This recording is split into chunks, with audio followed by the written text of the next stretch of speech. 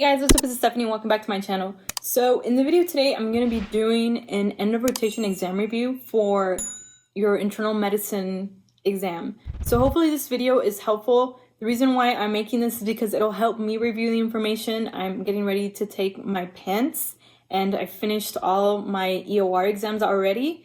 And so I know when I was studying for the exam, I didn't know how to study, I didn't know what to study, and I couldn't find anything useful on YouTube. I found a lot of medical students that went over their exams, so like their end of shelf exams, and I used those, but I wanted to hopefully see if there was something like more based, centrally based for your end of rotation exam. So hopefully this video is helpful for you guys. I'm just going to talk real quick about my studying schedule. So for my program, our rotations are 5 weeks long. I know this tends to change between programs, but for our program, we had 5-week rotations, and then that last week, on that last day of our rotation, we had our end of rotation exam. And so I had just 5 weeks to study for my exam. So what I did is that the first 3 weeks, I studied the information. I relearned information that I had learned a long time ago and I just had forgotten about it or like needed to like dust up on it. Or I also learned new information that I was never taught in PA school during my didactic year. And that actually happened very, very often, like certain diseases that I came across with from or to I didn't know about, and so I needed to relearn this information. So that's what I did this first 3 weeks. I really, really recommend the Physician Assistant End of Rotation Exam Review book. It's a really, really good book. I'll add the link below. I bought it on Amazon. The price tends to fluctuate. I know when I purchased it, it was $60. Sometimes I've seen it at 40 or 30 or 80. So it depends to fluctuate depending on when you buy it. But it's a really, really good book. I really recommend it. Sometimes it does have like overkill, so it'll have like over information, but still it's really good to make sure that you know that information, because sometimes you'll get like that one question on your EOR where you're like, oh my gosh, I should have studied that. But I really recommend that book.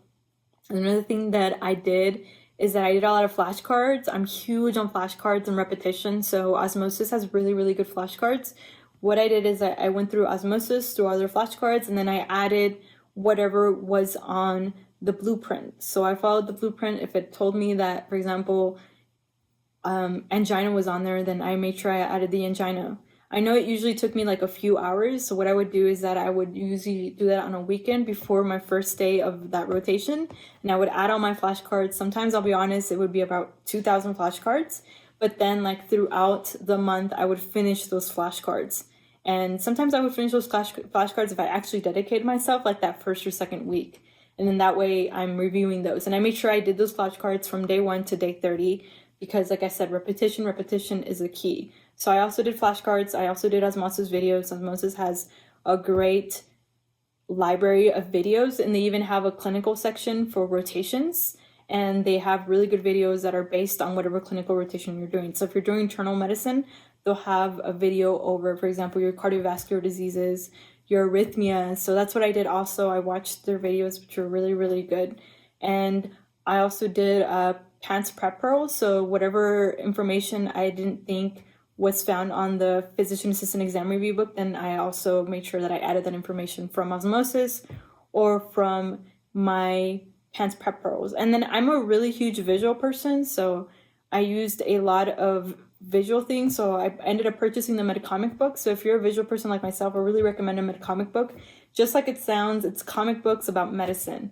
And I know it sounds dorky, but you will be surprised that when you're taking that exam and you don't know what the answer is, like I would just remember those images in my head. Another thing that I really recommend is Picmonic. So Picmonic is really good. It's a subscription. I think I paid around $150 or $190 for a year. But if you are a person that is a visual person like myself, then I really, really recommend Picmonic. This is what I use to make sure I memorize my murmurs, because you are going to have a lot of murmurs on this exam. A huge percentage of your EOR for internal medicine is going to be cardiovascular. And I think that's the highest percentage also for your PANCE. So that's why you want to make sure that you know and you're very familiar with cardiovascular, especially your murmurs. And I always have trouble memorizing these, and Picmonic really, really helped me memorize these murmurs and memorize medications like your beta blockers, also your medication, your diabetes medications, your kidney medications like your thiazides, your hypertension medication. So this is what I use Picmonic for also. So this is what I used. Hopefully this is useful for you guys. I'll be honest, I did really, really well on this EOR. I actually got an 86, and the average I know is like usually like a 77 or 78. So I did really good, and I think I have to thank this to my flashcards and then my continuous studying. And then the 2 last weeks, what I did is that I just did a bunch of practice questions. So I did a lot of practice questions. That way I could see what my struggles were and then focus on that struggles. And the more practice questions you do, the better. And you'll be surprised because you see a pattern and then you see what is commonly asked. And then I would go back to my notes and then highlight and circle whatever is commonly asked to make sure I knew that information. So for my questions, I used Rosh Review. I really recommend Rosh Review. Rosh Review is amazing. They have even like certain exams that are similar to your EOR, and they have very, very similar exams to questions to your EOR. And you can actually purchase a bundle, which I did, which is a PANCE prep bundle, your PANCE exam bundle questions with these clinic and EOR exams. And they have one for every rotation. So I really recommend Rosh Review. They have really good visuals also, like I said, if you're a visual person, and then they put the information in like a succinct version that's not overwhelming. So that's what I used. I also used Smarty Pants. I love Smarty Pants. I use it for didactic year. I wish I would have discovered it earlier during my didactic year. But the Smarty Pants has also your practice exams for each rotation. So they have like an internal medicine or family rotation exam. And like I said, the more practice questions you have, the better. So I also use Smarty Pants. And then my program offered Exam Master for us. So I also use Exam Masters. And like I said, the more questions you do, the better. But yeah, that's what I did to prepare for my end of rotation exam for internal medicine. Okay, guys, so let's get into the information. So let's start with musculoskeletal. So musculoskeletal is going to be 12% of your end of rotation exam. So let's start with fibromyalgia. I definitely had a question on fibromyalgia. Fibromyalgia, we don't know what the cause is of fibromyalgia, right? It's due to an unknown cause. People think that it might be due to maybe like stress or some type of emotional disorder, because this is very commonly related with major depressive disorder. So most of these patients that have fibromyalgia also suffer from major depressive disorder. Also, with these patients, basically what you need to know is that it's very commonly found in females, especially like females between the age of 30 to 50 for these patients. And basically, how are these patients going to present? So they have to have 2 criteria. They have to have a history of widespread non-articular muscle pain that's worse in the morning. So once again, it's usually widespread muscular pain. It's not in a specific area. It just says that it hurts, and it's most commonly found in the morning. Pain has to be in at least 11 of the 18 tender points sites on digital palpation. Okay, so when you palpate, it has to be on more than 11 of 18 tender points. Although I'll be honest, there are certain books that I read, and these some of them said 9 points, but usually it is like more than 9. So 9 points, 11 points out of the 18 tender points on palpation. These patients are also going to be presenting with problems sleeping. Okay, they'll have sleep disturbances. They'll have a haziness, also known as fibro fog. They'll have extreme fatigue and stiffness, painful and tender joints.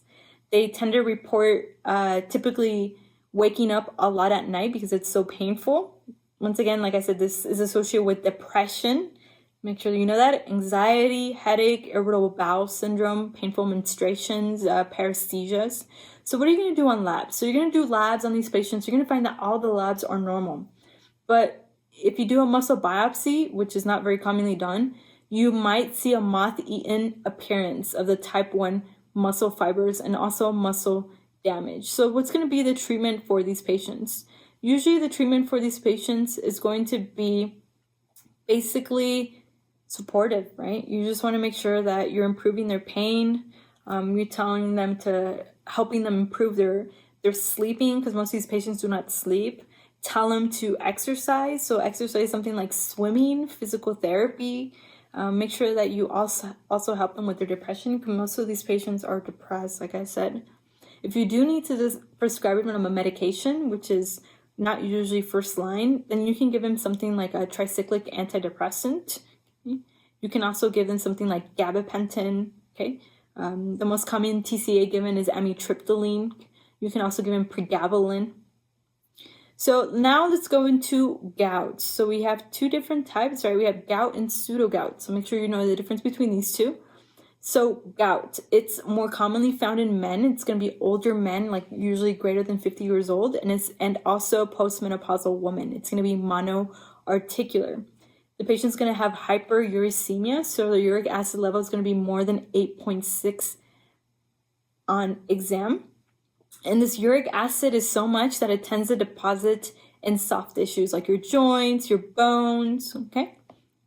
And then just make sure that you know that hyperuricemia is due to the under-secretion of uric acid, okay? Not over-secretion. I know I kept getting this question wrong also on my flashcards. So it's due to under-secretion of uric acid.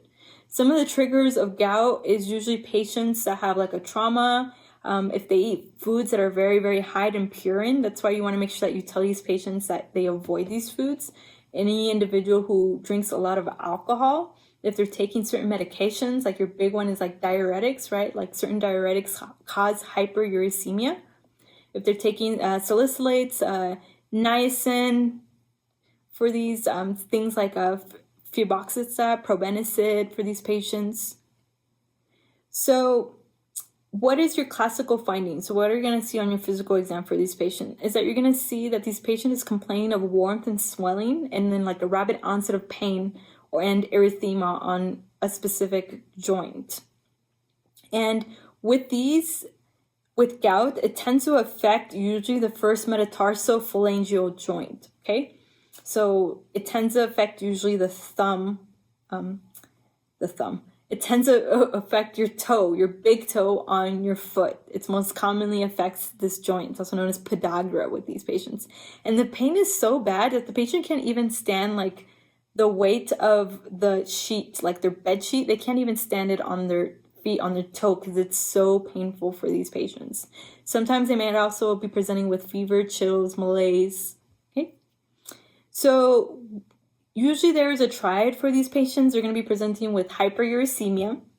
They're going to be presenting with acute monoarticular arthritis. It tends to affect one joint, like I said, and it's asymmetrical. The most commonly joint is which one? It's going to be the big toe. And then these patients tend to have a really, really good response to medications like colchicine, okay?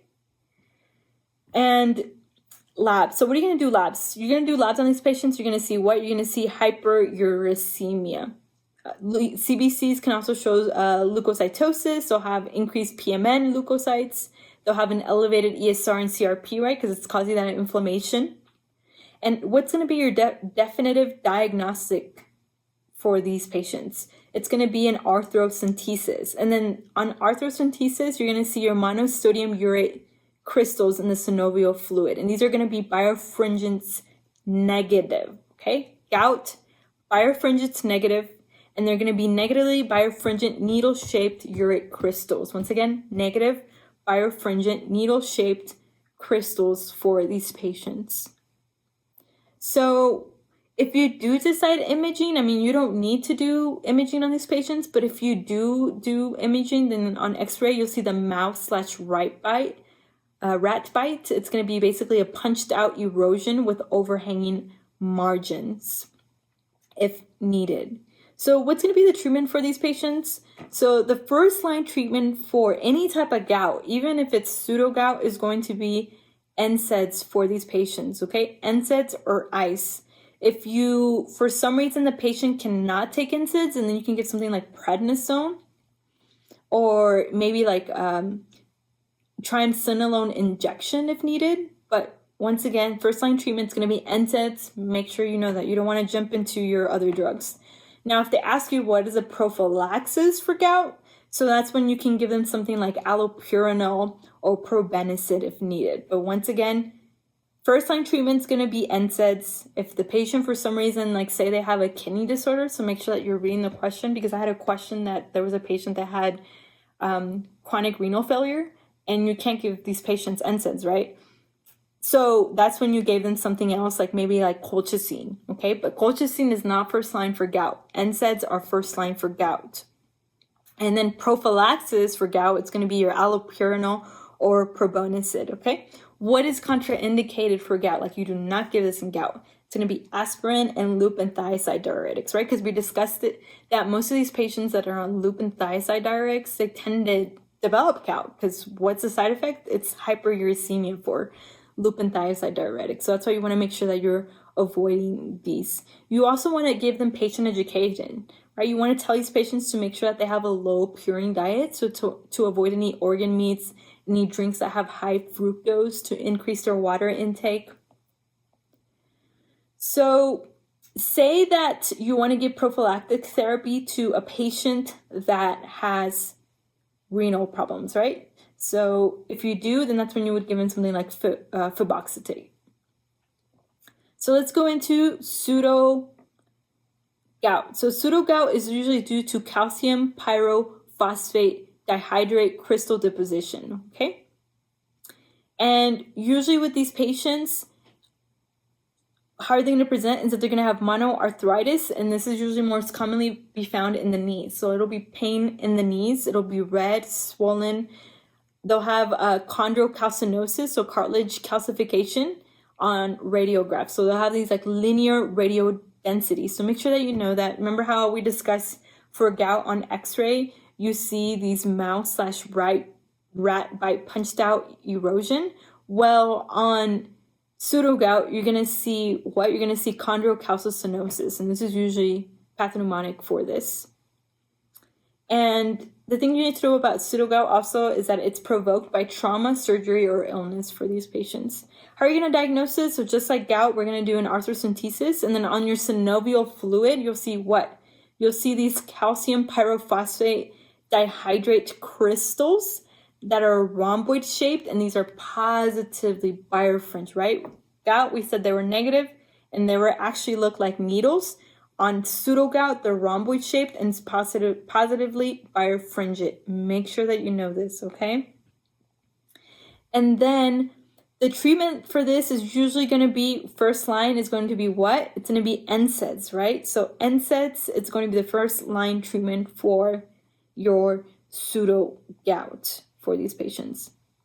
So prophylactic therapy, you can also give them something like colchicine if needed, but usually first line is going to be NSAIDs. Although honestly, I read some books that said that it was intra-articular corticosteroids, but usually NSAIDs are usually first line for this. So once again, why don't we go into it again? We have gout and pseudo gout. Gout is usually due to uric acid, right? Whereas the pseudo gout is usually due to calcium pyrophosphate. On exam, you're going to see that they're going to be needle-shaped for gout, rhomboid for pseudo gout.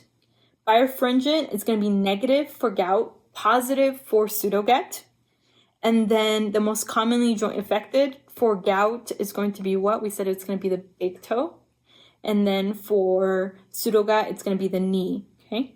On radiograph, if you do an x-ray, you're going to see the rat bite erosions or punched out erosions, right? For which one? For gout. And then you're going to see white lines of chondrocalcinosis for pseudo gout. First line treatment is going to be NSAIDs for these patients. All right, guys, so why don't we go into our polymyalgia rheumatica. So with polymyalgia rheumatica, these patients have to be older than 50 years old.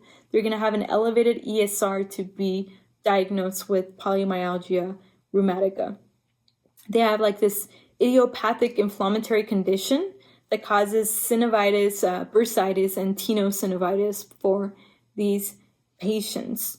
Basically, they're going to be complaining of stiffness in their shoulders and hips that's been going on for so many weeks, and there's no other cause for this stiffness. And it's more commonly found in older people, so if they're older than 50 years old. So another thing that you need to know about polymyalgia rheumatica is that with these patients that they're going to have bilateral proximal joint aching / stiffness or morning stiffness that occurs more than 30 minutes, okay? They'll have trouble combing their hair, putting on a coat, or rising from a chair. That's usually how it's going to be described on your question stem, is that you'll have an older, usually it's going to be a male, that they're having so much pain that they can't even put on their coat. And that's when you're thinking about polymyalgia rheumatica. And they've had so many tests and no one knows what the source is. So with polymyalgia rheumatica, what you want to know is that most of these tend to respond to low-dose corticosteroids. So for example, your prednisone. And then it's a clinical diagnosis for these patients. So on exam, you're going to see joint swelling of the knees, wrists, sternoclavicular joints. It's usually going to be associated with fever, malaise, and weight loss. And then if you do labs on these patients, they might be anemic, and then they're going to have an elevated ESR, right? Because it's usually ESR that's increased. It tells you that there's some type of inflammation going on. But usually, like I said, it's a clinical diagnosis. So now we're going to go into our polymyositis. You are definitely going to have a question on this. I was never familiar with polymyositis. It was something that I just learned for the first time when I was sitting for my internal medicine rotation. So make sure that you know what polymyositis is. And like I stated, Medcomic has a really, really good picture on polymyositis, a really, really good Medcomic, and it helps you differentiate polymyositis versus dermatomyositis. So polymyositis is basically a chronic, idiopathic, because they don't know the cause, inflammatory myopathy. And it tends to be associated with the proximal skeletal muscles, and it causes proximal skeletal muscle weakness, and usually also see some muscle inflammation. It's more commonly found in African Americans, and usually it's associated with the risk of malignancy like small cell lung cancer and bladder cancer. So what's the pathophysiology? What you want to know about this is that it's due to cytotoxic CD8 cells, okay? So polymyositis is CD8 cells that tend to attack, and this is why they're having this pain, this muscle weakness. Versus dermatomyositis, it's usually your CD4 cells. So just make sure that you know the difference, because they present very, very similar. Another thing that you're going to see is that on your labs, usually anti-Jo1 antibodies are going to be seen, okay? So anti-Jo1 antibodies, think about that's associated with polymyositis for these patients. You'll also see like endomesial cell infiltrate. So these cytotoxic CD8 cells tend to affect usually the endomesial cells. And then how is this patient going to present on physical exam, or how are they going to be complaining of? They're going to be complaining of fatigue, fever. They'll have that morning stiffness also. They'll have weight loss. But this is going to be symmetrical, okay? So it's going to be symmetrical. It's going to be a gradual onset of proximal muscle weakness. It's going to be both in the upper and lower extremities, trunk, shoulders, and hips, but it does not affect any part of the face for these patients. These patients are going to be complaining of trouble getting up from a seated position, even walking up the stairs, or reaching for overhead objects for these patients, but they will not have any skin manifestations. They might also be complaining of trouble swallowing like solid foods and liquids. So on labs for these patients, what are you going to do again?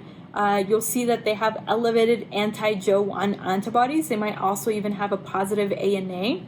And then they'll have also an elevated creatinine kinase for these patients. So how are you going to diagnose this? You're going to do a muscle biopsy. And that's when I said that's when you see all these things going on with these patients.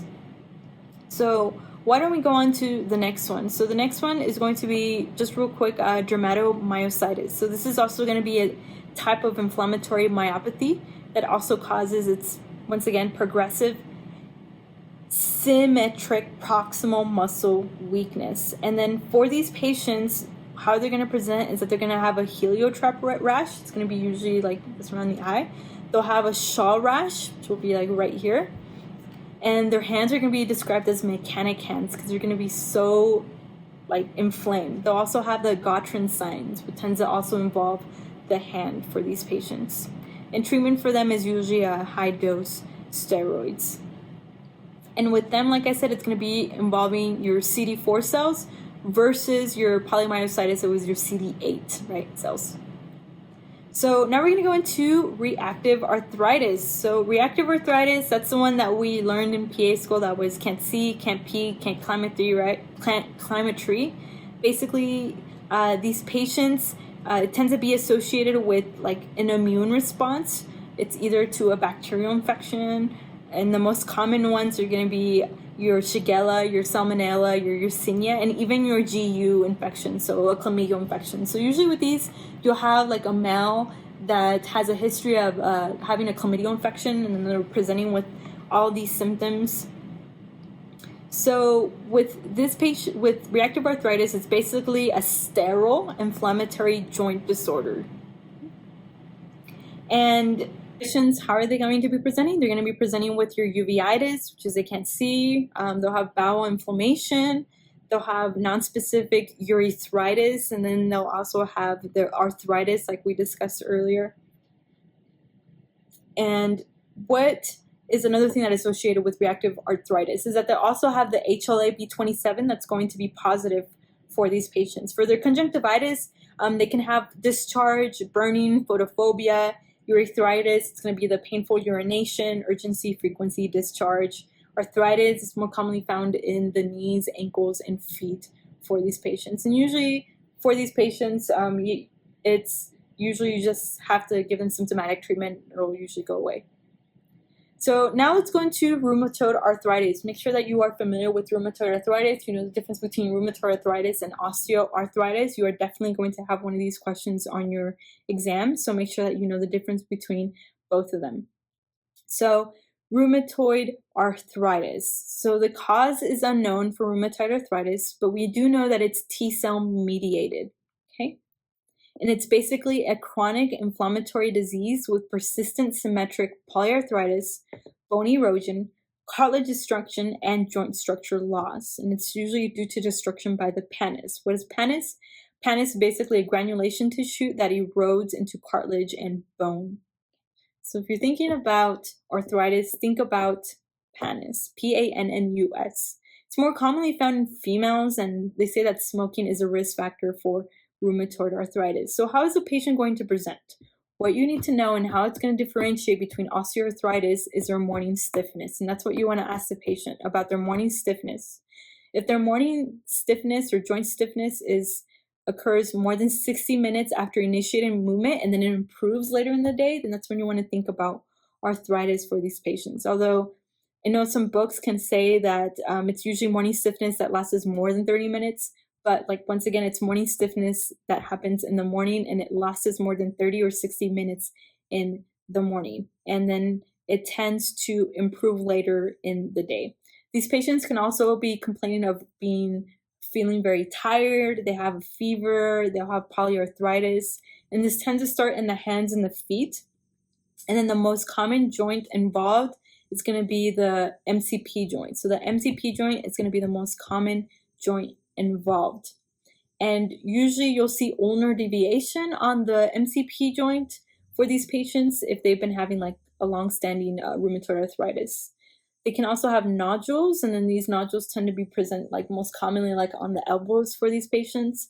They'll have swan neck and boutonniere deformity. So this is pathognomonic for arthritis. Swan neck, literally like how it looks like a swan neck, and a boutonniere deformation for rheumatoid arthritis. So what is a boutonniere deformation? It's basically a flexion at the proximal interphalangeal joints, or the PIP, and then they'll have a hyperextension of the distal interphalangeal joints, or the DIP. Versus a swan neck, it's going to be flexion at the DIP joint and hyperextension, right? It makes sense, of the PIP for the swan neck. So swan neck, literally how it looks like this, like a swan neck. I can't make my finger do that, but that's how it's going to be with rheumatoid arthritis.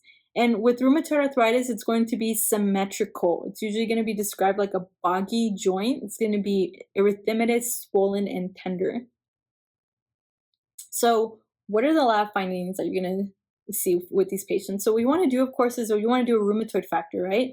It's a best initial test to start with. So if you suspect the patient of having rheumatoid arthritis, they have a history of rheumatoid arthritis, family history of rheumatoid arthritis, then the best test you want to start with is going to be your rheumatoid factor. What is the most specific test? It's going to be your anti-CCP, your anti-cyclic citrullonated peptide. This is the most specific one for rheumatoid arthritis. Make sure that you know that, because you're going to have a question that asks you which one's the most initial and which one's the most specific. Once again, the initial one is going to be your rheumatoid factor. If it's positive, okay, let's verify this. What's going to be the most specific one? It's going to be your anti-CCP. It's going to be elevated usually in these patients. Also, you want to do an ESR and CRP. These are usually going to be elevated because, right, ESR usually, anything that causes inflammation, your ESR is going to be elevated for these patients. And then on CBC, you'll see that they'll have anemia of chronic disease, they also have thrombocytosis. And usually with rheumatoid arthritis, it can be diagnosed if the patient has arthritis in more than 3 joints, if they've had morning stiffness that's been going on more than 30 minutes, or like I said, some books say more than 60 minutes. And if they also have anemia of chronic disease on lab work, which is something else that you can find on your lab findings. So once again, anemia of chronic disease is very common in these patients. So another diagnostic tool you can do for these patients is that you can do an x-ray, and then on x-ray you see soft tissue swelling and also sometimes even joint effusion. But the best one would be an MRI. That's where the best way to see erosions in the earliest states. So what's going to be the treatment? So we're going to start with our DMARDs for these patients. So DMARD, like your sulfasalazine, your hydroxychloroquine, your leflunomide, methotrexate is like one of the big ones for rheumatoid arthritis. And it's actually the first line for rheumatoid arthritis in conjunction with like your NSAIDs for these patients and their corticosteroids. But if it asks you what is the first line drug for pain control, it's going to be NSAIDs, right? And then if it asks you what's the first line treatment, it's going to be methotrexate. But of course, with methotrexate, what do you want to do before you start it? You want to make sure that you screen these patients for like hepatitis B, hepatitis C. You make sure you get a CBC because methotrexate has a lot of side effects. So now we are going to do Sjogren syndrome. Okay, so let's go into Sjogren syndrome for these patients. So how does Sjogren syndrome present, or what is it? So Sjogren syndrome has an unknown cause, but they think that maybe Epstein-Barr virus and HLA gene may have some type of connection with Sjogren syndrome. So basically, it's a chronic autoimmune syndrome that is characterized by lymphocytic infiltration of the lacrimal glands and the salivary glands. So basically, it's an autoimmune disorder that attacks the exocrine glands. So it attacks the salivary glands. It's going to cause xerostomia. It attacks the lacrimal glands. It's going to cause xerophthalmia. Patients will also have parotid enlargement. They'll have thyroid gland dysfunction also. And it tends to be associated with non-Hodgkin's lymphoma, interstitial nephritis, and pneumonitis. So what are you going to see on physical exam with these patients? So the patient's going to be complaining of a dry mouth, right? Because it's attacking their salivary glands. They'll be saying that they have problems with their teeth, like dental infections. And then also they'll be complaining of like really dry eyes, like so severe that it can cause vision impairment. They might also be complaining of fever, fatigue with these patients. And these patients can also be having arthritis also.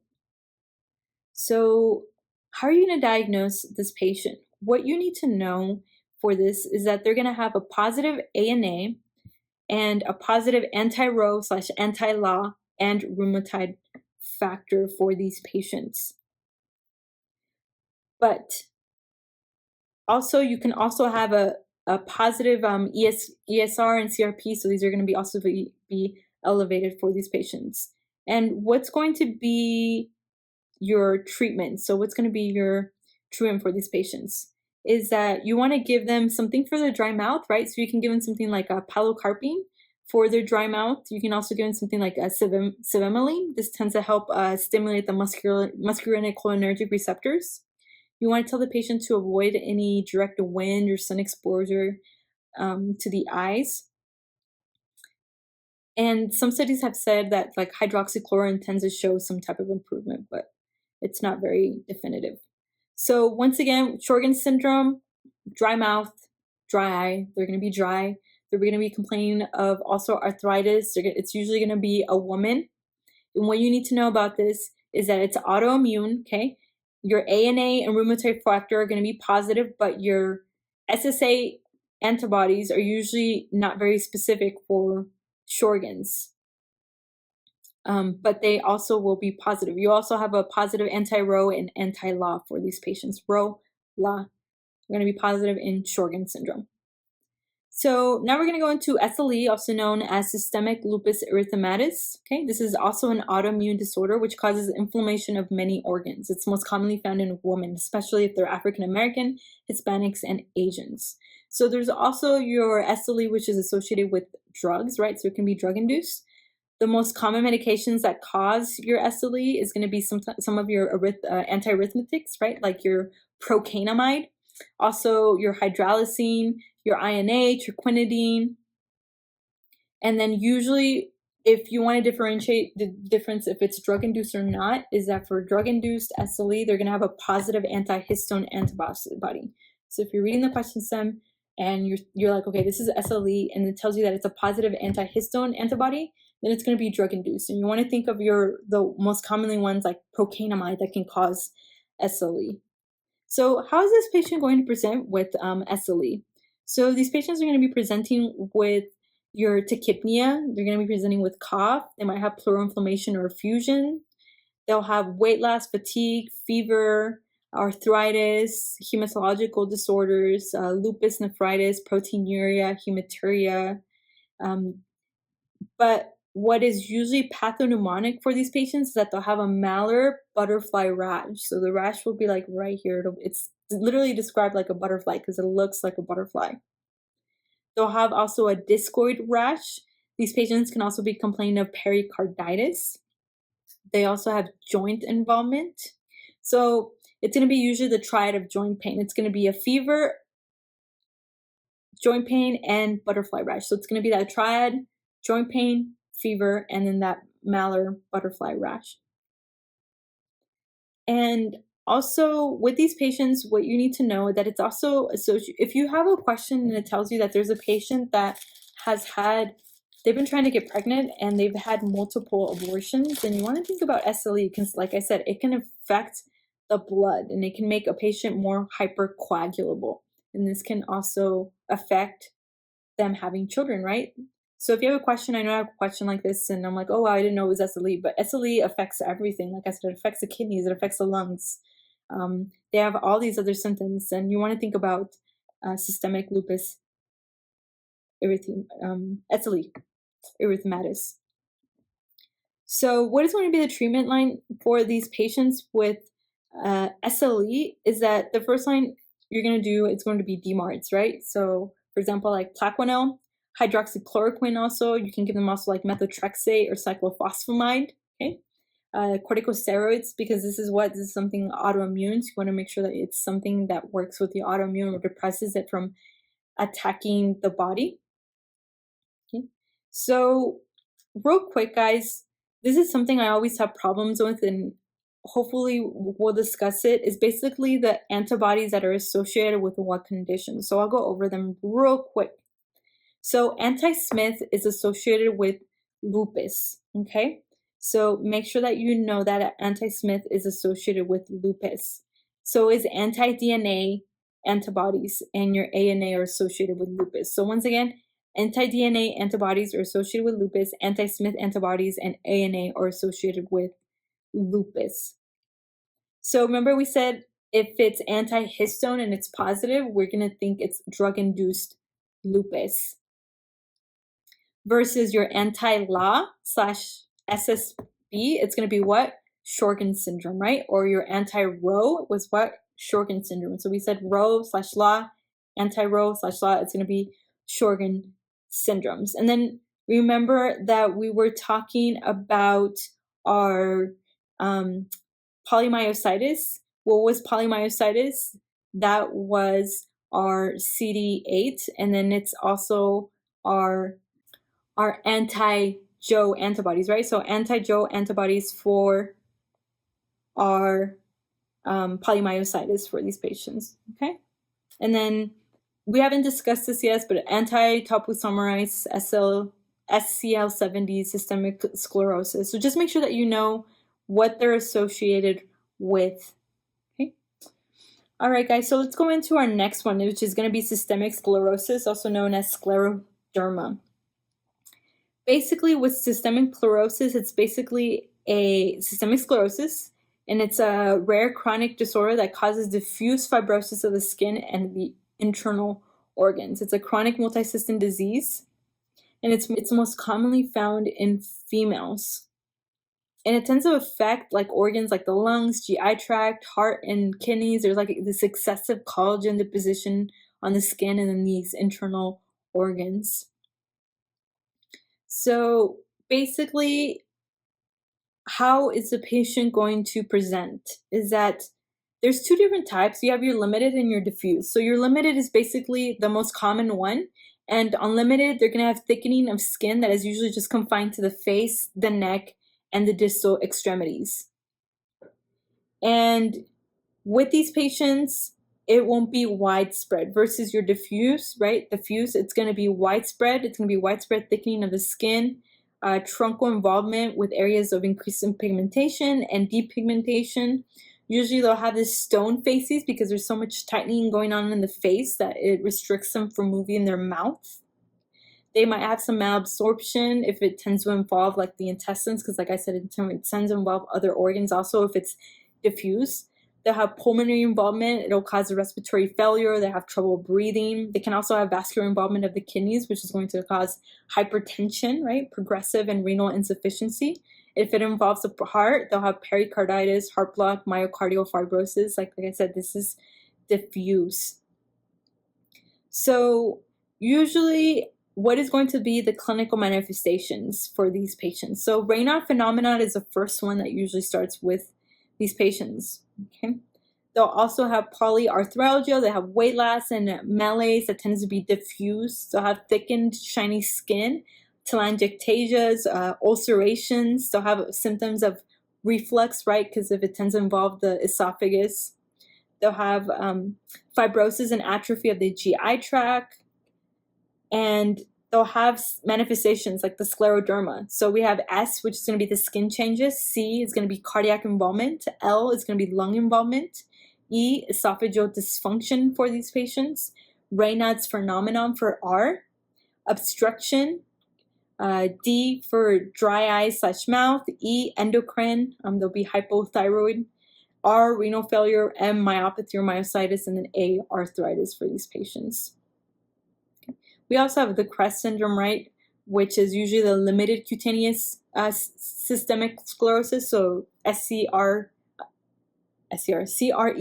which is going to be C for your calcinosis, R for your Raynaud's phenomenon, E for your esophageal dysmotility, S for your sclerodactyl, and then T for your telangiectasias.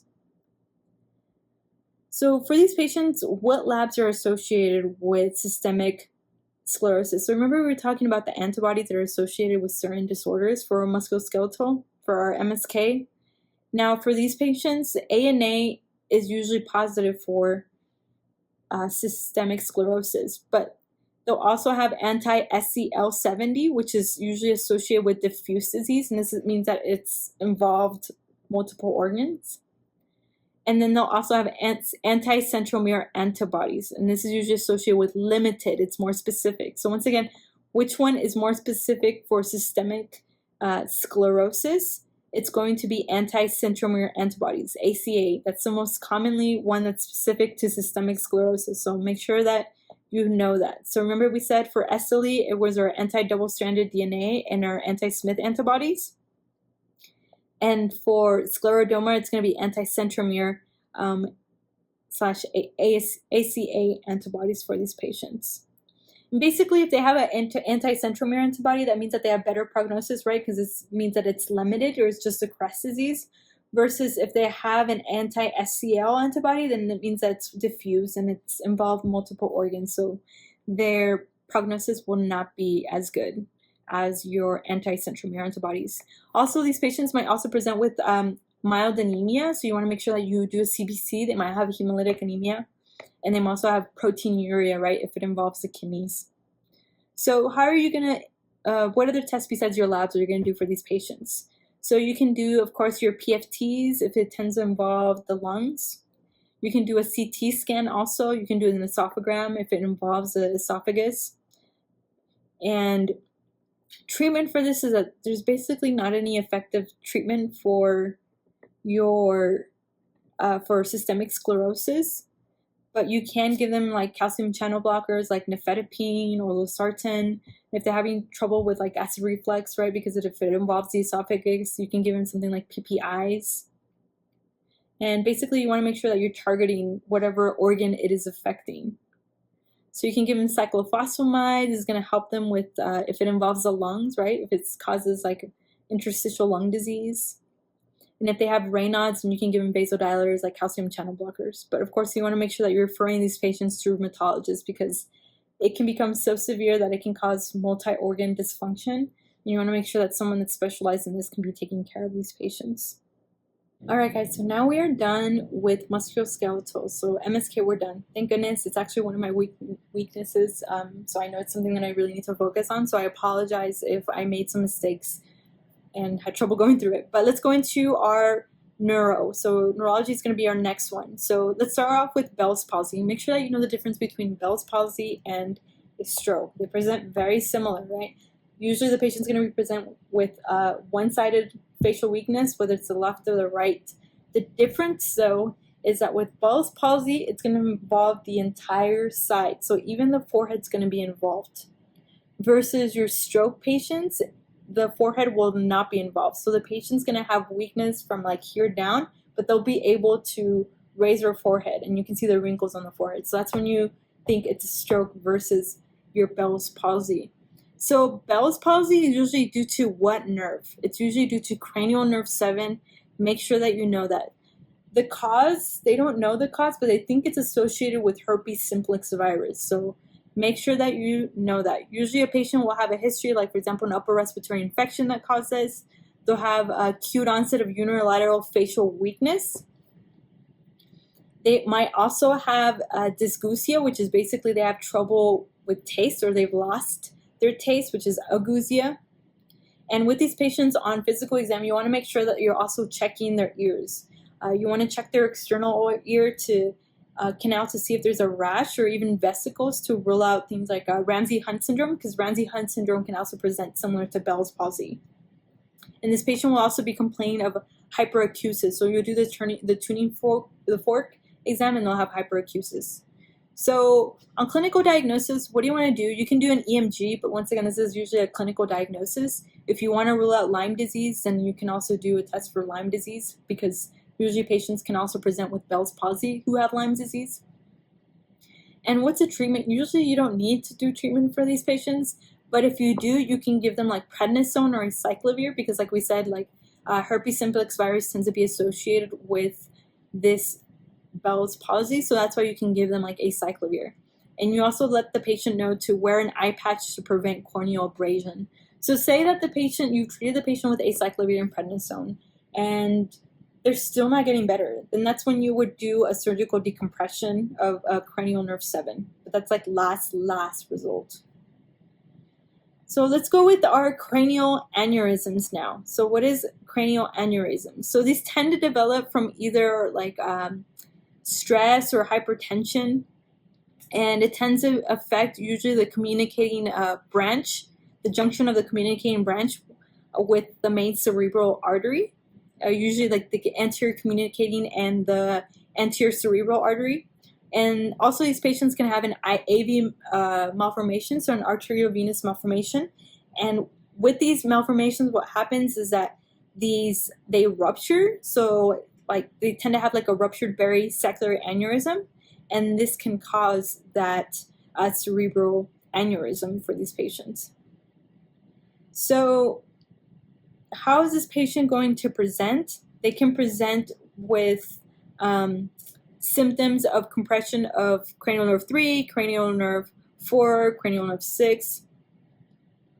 And how are you going to diagnose this patient? So basically, you're going to do a non-contrast CT scan for these patients, right? Because you want to make sure that it's not something that is ischemic. You want to differentiate between ischemic and hemorrhagic, the cause of these strokes. You want to do, if possible, if you need to, you can do a lumbar puncture. You're going to do also a cerebral angiography. This is actually going to be the gold standard. So if it asks you what is the gold standard, it's going to be a cerebral angiography. And what's going to be the treatment for these aneurysms, right? When these aneurysms just tend to like burst. is that you're going to do open surgical clipping. You're going to go in there and clip it. You can also do endovascular coiling. This is actually preferred. And some of the complications of a cerebral aneurysm is that it can cause a subarachnoid hemorrhage, right, for these patients. So like we stated, there's 3 types. We have our fusiform, we have our ruptured aneurysm, and then we have our saccular aneurysms for these patients. So now we're going to go into our TIA, right, your transient ischemic attack, and then our cerebral vascular accidents. So how are we going to differentiate between a TIA, so transient ischemic attack, and then a CVA, cerebral vascular accident? So what you have to know is how long the symptoms have been present to able to differentiate between the two. So transient ischemic attack, so how it has the name of transient, is basically a deficit, some type of neurological deficit that a patient comes into that can mimic a stroke, but it's going to last from a few minutes to less than 24 hours. So this is what a TIA is. And in regards to the pathophysiology of a TIA, it's basically there's a blockage of blood flow, but it doesn't last long enough to cause any type of permanent disability in the patient or any type of permanent infarction. So now why don't we go into a little bit more about our TIAs, okay? So like we said, it's basically a blockage in the flow that does not last long enough. Usually, how is the patient going to present with the symptoms and signs? It's basically going to be a sudden onset of neurological deficit. It lasts from a few minutes to, like I said, less than an hour. Now, this tends to differentiate between different books, but usually with these patients, they'll have reversal of symptoms within 24 hours. So these patients, some books say that they'll have symptoms that will last from like a few minutes to less than 24 hours. Some say that it'll be less than 30 minutes or less than 1 hour, but you just have to know that it's usually transient. That's why it's called transient ischemic attack. And it's usually a sudden onset of a neurological deficit. For example, I know we had a patient, she said that she was driving with her son in the car, and when she was driving, she all of a sudden started feeling that she had trouble speaking, and then her right side of her face started drooping. And they got to the hospital, they wanted to rule out a stroke, and she ended up having a TIA. Within an hour, the symptoms were gone. So this is an example of a TIA, right? Because the symptoms were gone within less than 24 hours. So how are you going to diagnose these patients? Basically, you're going to do a carotid Doppler ultrasound, and then you're going to do an MRI of the neck. Treatment for these patients, they usually need to get admitted. This patient was admitted that I'm talking about. And these patients, you're admitting them for a new onset of a TIA, so if it's the first one that they've had ever, or if it's a recurring TIA. And then you also want to make sure that you give them antiplatelet therapy. So you can give them aspirin, either with or without your clopidogrel or dipyridamol for these patients. So why don't we go into now our strokes or our strokes. So we have different types of strokes, so make sure that you're familiar with them. We have our hemorrhagic stroke and our ischemic strokes. So why don't we go into each one? So our hemorrhagic strokes, what are they? Basically, there are 3 types of hemorrhagic strokes. And these tend to occur when there's usually a ruptured vessel, and then usually blood will leak from this and it'll accumulate and compress the surrounding brain tissue. And this will injure the cells and interfere with the function of the brain for these patients. And these vessels can also leak, which will interrupt the oxygen flow to the brain.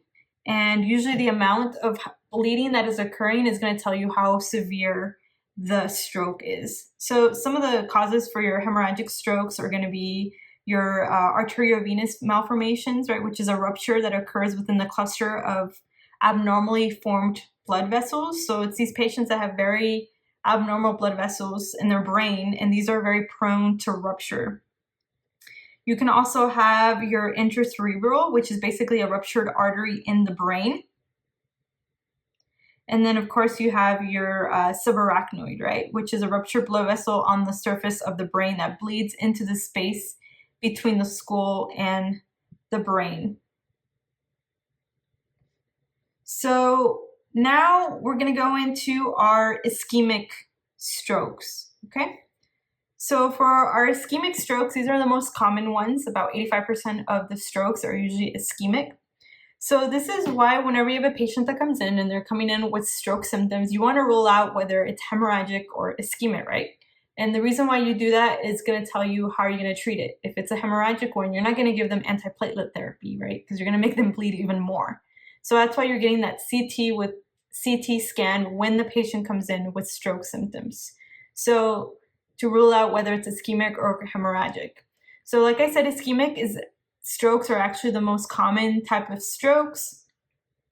These strokes can even occur in young patients. So if it's occurring in a younger patient, you want to ask them if the patient is, especially if they're female, if they're on oral contraceptives, if they have some type of hypercoagulable state, like for example, if they're pregnant, if they have von Willebrand fracture antiphospholipid antibody syndrome, which is a very common syndrome in women that makes you clot more easily.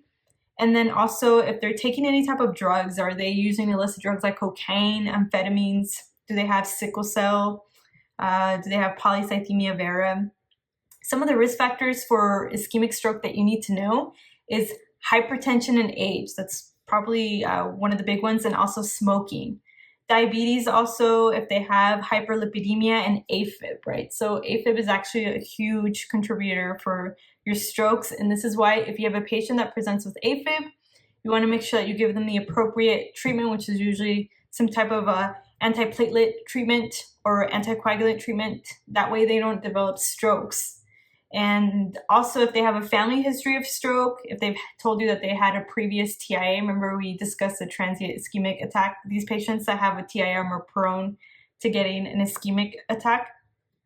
So how are these patients going to present with stroke? So they're going to be presenting with basically an onset of symptoms that are very, very rapid, usually within seconds, okay? And the features that the patient is going to present is going to depend on which artery is affected. Usually the middle cerebral artery is the most commonly one that's effective. And a patient that is affected by the middle cerebral artery, they're going to be presenting with your contralateral hemiparesis, so weakness. They're going to have the hemisensory loss. They're going to have hyperreflexia, aphasia, apraxia with these patients.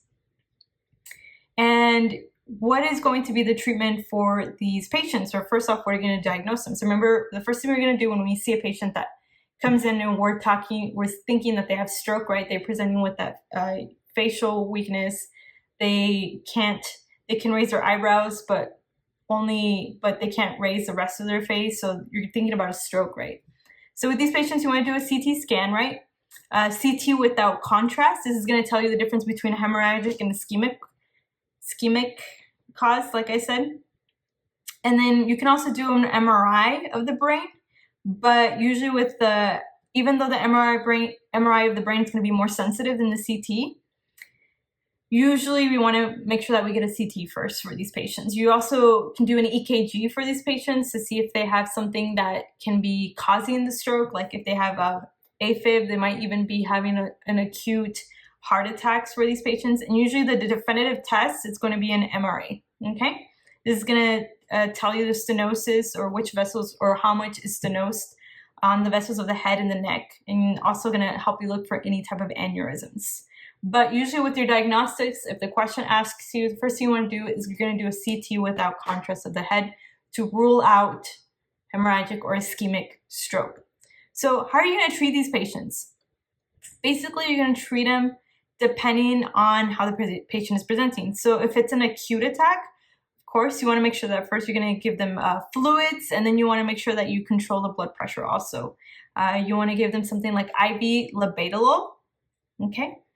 And then to prevent these strokes, these ischemic strokes, you want to basically control any risk factors. So if the patient has hypertension, which is usually a lot of patients that come in and that they have uncontrolled hypertension. So that patient that I was discussing earlier that was driving and she all of a sudden had that sudden hemiparesis, she couldn't talk.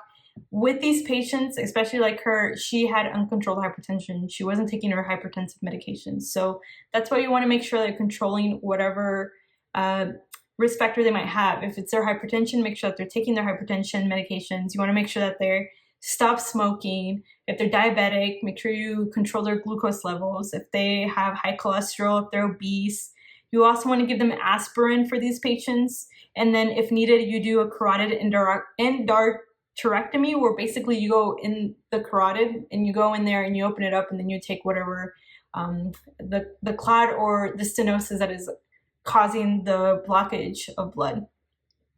So if the patient is stable, what you want to do is you want to give them a TPA therapy, right? And this has to be administered within the first 3 hours of onset. So make sure that you know that if you have a patient that comes in and it's been going on for 6 hours, it's too late to give them TPA. So usually you want to make sure that you administer them within the first 3 hours of onset, okay? You do not want to initiate it if it's been more than 3 hours. Of course, if they have some type of bleeding disorder, if this is a hemorrhagic stroke, you do not want to give them TPA. You also want to give them aspirin. Usually aspirin is best given if you give it within 24 hours. And then you can also give them anticoagulants like heparin or warfarin for these patients. So like I said, the first line treatment, if the patient's stable, right, it's going to be your TPA therapy. It has to be given within 3 hours for these patients. So now why don't we discuss amaurosis fugax? So this is something that you might also have on your exam. Amaurosis fugax, basically what is it? It's basically an emboli to the ophthalmic artery, okay? It's atherosclerosis. Basically the patient's gonna present saying that they feel blind, that they're having blindness, or they feel like there's a curtain that's coming down on their vision. And it'll usually be a patient with a history of coronary artery disease, or high cholesterol, and it's not controlled. Usually this is painless and it's transient, okay? And it will be unilateral, so unilateral vision loss. So how are you gonna diagnose this patient? Basically you do a retinoscopy. You'll see the Hollenhorst plaques and then cholesterol crystals for these patients. And usually with these patients, when you have a patient that comes in with amaurosis fugax, you want to make sure that you think about other things that can be causing this, or basically what are they at risk for. So these patients with amaurosis fugax are at risk for having a stroke. So make sure that you also educate the patient. If they have a high cholesterol, to make sure that they have their cholesterol under control. If it's hypertension, make sure that they have their hypertension under control for these patients.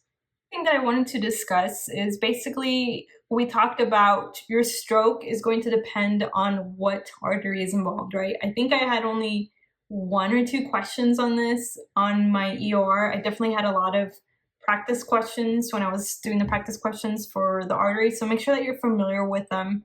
And definitely you might get pimped on this if you try to do some type of a cardio rotation. So make sure that you know these. So I want to discuss them real quick. So like we discussed, what is the most common artery that is involved for your ischemic stroke? So do you remember what artery was for that? So for your embolic strokes, middle cerebral artery is going to be the one that's most commonly affected. Okay, so how is a patient with middle cerebral artery going to be presenting? So these patients are going to have aphasia. They'll have agnosia, which is basically the inability to process sensory information. They'll have apraxia. They'll have contralateral body neglect, confusion. They'll have contralateral hemiparesis and hemisensory loss. And they'll have homonymous hemianopsia. So make sure that you know that for your middle cerebral artery. And then we have our internal carotid artery. These patients will sometimes present with your ipsilateral blindness, and they'll also be presenting with your middle cerebral artery, right? That makes sense if a patient is complaining of or is having a stroke in your internal carotid artery, right? Because you have your internal carotid, you have the circle of Willis, you have the internal carotid artery here, and then you have your middle cerebral artery. So if the internal carotid artery is blocked, obviously the flow is going to be blocked to the middle cerebral artery. So also think about your anatomy. Make sure that you review the circle of Willis. I know I had learned the circle was like about a year ago. So when I was sitting for my exam, I had to go back and make sure that I learned and I knew the anatomy of the arteries in the brain, the circle of Willis, because this will help you answer questions like these.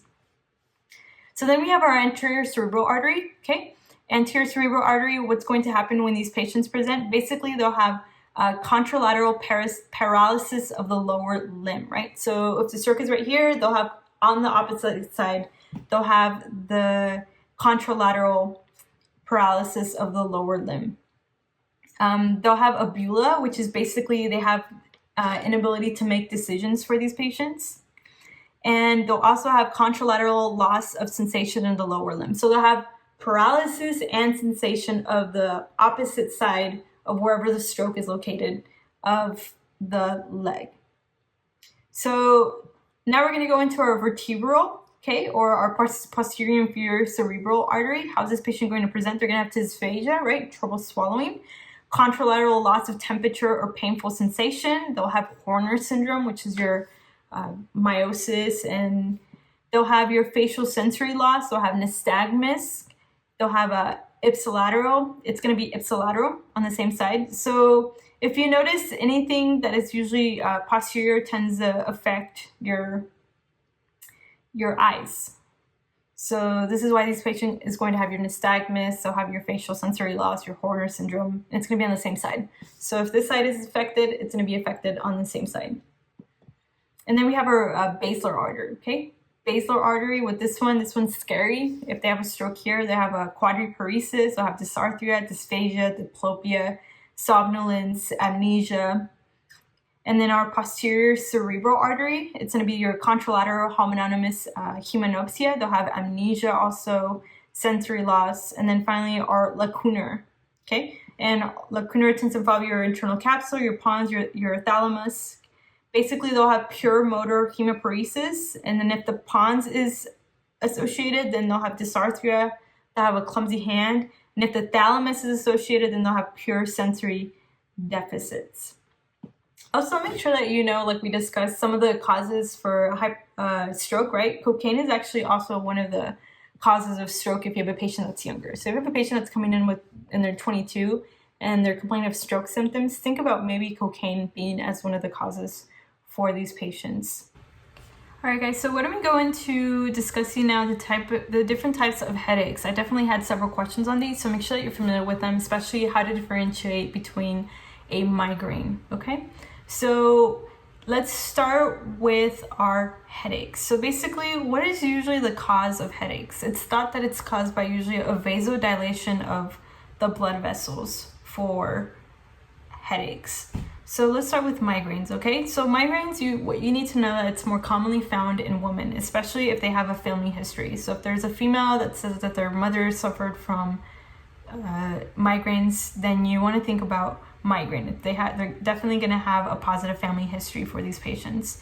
And usually with migraines, some of the causes for migraines is going to be usually hormonal. It can be, especially in women, if there's some type of emotional stress, whether they're having trouble sleeping, some type of smell also, even lights, alcohol, smoking, heat, food, exercise, and then also if they have some comorbidity like insomnia for these patients. So how are this patient going to present?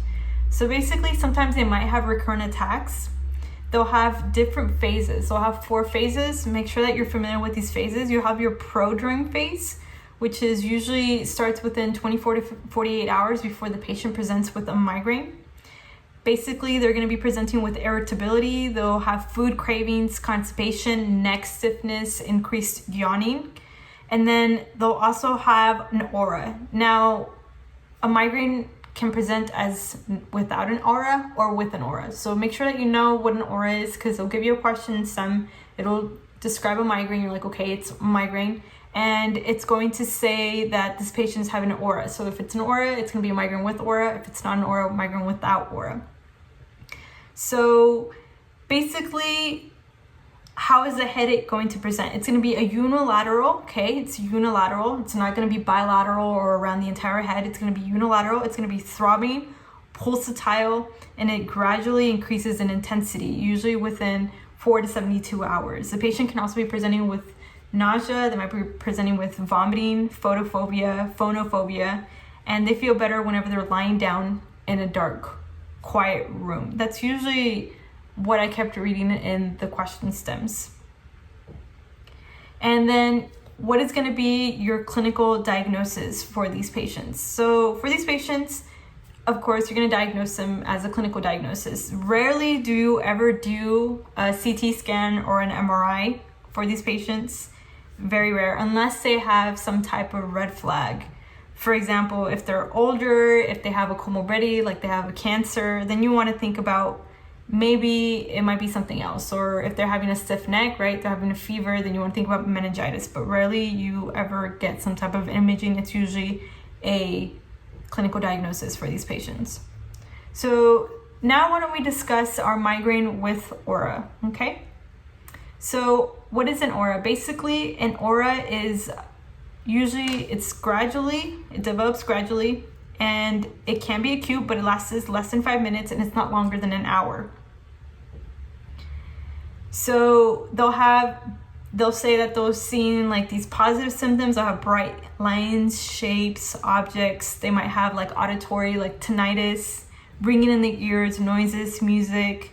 They might have some burning, pain, paresthesias, jerking, repetitive rhythmic movements. And then, of course, you can have your negative symptoms, which is going to be your loss of vision. They'll have a hearing, feeling, or ability to move of part of the body. So they're losing all this in their negative symptoms. And this is usually how a patient's going to present with aura, migraine with aura. So usually in the question stem is that they saw like halos or they're seeing lights. And then they know that they're having the symptoms, and then they're going to have that migraine, that headache. Usually, according to the ICHD criteria, ICHD 3 criteria, they have to have at least 2 attacks for a migraine with aura to be diagnosed. And it has to be, basically the aura has to be reversible, okay? And they have to have at least 2 of the following. They have to have 1 aura that spreads gradually over 5 minutes. And they have to have 2 or more symptoms that occur in succession. Each aura has to last about 5 to 60 minutes, and the aura has to be followed by headache within 60 minutes. And basically, how do you treat these patients, right? So for both migraines with aura and then migraines without aura, basically these patients, if it's an acute migraine and it's only mild to moderate, then you can give them NSAIDs, right? Or antiemetics. So since most of these patients are going to be presenting that they're very nauseous and they're vomiting, if it's moderate to severe, then you can give them some type of triptan, so like sumatriptan for these patients. And then prophylaxis, of course, you want to tell the patient to avoid whatever is causing it. So if, for example, they're drinking some type of drink or certain food and it causes this migraine, to make sure that they avoid this. If it's because they're having trouble sleeping or they're stressed out, just to make sure to avoid getting stressed out. But of course, if they do need some type of medical treatment for them, then you can give them a tricyclic antidepressant and propranolol for these patients. If it's an emergent migraine, then you can give them metoclopramide for these patients. And then for your migraine without aura, basically they're going to be presenting without an aura, right? They won't have the aura. It's going to be, like I said, it's going to be that unilateral severe throbbing pain. It'll be in a woman. It'll usually be in an older woman for these patients, and they'll have a history of migraines, or they'll have a family history of migraines. Sometimes they'll say that they have trouble seeing, etc. And like I said, the treatment depends on whether it's acute, okay? And then prophylaxis is always going to be your TCAs and propranolol. So make sure that you know that. So why don't we go into now the other headaches? So let's go into our tension headache. So tension headache is usually going to be bilateral. So remember we talked about migraine that was unilateral, and then they'll have that aura. With these patients with tension headache, it's going to be bilateral, and it's the most common type of headache. You know, you've probably had these, especially if you're in PA school. I know I get them all the time if I'm reading too much. And it's the most common one, but usually patients don't go to the ER to seek advice or to seek treatment for these tension headaches. It's usually described like a band. So usually on the question stem, it'll say that a patient is complaining of headache, and the headache is like band-like, so it goes all around their head. It doesn't have, and it's not associated with any type of focal neurological symptom. And then for these patients, you also want to make sure that they may or may not present with a pressure tightness in the back of their neck, which comes and goes. But I don't think I read that in the question stems when I was studying for the exam. So how are you going to diagnose this? It's basically a clinical diagnosis. According to the ICHD 3 criteria, they have to have at least 10 episodes of headache that is lasting between 30 minutes to 7 days each. And how are you going to treat these? So with these patients, you're going to treat them with just basically simple analgesics, right? You're going to give them like your NSAIDs, your ibuprofen, Tylenol, aspirin, something that they can get over the counter. If this is not effective and it's very severe, then you can give them a triptan, okay? So now we're going to go into our cluster headaches. So cluster headaches, whenever I think about cluster headaches, I think about men. This one's very commonly found in middle-aged men, especially if they're chronic cigarette smokers. So make sure that you know this. And these patients may present to the ER with these headaches. They're usually episodic, okay? They last about 2 to 3 months, and then they go away, and then they come back again. And usually with these, it's going to be unilateral once again. So remember we talked about migraine is unilateral, so is cluster headaches. The difference is that migraine is more commonly found in women, right? And then they have an aura, or they may or may not present with an aura. And then with your cluster headaches, it's more commonly found in men, especially those men that are smokers. And usually these patients will also have other symptoms. So they'll have like this urinary headache that usually peaks in 10 minutes and then lasts about 2 up to 3 hours. They also can have other symptoms like rhinorrhea, lacrimation, meiosis, and ptosis. So they'll have that facial flushing. They might present saying that they have a very, very stuffy nose, that they have discharge from their nose. And usually it's worse with alcohol and sleep. So the headache tends to be worse with alcohol and sleep. So they're going to present with the Horner syndrome, which is the meiosis, right? The ptosis, the anhidrosis. And basically, how are you going to diagnose these patients? Like I said, it's going to be, once again, a clinical diagnosis for these patients. How are you going to treat them? So the acute attack, the first line treatment you're going to give them is going to be 100% oxygen inhalation. Okay, so oxygen is usually the answer that I kept seeing on my exams for your acute attacks of cluster headaches. Also, you give them a serotonin agonist, and then you can also give them ergotamines if needed. But usually the answer choice was 100% oxygen, and that's only usually decrease the headache. And then for prophylaxis, just make sure that you know this. I know I had some questions on this. Is that prophylaxis for your cluster headaches? It's going to be usually with your calcium channel blockades like verapamil. So verapamil, okay, is going to be your prophylaxis. So those are the headaches. Just make sure you know how they present in the questions and who they present in. So like I said, migraines, it's going to be unilateral. Okay, they might have an aura or without aura. For these patients, more commonly found in a woman, and especially if that woman has a family history of migraines. And then for your tension headaches, that's the most common type of headache. It's a band-like headache, goes around the entire head. Treatment is just usually over-the-counter NSAIDs. And then your cluster headaches, it's more commonly found in males, right? Especially though you're chronic smokers. So I know I had a question that asked me, what would this headache be most commonly found in? And you need to know. So once again, it's going to be middle-aged men, especially if they're smokers, and usually alcohol makes it worse. And treatment for this is going to be 100% oxygen. These are usually all clinical diagnosis, unless of course the patient presents with like meningeal signs, like your stiff necks or having a fever, etc.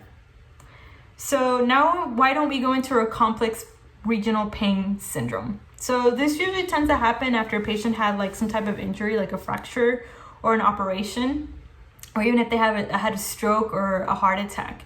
And basically they don't find any type of neurological lesion that is causing the pains. It's not very understood very well. So basically, how is the patient going to present? They'll have severe burning or throbbing pain that is associated with allodynia in the affected region or extremity. They might also have cyanosis. They might have like this abnormal sensitivity to temperature, abnormal skin temperature atrophy. Okay. And how are you going to diagnose this? Of course, you want to rule out osteomyelitis or things like that. So you're going to do a bone scintigraphy. You can do an X-ray, an MRI. You can also do a regional nerve block, which is usually going to be your diagnostic test. And then treatment for this is that you want to make sure that you mobilize these patients early to prevent this after injury. You can give them some type of anti-pain medication like your tricyclic antidepressants, right? You can give them gabapentin, pregabalin, lamotrigine also, or NSAIDs.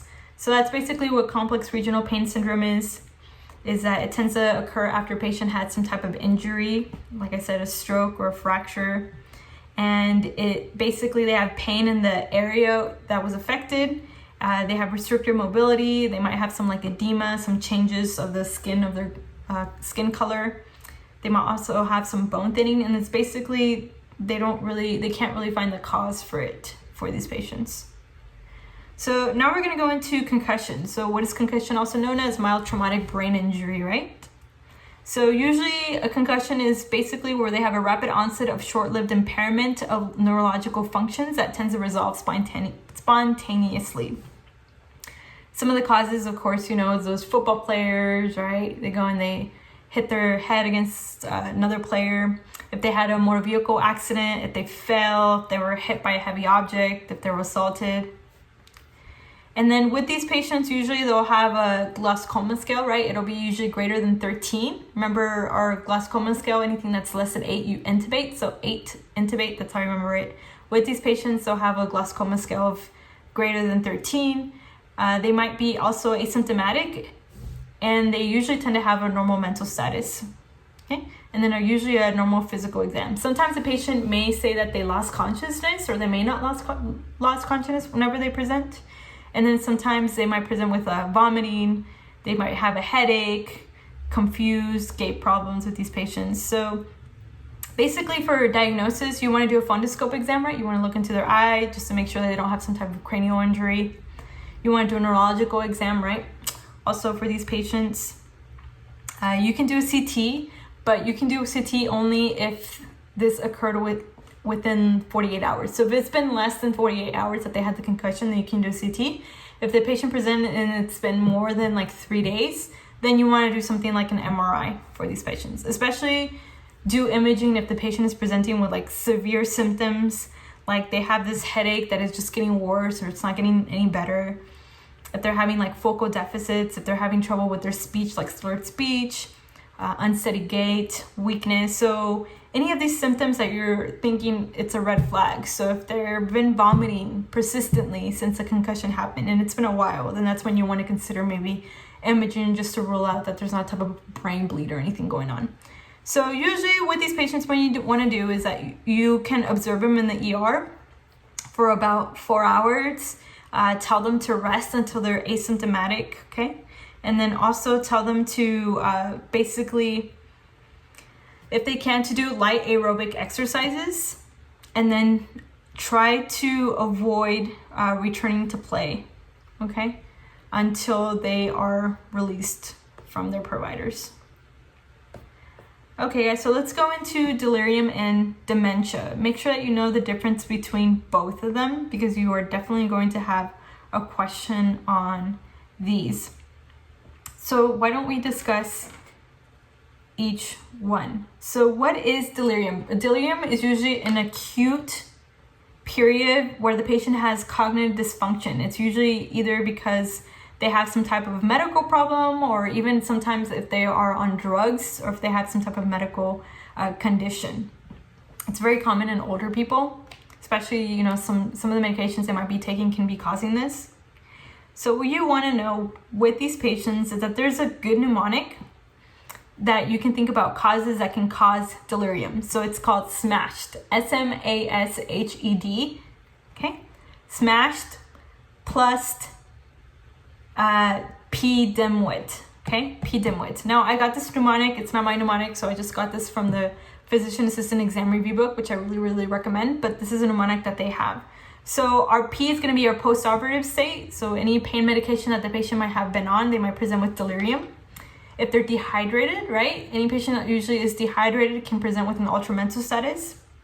If they had some type of infection, like they have sepsis, meningitis, encephalitis, UTIs even. I know when I worked in during my psychiatry rotation, we would get a lot of patients from the nursing homes that they would send them to our hospital, to our psychiatry hospital, because they had like a acute onset of ultramental status.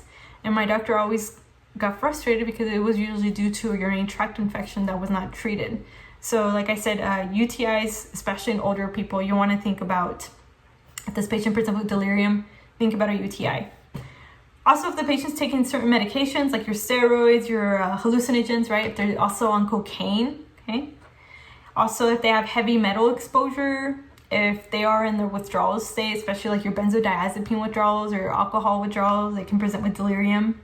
If they have a fever, inflammation, like I said, once again, this is commonly found in older people, trauma, burns, and then we have our smashed mnemonic. S, if they have some type of structured brain pathology, if they had a stroke, if they had an epidural hematoma, hydrocephalus, herniation, so anything in the brain. And then M, meningitis or some type of mental illness, right? Schizophrenia, sometimes they might present with delirium. You also have your bipolar disease that can present with delirium. A, alcohol, acidosis also. And then drugs, like we discussed, your opiates, your barbiturates, and your benzodiazepines. So usually with delirium, it's going to be an abrupt onset, okay? The course is going to fluctuate, and the duration is going to be hours to weeks. Your attention for the patient is going to be impaired. Their sleep-wake cycle is going to be disruptive. Their alertness is going to be impaired, and their orientation is going to be impaired. Behavior is basically in delirium, these patients are going to be either agitated, they might be withdrawn or depressed. Their speech is going to be very rapid, or sometimes it can be very slow or incoherent. Their thoughts are basically going to be all over the place. They might also have delusions. And in their perceptions, they'll have some hallucinations or illusions. This is going to be for delirium. And basically, how do you diagnose these patients? You're going to do a mini mental status exam. That's what we did a lot during my psychiatry rotation. So you're going to do a mini mental status exam. I really recommend that you get familiar on how to do them. I know the first few times I had to go and pull out the paper to follow it, because then you have to count the points, and if they have any points, then you have to see what's going to be the diagnosis or whether they do have a mental status, etc. So I really recommend that you get familiar with them. I did it 2 times, and then after that I was very, very familiar with it, and I didn't have to use a sheet of paper. But you can do a mini mental status exam. You can also do a lab for these patients, right? Because we discussed that sometimes it can be some of the medications that they're taking. Sometimes it might be dehydrated, like if they're hyponatremic. Also, look at their vitamin B12 or folate if they have any type of deficiency. Also, you can do a lumbar puncture, especially if these patients are presenting with like meningeal signs that you think that it might be meningitis. And basically, what is a treatment? So treatment, of course, we want to treat the underlying cause, whatever is causing the delirium. But if you are in the ER and the patient's very psychotic and they're agitated, then you can give them haloperidol, right? That's Haldol shot when I worked in the ER, especially we had patients that were on drugs, then you can give them like Haldol. And then let's go into our dementia, guys. So our dementia, basically this is a progressive deterioration of intellectual function, okay? It's basically, for these patients, you want to think about age. It's usually commonly found in older people, right? For these patients. And this is usually insidious, okay? They rarely have hallucinations. So let's discuss the onset for dementia. So the onset, like I said, it's going to be insidious versus delirium. It was abrupt, right? This one is going to be insidious. They'll usually have a slow decline, and the duration is usually months to years, versus delirium, it was hours to weeks. So make sure that you're also paying attention at the timeline and the questions stem for these. As for your attention, so it can be intact early on when the patient starts presenting with dementia, and then later it's going to start to be impaired. Their sleep-wake cycle is usually normal. They're able to sleep normal. Their alertness is normal. Their orientation is, like I said, it's going to be intact early, and then it's going to deteriorate later, because this is it's insidious. Their behavior is going to be intact early, and then their speech, they're going to have trouble finding their words, versus your delirium where they're like talking really, really fast or talking really slow. This one, they'll have trouble finding their words. And then in dementia, their thoughts will be very impoverished, and their perceptions are going to be usually intact, right? Early, but later they'll be worse, but they won't be having any of the hallucinations or illusions. So with these patients, how do you want to treat it? It's usually irreversible, right, for these patients with dementia. So why don't we go into discuss now meningitis and encephalitis. So you are definitely going to have one of these questions. If it's not on this one, it's going to be on your other exam, your ER exam. So meningitis and encephalitis. So let's go into the different types of meningitis. So we have our bacterial and our viral meningitis, okay? So bacterial meningitis, you can either have acute or chronic. Acute is usually within hours to days, and then chronic is usually within weeks to months. It's usually caused by a more serious infection like your parasites or fungal infections, right? Lyme disease also can be one of them. So what is bacterial meningitis? It's basically an inflammation of the meningeal membranes that envelop the brain and the spinal cord. Usually it's due to infectious agents. Sometimes these infections can come from either like a mastoiditis infection, right? In children, also from like sinusitis that's not treated. That's why it's really important that you treat these infections, because they're so close within the brain that they can travel up and cause meningitis for these patients. So what are the most common causes of bacteria that cause meningitis? Make sure you know this because you're definitely gonna have a question on this. Streptococcus, pneumonia, Haemophilus influenza, Neisseria meningitidis. And how are these patients going to present? So they're gonna have the triad of fever, they'll have that nuchal rigidity, right? And they'll have a ultramental status or a change in their mental status. They also can be presenting with a headache, they'll have nausea and vomiting, they'll have photophobia, they'll also have malaise. Some of the signs, it's going to be your nuchal rigidity. They may or may not present with a rash depending on what type of meningitis or bacterial meningitis is occurring, right? So if you have a patient that presents with your triad of meningeal signs and then they have a rash, then and they're younger and they're sexually active, then you want to think about Neisseria meningitidis, right? I know I had a question on that where you knew it was meningitis and you needed to know what type of meningitis it was. So once I was reading the question stem and I saw it was a younger individual, they had, of course, a triad of your meningitis, and then they had a rash and the patient's sexually active, then I thought about Neisseria meningitidis. Also, you know, if the patient has vesicular lesions, and you want to think about maybe like herpes simplex virus for these patients. And then on physical exam, they're going to have the positive Kernig sign, right? What is a Kernig sign? That's when the patient is unable to fully extend their knees, when the patient is supine with their hip flexed 90 degrees. This causes an irritation of the meninges. Make sure you're familiar with these signs. You are definitely going to have a question on these. And then your Brzezinski sign. Now your Babinski, I always get these confused, right? Babinski is when you curl the foot. No, we're talking about Brzezinski here. Brzezinski is basically a flexion of the legs and thighs that is brought on by passive flexion of the neck.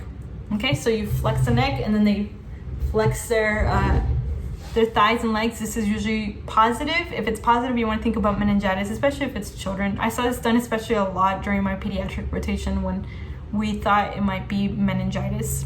So how are you going to diagnose this? You're going to do a lumbar puncture, right? If the cell count is greater than 1,000, then you want to think about maybe this is due to meningitis. Also, they're going to have a low glucose level and they're going to have an elevated protein. How I think about this is that bacteria love to eat glucose. They love sugar, so that's why it's so low.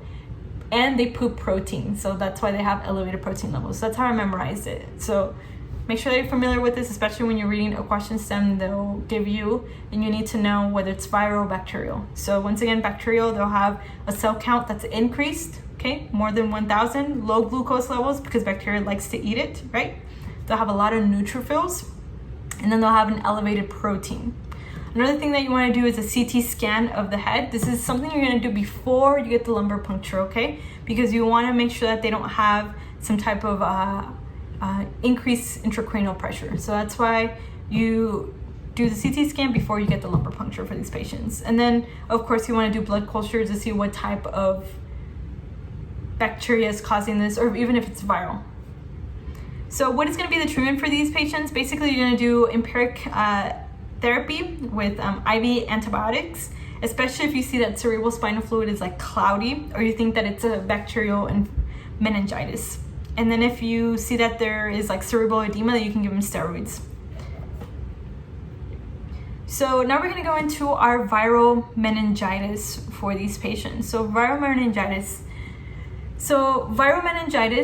is usually caused by a virus, right? What are the most common viruses? It's going to be your enteroviruses, your Coxsackie virus, and even herpes simplex virus. How is this patient going to present? They're going to have a subacute fever, chills, headache, they'll have photophobia, pain on eye movement, nausea, vomiting. They might also have drowsiness.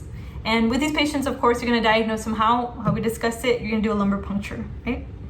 And basically what you'll see is that they'll have lymphocytes that predominate. So remember, in bacterial meningitis and lumbar puncture, it was neutrophils. For encephalitis, it's going to be, for aseptic viral meningitis, it's going to be lymphocytes.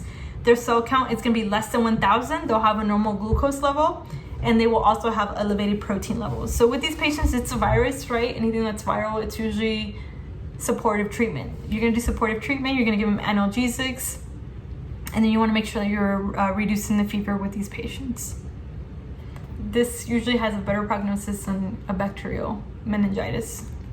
So now why don't we go into our encephalitis? So encephalitis is basically diffuse inflammation of the brain parenchyma, and it tends to be seen usually with meningitis, and it's usually viral, okay?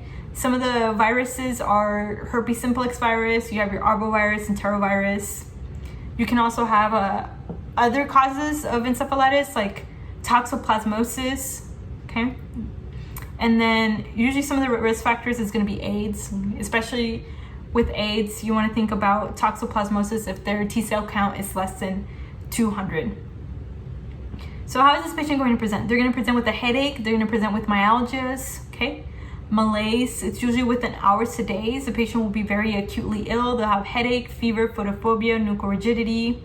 They'll be confused. They'll have focal neurological findings also. They might be presenting with seizures, aphasia, hemiparesis. How are you going to diagnose this patient? You're going to do a chest x-ray. You can do a urine and blood culture. And definitely you're going to do also a lumbar puncture, right? You want to look at the cerebrospinal fluids. And like I said, if it's normal glucose, then you want to think it's viral, okay? And then if you think it's viral, then you can do something like a cerebrospinal fluid PCR. And then of course you want to do the MRI of the brain, which is basically your study of choice because you want to rule out any type of focal neurological cause for these patients. And how are you going to treat it? It's usually supportive because, like I said, the common cause of encephalitis is going to be a viral infection. So if it's like herpes simplex virus, then you're going to give them something like acyclovir for these patients. So another thing that I wanted to discuss is basically what type of bacteria are more commonly found in what type of population. I know I definitely got pimped on this during my pediatric rotation, even though this is an internal medicine rotation. I also had questions also on this in my internal medicine exam. So make sure that you're familiar with what type of bacteria cause meningitis in what patient population. So for example, in neonates, you want to think about group B strep and E. coli or Listeria. In children, if they're older than 3 months, you want to think about Neisseria meningitidis, strep pneumonia, or Haemophilus influenza. If they're adults, then the most common one for meningitis is going to be strep pneumo, also Neisseria meningitidis and Haemophilus influenza. If they're elderly, like greater than 50, then you want to think about strep pneumonia, also Neisseria meningitidis and Listeria monocytogenes. If you're immunocompromised, then you want to think about Listeria monocytogenes, gram-negative bacilli, and strep pneumonia. So make sure that you know this because it's going to tell you what type of antibiotic medication or how you're going to treat these patients. And you are definitely going to get asked on this for sure during your pediatric rotation, and I know how to question for internal medicine. So once again, neonates, group B strep, E. coli. Adults, strep pneumonia is usually the most common one. Elderly greater than 50, strep pneumonia, Neisseria meningitidis. So why don't we discuss also the lumbar puncture findings for your cerebrospinal fluid, so that way you can see whether it's a viral or bacterial. So remember we discussed that if their white blood cell count is greater than 1,000 and the majority of them are neutrophils on your white blood cells, then you want to think about a bacterial infection. Their glucose is going to be low, right? And then they're going to have elevated protein for the cerebrospinal fluid. As for your viral meningitis, it's going to be usually their white blood cell count, it's going to be less than 1,000. It's going to be mostly lymphocytes. Their glucose is usually going to be normal. It can be high, but it's usually going to be normal. And then their protein can be high, but can also be normal. So that's how you're going to differentiate these, okay? So why don't we go into now our tremors. You are definitely going to have a question on this. I definitely had 1 or 2 on these, so make sure that you know your tremors. So essential tremor is the one that you have to know. So essential tremor is basically a tremor, right? So what happens? It's usually worse with certain postures. So if the patient has their arms out like this, then it's going to be worse. Or if they're doing certain things like they're writing, they're drinking from a cup, or they're using like their fork and their spoon, then that's when the tremor is going to be worse. Sometimes they might also have a head tremor, and this one's improved with alcohol. Usually with this one, it's usually familial, so they'll have a familial history, and it's autosomal dominant. Make sure that you know this. How are you going to treat this? With beta blockers. Propranolol is a first line treatment for these. So once again, essential tremor, familial, they'll have a family history with these. Autosomal dominant, beta blocker, propranolol is your first line treatment for these patients. So why don't we go into our giant cell arteritis? So giant cell arteritis, what you want to know about this, it's a vasculitis, okay? It's a vasculitis. It's more commonly found in older patients, especially if they are females. It's more commonly found in females. I also read, especially if they're like of Jewish descent. But usually in your question stem, it'll have a female. They're older, usually older than 50. And with these patients, how are they going to present? Basically, they're going to be presenting with the jaw claudication. They'll have that headache. They'll have transient vision loss, and they can also have permanent vision loss. And how I know that this is giant cell arteritis when I'm reading the question is that the patient will say that they have a new onset of headache. They'll have jaw pain whenever they're chewing. They have tenderness over the temporal artery. That's usually pathognomonic for giant cell arteritis. That's when you want to think about giant cell arteritis. It's usually associated with polymyalgia rheumatica also. How are you going to diagnose this? You're going to do a biopsy, right, of the temporal artery. It's really cool if you see these on YouTube on how they're done. It's really, really cool. So you're going to do a biopsy of the temporal artery, and they're going to have a very, very high ESR, and then also a very, very high CRP, right? ESR. Whenever I think about ESR, I think about inflammation. So anything that's causing inflammation is going to be increased. With these patients, their ESR is going to be very high, and their CRP is going to be very high. How are you going to treat them? You're going to give them high-dose steroids because you want to prevent blindness, because these patients can develop permanent blindness for these patients. So you're going to give them prednisone if they have no vision loss, and then methylprednisolone IV if the patient is presenting with vision loss. So you're going to give them a steroid. So let's go with the Guillain-Barré syndrome. So Guillain-Barré syndrome is basically an ascending polyneuropathy, okay? And that's how I differentiate between Guillain-Barré and then your multiple sclerosis, because I always got these confused. So Guillain-Barré, it's going to be ascending. So whenever you're reading the question stem, make sure that you differentiate on how it starts. So it's going to be ascending once again. And usually with these patients, it's an autoimmune reaction, and the most common culprit for this that you have to know is going to be your Campylobacter jejuni. It's the most common culprit for Guillain-Barré syndrome. I know I had so many questions on this. So Campylobacter jejuni, or sometimes it'll just say that the patient had diarrhea or some type of like stomach problems like a few days ago, and now they're presenting with these symptoms. It's usually they'll present with like a previous viral infection, but the most common one's going to be Campylobacter jejuni. Definitely also cytomegalovirus, hepatitis, HIV, but usually it's going to be Campylobacter jejuni for these patients. How are they going to be presenting? So basically they're going to have symmetrical muscle weakness that usually begins in the legs and it ascends. So it's going to be symmetrical, begins in the legs and it starts ascending. What you want to watch out for these patients is that they can develop severe respiratory distress, right? Because it's ascending, and it also involves the lungs. So it can cause severe respiratory distress where these patients are going to have to need ventilator support in order to make sure that they keep living. And another thing that you want to know about these patients is that they have also absent or depressed deep tendon reflexes. So this was another thing that I saw on the exam. They did a physical exam and they didn't have any reflexes. That makes sense, right? Because it's ascending. It starts with the legs and it starts going up. That's why it's going to be decreased deep tendon reflexes. So how are you going to diagnose with these patients? Basically, what you're going to do you want to do a lumbar puncture. And on the lumbar puncture, you're going to see increased protein, okay? Their white blood cell count is going to be less than 50, and then they're going to have a normal glucose pressure. That's how you're going to know that it's not anything associated with meningitis. You also can do an electrodiagnostic test, which is basically going to show that they have decreased motor nerve conduction. And what's going to be the treatment for these? So usually for these patients, what you want to give them is that you want to give them high dose IVIG. You are definitely going to admit these patients because, like I said, since it's ascending, it's going to involve the lungs and it can cause respiratory failure. So that's why you want to make sure that you admit these patients. You're going to give them a high dose IVIG, and then also you can give them plasmapheresis for these patients with Guillain-Barré syndrome.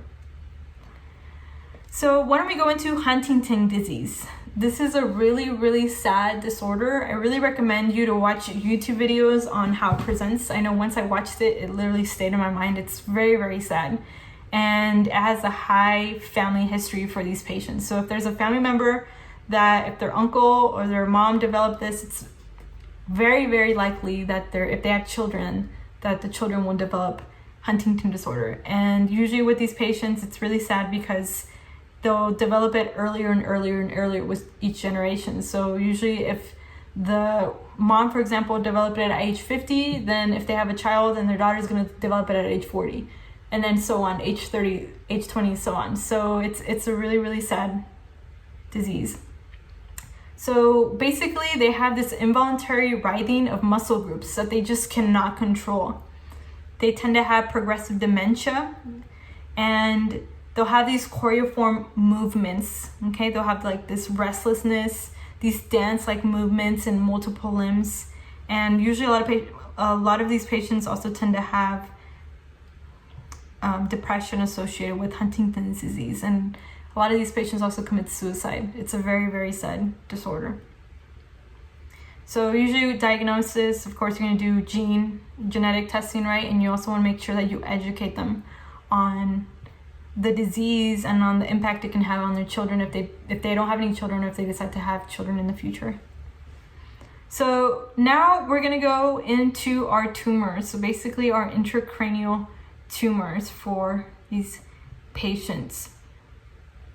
So I want to discuss your intrinsics and then your extrinsic tumors. So your intrinsics are going to be your bad ones. They're going to be malignant. So let's start with astrocytoma. Astrocytoma is very common in children and young adults. So you might see this more during your pediatric rotation. And basically with these patients, how are you going to diagnose them? You're going to do an MRI. So let's go into now the intracranial tumors. So I just wanted to say that this is information I'm getting from the Physician Assistant Exam Review book. So it's a really, really good book that I recommend. So if you have a chance, definitely purchase it. You can get it on Amazon. So let's go into the tumors, the brain tumors, intracranial tumors. So 50% of these are malignant and they are associated with high mortality. What you need to know about these tumors is that you have your generalized tumors and then you have your focal ones, right? So how does a generalized tumor present, intracranial tumor present?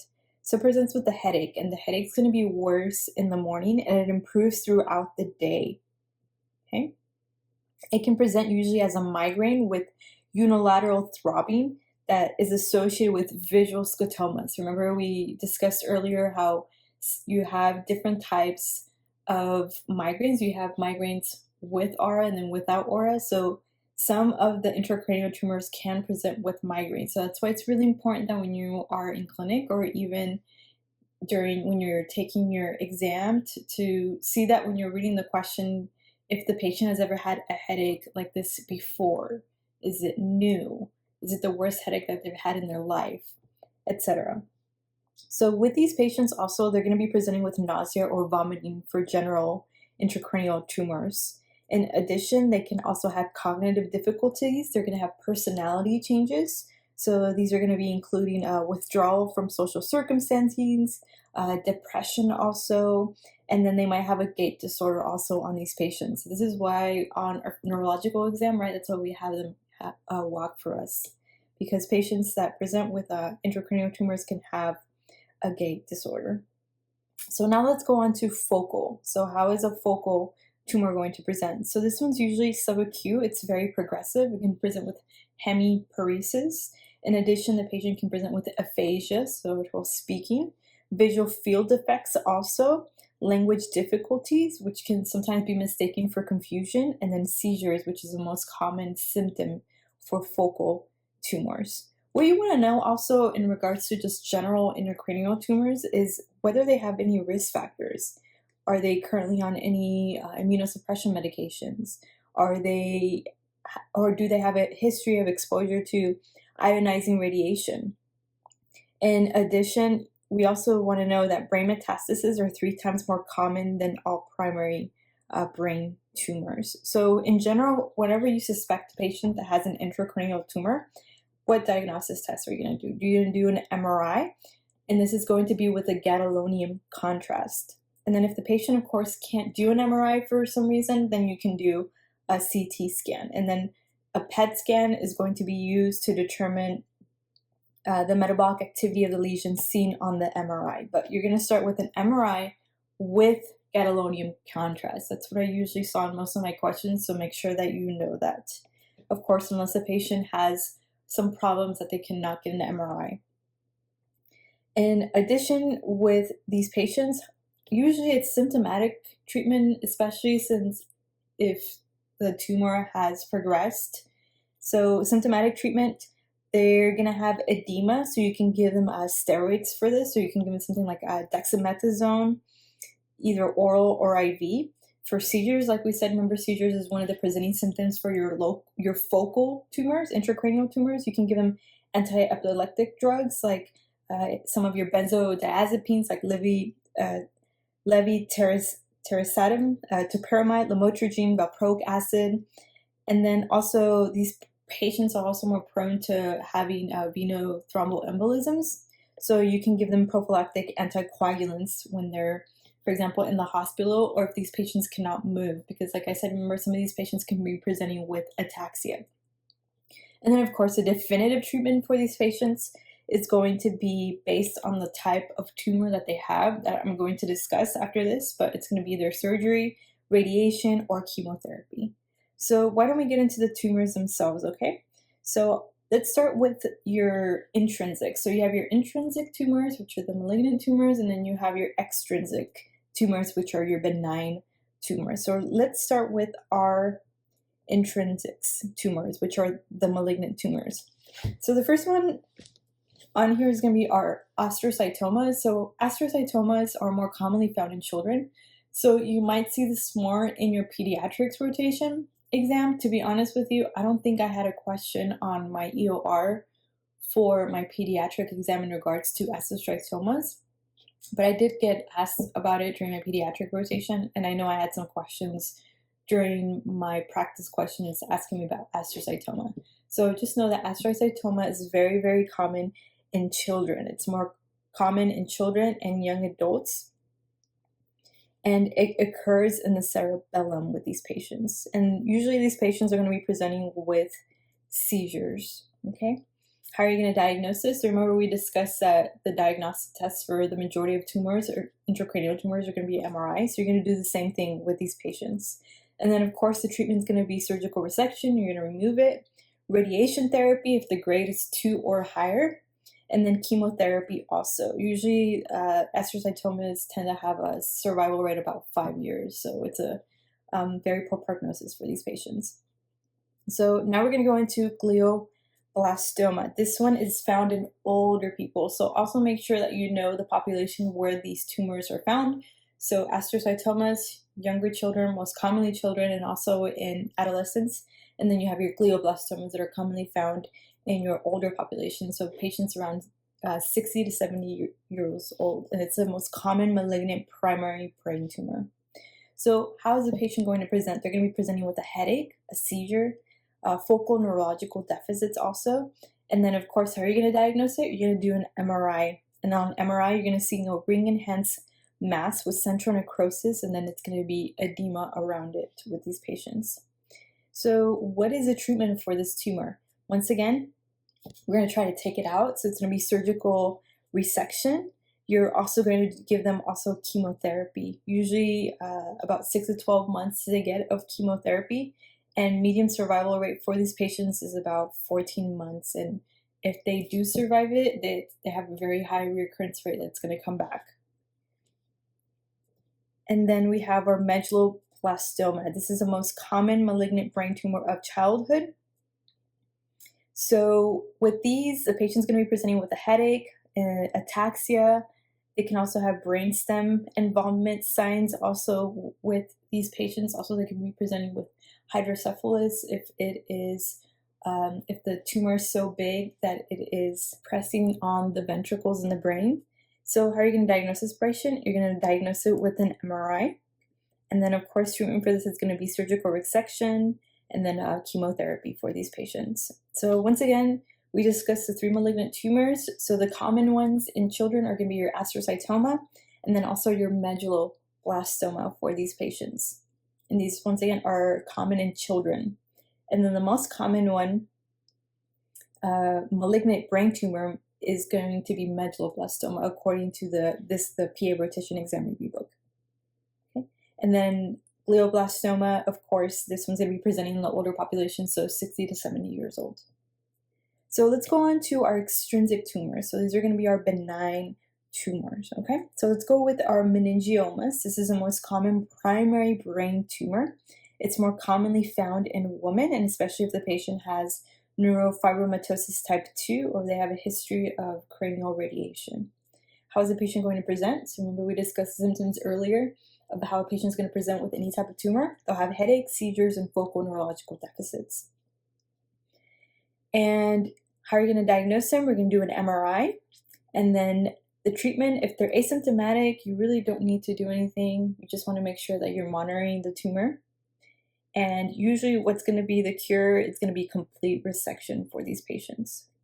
So then we're going to have acoustic neuroma. You are definitely going to have a question on this, so make sure that you're very, very familiar with acoustic neuroma, which is also known as your vestibular schwannoma.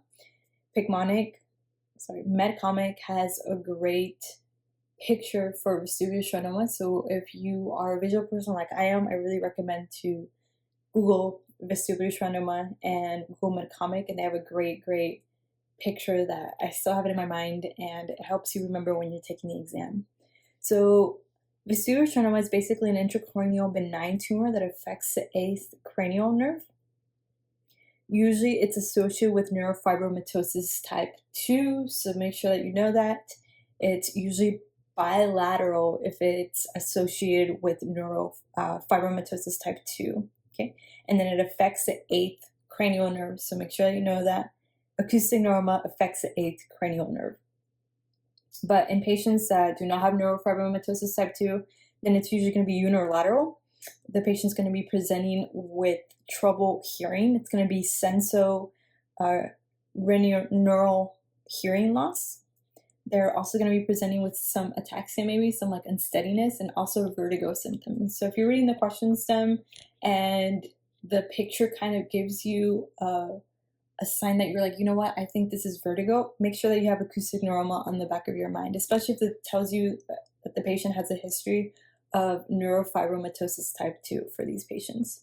They're also going to be presenting with tinnitus, so like ringing in the ear.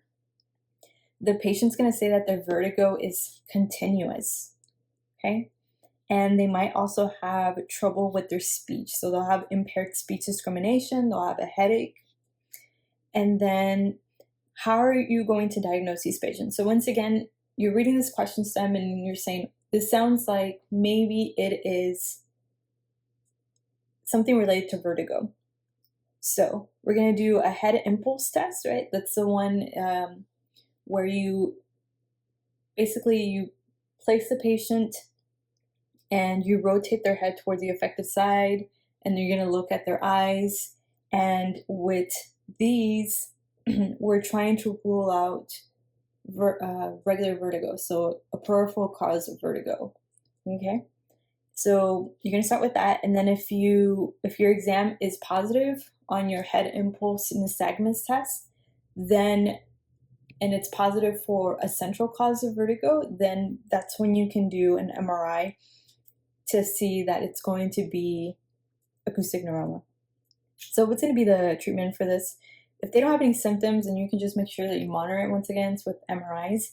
But if they are symptomatic, then you can do surgery for these patients. So once again, acoustic neuroma, make sure that you know this. It's a benign Schwann cell tumor of the 8th cranial nerve. The patient's going to be presenting with tinnitus. They're going to have symptoms of vertigo. They're going to be presenting with headache. It's usually unilateral, but if the patient does have a history of neurofibromatosis type 2, then it's going to be bilateral. The patient's also going to be presenting with a sensory neural hearing test. So sometimes if you do the test, the Weber and the Renal test, it's not going to be a conductive hearing loss. It's going to be a sensory neural hearing loss, okay? And then usually how are you going to diagnose this patient? You're going to do an MRI, and treatment's going to be surgery, and then sometimes, like I said, radiation for these patients. And it's benign, but it just causes these symptoms of dizziness. And usually the question stems, when I was reading this question, it was an older person, but just make sure that you want to rule out something like benign paroxysmal peripheral vertigo or like just regular vertigo. So just make sure that you want to rule that out before you go towards your vestibular schwannoma with these patients. So what's going to help you with that, you're going to do the head impulse nystagmus test, and then you're going to look at the vertigo, right? And then that's going to help you say that it's a cause of central versus a peripheral cause. So let's go with craniopharyngiomas, which is the next one. This one's really rare. Usually with these patients, they're going to be presenting with headaches, they'll have visual impairment, they might have impaired growth if the child's younger, and then they might also be presenting with hypopituitarism, which is common in adults. Usually craniopharyngiomas are usually found in both populations, so that's why it's called bimodal. So it's found in both children and then older adults between ages 55 to 60. With this one, like I said, it's rare. It will tell you that it arises from the remnants of Rathke's pouch also. And also you'll see calcified solid mix, and it'll be suprasellar with this one. It's really rare. I don't think I've had a question on this one. Alright guys, so those were the tumors, the intracranial tumors. The one you need to know for this one for sure is going to be your acoustic neuroma, your vestibular schwannoma. That one I definitely did have a question on. And then I know it's tested on, I think, astrocytoma, but it was on the question banks. But just be familiar with acoustic neuroma for these patients. And then the difference between the malignant tumors and then also the benign tumors. And what's going to help you with these is going to be the population. So just make sure that you know what population is affected by which tumor, okay? Like for example, we talked about astrocytomas and medulloblastomas being more common in children, right? Versus your glioblastomas being more common in older adults. Okay, so the next one's going to be multiple sclerosis. So multiple sclerosis, you are definitely going to have a question on this one, so make sure that you're familiar with multiple sclerosis. What is multiple sclerosis? So basically, it's a demyelination of the central nervous system. It involves the white matter of the brain and the spinal cord, and it spares the gray matter and axons and the peripheral nervous system with these patients. So it's more commonly found in women. It's actually 2 times more commonly found in women than men. So make sure that you know that on your question stem, it's going to be a woman, okay? And it's usually younger women. It's usually between the ages of 20 to 30, so you might get like a college student on your question stem. And usually they're going to be presenting with something like optic neuritis, so have one-sided weakness or even numbness. What are going to be the clinical symptoms and signs for these patients is that they're going to be presenting with fatigue. They'll have weakness or spasticity also. Fatigue is actually the most common one that you'll see on your question stem. They might also have paresthesias on like the upper or lower limbs or decreased sensation also for these patients. They'll have spasticity, especially in the legs. They'll have visual problems, so they'll have optic neuritis. They'll have ophthalmoplegia, so they'll have horizontal nystagmus. They'll have ataxia. They'll have tremors. They'll have dysarthria. They'll have loss of bladder injury, loss of bladder control.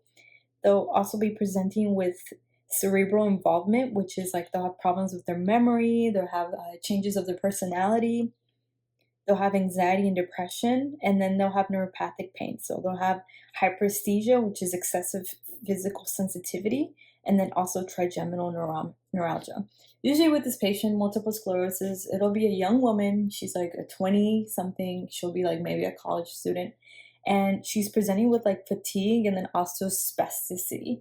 She's also presenting with like paresthesias, and then she'll have also weakness in her extremities. So that's why you want to think about multiple sclerosis. So basically, how you're going to diagnose this patient is that usually you're going to do, you can do a lab, and this is if they've had 2 episodes of symptoms.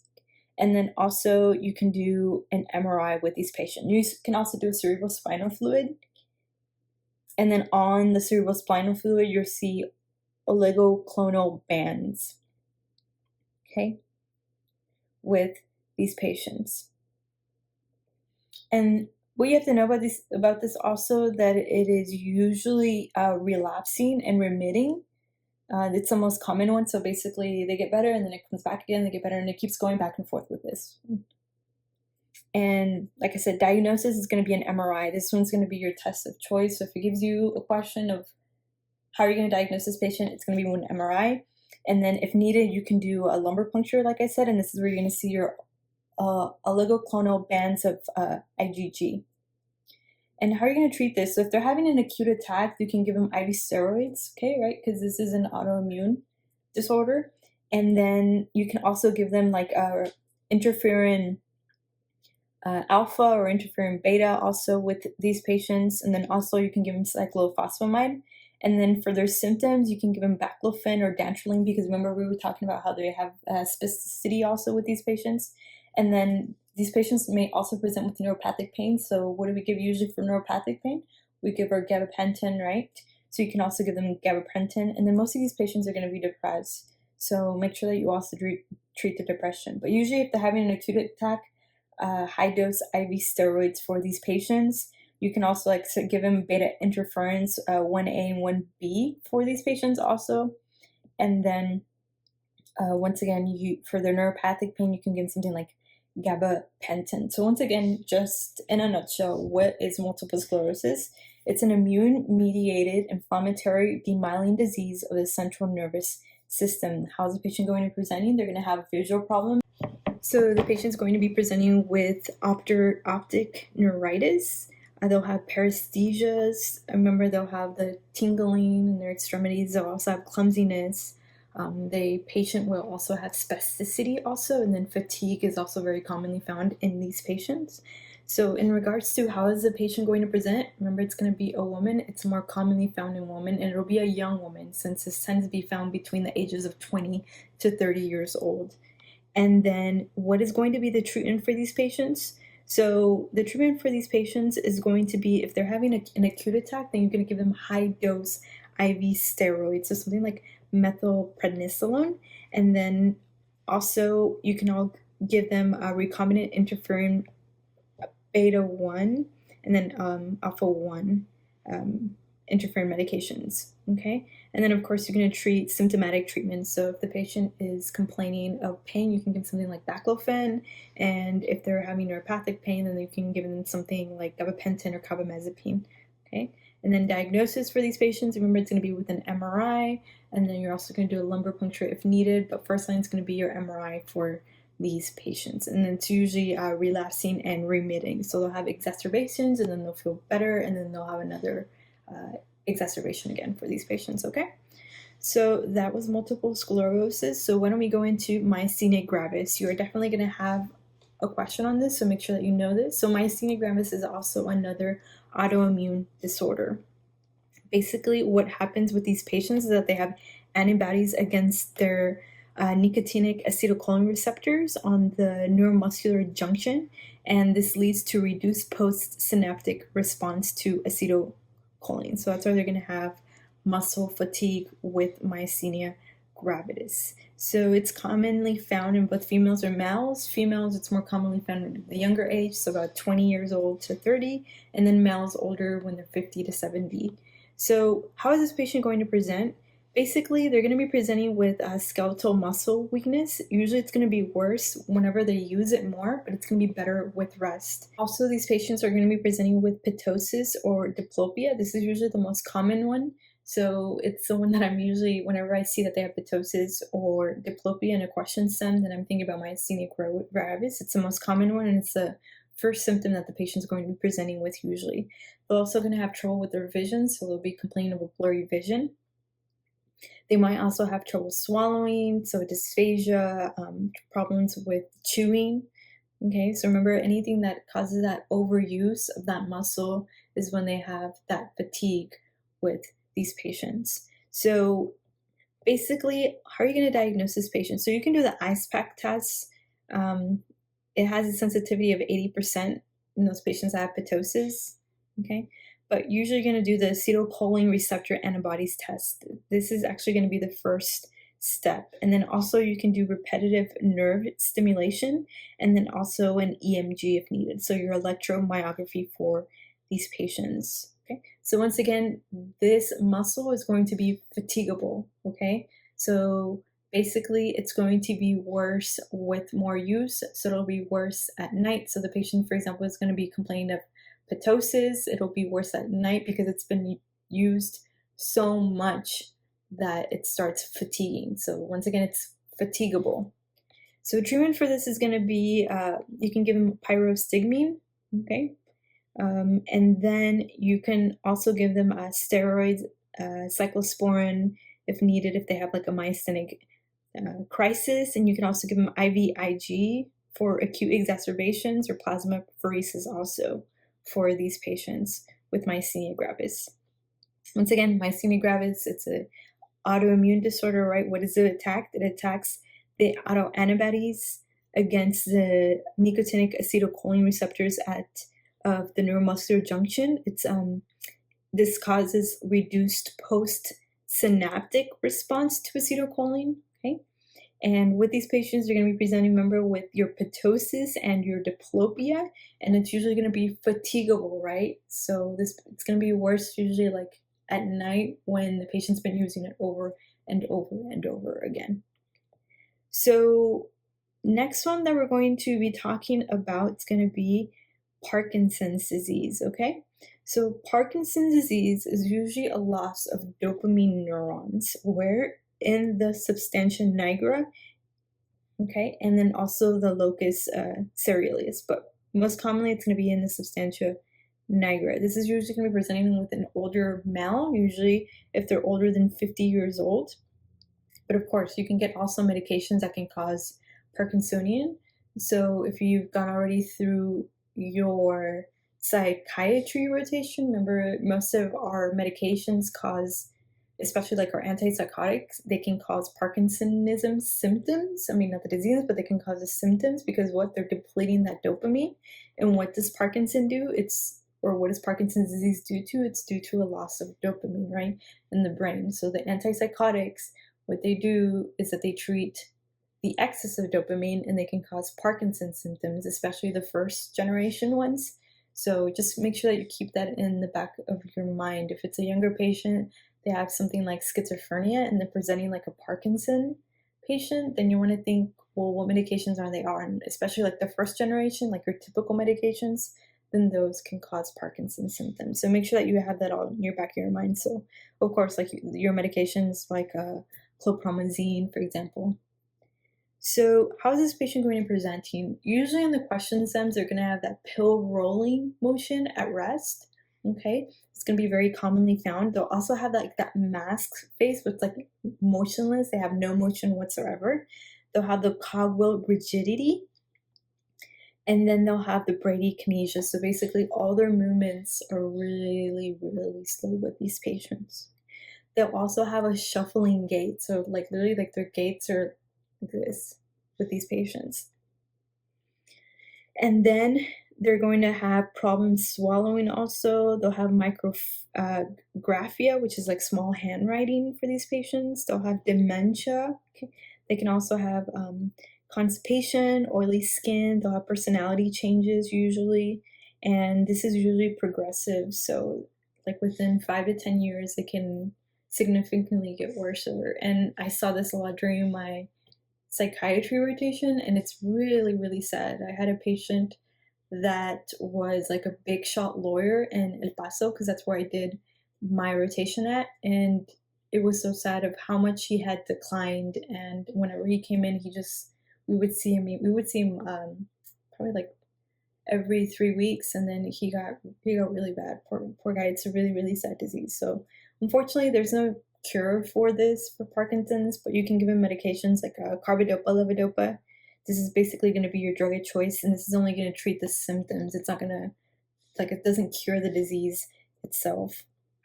And then, of course, you can give them dopamine receptor agonists. So remember, we were talking about how these patients have decreased dopamine in their brain. You want to give them something that's going to help increase their amount of dopamine. So you can give them something like bromocriptine. Okay, this is a dopamine receptor agonist. You can also give them something like selegiline, and then benztropine you can give them for their tremors. Usually benztropine is used a lot for tremors. I saw benztropine used a lot also, like I said, during my psychiatry rotation for patients that were on these antipsychotics that develop the tremors. So remember, we're depleting the dopamine. We want to give them dopamine back. So you can give them something like your dopamine receptor agonist, your bromocriptine, and then of course your anticholinergics like your benztropine for these patients. But usually what you'll see, it's going to be carbidopa, levodopa. So once again, in a recap, Parkinson's disease, what does it do to? What is the pathophysiology? So it's loss of dopamine, right, containing neurons in the substantia nigra. Usually it's going to be found in an older patient if it's Parkinson's disease. Also, patients that are taking antipsychotics, especially your first generation antipsychotics, it can present with Parkinson's symptoms. So make sure that you also have this in the back of your mind, because they might try to trick you with that. So if you're reading a question stem, it's a patient with schizophrenia, they started a first generation antipsychotic like chlorpromazine, and then all of a sudden the patient's having these like Parkinson's symptoms, then you can think about maybe it's not Parkinson's disease, but it's the Parkinsonian symptoms that the antipsychotic is causing. So how's the patient going to present? Remember, we said they're going to have that pill rolling motion. Everything's going to be very slow. They'll have that shuffling gait, bradykinesia. Okay, they'll have that mask face. And then there's no cure, but you can give them something like carbidopa, levodopa for these patients. So next one we're going to go into is going to be our neuropathies, okay? So let's start with carpal tunnel syndrome. So what is carpal tunnel syndrome? So carpal tunnel syndrome is basically where they have numbness and tingling or pain where? In the median nerve. This is usually along the median nerve distribution. Make sure that you know this, okay? It's more commonly found in females, especially if the female is obese. Also, it's commonly found in pregnant women. And then if the patient also has comorbidities, like if they're diabetic, if they have rheumatoid arthritis, if they have a family history of someone already in their family having carpal tunnel syndrome, then it's more common that they might have carpal tunnel syndrome. Also, if they work in a job that requires a lot of using your hands, so usually in the question stem, it'll be someone that works with a computer, whether it's like a typewriter, an analyst, etc. Someone that's a lot in their computer and they're using a lot their hands. That's how I usually saw it a lot in the questions when I was studying.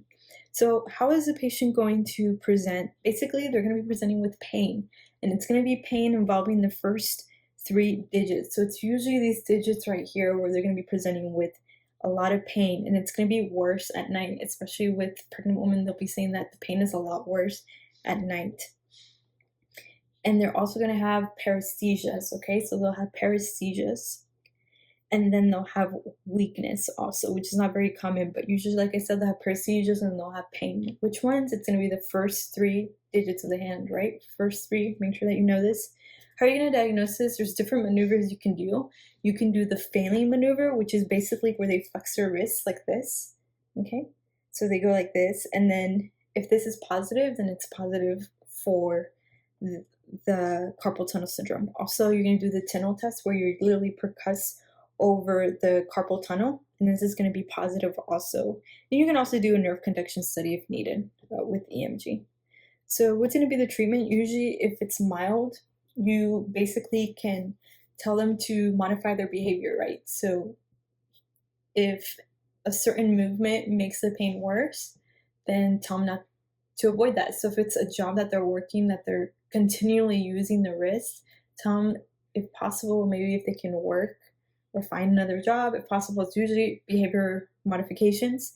And then you can give them a nocturnal wrist splinting also with these patients. Also, we will give steroid injections like of methylprednisolone, but we want to make sure that we're careful with these steroids because it can actually degenerate the tissue there. So we try to stay away from the steroids. And if it's moderate or severe, then that's when you would go in there and do surgery. But this is like last line. So once again, first line is usually going to be behavior modification. You're going to do the nocturnal wrist splinting, and then if needed, the steroid injections. But they're not oftenly due. It's usually no more than one wrist injection every 6 months. So like I said, it's not oftenly due because we want to make sure we don't degenerate that. And then if the patients usually complain of it during pregnancy, it's going to go away usually after pregnancy. So once they have the baby, it should go away. All right, guys, so let's go into the last topic, which is going to be our syncope. Okay, so syncope. So what is syncope? It's basically when a patient passes out, right? It's loss of consciousness or tone. And it's usually due to several causes. So it can be due to decreased blood flow to the brain, right? And then usually these patients will recover quickly, right? They don't need to be resuscitated for these patients. And then with these patients, make sure that you want to have a differential. I mean, there's so many things that can cause a syncope, and you'll have a question basically where you try to figure out, was this like vasovagal? Was this anything related to like cardiac? Was this orthostatic? So make sure that you know how these patients can present, okay? And then of course, 20% of these patients that do have syncope, usually it's because they're anxious, like they had an anxiety attack. Usually if they have a substance abuse disorder, but the most common one's going to be any type of psychological disorder like panic attack.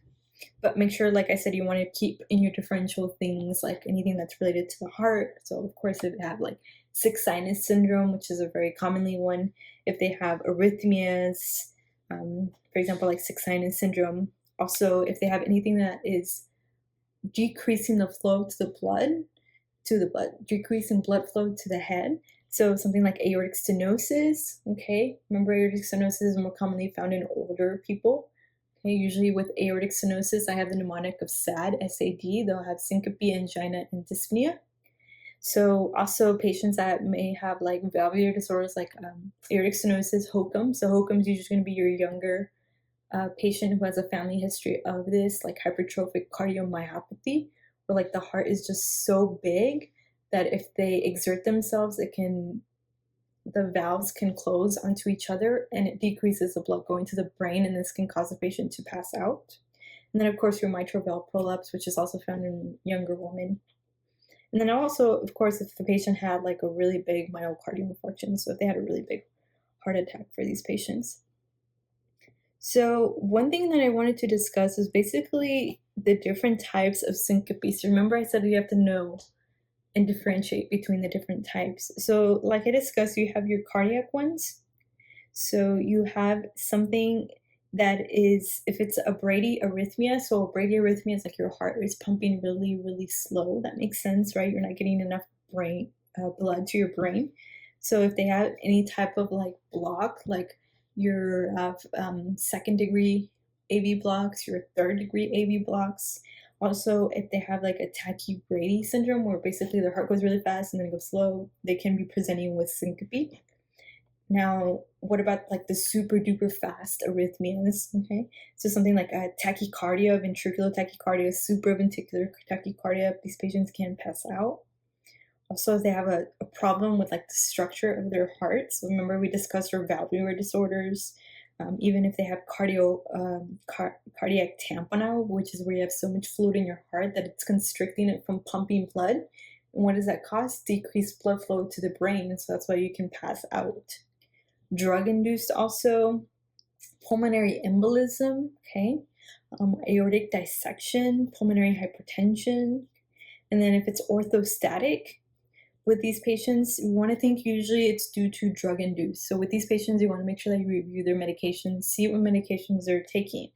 So some of the medications that can cause syncope, we have your diuretics. Okay, diuretics, what do? They remove all the fluid from your body. Antidepressants also.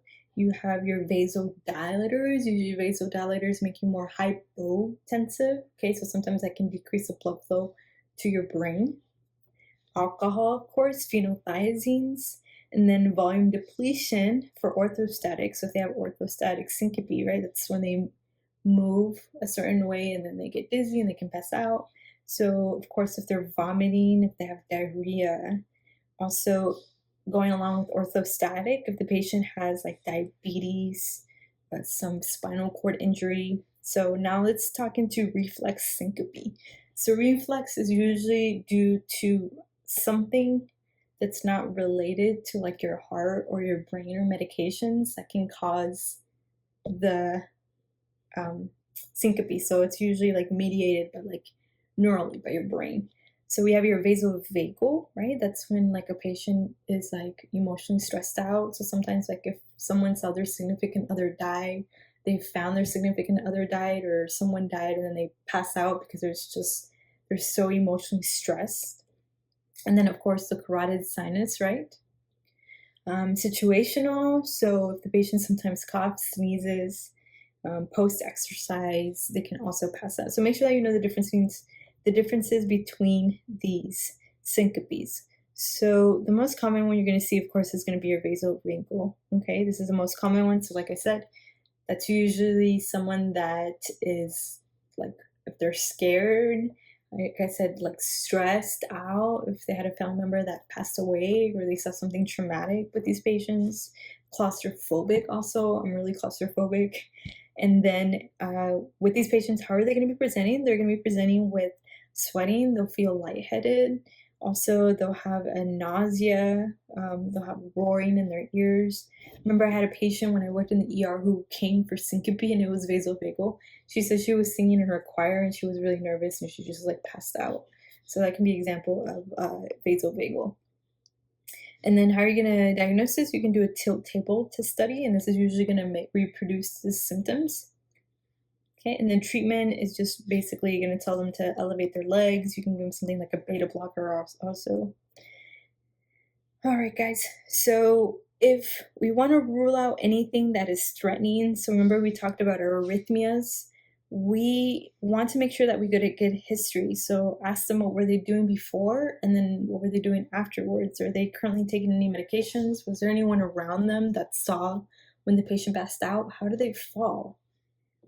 So with these patients, you want to make sure that you do an EKG for all of them, okay? Because you want to rule out any type of cardiac problem. You can also do a CVC or CMP because they might be even hypoglycemic. The patient might be diabetic and they're taking too much of their medication. They're hypoglycemic. This can also cause them to pass out. You can do a 24-hour ambulatory EKG. I had one of these actually placed on me because I have tachycardia, but thankfully I haven't passed out to this day. So basically you place it over the patient for an entire day, they wear it, and then you bring it back, and then they will interpret it. So sometimes it can catch certain arrhythmias during those 24 hours. You can also do the tilt table test, like remember that we discussed for these patients. And then you can do an EEG or a CT scan if you think it's something related to like neurological, so to like their brain, like seizures. And then of course an echocardiogram if it's something related to like aortic stenosis. So if you have an older man, right? Remember we talked about the mnemonic for aortic stenosis, which is sad. It is going to be syncope, angina, and then your dyspnea. And they're older, you want to think about aortic stenosis. So definitely do an echocardiograph for that one. And then of course, if you have a patient that is younger and they have a family history of cardiomyopathies, so, and they were an athlete and they're perfectly fine and they pass out, you want to think about HOCM. So that's why you would do an echocardiogram with these patients. And then that is basically it about syncope. So just make sure you know the difference between your cardiac ones, your orthostatic ones, and then your reflex ones like vasovagal, okay? And then basically how you're going to work them out. So real quick, why don't we go into seizure disorders, okay? So this is going to be really, really brief. So with seizures, it's basically a duration of unconsciousness that tends to be longer than in syncope for these patients. So remember, patient passes out and then they get up. usually with syncope. Usually with seizure, it'll be a little bit longer. And then sometimes they can move also, they can have, depending on what type of seizure they have.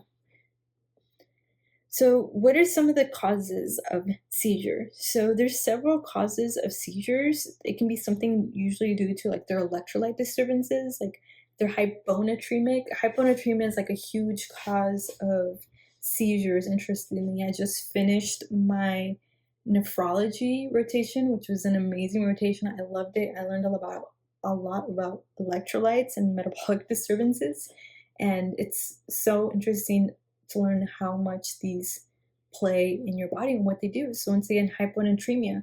The normal one is between 135 to 145. If a patient usually has less than 110, then that's when they can present with seizures. So you want to make sure that you have that in the differential on your mind.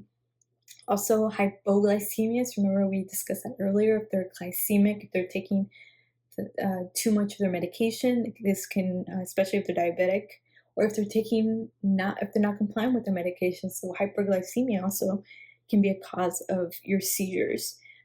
Also, hypocalcemia for these patients, water intoxication, which is really, really interesting. Also, if they have some type of brain disorder or brain tumor, remember we discussed earlier the brain tumors and how one of the symptoms that the patient will present if it's a focal tumor is going to be seizures. So you want to make sure that you have that also in the differential of your mind. So brain metastasis, brain tumors. Also, if they're taking certain drugs and they're not compliant with their drugs, it's actually the most common cause of seizures is that the patient is just not compliant with their drugs. So you want to make sure that you think about that also. Also, it can present in acute withdrawal from alcohol. So if a patient is alcoholic and they are in remission, so you want to think about also seizures being a cause of this. And then of course you have your miscellaneous ones like your pseudo seizures, okay? Which is usually a patient will have a psychiatric illness like conversion disorder, for example. Also eclampsia. So remember we talked about eclampsia in my OB-GYN video. So with eclampsia, seizure is a big part of the symptoms the patient is going to be presenting with, right? So we have a proteinuria, we have edema, and then our seizures, which are part of eclampsia. And then childhood febrile seizures usually also. So remember with childhood febrile seizures, the majority of them are benign, but if they do last more than a certain amount of time and they're repetitive, then it can be bad and we need to treat the patient. But usually with febrile seizures, it's benign. So we just have to make sure that we tell the parents that it's benign, it doesn't mean anything serious, and to calm them down. And then of course, if they're intoxicated, so if they're on drugs like cocaine, if they have an infection like meningitis, some type of brain abscess or septic shock, if they have a stroke also they can present, and then a TIA with these patients, and then of course if they have increased intracranial pressure. Okay, so these are just some of the causes of seizure disorders. All right, guys, so we are done with neural finally. So why don't we go into renal? So renal, like I said, I just finished my nephrology rotation, so hopefully I'm better with renal because I know for sure renal was one of the things I struggled with. So with renal, just make sure that you are very, very familiar with your respiratory acidosis, your respiratory alkalosis, your metabolic acidosis and metabolic alkalosis, your acid-base disturbances. Make sure that you know how to read them. Your ABGs, you're definitely going to get a question on that. And usually with your acid-base disturbances, you have your primary, which is usually due to an acute process of something that's going on. Like for example, respiratory acidosis.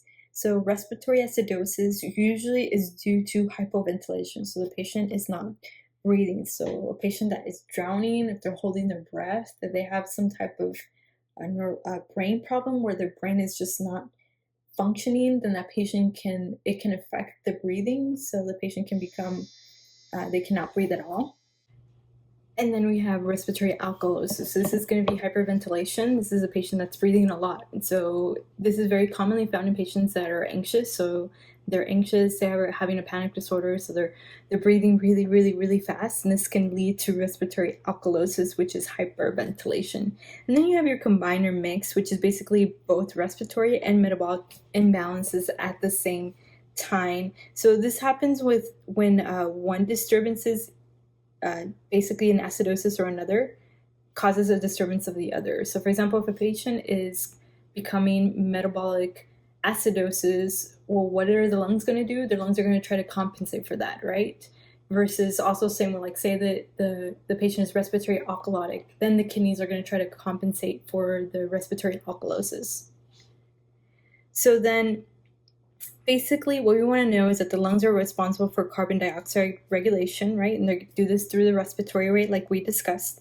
So acidosis is going to cause increased respiratory rate to try to get rid of all that carbon dioxide that the patient is accumulating, right? Because if they're respiratory acidotic, basically you're holding your breath, the patient's not breathing and they're holding onto all that carbon dioxide. So what's going to happen is that in order to compensate that, patient's going to breathe a lot faster to try to blow off the excess carbon dioxide. And then alkalosis depresses respiration to retain carbon dioxide.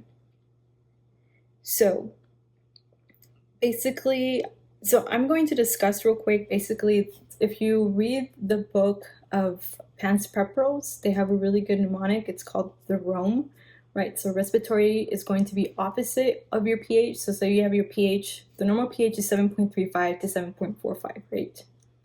And then if you look at your respiratory and it is higher than, say it's 35 to 45, that's normal. If it's higher than 45, say it's like 47, and then you have your pH of 7.23, which is lower than the 7.35, then you're thinking about something respiratory, right? Because it's opposite. So the pH is low and the respiratory is high. Versus your metabolic, it's going to be Rome. So respiratory opposite, metabolic is going to be equal, so it's going to be the same. So anything that's metabolic, it's going to be equal to the pH. So if the pH goes down, then your bicarb is going to go down. If, for example, for respiratory, if your pH goes up, then your respiratory is going to go down. So that's how it is. That's why it's opposite. And that's how I memorized it, and I'm able to answer these questions. So like we discussed, so let's go into respiratory acidosis. Basically, like we said, this happens because there's inadequate alveolar ventilation, so you're retaining all that carbon dioxide. And then whenever you have an increased amount of carbon dioxide, that's going to cause a lower pH, which is going to make the patient more acidotic. So some of the acute causes of respiratory acidosis is going to be COPD, right? Like emphysema. So these patients are retaining a lot of air and they can't breathe because of a problem with their alveolar.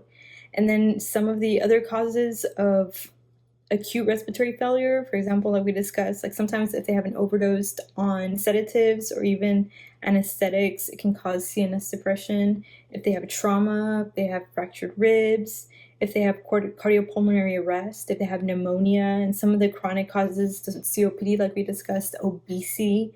Also, if they have neuromuscular disorder like myasthenia gravis or Guillain-Barré syndrome, remember we discussed with myasthenia gravis, we want to make sure that we protect the lungs because the patient can go into respiratory arrest.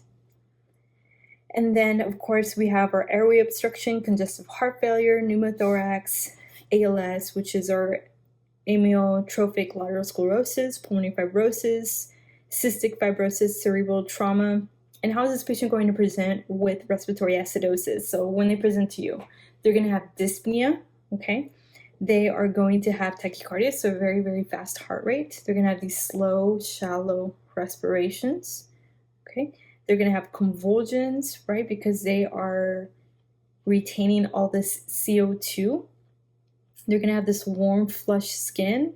They're going to have altered mental status. They'll have cyanosis, which is usually a later sign. And how is the body going to compensate for the respiratory acidosis? So basically, the body is going to attempt to increase the renal reabsorption of bicarb, which is going to help raise the pH back to its normal, okay?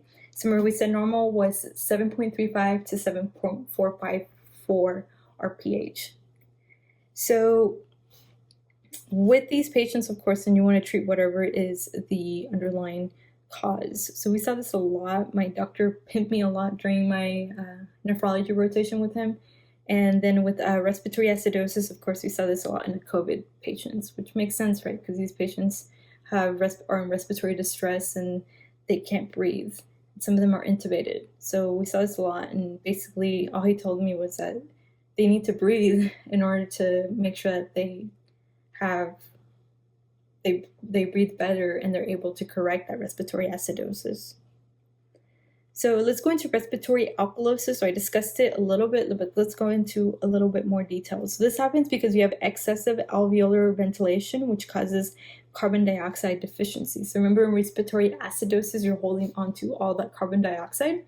In respiratory alkalosis, it's the opposite. You're getting rid of all that carbon dioxide. So it's hypocapnia.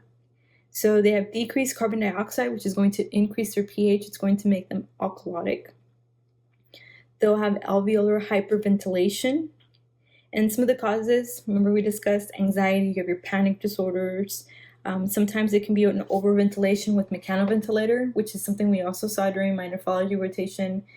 Patients that are ventilated mechanically presenting with respiratory alkalosis. If they have a fever from being in septic shock, also if they have an aspirin overdose, if they're in severe pain, and if they are pregnant, okay, sometimes even when you're hyperventilating during labor and delivery, thyrotoxicosis, and then also if you have pneumonia or asthma can cause a stimulation of the pulmonary receptors.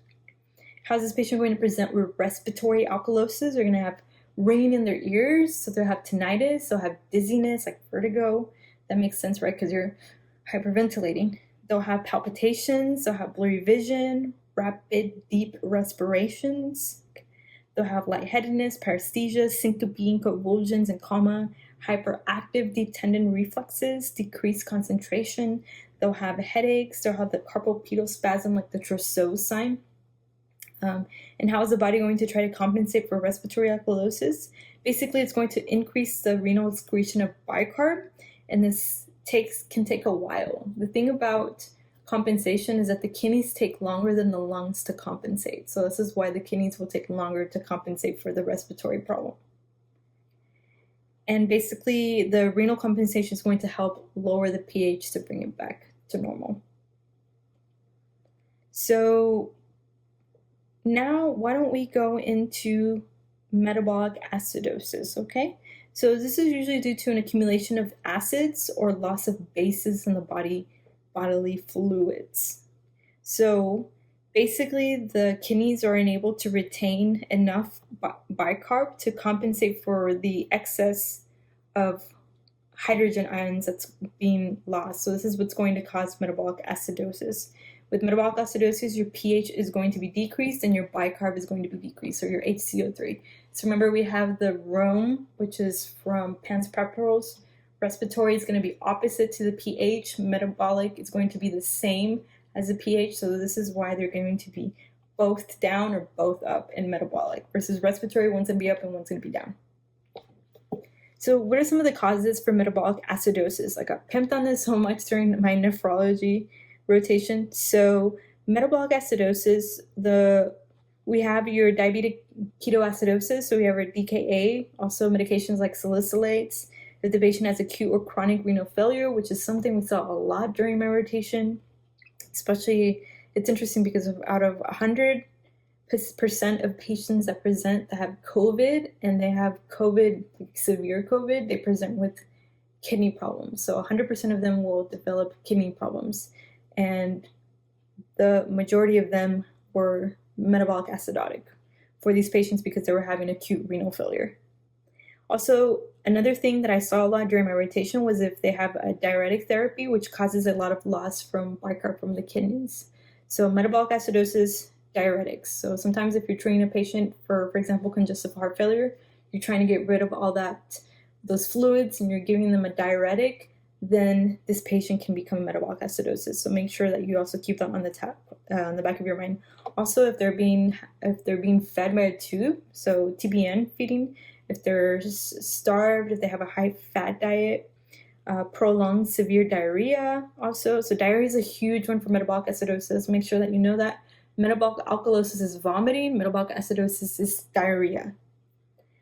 Also, if they are intoxicated with alcohol, and then also due to low tissue perfusion due to trauma or burns, the patient can present with. So how is the patient going to present with? So this one's pathognomonic for metabolic acidosis. So if you read this in the question stem, it's metabolic acidosis, and it's also commonly associated with DKA. And it's going to be your Kussmaul respiration. So make sure that you know that Kussmaul respirations, metabolic acidosis, DKA. The patient's going to be drowsy, they're going to be confused, they can be in a coma, they can have a headache, lethargy, they'll have dry, flushed, warm skin, peripheral vasodilation, they'll have this fruity breath, especially if they're in DKA. So what's causing the fruity breath in these patients? It's going to be ketones. Also, we're going to be presenting with nausea. So how is the body going to compensate? So the body's going to compensate. They're going to try to increase the respiration rate. So that's how the lungs are going to be compensated. And this is going to decrease the PCO2 level, and it's going to raise the pH. So respiratory compensation takes several minutes, but sometimes it can take several hours to fully compensate. So remember, versus like the kidneys will take days, more than like 24 to 48 hours to compensate. So that's why the lungs are a little bit faster than the kidneys in compensating. So usually on the next one we're going to go into is going to be metabolic alkalosis. So metabolic alkalosis due to an excessive accumulation of fixed bases or excessive loss of fixed acids in body fluids. Some of the major causes of metabolic alkalosis is because you're losing a lot of fixed acid like HCl, it's either from the stomach, NG suctioning, or excessive vomiting. So remember we said metabolic acidosis is diarrhea, metabolic alkalosis is vomiting. So make sure that you know that. I can guarantee that you will have a question on that on your exam. So metabolic alkalosis is going to be what? Metabolic alkalosis is going to be vomiting, acidosis is going to be diarrhea. Especially you see this in a patient that is, for example, what psychiatric disorder presents with metabolic alkalosis? We can talk about bulimia, right? These patients are vomiting. They're vomiting, they're inducing vomiting. And this is why they can present with metabolic alkalosis. They can also present with metabolic acidosis if they are the types that like to use laxatives, but just make sure that you also know that, because I definitely had this question also. And then you can also have anorexia where a patient induces vomiting. They can also present with metabolic alkalosis. So, etiology. So what are some of the causes of metabolic alkalosis? So either because they're having excessive administration or ingestion of bicarb. This can definitely happen in the hospital if you're treating a patient. I've seen this in the hospital when I was doing my rotation, like I said, metabolic alkalosis. They're giving them too much bicarb. So this is what can cause metabolic alkalosis. Also, if they're losing a lot of hydrogen ions, either from NG suctioning or vomiting, if they have prolonged diuretic therapy, once again, especially if they're having they're on potassium wasting diuretics like your spironolactone medications, and then also if they are hypokalemic, if they have Cushing's syndrome. Hyperaldosteronism is a huge one, so make sure that you know that. Hyperaldosteronism is associated with metabolic alkalosis. I can guarantee you'll get a question on that. Post-hypercapnia also, which tends to happen because there's rapid correction of respiratory hypercapnia with mechanical ventilation. And then how is these patients going to present with metabolic alkalosis? They're going to be presenting with decreased respiration rate. So why decreased respiration rate? Well, it's because the lungs are trying to compensate, right, for the metabolic alkalosis. The patient is going to be presenting with dizziness, paresthesias in the digits and lips, carpal pedal spasm also. They'll be presenting with confusion, agitations, irritability, convulsions, coma. So the body's going to attempt to compensate through hypoventilation like we discussed earlier. So once again, with these, just make sure that you're familiar with how to see them on an ABG. So remember we said basically for our pH, the normal is going to be 7.35 to 7.45, or like my doctor would say, 7.4 to, he cut it off at 7.4, so 7.35 to 7.45. And then the most common cause of metabolic acidosis is going to be your diarrhea, right? Metabolic alkalosis is going to be your vomiting. Metabolic acidosis is associated with DKA, and respiratory acidosis, the patient is basically not breathing, versus respiratory alkalosis, the patient is hyperventilating. So causes of respiratory alkalosis is your hyperventilation, you have your panic disorders, right, your anxiety. And then causes of respiratory acidosis, you have some of your chronic obstructive pulmonary disease, your COPD, like emphysema, okay? And then Kussmaul breathing is associated with what? Kussmaul breathing is associated with metabolic acidosis, which is associated with DKA. Patient has fruity breath. You want to think about DKA, right? Metabolic acidosis. What's causing the fruity breath? It's going to be the ketones is causing the fruity breath. And then hyperaldosteronism. What did we say hyperaldosteronism was associated with? It's going to be associated with metabolic alkalosis, okay? And which do the kidneys or do the lungs compensate quicker? It's going to be the lungs compensate quicker, the kidneys take a longer time to compensate. All right, guys, so why don't we go on to our next topic, okay? So let's talk about our anion gap. So the anion gap changes from different books in regards to the numbers. So the book that I'm studying for right now says that the normal range for anion gap is between 9 to 16, okay? So just make sure that you know that anything that's higher than that is considered a high anion gap. And what are some of the causes of high anion gap? We have lactic acidosis, ketoacidosis, acute renal failure, chronic renal failure with toxins, like you have your methylene, ethylene glycol, salicylate. You have your mud piles mnemonic, which is for high anion gap, which is your M is for methanol. U is going to be for uremia, D is going to be your DKA, and then P is going to be your peraldehyde. And then we have your I, which is going to be isoniazide, L is going to be your lactic acidosis, E is going to be your ethanol or ethylene glycol, and then finally your S is going to be your salicylates.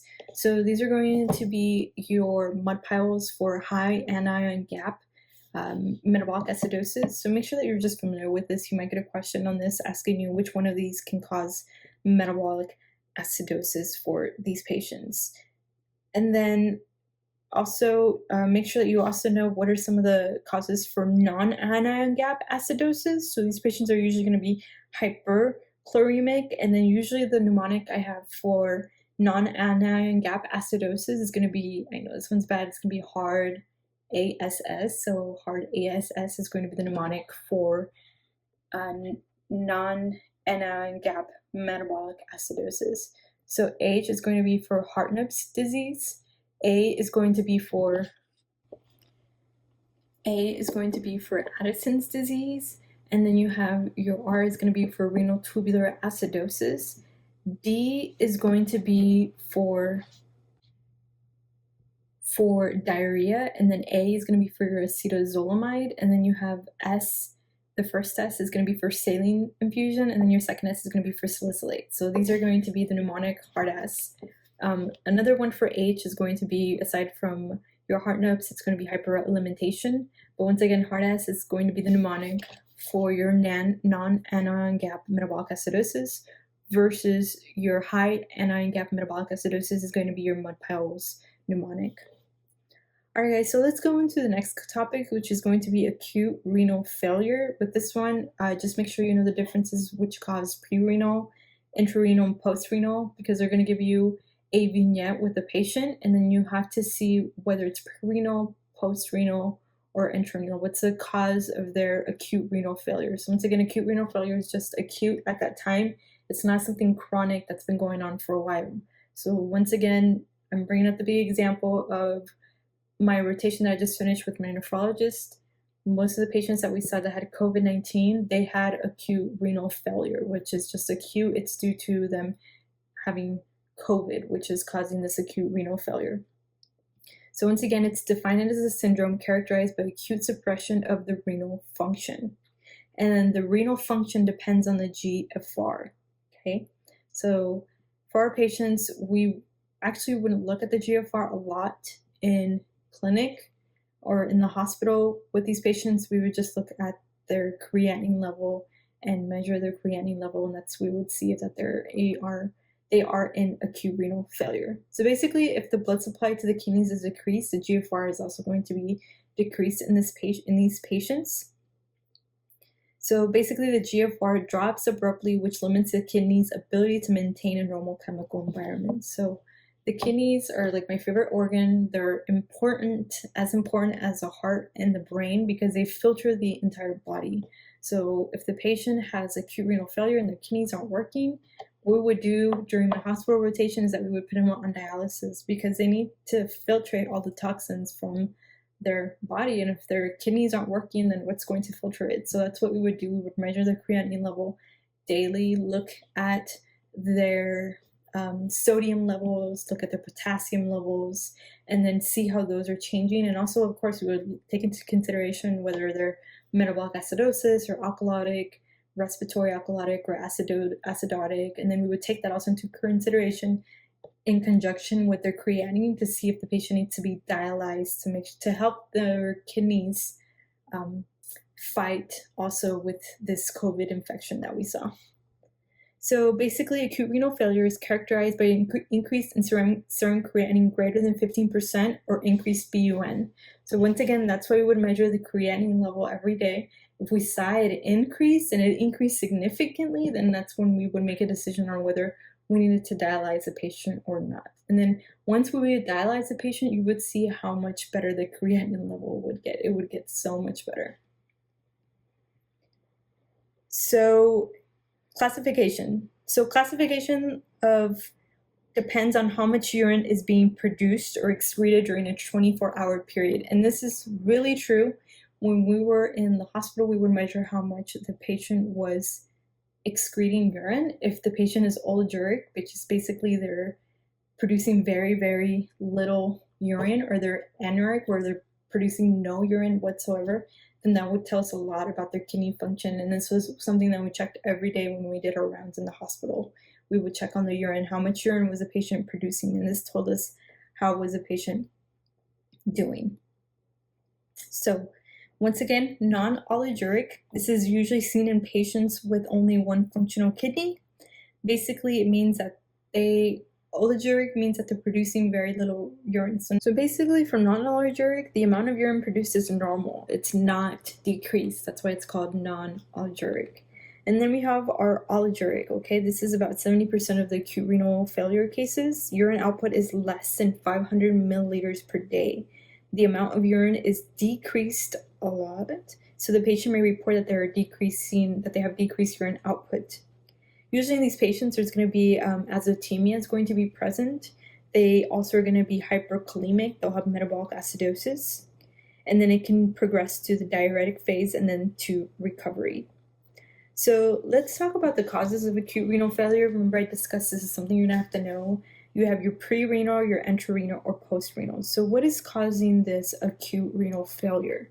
Okay, so we have to know where it in the kidney is causing the failure. So let's start with pre-renal, which is before you get into the kidney, right? Pre-renal. Usually this is due to ischemic causes. So basically there's no blood that's going to the kidney. Usually the GFR will drop because the renal perfusion factor drops also. This is usually seen in states of shock, and if the patient is usually dehydrated. Actually, that's the most common cause of pre-renal failure, according to what my nephrologist said, is dehydration. It can also be a combined effect from afferent arterioconstriction from NSAIDs or IV contrast, plus also efferent arteriodilation from ACE inhibitors or ARBs. So if these patients are on these medications, it can also cause pre-renal kidney failure. Usually also with pre-renal, often intrinsic acute tubular necrosis is usually not corrected. So that's why it's really important that you correct your ATNs. Also, pre-renal is the most common cause of acute kidney injury with these patients. Treatment involves usually volume depletion to restore the volume and renal perfusion. Like I said, the most common cause pre-renal is usually going to be dehydration, which makes sense of why you want to give these patients volume repletion to restore the volume that they've lost. So let's go into our intrarenal. So our intrarenal is usually going to be through interstitial, so it's within the kidney. Something's going on in the kidney that's causing the kidney failure. So basically it can be due to the cells and interstitial spaces that are dysfunctional. There's damage to the glomerulus, the Bowman's capsule, to the damage to the proximal and distal convoluted tubules. This can also be a cause due to vascular, glomerular, or tubule interstitial injury that can cause acute tissue necrosis. And then also with these patients, what's going to be the hallmark of intrarenal? It's going to be your cellular casts. These are going to be the hallmark of intrinsic renal failure. And it was interesting, my doctor said something was really interesting. So basically, casts to kidneys are basically what melena is to GI and hematochezia is to the GI. So that makes sense, right? So whenever you see blood in the stool, or if the patient has bright blood in the stool or dark blood in the stool, it'll let you know where the GI bleed can be located, right? Whether it is an upper GI bleed or a lower GI bleed. Same thing if the patient is vomiting bright red blood, then we're thinking about an upper GI bleed, right? That's the same thing with the kidneys. So your casts is the same thing. So whenever you see casts, it'll tell you where is it occurring in the kidney, what renal failure is occurring in the kidney, and what's going on in the kidney, just by looking at the shape of the cast and the color of the cast. So basically with these patients, it's usually classified with intrarenal as acute tubular necrosis. You can have acute tubulointerstitial nephritis. It can be glomerular, like acute glomerulonephritis, and then vascular. So some of these are the causes of intrarenal kidney failure. And then we have our post-renal, okay? So this is after the kidney. So there's some type of obstruction that is occurring. This is the most common cause. So something is obstructing the passage of urine that is causing damage to the kidneys. Some of the most common causes is going to be your BPH and older men, so your benign prostatic hyperplasia. And it was really interesting because I actually saw a patient with this that had BPH and he had acute renal failure. So we had to make sure that we took care of the BPH so that he wouldn't develop this renal failure. Also kidney stones, so nephrolithiasis, if you have a really big stone that is stuck in one of the ureters, and it can cause damage to the kidneys. In addition, another cause can be basically anything that's obstructing the urine or is causing obstruction that can cause acute renal failure. So make sure that you know that. So once again, prerenal is before you get to the kidney, that the most common cause of prerenal is going to be dehydration. Intrarenal is anything that's occurring within the kidney that can damage, for example, the glomerulus, the Bowman space, the tubules, anything that's damaging that can cause intrarenal. So for example, your acute tubular necrosis, your acute glomerulonephritis, and then post-renal is afterwards. So any type of obstruction, if it's due to a kidney stone, malformation even, or even the most common one is a BPH that I kept seeing in the hospital when I was rotating with my doctor. And then of course, treatment for your post-renal is going to be by removing the obstruction, right? Whatever is causing that obstruction. So how are these patients going to be presenting? So this is specifically with intrarenal, of course. So if it's glomerular disease, they're going to be presenting with hematuria, which is basically blood in their urine. Red blood cell casts always tell you that there's something to do with the glomerular disease, and hematuria is usually hallmark. It's usually a gross hematuria also. The urine's going to be defined and also described as a Coca-Cola urine. Also, they'll have proteinuria. So whenever you see proteinuria in the urine, you know that's something that is due to kidney failure, because basically in the kidneys, only very small solutes go through. So if you have big proteins going through, it's because there's a damage there. It's a damage that everything's going through and the kidneys are not filtering it. So this is why you're getting a lot of proteinuria. Also, they'll have oliguria, so less than 500 milliliters of urine per day. The normal is about 1.5 liters per day. They'll have azotemia, which is basically their elevated BUN and creatinine levels. They'll have edema, which is basically like facial inflammation. They can also have edema in the face and in their extremities. That was something that we checked for every single patient. We went in it and we would basically just place our hands on their feet, on their extremities, like on their legs, and just look for any edema. Like if you can basically tell in these patients if they're fluid overloaded or if they're dry. It's just by placing your fingers on their skin, and you would see just like edema there. You would see your fingers just kind of go in and out. It was pretty interesting. That was a cool physical exam that we did on all these patients for my nephrology rotation. And then what is edema due to? Edema is due to hypoalbuminemia. So they're losing all their albumin. This is why they have this edema. Hypertension also they're going to be presenting. They'll have fever, abdominal pain, flank pain. Also, they can have anuria, which is basically no urine whatsoever if they have some type of obstruction going on. And then why don't we go into real quick our nephritic versus nephrotic. You are definitely going to have a question with this. Make sure that you're familiar with nephritic and nephrotic. So what's the difference between both of them? So basically nephritic is an inflammation of the glomeruli. These patients are going to be presenting with oliguria, which is very, very little urine. Remember we discussed they'll be presenting with hypertension. They'll have Coca-Cola colored urine, hematuria.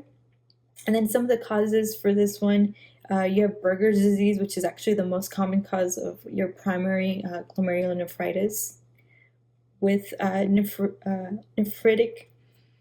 And now, why don't we go into nephrotic? So nephrotic, the patient's going to be presenting with hyperlipidemia. They'll have hypoalbuminemia. They'll have peripheral edema, and they'll have massive proteinuria with these patients. They'll also have edema.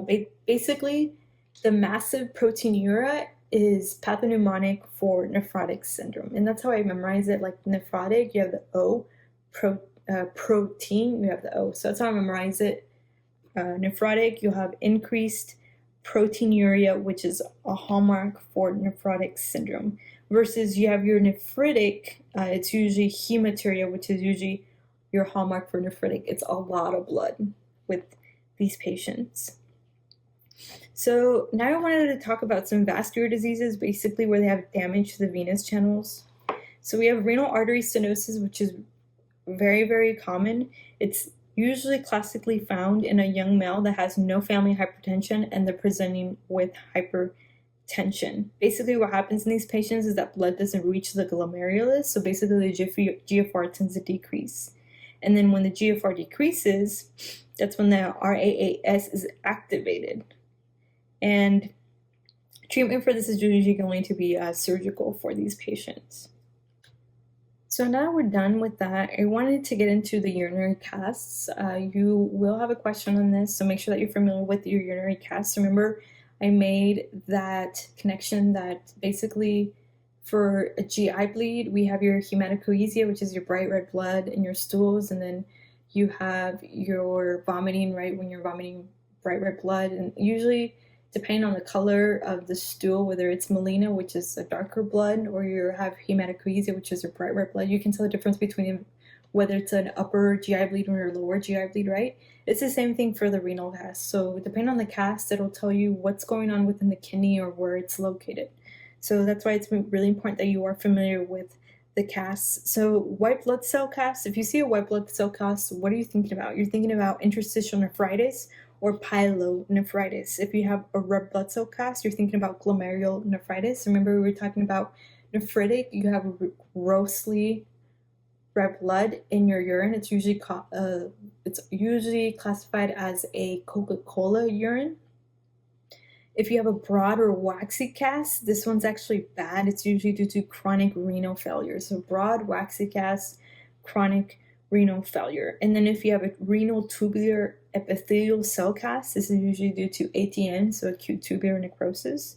Your granular casts are usually due to chronic renal failure. And then if you have your muddy brown cast, this is usually due to acute tubular necrosis also. So muddy brown cast, acute tubular necrosis, make sure that you know that. And if you have your fatty cast, like your fatty oval fat bodies. This is usually due to nephrotic syndrome. So remember, oval, O, nephrotic. That's how I memorized it also. And then your hyaline casts, these are usually benign. They'll try to trick you with this, so make sure that you know that these are benign. They'll usually say that it was someone that was like exercising, and then they're having these casts of hyaline, and this is usually due to exercise, diuretics, and it usually tells you it's a very concentrated urine. So make sure that you're familiar with these casts. So basically, how are you going to manage a patient in acute renal failure? So we discussed all the causes, right? So usually with acute renal failure, remember we want to measure their fluid balance. That's what we did also in the hospital, especially for prerenal. The most common cause is what? Dehydration for prerenal. So we want to measure input and output daily. We also measure their acid bases. We want to make sure that they are not acidic or alkalotic. If they're acidic, basically if their pH is less than 7.35, like 7.2, then we would treat them with bicarb. We want to make sure that we're measuring their electrolyte balances, which is something we did a lot in the hospital. Remember I said we looked at their sodium, we looked at their potassium, we looked at their magnesium, their phosphate, and then we treated whichever one. So if they had increase of one, then we treated that one, especially with your hyperkalemia, right? And your hypokalemia, those can give you arrhythmias and heart problems, and you can die from these. So that's why it's really important that we measure these hyperkalemia and hypokalemia.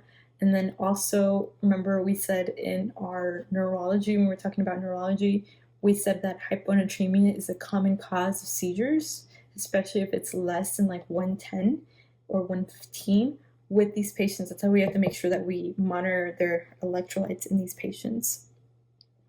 And then, of course, we want to manage their prerenal hypertension. They're anemic, which was a huge cause that I said a lot in the hospital with patients with acute renal failure, because of course, what does the kidney do? The kidney helps in creating blood. So if they're anemic, we want to make sure that we treat them with red blood cells, or we can also give them EPO. And then if uremia is present, then we want to dialyze these patients. So now let's go into our next topic, which is going to be chronic renal failure. Chronic renal failure is basically defined as the end result of several progressive renal diseases in which loss of nephrons occurs. So we talked about acute renal failure, which is basically acute, okay? This is basically reversible. And then we have our chronic renal failure, something that's been going on for a long time, that patients are having kidney problems. So as we age, it's like my doctor said, by the age we're 40, most of the function of our kidneys it's decreased. So basically, all our functions begin to deteriorate. The number of nephrons that we have tend to start decreasing. And then in chronic renal failure, basically, majority of these nephrons die in chronic renal failure. So most of these patients are unaware of the loss of their renal reserve. And usually this decline tends to happen like in more than 3 months. So it tends to decline within like 3 months to years. And usually some of the symptoms that the patient's going to have or signs that they are having declining renal problems is going to be proteinuria, abnormal urine sediment, abnormal serum or urine chemistries, abnormal imaging, inability to make urine. So remember we talked about oliguria, they might present with that. They'll have inability to excrete nitrogenous waste, decreased synthesis of vitamin D and EPO. So these patients can present anemic also. And like I said, some of these patients are unaware that they have renal failure. I remember when I was working in the ER, we had a patient that came in. She was coming in for a cough. She said that she had this constant cough, etc. We saw her, we did a chest x-ray, and she had pneumonia. And my nurse practitioner that I was with decided to look at her GFR, and he did, and her GFR was like low as less than 60. And so we informed her, and we told her we needed to admit her because of her GFR. And she was young too. She was probably like in her mid-30s, and she was clueless. She said she did not know. All she had was like mild back pain, but she didn't connect that to anything related to her kidneys. And she was like asymptomatic. She had no clue that she had like renal problems. And so she didn't want to stay at the hospital. She said she was going to follow up with her kidney doctor. But that's what I'm saying. Some of these patients sometimes may not have a clue that they have renal issues. So, what is the most common cause of chronic renal failure? The most common cause is diabetes. So, I'm currently doing my clinical rotation here in the Valley where my university is. I go to UTRGV, which is in the Valley. It's found where Edinburgh, Texas is, McAllen, Texas. And here, diabetes is huge. Everyone and their mothers have diabetes. And so, when I was doing my rotation, it was really heartbreaking to see a lot of these young patients with uncontrolled diabetes, and they had kidney problems. They were having to get dialysis. So it's really, really sad. It's the most common cause of chronic renal failure. Type 1 diabetes mellitus, it progresses to end-stage renal disease in about 40% of cases. And type 2 diabetes mellitus progresses to end-stage renal in 20% of cases. But like we said, diabetes 2 is more commonly found than type 1, so that's why diabetes 2 is more common, and it's the most common cause of chronic renal failure. The second most common cause is hypertension. Now, what I want to say is that I know I've been reading, and several books actually, there's still debate about this, but from what I read, the most updated one, diabetes is the most common cause. Like I said, you might read somewhere else where they say hypertension is, but in the book I'm reading right now, diabetes is the most common cause of chronic renal failure, and then your second most common cause is hypertension. So if they have uncontrolled hypertension for these patients. And then other causes, you have glomerulonephritis. This is usually due to like post-strep. That's why it's really important that you treat strep infections, because strep can go and damage the kidneys, and it can damage the heart. Also, you can have IgA. You can also have basically all of these. What they do is that they damage the glomerular structure, and this is going to decrease the GFR. You can also have glomerular diseases like IgA nephropathy, membranous nephropathy. You can also have tubular interstitial nephritis, which is basically damage to the renal tubulars and interstitial cells, like drug hypersensitivity, analgesic nephropathy, sickle cell nephropathy, cystic diseases like medullary cystic disease, obstructive nephropathies like prostatic disease, nephrolithiasis, congenital also vascular diseases like hypertensive nephrosclerosis, renal artery stenosis, hepatitis C, SLE, lupus.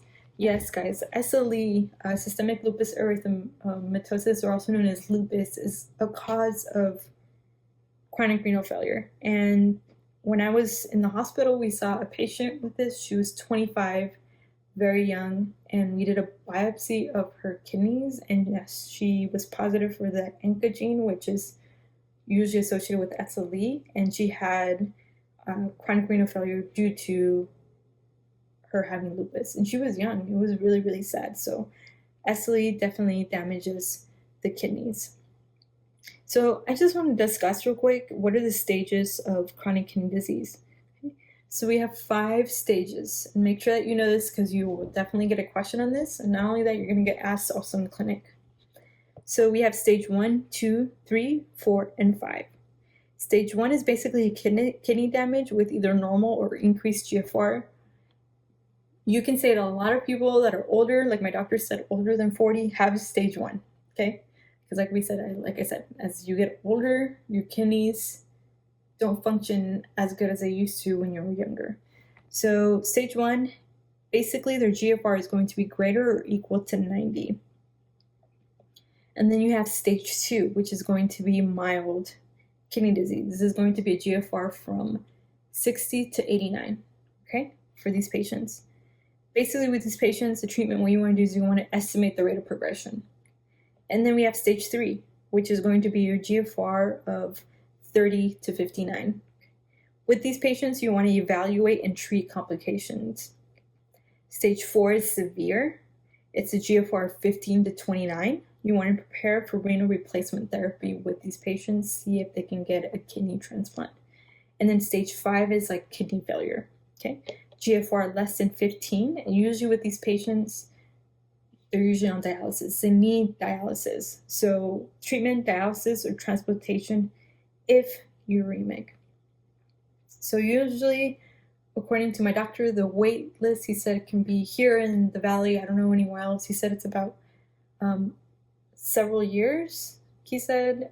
But if you have a family member that is willing to donate their kidney, then it'll be less. But usually on these patients, if they're waiting for a kidney, they're on dialysis until they get a new kidney. And when I was rotating with him, some of the dialysis would start at 5:30 in the morning. So we would get up with him and go and rotate with all the patients that were in dialysis. And you would see different ages from extremely young to like old. And it was really, really sad. So basically, what is the pathophysiology of chronic renal failure? It's basically a chronic destruction of nephrons. What are the nephrons made up? So nephrons are made up of the glomerulus, you have the Bowman's capsule, the proximal and distal convoluted tubule, and then you also have the ascending and then descending loop of Henle. There's also destruction to the nephrons in these patients, so this is going to cause, sometimes it can cause fibrosis, sclerosis, and tubular dilation. Glomerular function decreases also, tubular function decreases, so when that happens, basically their potassium, sodium, hydrogen, and bicarb are not reabsorbed. You can also have ischemia, toxins, and rupture of the tubular wall. You can have kidney atrophy. That was a lot that we saw. For every patient that we saw in the hospital, the first things that my doctor ordered was an ultrasound of the kidneys because he wanted to see what's going on in the kidneys. And all these patients had chronic renal failure, they had atrophic kidneys or they had small kidneys. And then also they'll have decreased synthesis of EPO. So what type of anemia are these patients going to present this with? Make sure that you know this. They're going to be presenting with normocytic, normochromic anemia. And sometimes with these patients, the kidney failure is so bad, you can't give them an EPO. You have to give them blood transfusions. So what is the most common one? It's going to be common anemia found in chronic renal failure. Make sure that you know that. Normocytic, normochromic anemia, which is also known as anemia of chronic disease, right? These patients are going to be presenting with increased plasma phosphorus, so have decreased calcium levels. And how are these patients going to be presenting? So like I said, sometimes these patients won't even know that they have kidney failure. And basically, usually, like I said, the symptoms are not going to present until they've had an advanced chronic failure. So they're already advanced. And if they do have symptoms, they'll have presenting with fatigue, nausea, vomiting, headache, itchiness, which makes sense, right? Because they're retaining all that urea, they're not able to get rid of it. Polyuria, which is they're having to urinate a lot or having to urinate at night. Anorexia. They'll have uremic fever, which is urine odor on breath. Uremic encephalopathy, which is, my doctor said it was very rare. Usually patients will present before that happens. And then also they'll have hyperproteinuria or hypoproteinemia. They'll also have hypertension. They can also have congestive heart failure. The urine's going to be dirty brown. Remember we talked about that. Pericarditis. I definitely saw this on a patient that had chronic renal failure. You can actually even hear the rub when you do your auscultation on the heart. And that makes sense, right? Because once again, their kidneys aren't getting rid of the uremia. They can have edema also because of hypoalbuminemia. And basically, you want to stage the patients, right? And depending on what stage is how you're going to treat them, like we discussed.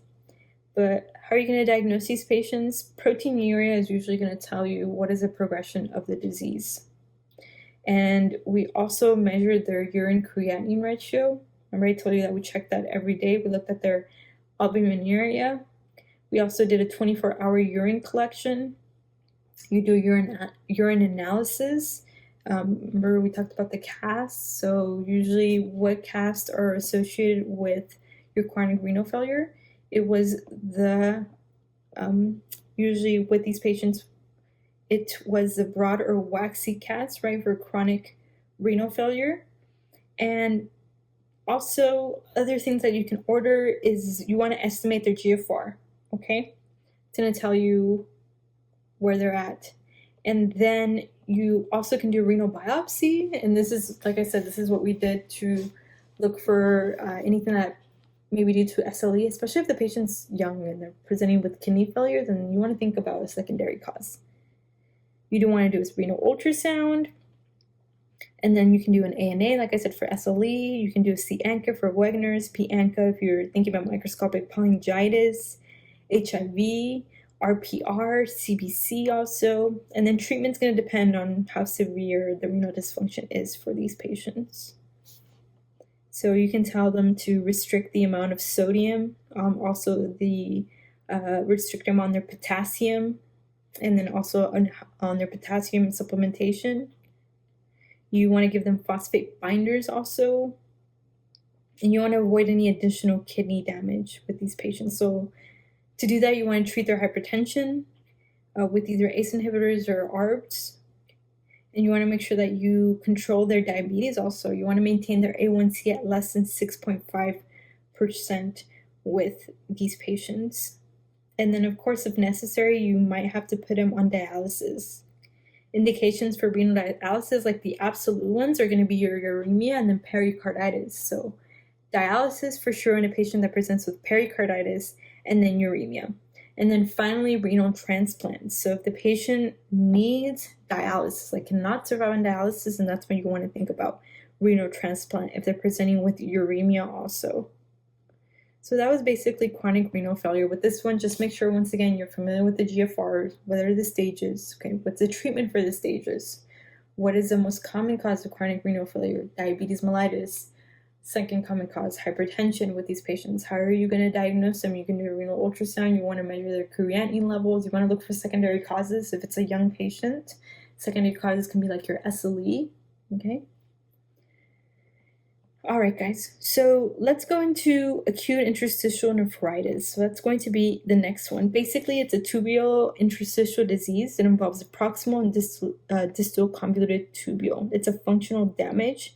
Some of the causes is renal tubular acidosis.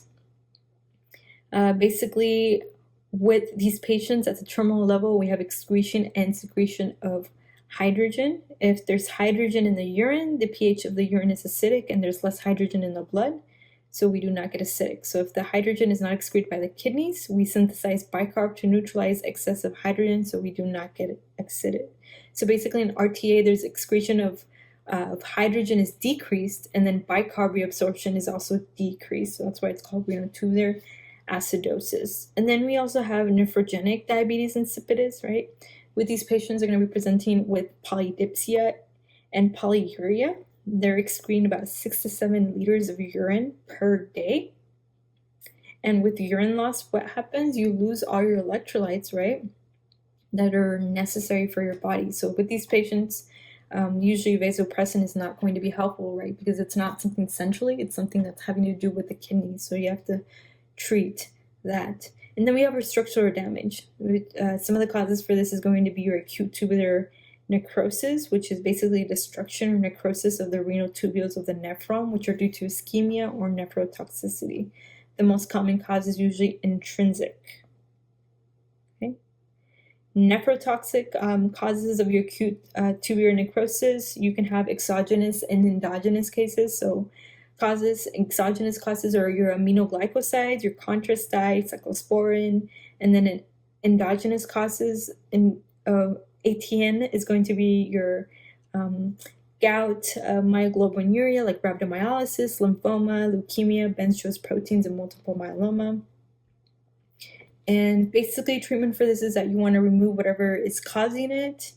You can give them IV fluids. You can also basically give them furosemide if the patient's euvolemic and not uremic, not urinating. And usually most of these patients tend to go back to their normal kidney function within like 7 to 21 days. And then we have our interstitial nephritis, which is basically an inflammatory or allergic response in the interstitium with sparing of the glomeruli and blood vessels. This is usually due to hypersensitivity to certain drugs. So just like your skin can get hypersensitive to certain drugs, so can your kidneys. So hypersensitivity to drugs like your penicillins, your NSAIDs, sulfa drugs are like one of the huge culprits. You have your cephalosporins, ciprofloxacin, rifampin, allopurinol is a big one also. Also infections like strep, CMV, Epstein-Barr virus, HIV. It can also be autoimmune. Once again, which one? SLE, sarcoidosis.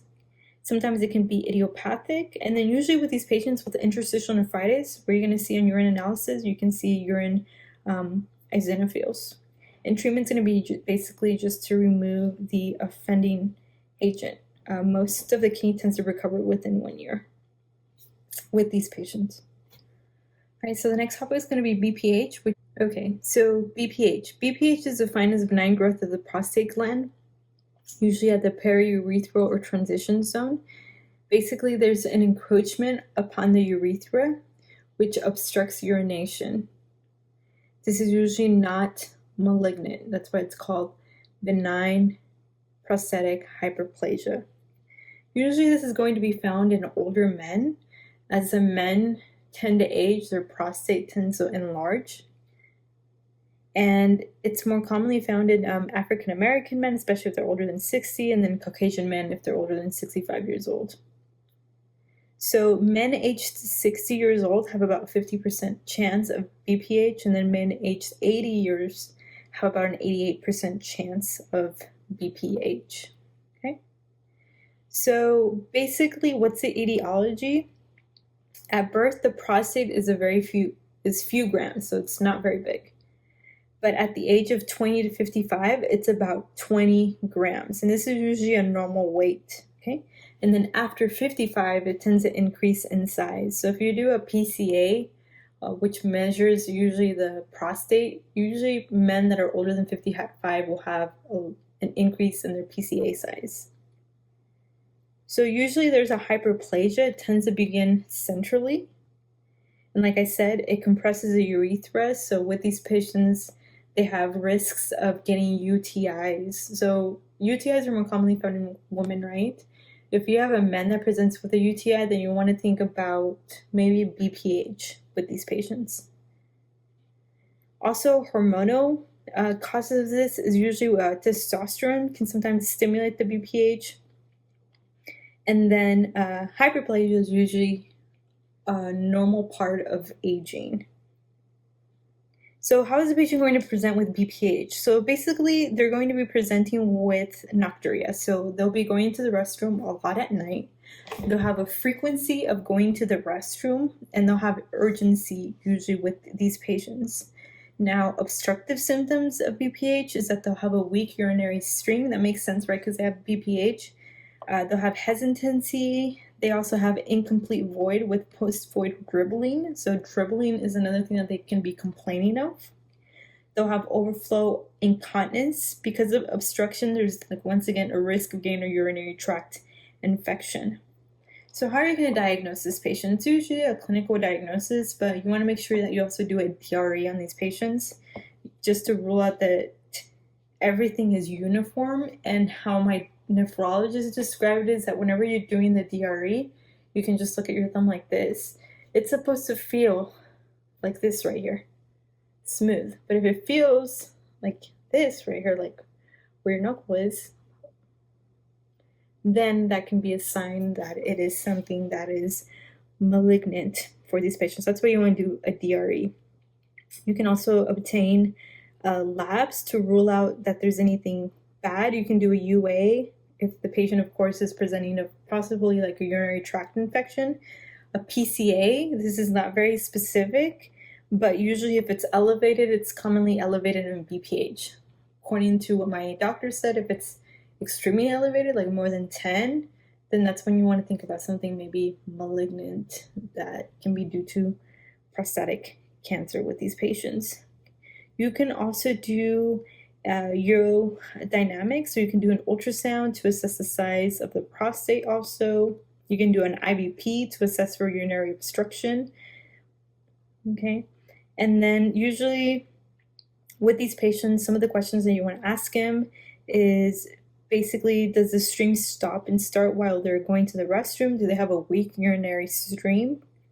Are they straining to start urinating? Do they have nocturia? So how many times at night do they go to the restroom?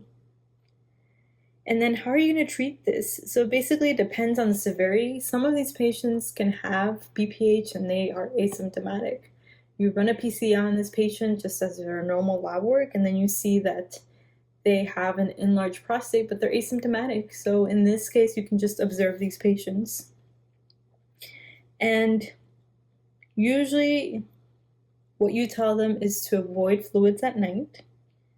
You tell them to reduce the caffeine intake that they're taking, and you want to evaluate them annually for any complications. If the patient is being symptomatic and they're having symptoms like the nocturia, which can be, it can affect someone's life. If they're having that urgency, it can be very embarrassing. So with these patients, what you can give them is that you can give them something like a finasteride or a dutasteride. Usually finasteride was the ones I saw in the question stems with these patients. And what you want to know about these testosterone conversion inhibitors, like your Proscar, finasteride, and your dutasteride, is that they do not provide immediate relief, but they have a positive effect on the clinical course of BPH. So basically, what they do is that they decrease the size of their prostate.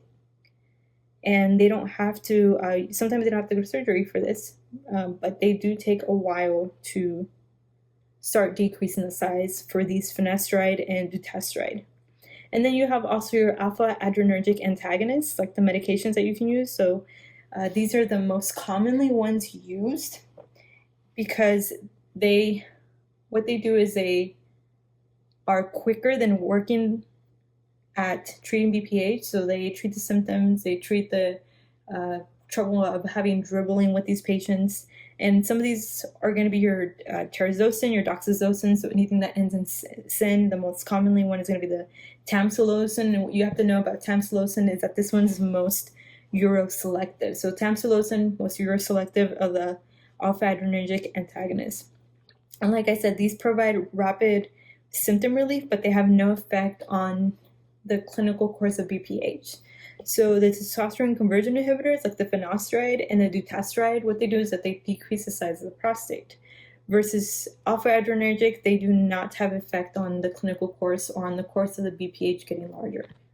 Okay, these are usually just to treat the symptoms. What they do is that they smooth muscle relaxation of the prostate and bladder neck. So they decrease resistance and decrease obstruction, and they increase the urinary outflow. So it's like a podcast I was listening to. If you can't give them a sin, you're going to give them a ride, okay? Can't give them a doxazosin or terazosin, then you can give them a ride, finasteride. But you have to make sure that you tell these patients that with the rides, it's going to take a while for them to start seeing benefits from this medication. And then, of course, finally, if you've tried the medications, it's not working, then you can do a surgery. The common one is going to be your TURP, the transurethral resection of the prostate. Okay, so next one we're going to go into is going to be your bladder cancer and then your renal cell carcinoma.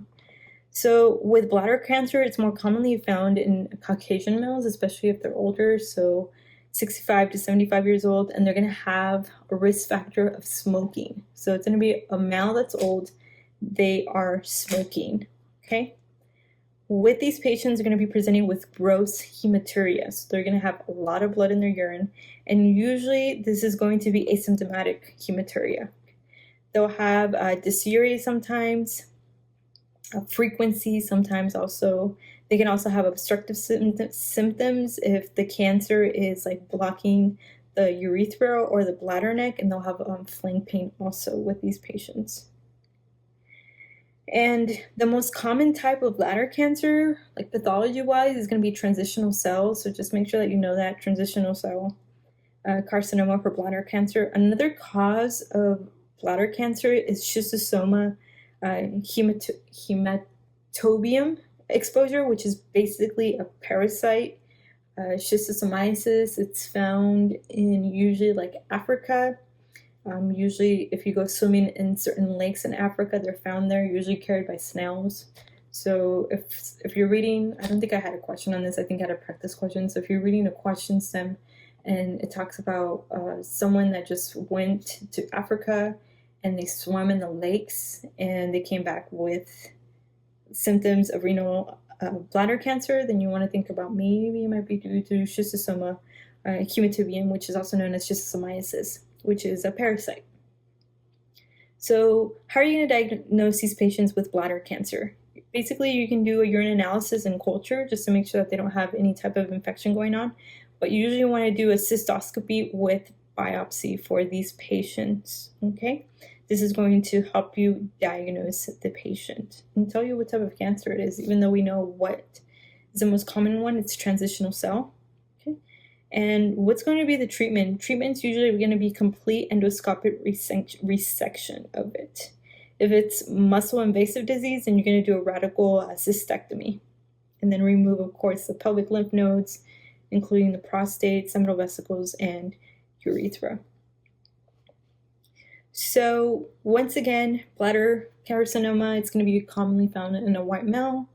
They're going to be older than 65. They're going to be usually a smoker, have a history of smoking. They're going to be presenting with gross hematuria. They'll have some flank pain, but usually it'll say smoking in the question stem.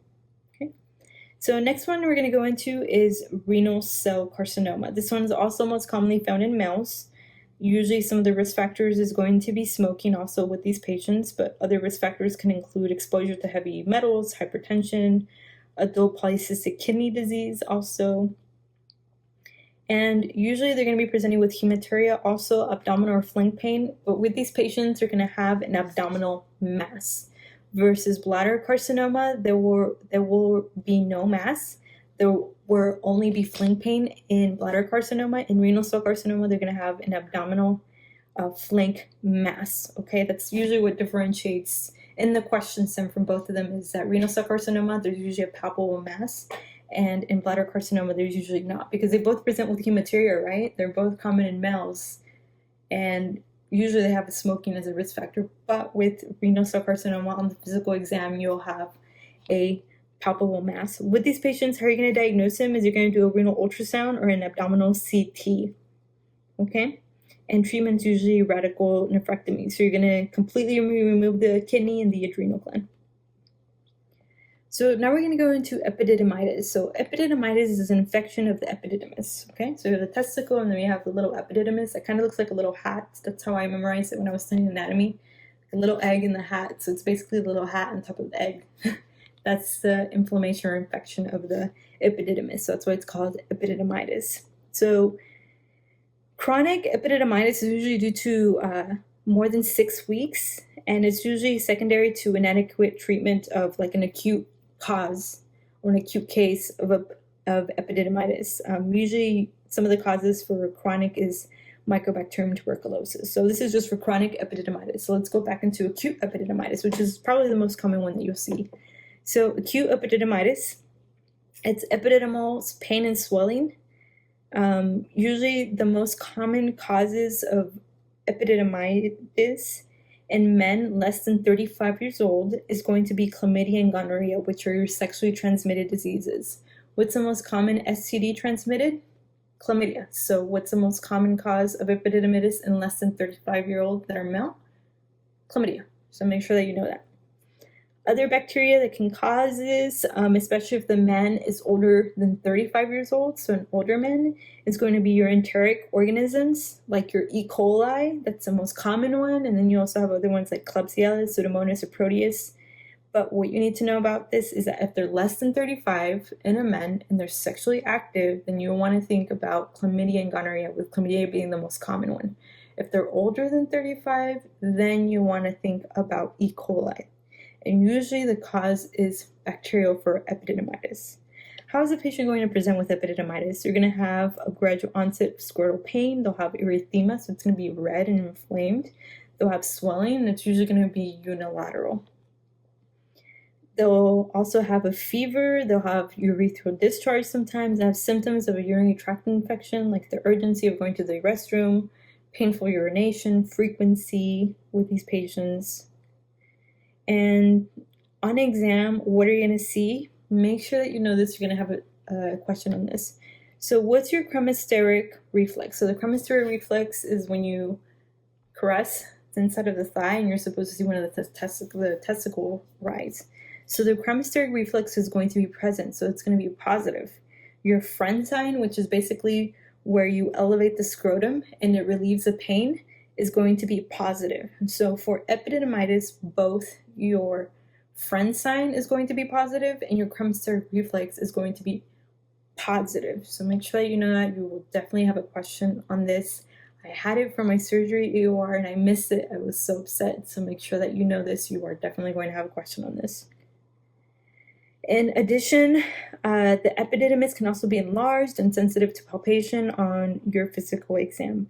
How are you going to diagnose this? You can do an ultrasound, and then on ultrasound, you're going to see increased testicular blood flow, which makes sense, right? Because it's nothing related to a testicular torsion. So that's why you'll have flow to the testicles. It's just an infection of the little hat on the little egg of the epididymis. You can also do a urinalysis. On the urinalysis, you'll see white blood cells, you'll see bacteria, and you can do also a gram staining culture if you think that it might be due to like chlamydia or gonorrhea. Okay. And then how are you going to treat this? So basically, if it's due to gonorrhea or chlamydia, what are you going to give them? You're going to give them Rocephin, ceftriaxone, 250 milligrams IM for 1 dose. You can also give them azithromycin, 1 gram orally times 1 dose. Or you can give them doxycycline, 100 milligrams twice a day for 10 days, plus ceftriaxone, 250 milligrams IM for 1 day. Okay, so that's if the patient can't take azithromycin for some reason, then you would give him doxy. But it's usually your ceftriaxone and azithromycin because you're treating for both gonorrhea and chlamydia. So urinary tract infection source. So if it's a male older than 35, then we can give them something like ciprofloxacin, 500 milligrams twice a day for 10 to 14 days. If it's a child, you can give them something like cephalexin or amoxicillin. And then if it's a chronic epididymitis, like we stated earlier, then you can give them a 4 to 6 week trial of antibiotics. So it's going to be antibiotics for a longer period of time, 4 to 6 weeks. So let's go into erectile dysfunction. So erectile dysfunction is most commonly found in males that are older, right? Usually if they're older than age 40 to 70 years old. What are some of the risk factors for erectile dysfunction? Is going to be if the patient's a smoker, if they're hypertensive, if they have diabetes, if they have if they've had a past medical history of having a heart attack, myocardial infarction. So how is the patient going to be presenting? Basically, they'll have the inability to attain or maintain an erection for sexual performance for these patients. This is usually a clinical diagnosis, and then you can give them a PDE5 inhibitor, like as the medication, like your sildenafil, right? You can also give them vacuum constriction device. You can give them an intracavernosal injection, but I don't think I would do that because that sounds very painful. You can also do a penile prosthesis, but usually the most one is going to be your phosphodiesterase 5 inhibitors, right? Like your sildenafil. So let's go into glomerulonephritis. So this is a nephritic glomerulopathy. This is a glomerular syndrome of intrinsic acute kidney injury. So with these patients, basically they have an inflammation of the glomeruli. Makes sense, right? Glomerulonephritis, inflammation of the glomeruli, where it causes protein and red blood cell leakage into the urine. So remember we discussed this earlier. How is the patient going to be presenting? They'll have hypertension, hematuria, red blood cell cast. It's going to be a lot of hematuria. It'll be gross. They'll have edema also, and then they'll have azotemia. Usually IgA nephropathy, also known as Berger's disease, is actually the most common cause of acute glomerulonephritis in adults worldwide. It tends to affect young males, and it tends to affect them after they had some type of like viral infection, whether it was an upper respiratory tract infection or a GI infection. So with these patients, what you'll see on your diagnostic test is a positive IgA mesangial deposits on immunostaining, and treatment's usually going to be your ACE inhibitors with or without corticosteroids. Okay. So once again, most common cause of acute glomerulonephritis in worldwide in adults, it's going to be what your Berger's disease, IgA nephropathy. Usually the patient on the question stem is going to say that they had a past medical history of an upper respiratory infection, whether it was a viral one, a GI, or upper respiratory infection, like I said. And usually treatment for this is going to be ACE inhibitors or corticosteroids. Another type of glomerulonephritis is your post-streptococcal infection. This is usually with the patient that just had a strep infection, and Basically, it's due to the toxin that Streptococcus causes.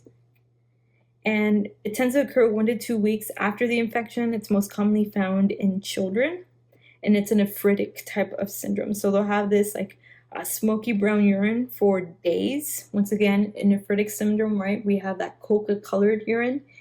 There's a really good comic for, if you're a visual person, for IgA nephropathy, and it's literally because it's also known, IgA nephropathy is also known as Burger's disease, right?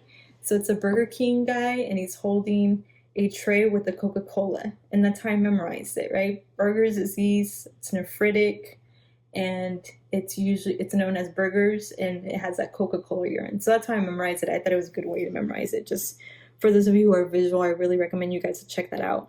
But going back, to like post-streptococcal acute glomerulonephritis, they'll have elevated ASO titers for 4 to 6 weeks, and they'll have low serum complement C3. So most of these cases are self-limiting, so usually all you have to do is give them supportive treatment with or without antibiotics for these patients.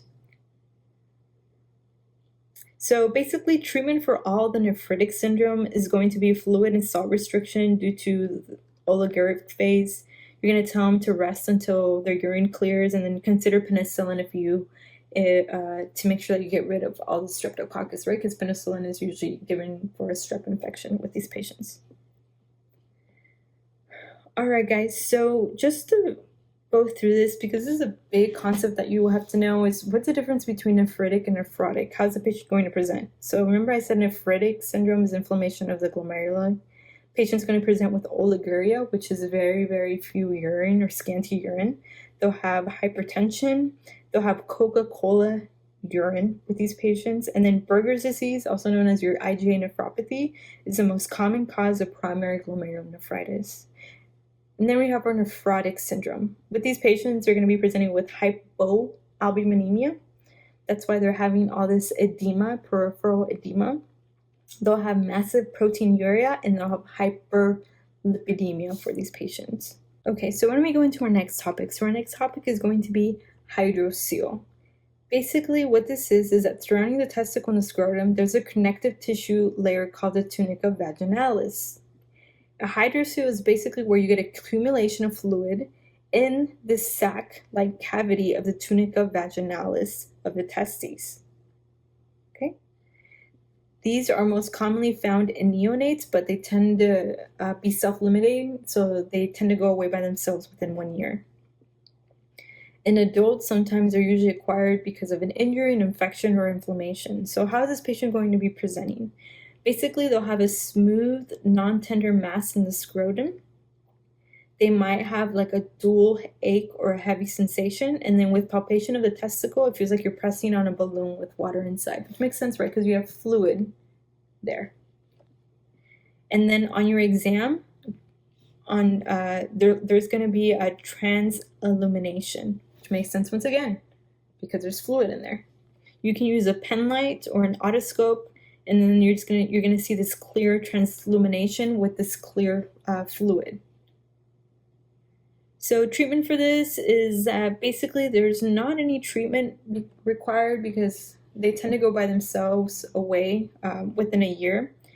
But if necessary, if it's still there after a year, then you can perform surgery with these patients. So that's all you need to know about hydrocele, okay?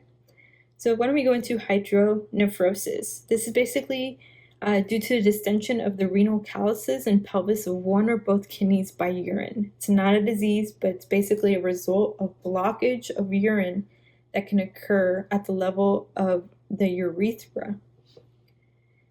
You can also have bilateral hydronephrosis, or you can have unilateral hydronephrosis, and it's usually due to, once again, the urinary obstruction that causes this can cause a decrease in GFR. It can cause problems with your tubular function, and then also renal blood flow.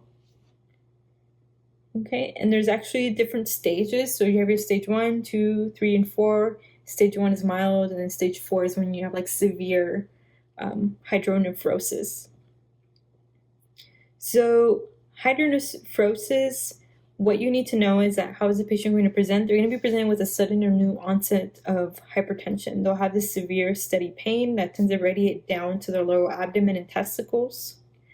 They'll have disturbed excretory function or difficulty going to the restroom. So they might have anuria, oliguria, which makes sense because they're having a obstruction also, right? They can have fever, and then they'll have distension of kidney or bladder.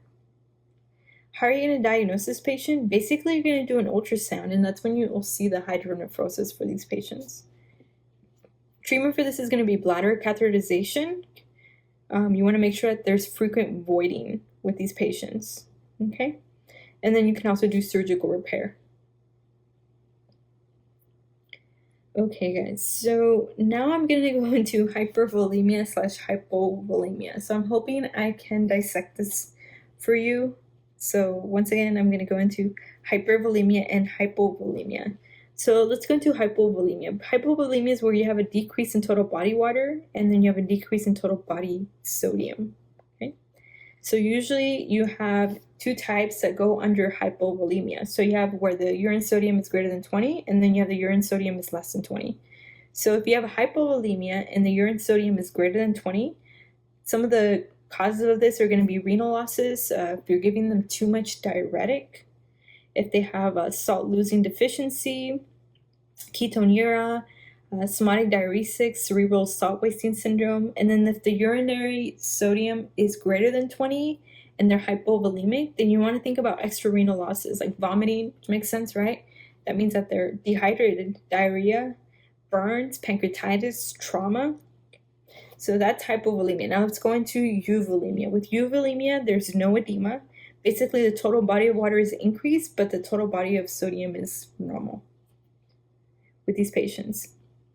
So basically on the urine sodium, it's going to be, if it's greater than 20, it's going to be due to glucocorticoid deficiency, hypothyroidism, stress, drugs, and then SIADH, okay? SIADH is actually the one you were going to get tested. So if you have a patient with euvolemia and their urine sodium is greater than 20, then you want to think about SIADH, which is syndrome of inappropriate antidiuretic hormone. Or how I think about it is syndrome of inappropriate high diuretic hormone. And then you have hypervolemia, which is where they're going to be having increased total body water and then increased total body sodium. With these patients, they'll have a urinary of sodium greater than 20. It will be, the causes of this are going to be acute or chronic renal failure. And then if their urine sodium is less than 20 and they're hypervolemic, then it's going to be due to nephrotic syndrome, cirrhosis, or cardiac failure. Okay, so it's hypervolemia and hypovolemia. So let's go into polycystic kidney disease. Polycystic kidney disease, what you need to know that it is autosomal dominant. Okay, it's usually in patients found between 20 to 40 years old, and it's basically a progressive and it's multisystemic disorder that is characterized by formation and enlargement of cysts in the kidneys and cysts in the liver, spleen, pancreas, and other organs. So that's why it's called polycystic. But this one, when we're talking about polycystic kidney disease, how is this patient going to present? This patient is going to be presenting with abdominal flank and back pain. They'll have hematuria, and then they'll have hypertension with these patients. How are you going to diagnose them? You're going to do renal ultrasounds. Okay, this is actually the first diagnostic test with these patients that you're going to do, and then of course genetic testing. You can do a CT or MRI. It's more sensitive than ultrasound, but the first test is going to be a renal ultrasound, and this is a first-line diagnostic test. Treatment for these patients are basically, if it's a simple cyst, then you just want to make sure that you're observing them. But you do want to treat their blood pressure, and you can do this by giving them ACE inhibitors or angiotensin receptor blockers. And usually with these patients, they are going to have to require a kidney transplant in the future. So let's go into prostate cancer. So prostate cancer is usually a slow-growing tumor. It's commonly found in men, of course, because women don't have prostates. And then with these patients, what you want to know is that it's the second leading cause of cancer death in men, second to lung cancer. Okay? And what are the risk factors? Usually age. Risk increases with age to reach almost 100% after age 90. That's pretty scary, right, guys? raised. It's more commonly found in African Americans, twice the risk, okay, in African Americans. And then also it's commonly found in Caucasians. So African Americans and Caucasians, it's most commonly found. And then usually if they have a family history, so if they have a first degree, like their father who had prostate cancer, then they have a 3-time likelihood of getting prostate cancer. If they have a brother that died from prostate cancer, then they have a 4-time risk of getting prostate cancer. Also, interestingly, if they have a sister with breast cancer, they have a 2-time the risk of getting prostate cancer. Also, they have a really bad diet. If they eat a lot of fatty foods, if they're obese, this can also be a risk factor for prostate cancer. So how is the patient going to present with prostate cancer? Sometimes they'll be asymptomatic until it starts invading the bladder, and that's when they start having bladder symptoms or urethral obstruction. It can also involve the bone, and when it starts involving the bone and they start having like bone pain, that's when you'll see these patients presenting. So if they have obstruction of the urethra, they'll be presenting with symptoms similar to BPH, right? So they have that frequency of going to the restroom, urgency, urinary retention, decreased urinary stream. They'll have the nocturnal back pain and bone pain. So any type of bone pain that's worse at night, you want to think about anything that's malignant. So you want to think about anything that's malignant, some type of maybe bone cancer. So in these patients, they're going to be complaining of nocturnal back pain and bone pain. And usually when they do have this, it's because it's metastasized to the bone. These patients can also present with weight loss. So they'll have dramatic weight loss also. So how are you going to diagnose these patients or screen them? So usually you do an annual exam for screening after 50 years, and then an annual exam after 40 if the patient is at high risk, let's say that they have a family history of prostate cancer. And then on testing, what are you going to do? You can do a DRE, okay? So remember we were talking about earlier how to tell the difference between BPH and DRE. BPH is usually going to be smooth. Once you start feeling like you're bony, like right here, then that's going to be prostate cancer. So you'll feel a hard nodule that's enlarged, and it's going to be asymmetrical on the prostate. You also do a PSA, but with PSA, it's not very sensitive because you can also have an increased PSA on BPH, and there's multiple causes that can increase your PSA, like prostatitis, prostatic infarction, prostate manipulation, recent sexual activities, cystoscopy. So you really can't diagnose prostate cancer on only doing a PSA. But let's go over the PSA levels. So normal is basically 4.0 or less if they're less than 60. And then if it's greater than 60 years old, if it's greater than, the patient's greater than 60 years old, 4.5 to 6.5 is also normal, depending on the race, right? Because it's more commonly found in African Americans. Elevated is usually going to be if a patient's less than 60 and it's more than 4.0, then that's considered elevated. If they're greater than 60 and they're it's 4.5 to 6.5, once again, it depends on the race. And then if it's positive for cancer, 4.0 to 5.0, according to the book that I'm reading, results in fair cure rates, and then greater than 5.0 has very, very low cure rates. And then if the PSA is greater than 10, which is what you need to know, so if it's greater than 10, then that's increases the likelihood of having prostate cancer and metastasis. And that's exactly what I said earlier. That's what my doctor told me. If it's less than 4, you really don't have to worry about it. You just have to observe him. If it's PSA is greater than 10, then that tells you that it might be due to cancer and also metastasis. So what you're going to do with these patients, say if you have your PSA and it's greater than 10, you're going to do an ultrasound with a needle biopsy. Okay? If it's greater than 10, do a bone scan to rule out metastasis. And then basically some of the recommendations is that DRE and PSA are done if the patient's greater than 50 years old, and if they're African American, or they have a positive family history, then you want to start at age 40. Okay, so once again, we do the PSA every year for these patients. All right, guys. So how are you going to manage these patients? So if they have local prostate cancer, if the stages are from A to C, then you just want to make sure that you observe them. You can also do surgery, radiation. You can also do a radical prostatectomy.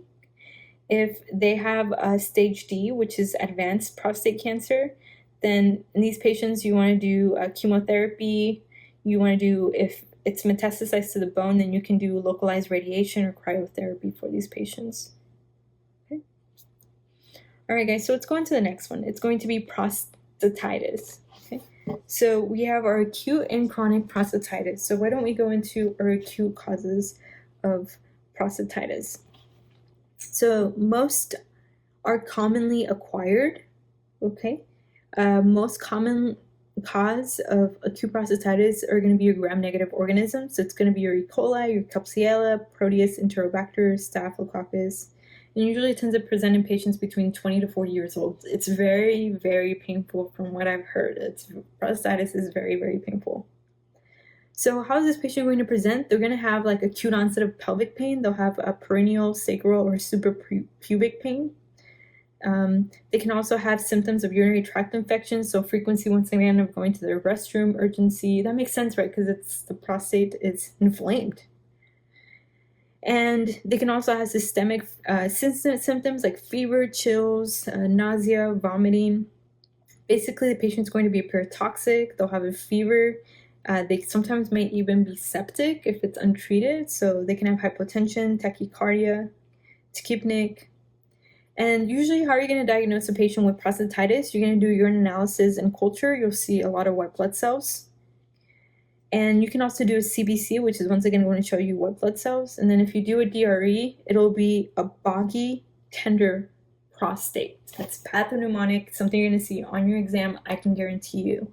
So anything that says with a patient that is presenting with symptoms of going to the restroom frequency, they're having like perennial pain, and then you do a DRE and it's a boggy prostate, boggy tender prostate, then you want to think about prostatitis. And then another thing that you want to know is that prostatic massage is contraindicated. This is textbook because I asked this to my ER doctor during my ER rotation. He said that's not true.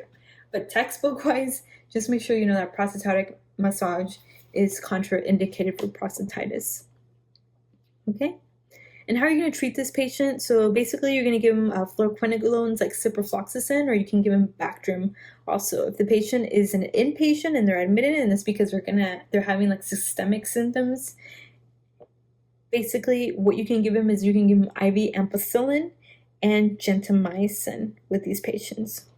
So that's acute prostatitis. Let's go on to chronic prostatitis. This one's more commonly found in older men. So remember we talked about acute prostatitis, it's between 20 to 40 years old men.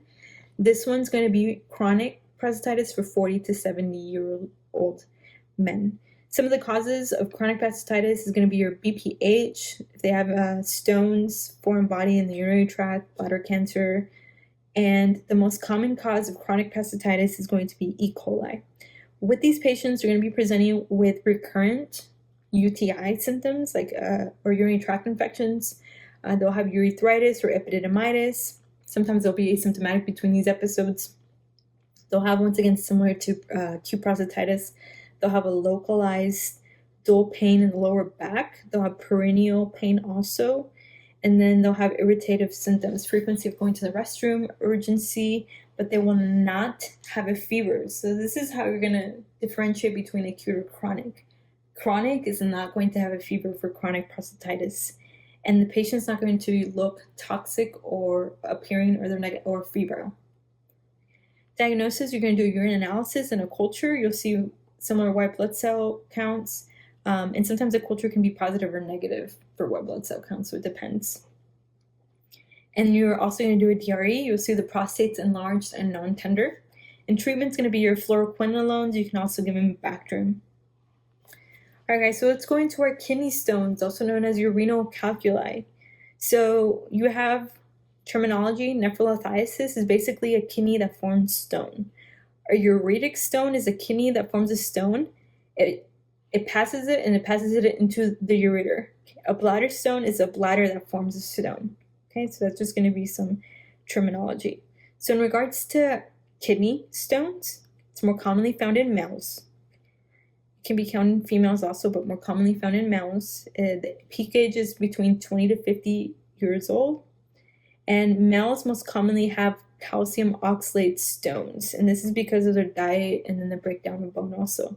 While females most commonly have struvite kidney stones, and this is because females are more prone to getting urinary tract infections, and usually the urea splitting bacteria tend to cause the struvite stones. So once again, kidney stones are more commonly found in males. The most common stone in males is going to be your calcium oxalate. In females, it's going to be your struvite. It's usually because women have more commonly have UTIs than men. And then also another thing that you want to know is that both females and males have equal incidence of getting urate and cystine stones. Okay. Another thing in regards to pathophysiology is that stone formation is inhibited by citrate.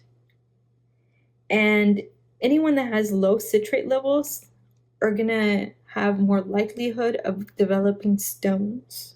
And citrate is usually found in certain foods. So of course, if certain patients don't eat certain foods, they're going to have a higher likelihood of getting kidney stones. So women have higher citrate, just genetically. So what are some of the risk factors for these patients? We said males, the risk increases with age. Also, depending on where they live, if they live in a very hot, humid area, then they're more likely to get kidney stones because they think that the cause of kidney stones, or they know the cause of kidney stones is usually dehydration.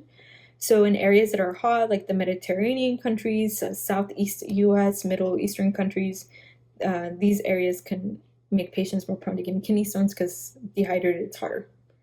Also, polycystic kidney disease with these patients, if they have renal tubular acidosis, they can have more likelihood of getting kidney stones. And then, of course, if they're not drinking enough fluid, can also cause patients to get more kidney stones. So if they're dehydrated, also it's commonly seen in athletes because athletes sometimes can be dehydrated and they have prolonged heat exposure also. Another thing that you want to know is that certain medications make you more prone to getting kidney stones. So that was another thing that during my rotation we did, is that we would see patients that had recurrent kidney stones, and we had to be adjusting their medications back and forth because there's certain medications that make you more prone to kidney stones. And this is something that you need to know. So what are the medications that are more prone to making you get kidney stones? So you have your diuretics, okay? Diuretics will make you more prone to getting kidney stone, like your loop diuretics, okay? Corticosteroids, sulfonamides, just know loop diuretics can give you kidney stones. Also medications like acetazolamide also. And also dietary factors, right? If they're taking too much sodium can also cause that. If they have gout is another cause. It can cause uric acid stones. All right, guys. So what are the types of stones? So I briefly mentioned them. We have our calcium oxalate, which are more commonly found in what? They're more commonly found in mouse. Calcium oxalate, and then we have our calcium phosphate. But calcium oxalate is the most common one. Usually this is associated with increased protein and salt intake, which inhibits calcium reabsorption. And these are radio-opaque. We have our uric acid one. Okay, this is where they have patients are basically eating a lot of protein, high protein foods. This can cause increased purine levels that leads to uric acid with these patients. And these are usually translucent on an x-ray. So how I memorize this is U for uric acid, and then translucent has that U, uric acid, translucent. And then you have your struvite. Okay, these are the Staghorn calculi, and these are usually due to urea splitting organisms. Like if you get a Proteus urinary tract infection, Klebsiella, Pseudomonas, Serratia, or Enterobacter, then they can give you a struvite. So we said struvite are more commonly found in who? Females, because females are more commonly found to have urinary tract infections. Bacteria that can cause this, Proteus is actually one of them. And these are usually radio-opaque on x-ray. And then you have your cystine. Usually this is going to be a patient that has a genetic disorder, homocystinuria. Usually these are not completely radio-opaque or translucent. And then these are the types of kidney stones. How's the patient going to present? They're going to have renal colic, right? Basically, they're going to have severe unilateral flank pain over the CVA that radiates to the groin. Also, whenever you do that physical exam that they teach you in PA school, right, that you place your hand like this on their back and you go like this, you check for CVA tenderness, it'll be positive, and they'll literally like jump off the bed because they're in so much pain, or sometimes they can't even lay in bed because it's so painful. These patients are also going to be presenting with nausea and vomiting. I've seen this in the ER, and the patient is in so much pain. They're vomiting, they look sick, they can't even sit still because they're in so much pain. They'll have lower abdominal pain. They'll say that they're unable to get relief from pain from any position because they're switching constant position because they can't sit still because it's so painful with these patients. Usually they will not have a fever, and sometimes they can also present with hematuria, so they can present with blood in the urine, frequency and urgency of going to the restroom. Okay? So how are you going to diagnose these patients? So what you're going to do with these patients is that you can do a microscopic crystal analysis, and it'll tell you what type of stone it is. And this is something else that you need to know. So if it's envelope shaped, it's going to be calcium oxalate. If it's diamond shaped, it's going to be uric acid. If there's a coffin lid on there, it's going to be struvite. If it's hexagon shaped, it's going to be cysteine. Okay, and usually patients are given a strainer for them to take it home and to see what type of stone they have. Sometimes they'll just pass it by themselves at home. So if it's a first-time stone, then you want to do a CBC, look for any infection. You want to look at the renal function, because remember we were talking about that causes of acute kidney failure or acute kidney injury is going to be your post-renal, so your obstructive symptoms, and some of these causes are kidney stones, so they can actually damage the kidney. So that's why we want to make sure that we're looking at the BUN and creatinine. You can also look at the urine analysis. And then you're also going to do imaging. So you're going to do an x-ray. You're going to get a KUB because you want to determine the location of the stone. Okay? And then you can also do a CT urogram or IV pylograph.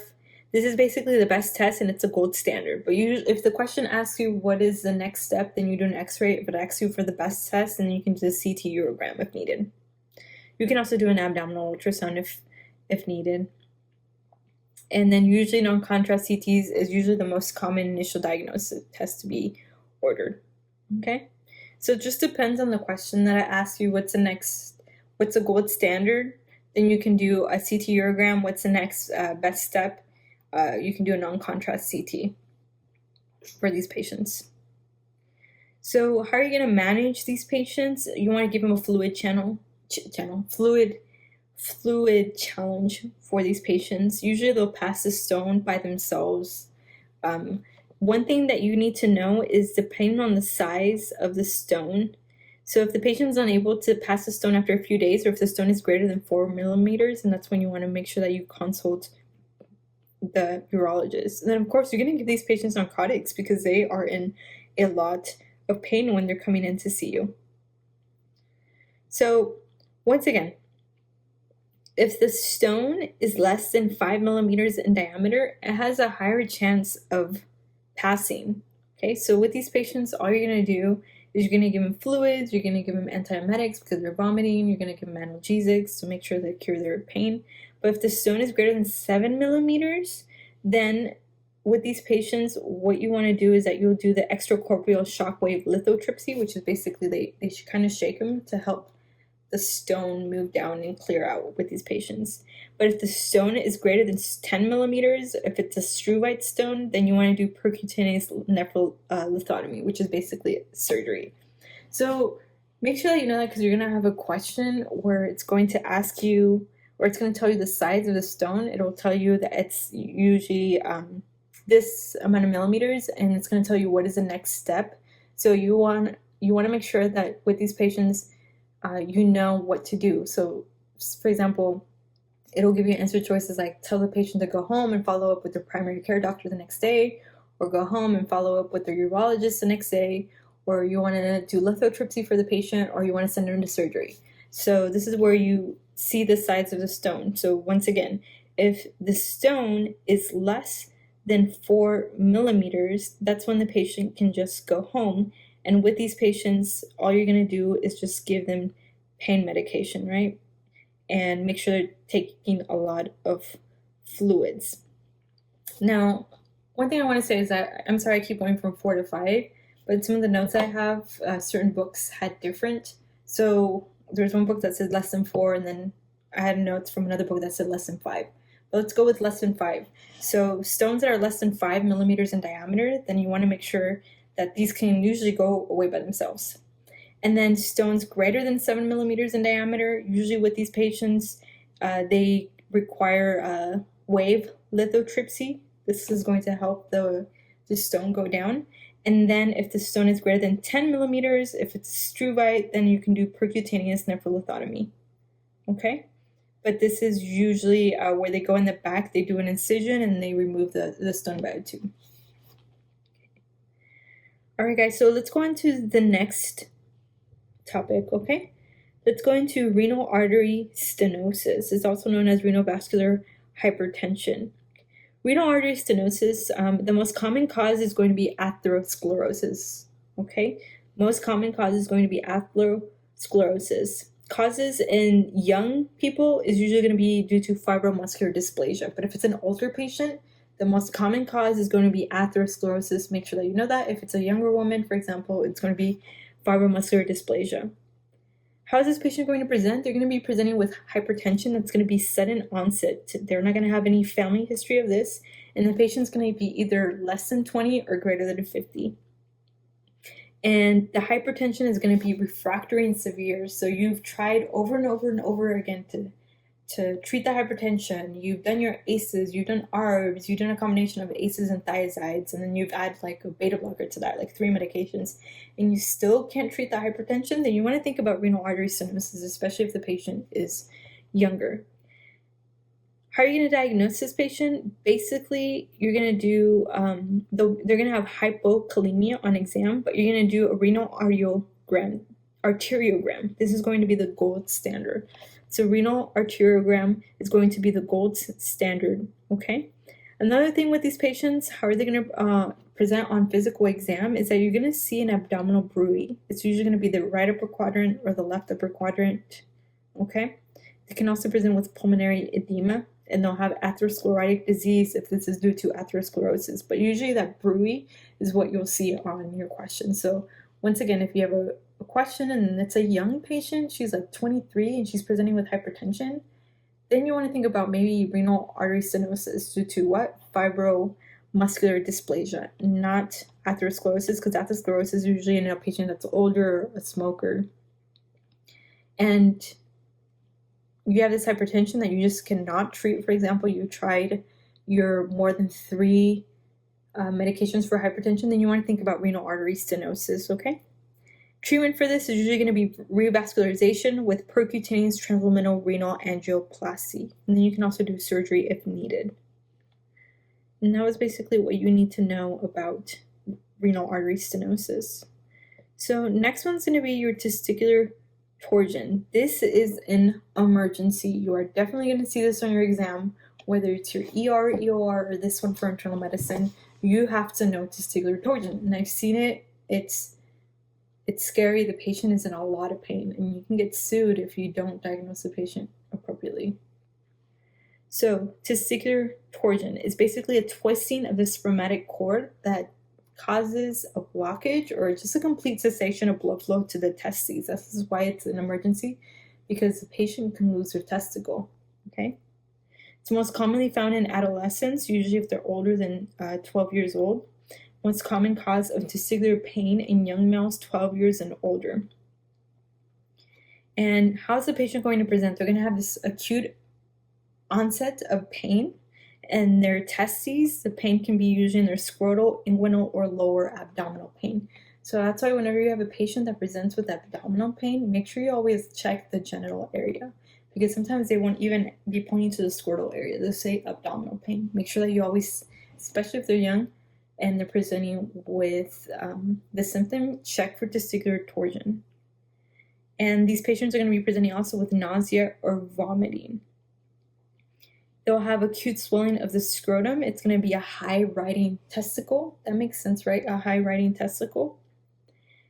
And they'll have a negative friend signs. Remember we were talking about the friend sign and the cremasteric reflex? So the friend sign is where you basically lift the testicle and it feels better. With these patients, it's not going to feel better. It's going to be a negative friend sign, so no pain relief whenever you elevate the scrotum.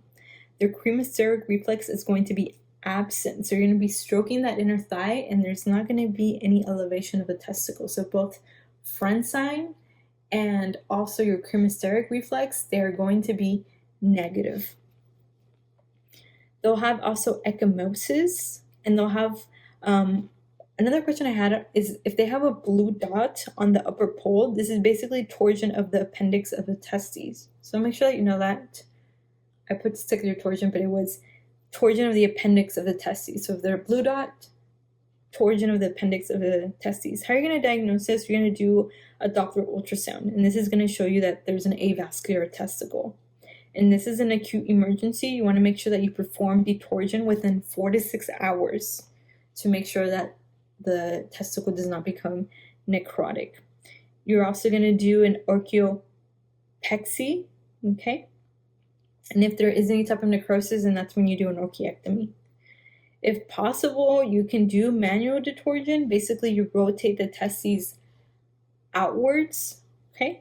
So the left testicle, you're going to rotate it left testicle rotates clockwise for the patient, so it's going to be counterclockwise for you, while the right testicle is going to be clockwise for you. It's going to rotate it clockwise. And then you're going to do surgical exploration with detorsion. That's usually going to be the treatment. So let's go into urinary tract infections, okay? So urinary tract infections are more commonly found in females, especially childbearing females, okay? UTIs in males are not very common, and if they are present, that's when you want to think about, remember, anything that's obstructing the prostate that can cause a urinary tract infection. Also, you want to think about maybe STDs or if they have kidney stones in men. So basically, with these patients, what are the risk factors for women?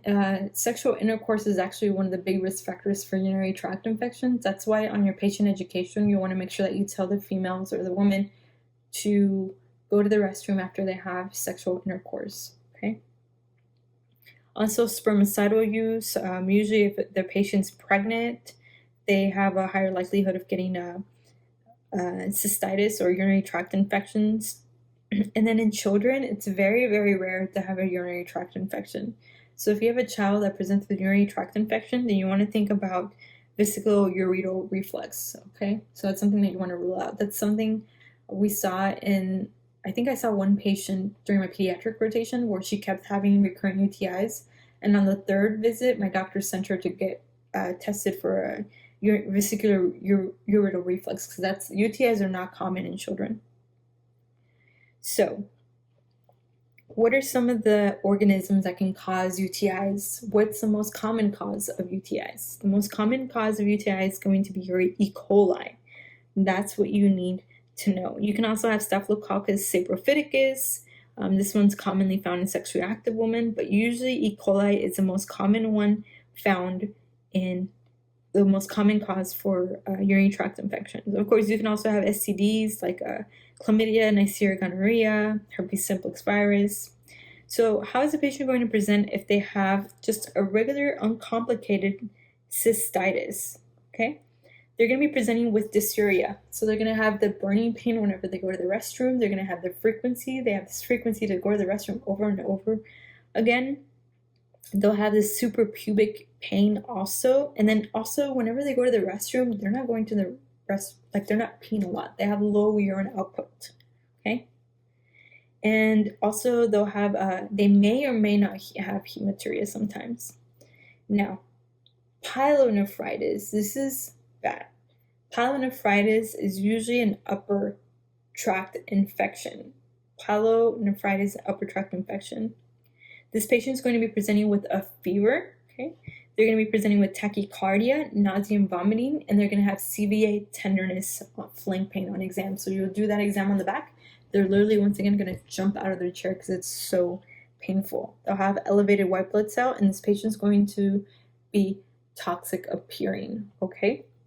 So back to our urinary tract infections. How are you going to diagnose this patient? Of course, you're going to do a urine analysis. The urine is going to show you that they have positive nitrates, positive leukocyte esterase. They'll have white blood cells also. And if there's any casts, especially white blood cell casts, then you want to think about pyelonephritis, okay? Because urinary tract infections are associated with white blood cells, but not white blood cell casts. So if you see any white blood cell casts, you want to think about pyelonephritis. You can also do a culture. This is actually the definitive diagnosis to diagnose a patient with a urinary tract infection because it's going to tell you what type of bacteria is causing it. So you can do a urine culture if needed. Basically, if they have more than 100,000 on the culture, then you want to think that there's an infection, okay?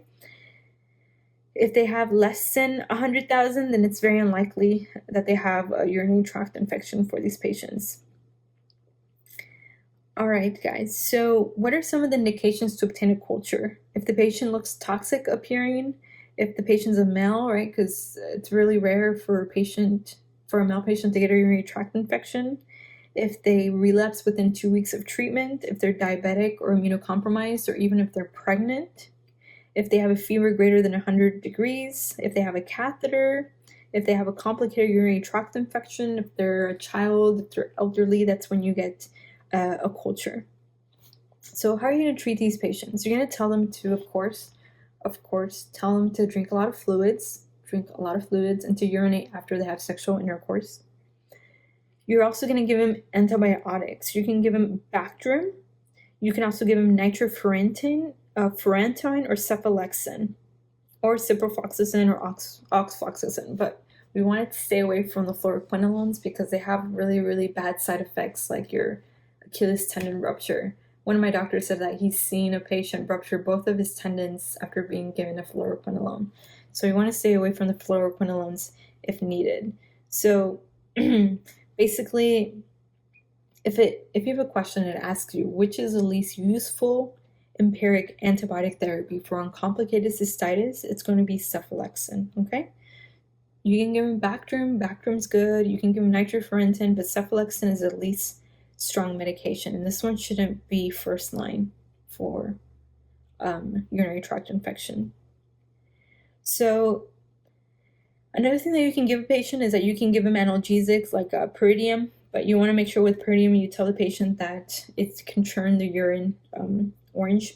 So just make sure you tell them that, 'cause sometimes they freak out when they see their urine and it's orange. And basically, if the patient is pregnant, you want to make sure that you treat the patient with 7 to 14 days. You can give them something like amoxicillin, which is usually first line. This tends to depend on what book you're reading, but according to this one, it's going to be amoxicillin first line for a pregnant patient, and you have to make sure that you treat that infection. It's really important that you treat them in pregnant women. Okay?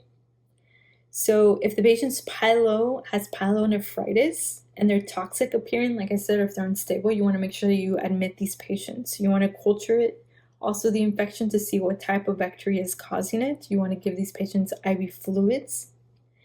And then if the patient is fine, they're stable, then you can give them just like oral antibiotics and tell them to follow up. Usually what you give them is fluoroquinolones orally or aminoglycoside for 14 days. Okay?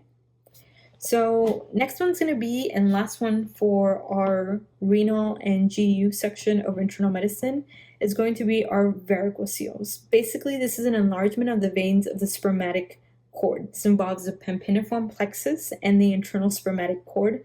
This is due to incompetent valves in the veins. Usually commonly found in adolescent males if they're greater than 12, and then it's also found in adult males. Basically, it's usually found on the left side, and it's usually rarely found on the right side. How is the patient going to be presenting with these symptoms? Basically, they're going to be presenting with a painless bag of worms. That's how it's usually described in the question stem. It's going to be a bag of worms. They might have like a dual ache, especially if they spend a lot of time standing. And usually when they're standing, more blood enters the varicocele, so it increases the pressure in the left testicle. So that's why they feel better whenever they're supine. So that's going to be a question you are definitely going to have. It'll describe this patient that mass decreases whenever they're supine, but it's worse whenever they're standing. You want to think about a varicocele. Also, what you want to know is that with these patients,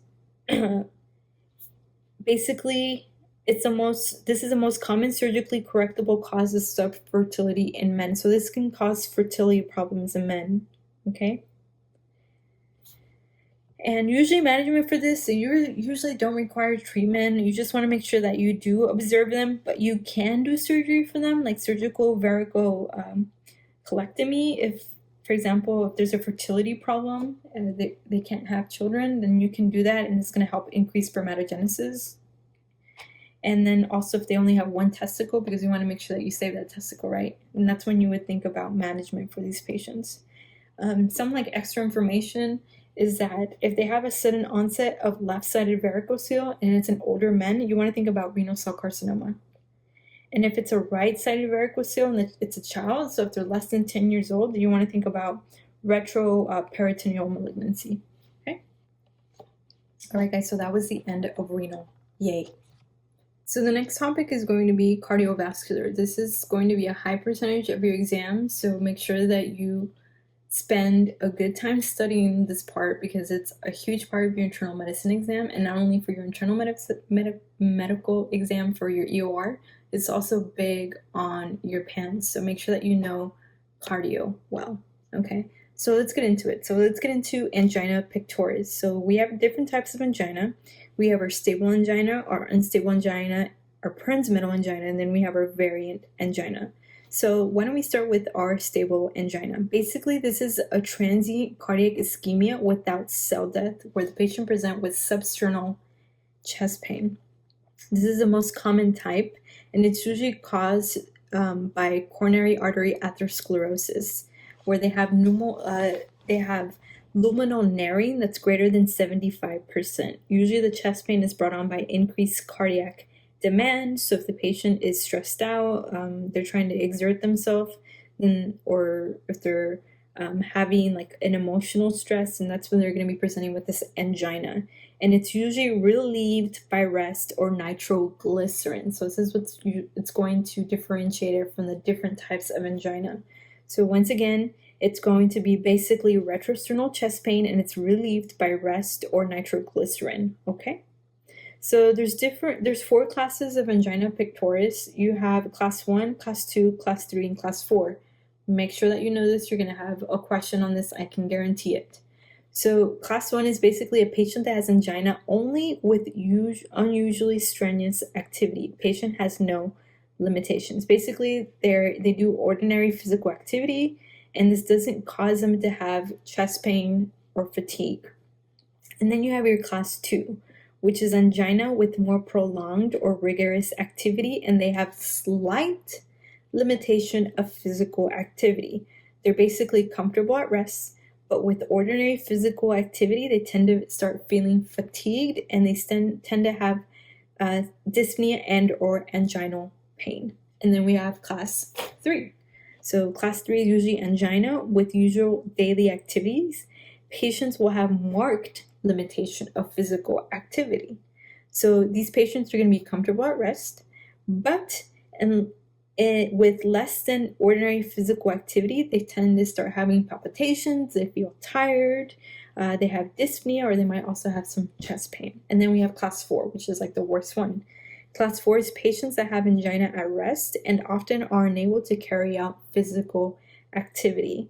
So symptoms of this is usually going to be that they have symptoms of angina present at rest. Okay, and if any physical activity is undertaken, their discomfort is increased. So if you noticed, class 1 is patient has no limitations.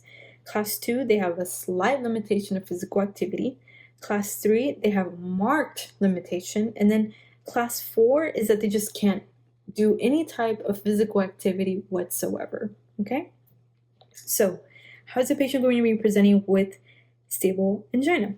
Basically, once again, the patient's going to be having substernal chest discomfort, okay? It tends to last between 2 to 3 minutes, and the pain is usually poorly localized. It radiates sometimes to the shoulder, the arm, the back, the neck, and even the jaw. The pain radiates usually rarely below the umbilicus, and it's usually between the umbilicus and the mandible. So it rarely radiates below the umbilicus or above the mandible. So usually with these patients, the pain tends to occur with exertion. So if they're having sexual intercourse, if they're stressed out, also the classic sign you'll see with angina is going to be that Levine sign, right, where they have that clenched fist over their chest. And then once again, pain is usually relieved by rest or nitrates. One thing that you need to know, and you are going to have a question, is that women and diabetics present differently with angina. So usually when we think about angina, it's a patient that's basically saying that they have chest pain, right? And they're having dyspnea. You think about chest pain, dyspnea, they have pain that radiates to like their jaw, their shoulder. You're thinking about a chest pain if it's usually an older patient, right? Versus if it's a woman or if the patient is diabetic, the patient may not present with these classic symptoms. Sometimes they might even present with just abdominal pain and no chest pain whatsoever. You want to think about angina in these patients or a heart attack. So usually these patients will present with sharp or prolonged dual pain, and sometimes it can be in the left submammary area. Another thing that's interesting is that there's often a seasonal presentation that's more commonly found during the winter with these patients. And sometimes, like I said, they might not even have any chest pain whatsoever. Okay? Sometimes they'll just have nausea. They might just have fatigue. They might feel like they want to pass out. So how are you going to diagnose these patients? So you're going to do you can do UA, you can do a CBC, CMP, you're going to do your lipid panel, TSH to rule out hypo or hyperthyroidism because they can present very similar. You can do a chest x-ray, maybe to rule out something like congestive heart failure. You're going to look at the heart and the lungs. You can do an EKG. It's going to tell you, help you look for any arrhythmias that can be causing the chest pain. You want to do a CRP. This basically is usually positive in any type of inflammatory thing that's going on in the body. And then, of course, your troponin, right? Your troponin 1 or troponin I, that's the one you want to do. Testing for these patients, what you want to do is an exercise stress test for these patients, okay? And then you can also do a stress echo if needed. But usually your exercise stress test or pharmacological stress test or just any type of stress test is what you're going to use for these patients that present with angina. So what's going to be the treatment for stable angina? So with these patients, what you want to do is you're going to give them nitrates, okay? Nitrates, what they do is that they help with venodilation and nitric NO2 release, okay? And it also helps with antithrombotic activity. You can also give them beta blockers, okay? And beta blockers are usually the first line for chronic management because these actually reduce mortality, they decrease symptoms, and they prevent ischemic occurrence. You're also going to do calcium channel blockers. If the patient has any type of contraindication to a beta blocker or they just can't tolerate them, then you can give them a calcium channel blocker. And then you're going to give them antiplatelet therapy with aspirin with these patients. So basically the classic outpatient treatment for a patient with stable angina is going to be your aspirin daily. It's going to be your sublingual nitroglycerin as needed. So if they're going to do something like exercise or even have sexual intercourse, and tell them to pop in a nitroglycerin, a beta blocker daily also, and a statin. But usually the definitive treatment for these patients is going to be percutaneous transluminal coronary angiography. So this is usually going to be indicated if there's 1 or 2 vessels that are effective that does not involve the left main coronary artery, okay? And if their ventricle function is normal with these patients, okay? Now, a CABG is going to be indicated if the patient has left main coronary artery disease, if they're symptomatic, or if they have critical stenosis, so like more than 70% of the artery is occluded, if they have a 3-vessel disease, or if they have decreased left ventricular ejection fraction that is less than 40%, then that's when you're going to do a CABG. So definitive management, once again, percutaneous transluminal coronary angioplasty is going to be done only if they have a 1 or 2 vessel disease that does not involve the left main coronary artery and that they have a normal ventricular function, okay? Versus your CABG, this is going to be done in a patient that has left main coronary artery disease, if they have also a 3 vessel disease, or if they have stenosis that's more than greater than 70%, and they have decreased left ventricular ejection fraction, less than 40%, that's when you're going to do a CABG. So make sure that you know the difference between those. You'll get a question on this, and you need to know whether you're going to do CABG or percutaneous transluminal coronary angioplasty. And it depends on how many vessels are involved and what's the ejection fraction of the heart. Is it normal? Is it abnormal? More than 3? Does it involve the left main coronary artery? So that's what you're going to think about whenever you're reading the question stem. So that is it for stable angina. Why don't we go into unstable angina? Basically, this is an angina of new onset and it's at rest. That's why it's called unstable angina, or usually they have the angina with just exerting themselves like very minimally. Okay? And basically with unstable angina, the pain is less responsive to nitroglycerin, it lasts longer, and it occurs at rest or with less exertion. Okay? How are you going to diagnose these patients? Once again, you can do an EKG, you're going to do a stress test. Usually the stress test is the answer for any type of angina. You can do an angiography. This is usually the gold standard because it's going to tell you where the artery lesion is at, and it's going to tell you whether you need to do PCI or you need to do a CABG for these patients. And then treatment's going to be similar. Your beta blockers, your nitroglycerin, your calcium channel blockers, your antiplatelets, revascularization if needed, ACE inhibitors, and statins. And then we have our Prince-Metal angina. So with this Prince-Metal angina, it's usually going to be a young woman on the question stem. She'll be like 30-something, and she's complaining of like chest pain. That sounds like it's a heart attack, but it's not a heart attack. So Prince-Metal angina is going to be usually due to transient coronary artery vasospasms, okay? So there's like vasospasms in the arteries, and usually they'll have normal coronary anatomy, okay? And usually smoking is like a #1 risk factor. Sometimes it can be cocaine induced, so make sure that you keep that in the back of your mind. Prince-Metal angina due to cocaine. Some of the diagnosis you want to do for these patients is that you're going to treat them as if you're going to diagnose them or do the diagnostic test as if they were having a heart attack. So you're going to do the troponins, right? You're going to do your CK, CKMB. You're going to do EKG, and then the CK, CKMB, or troponin, they're all going to be normal, okay? And then the EKG, you're going to see like transient ST elevations. They're going to be like everywhere. And then basically you can also do a coronary angiography. This is usually the gold standard for these patients. And then we have variant angina.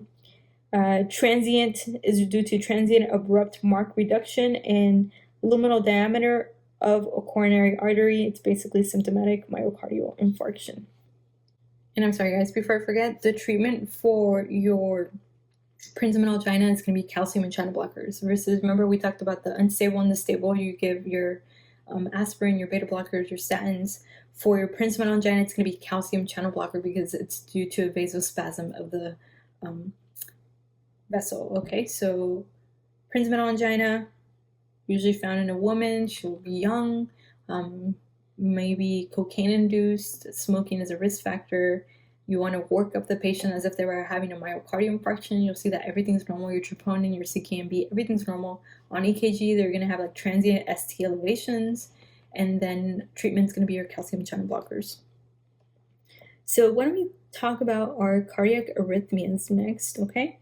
And for these guys, you really need to see a picture, okay? Make sure that you're familiar with your EKGs because they will give you an EKG and you need to make sure that you know how to interpret them. I struggled with EKGs my entire first year, even going into my clinical year, until I told myself I have to sit down and make sure I know these because cardio is a huge part of your PANCE and cardio is a huge one of your internal medicine. So if you don't know your EKGs, you're going to struggle a lot. So let's start with our EKG. So we have a premature atrial contractions. These are usually due to like drugs, alcohol, tobacco use. Basically, they originate in the atria. And with these patients, they're usually asymptomatic. Sometimes they'll just say that they have some type of palpitation going on. And with these patients, how are you going to diagnose them? You're going to do a routine EKG. You're going to see that the P waves differ in morphology from normal sinus P waves, and they'll have normal QRS complexes. Treatment for this is usually going to be observation, and then you can give them a beta blocker if it's symptomatic. And then you have your supraventricular arrhythmia.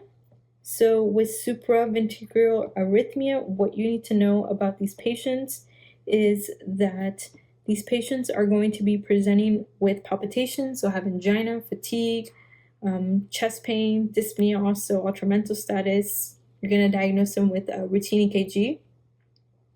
And if they're stable, you're going to give them amiodarone or lidocaine. If they're unstable, then that's when you're going to do synchronized cardioversion. Once again, supraventricular arrhythmias.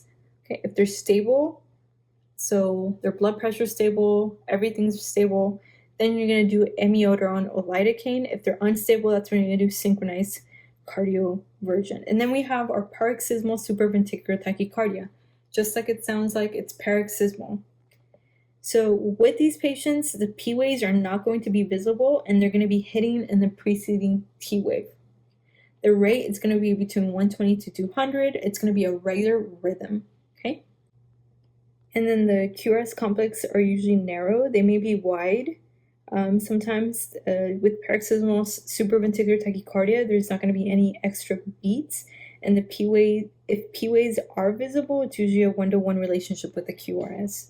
So with paroxysmal supraventricular tachycardia, they're going to be presenting with a racing heart. And then you're going to do an EKG to diagnosis, and this is what you'll see what I described. And basically, if they're stable, you're going to do a Valsalva maneuver. So, for example, tell them to bear down, cough, hold their breath, carotid sinus massage. And if they do require medications, you can give them something like adenosine IV. And for prevention, you're going to put them on digoxin. And then, of course, your radiofrequency catheter ablation, also for prevention of this. So next one's going to be atrial fibrillation. You are definitely going to get a good question on this, so make sure that you know this. You will get parent on this during your clinical rotations. I was just parent on it last week on Tuesday. So make sure that you're familiar with the AFib. So it's usually described as an irregular rhythm. Irregular rhythm. The rate's going to be greater than 400 beats per minute. Okay? And these patients are high risk for getting any type of venous thromboembolism with these patients. So most of these patients, you want to make sure that you're anticoagulating. Okay? And the most common causes of atrial fibrillation is going to be hyperthyroidism and mitral stenosis. How is this patient going to present? They're going to be presenting with fatigue, exertional dyspnea. They'll have uncontrolled rapid ventricular response also. Some of the risk factors for AFib are your hypertensive heart disease, coronary heart disease, and rheumatic heart disease. Diagnostic, you're going to do an EKG, and like I said, there's not going to be any P waves. So no P waves, irregular rhythm for these patients. If they're stable, you're going to do a rate control with usually like non-dihydropyridine calcium channel blockers. You can also do cardioversion. And then once again, like remember I said anticoagulation for these patients. Especially if it's been present for more than 48 hours, you want to make sure that you anticoagulate them with warfarin. Okay? And you want to make sure that you keep their INR between 2 to 3. If the patient is unstable, you're going to give them a synchronized cardioversion. Okay? Synchronized cardioversion. So next one's going to be atrial flutter. So with atrial flutter, they're going to have an organized electrical activity. The atrial rate is going to be between 250 to 300 beats per minute. Then AV node is going to conduct every 2 or 3 atrial impulses, and the ventricular rate is classically 150. Usually with this one, it's going to be sawtooth pattern. So sawtooth pattern on EKG, that's what you're going to see. Diagnosis is going to be with an EKG, of course. Usually with these patients, treatment is if their patient is stable, then you want to do rate control with calcium channel blockers or beta blockers. And if they're unstable, then you're going to do synchronized cardioversion for these patients. Okay. Next one's going to be your ventricular tachycardia. With ventricular tachycardia, it's usually a complication of a patient that had an acute myocardial infarction or a patient that had a dilated cardiomyopathy with these patients. So sometimes they can have it with stable or unstable. And with ventricular tachycardia, what you need to know is that they're going to be presenting with more than 3 consecutive ectopic ventricular beats. It'll be monomorphic. It can also be polymorphic. It'll be bidirectional, and if it's usually bidirectional, it's due to digoxin toxicity. They'll have wide complexes, and if the patient presents pulseless, then you want to make sure that you do immediate defibrillation, okay? Not cardioversion, defibrillation. If they're unstable, then you're going to do synchronized cardioversion, and if they're stable, you're going to do something like procainamide, imiodaron, or synchronized cardioversion if it's refractory. Okay? So now we're going to go into premature ventricular contraction. This is usually benign. It's usually due to electrolyte disturbances or if a patient has some type of ischemia from a myocardial infarction. It also occurs in patients that have hypoxia. If they take caffeine, stimulants, certain medications can cause this also. And then usually for these patients, they're going to usually be asymptomatic, or they might just be presenting with palpitations. You're going to do an EKG to diagnosis, or you can do a Holter monitor. And usually it's going to be observation for the treatment. You can give them a beta blocker or calcium channel blocker if the patient is symptomatic. Okay. And usually patients that have frequent repetitive PVCs and they do have some type of underlying cardiac disease, and you want to make sure with these patients to treat them because they're at increased for sudden death due to ventricular fibrillation, VFib. All right, guys, so let's go into ventricular fibrillation. With ventricular fibrillation, the most common cause is ischemic heart disease. And also ventricular fibrillation can be caused from QT prolonging medications. It usually develops within 48 hours of a myocardial infarction. And usually the patient's going to present, it'll be sudden unconsciousness and death. Usually with these patients, you cannot measure any blood pressure. They'll have absent heart sounds and then a pulse. You're going to diagnose them with a routine EKG with these patients. And how are you going to treat them? So basically, if the patient is they have severe hypotension or they have loss of consciousness, and you're going to do synchronized cardioversion. If they have pulselessness, then you're going to do defibrillation and then CPR. And then after that, you're going to give them a 1 milligram of IV bolus epinephrine every 3 to 5 minutes until the patient goes back to a regular rhythm for these patients. Okay, and then you're going to defibrillate every 30 to 60 seconds for these patients. Next one we're going to go into is going to be prolonged QT syndrome. Okay, this is usually congenital or acquired. It's basically a patient that presents and they're fainting constantly, so recurrent syncope. This can also lead to death. So usually in a question stem, you'll have like someone that was arguing and all of a sudden they like passed out. Okay, and this has occurred several times before in the past. And the prolonged QT interval is going to be greater than 550 milliseconds. Okay. Usually a normal QT interval is usually less than 430 milliseconds in men and then less than 450 milliseconds in women. So if it's greater than 550, then that's when you think about prolonged QT syndrome. And prolonged QT syndrome is so deadly that it can lead to death because it can lead to torsades of point.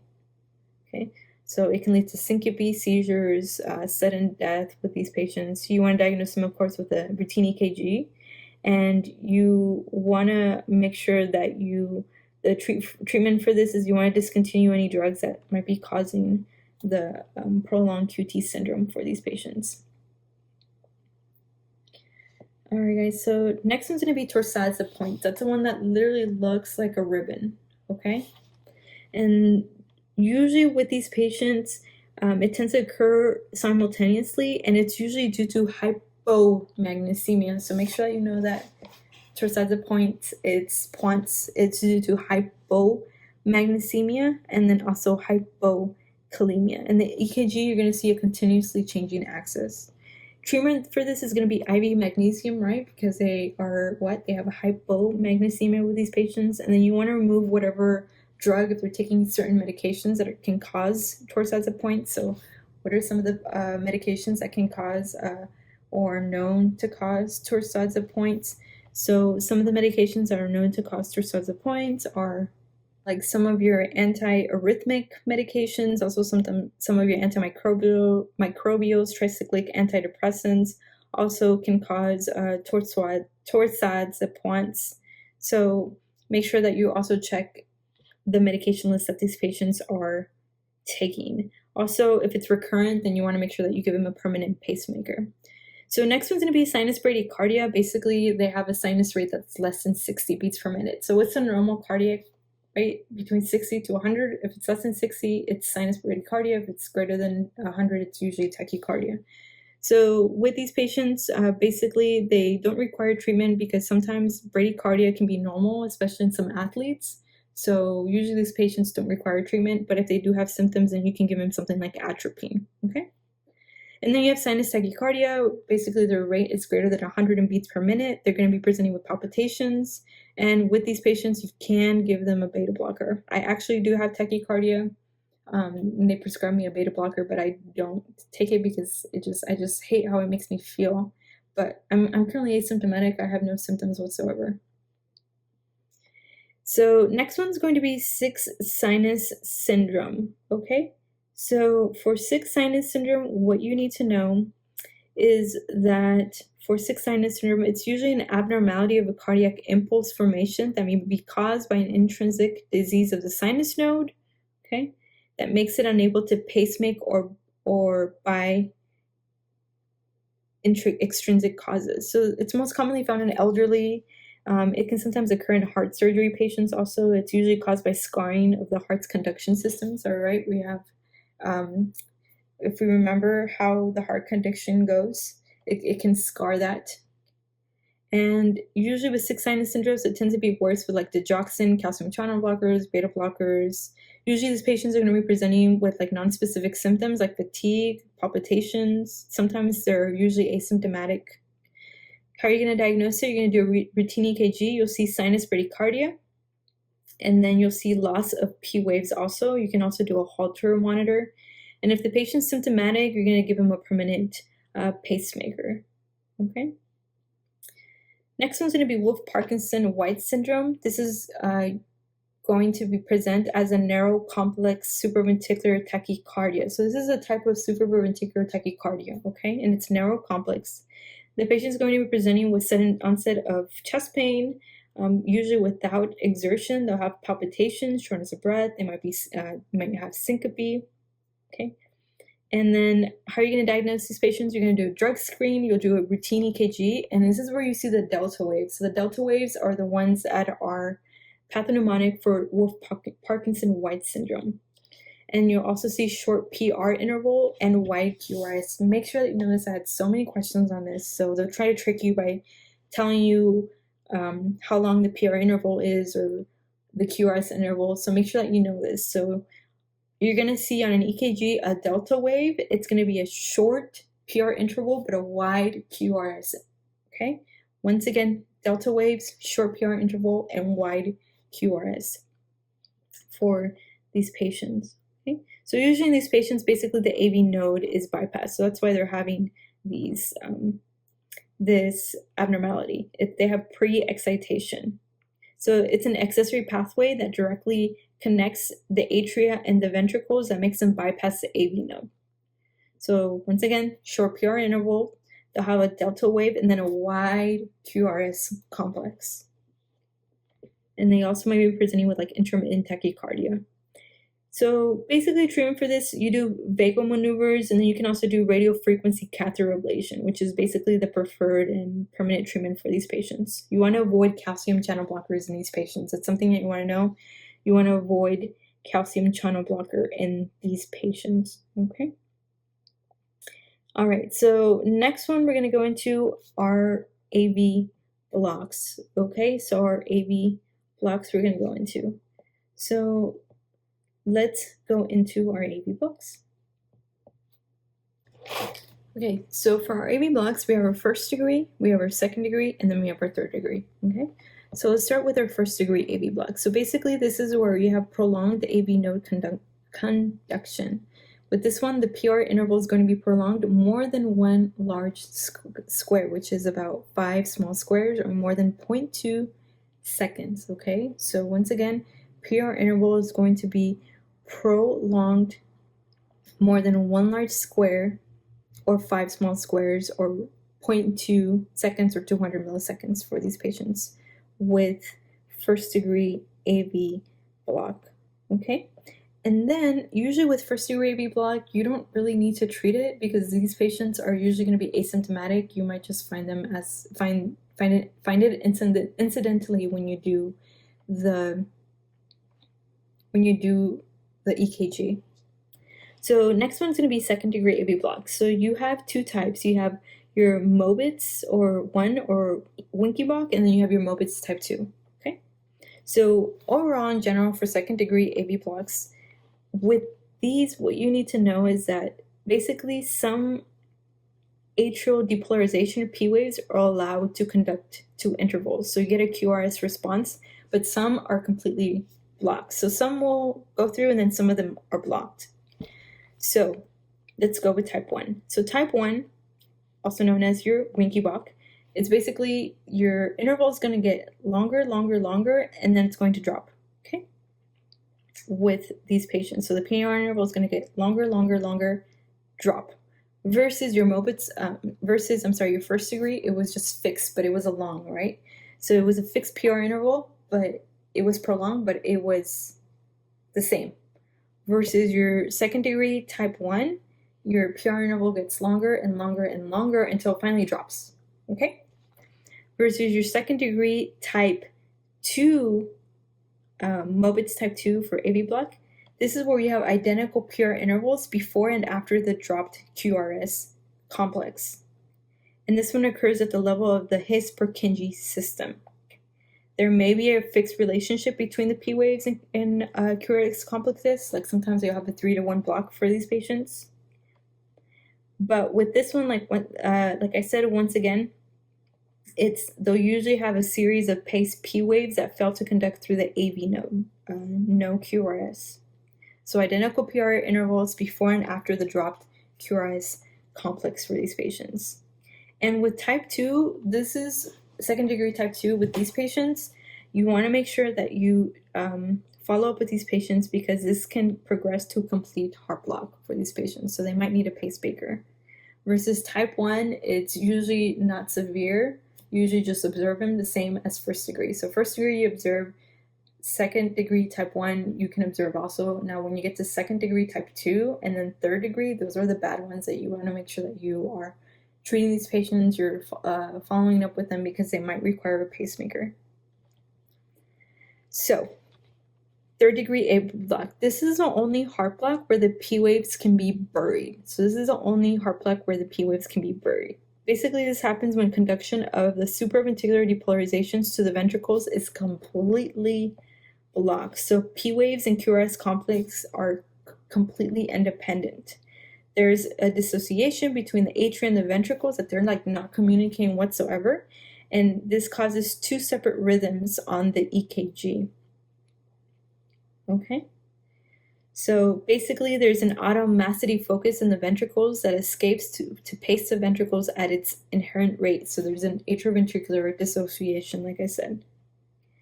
So with these patients, these have a high risk of sudden death, and usually these patients require a pacemaker. So once again, first degree and second degree type 1, usually they don't require treatment. It's usually observation, and then second degree type 2 and third degree, those are the ones that may require a pacemaker, okay? Especially second degree type 2 since it can go into third degree AV block. So now that we're done with all the rhythms, I just want to go through the important ones that you need to know and how they're going to present, okay? So A flutter, remember, this one's going to have this sawtooth pattern. It's going to be an organized electrical activity, and the atrial rate's going to be between 250 to 300 beats per minute, but it's sawtooth pattern for atrial flutter. And then you have atrial fibrillation. This one's going to have no P waves whatsoever. It's going to be irregular. And then we have ventricular fibrillation. This one's completely disorganized. Like there is no organization whatsoever. It's like literally like peaks like this everywhere. It looks like a mountain. Like if you were to put a bunch of mountains and literally like with different sizes of mountains, that's how it looks. Completely disorganized. Immediate cessation of cardiac output, no associated pulses, no discernible P waves, QRS complexes, or T waves, and it's incompatible with life. With this one, usually when they present their pulselessness, they don't have any pulse, and that's where you're going to go and you're going to do the defibrillation, right? And then you have your ventricular tachycardia. This usually just is like peaks, okay? And usually the peaks are the same, peaks. This is due to AV, no dissociation. The rate's going to be greater than 100. You'll see fusion beats and then capture beats. So these are the ones that you need to know. And then, of course, your first, second, and third degree AV blocks, you are definitely going to have a question on these, okay? All right, guys, so let's go into our cardiomyopathy, okay? So cardiomyopathy is usually a disease of the myocardium that causes cardiac dysfunction. So there's 3 types of cardiomyopathies. We have our dilated cardiomyopathy, which is the most common type of cardiomyopathy. We have also our restrictive cardiomyopathies, and then of course we have our hypertrophic obstructive cardiomyopathy. So usually let's go into them, okay? So dilated cardiomyopathy is the most common type of cardiomyopathy. Basically, what happens with dilated cardiomyopathy is that you have an increase in left ventricular chamber size, but you have a decrease in ventricular wall and septum. So the heart is weaker and it can't effectively pump out blood to the rest of the body. It's more commonly found in men and in patients between 20 to 60 years old. So the strength of the ventricular contraction is decreased with these patients. So it's basically a floppy heart. It's very floppy, it's dilated, it can't pump out. So just think about you're filling up a balloon with water and you fill it up so much, you take out all that water, sometimes it's like really like floppy and wrinkled, right? That's how the heart is. It's so floppy, it's not as stiff as it used to be, and it can't contract hard. Some of the causes of dilated cardiomyopathy, usually the most common cause is idiopathic, but usually coronary artery disease with ischemia is also another common cause of dilated cardiomyopathy. The most common cause of non-ischemic cardiomyopathy is alcohol abuse. So how is the patient going to present? Usually they're going to be presenting with congestive heart failure. So symptoms of right and left congestive heart failure. The patient's usually going to be presenting with dyspnea, and usually they'll have an S3 heart sound on exam. They also can be presenting with pulmonary hypertension, so they have the crackles and rattles on your pulmonary exam. They'll have an increased JVP. They'll have pulsus alternans also if they have severe left ventricular systolic failure. And with these patients, you're going to diagnose them. You're going to do an EKG. You can do a chest x-ray also. On chest x-ray, you'll see cardiomegaly and pulmonary congestion.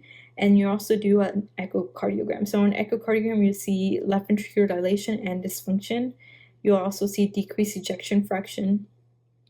And treatment is usually symptomatic treatment. So you're going to give them your diuretics, right? Because diuretics, usually with these patients, they're going to be presenting with congestive heart failure, okay? So whatever you use to treat congestive heart failure is what you're going to use for dilated cardiomyopathy. So you're going to give them ACE inhibitors, diuretics, beta blockers. You're going to tell them to restrict their sodium intake. You can also give them digoxin, okay? Digoxin is basically going to help the heart pump blood out.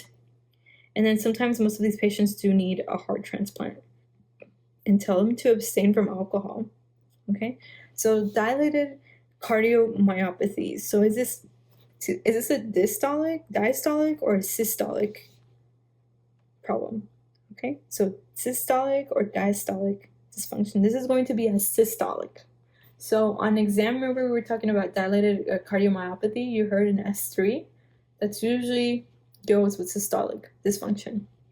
And how I memorize it is that if you count, you go systolic, it's 3, S3, okay? And then diastolic, that's 4, S4.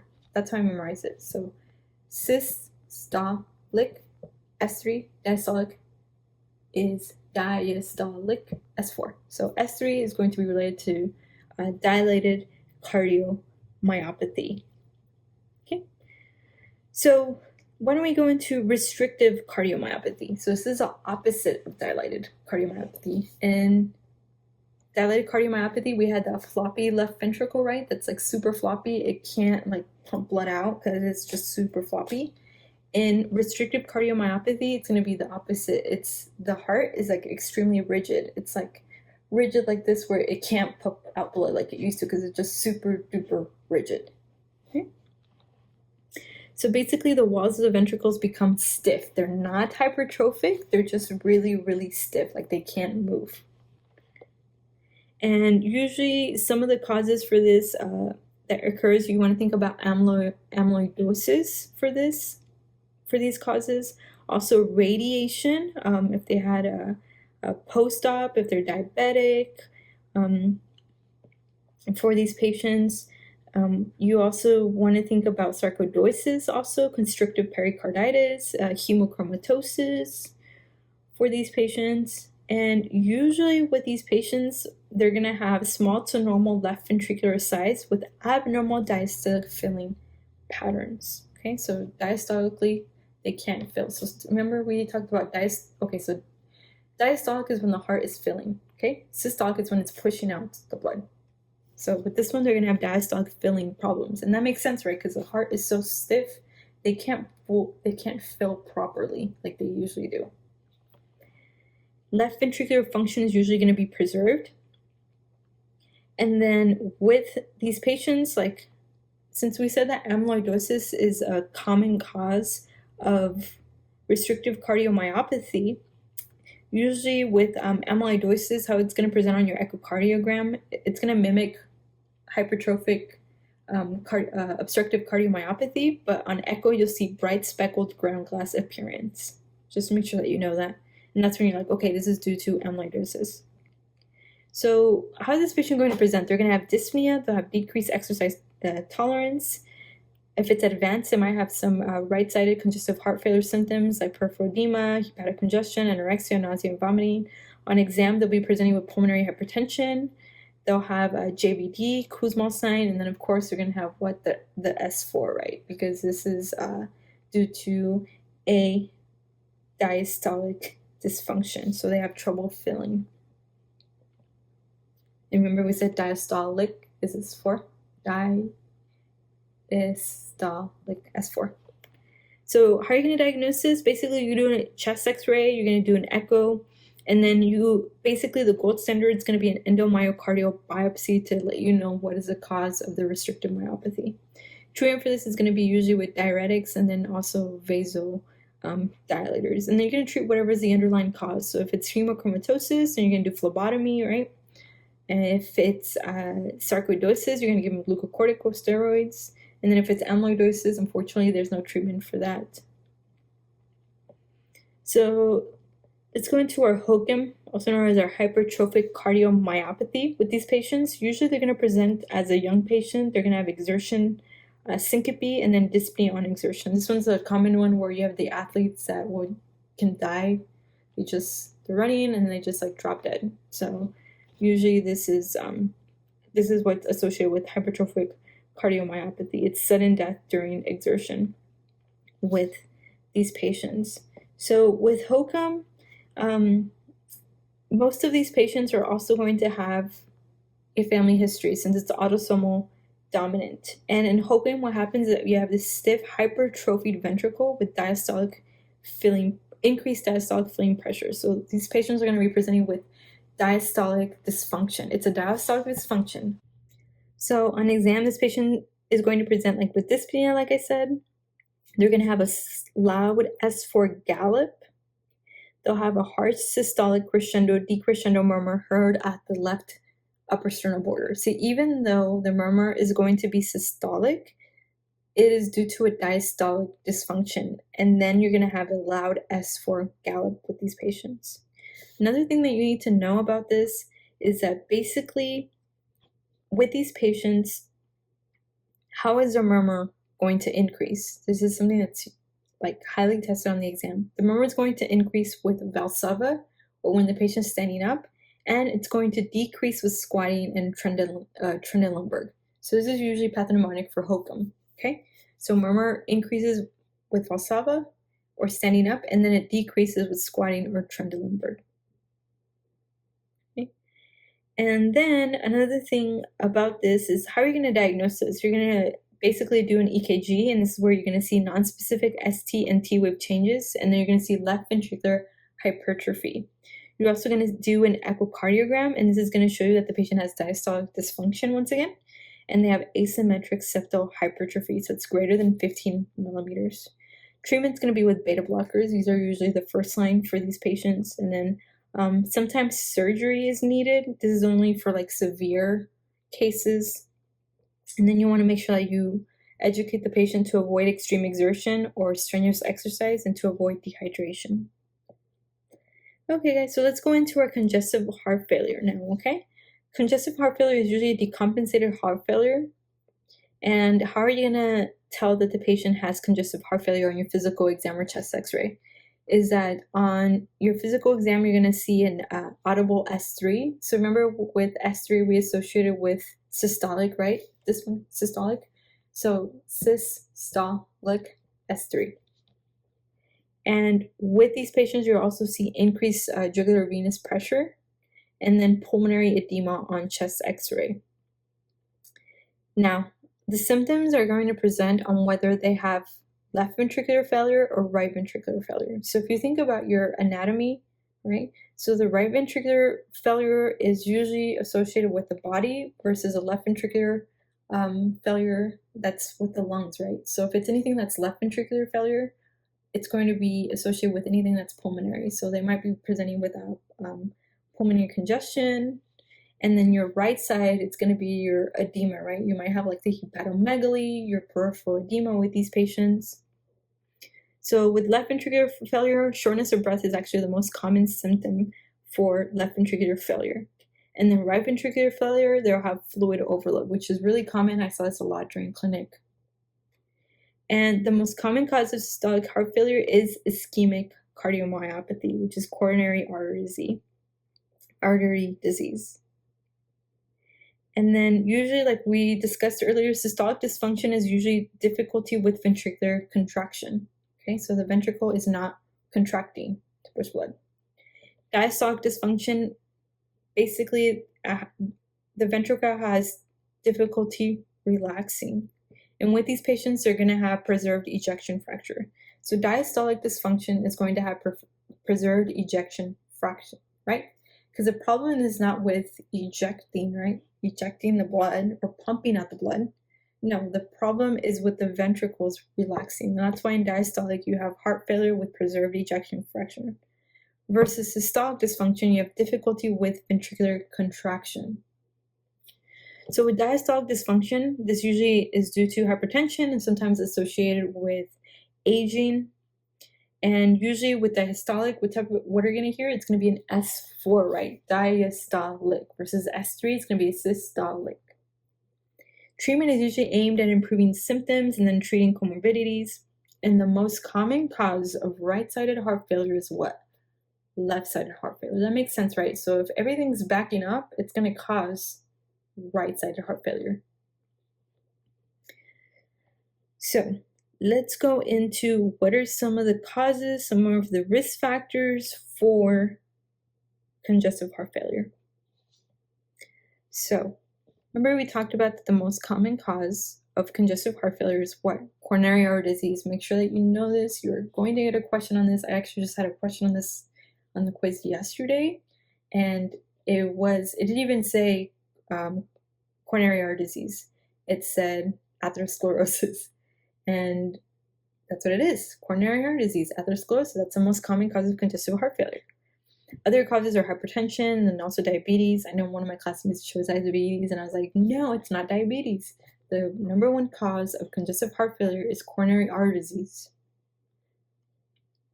And then the most common cause of transitive pleural effusions is what? Congestive heart failure, okay? And usually it's found in older patients, okay, if they're greater than 65.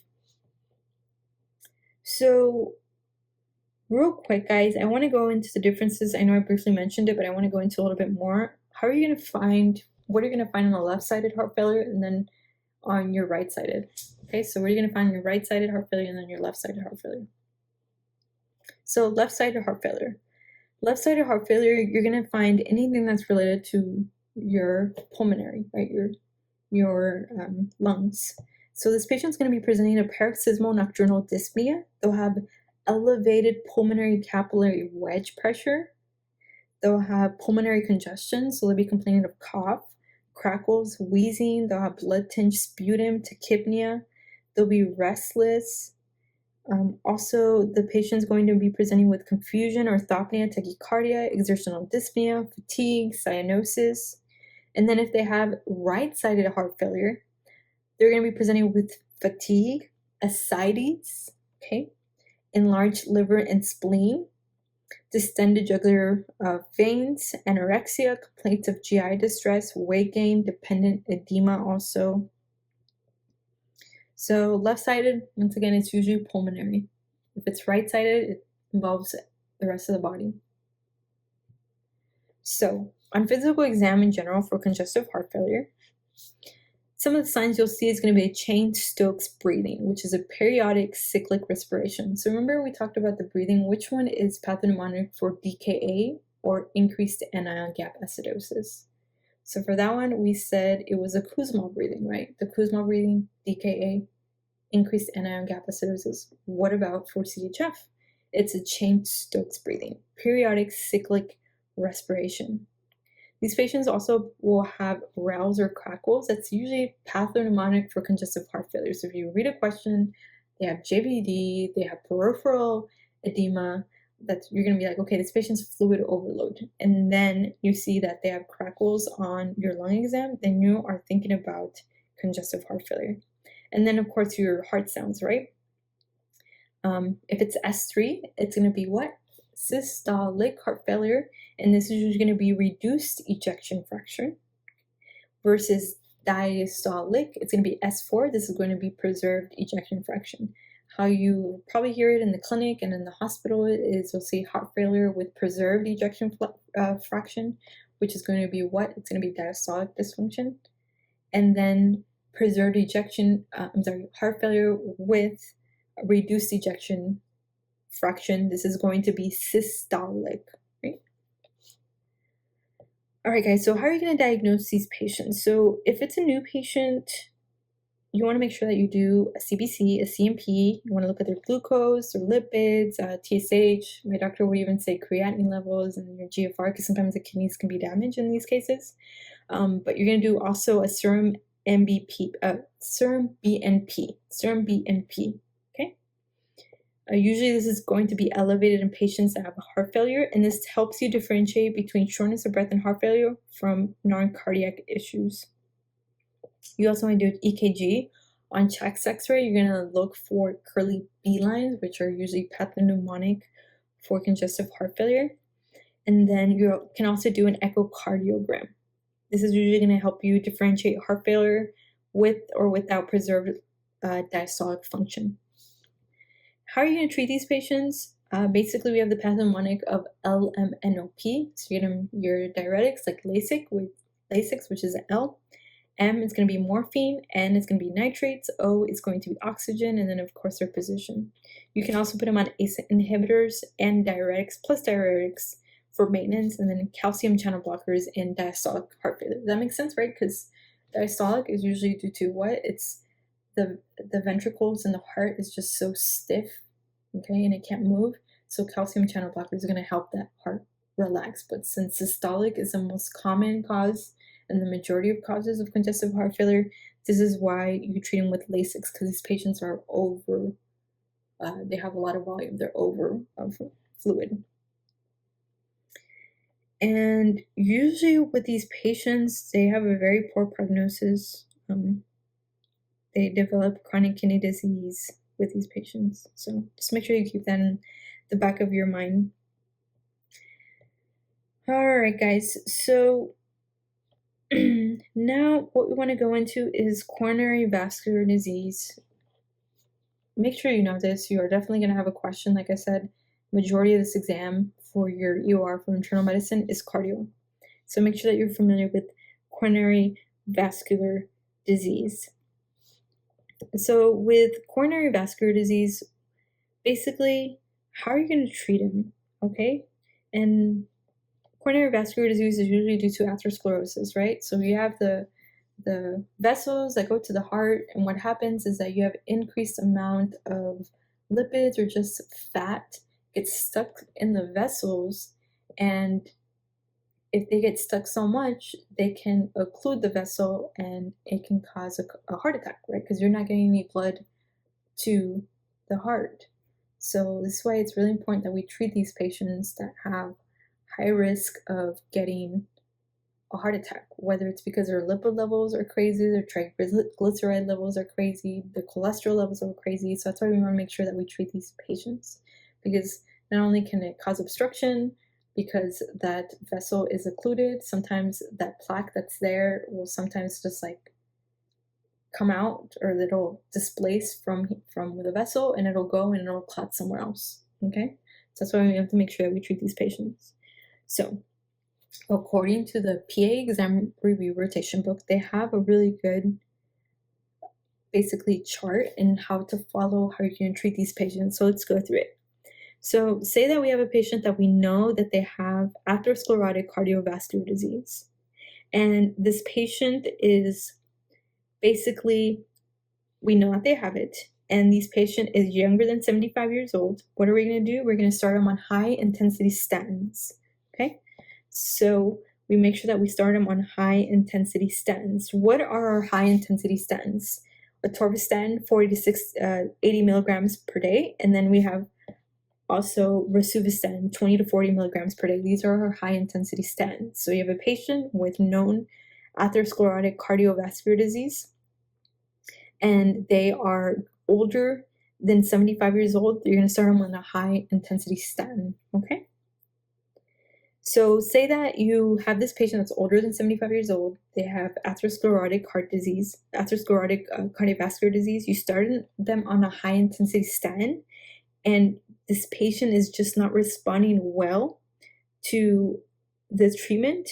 Then you want to make sure that you consider secondary causes. Okay, if you have a patient that has known atherosclerotic cardiovascular disease and they are younger than 75 years old, then you're going to start them on moderate intensity statins. Okay, so what are the moderate intensity statins? These are your atorvastatin at a lower dose, 10 to 20 milligrams. You have fluvastatin, lovastatin, simvastatin, and then rosuvastatin, but at a lower dose. Okay, so it's about 5 to 10 for rosuvastatin, atorvastatin 10 to 20. These are moderate intensity statins.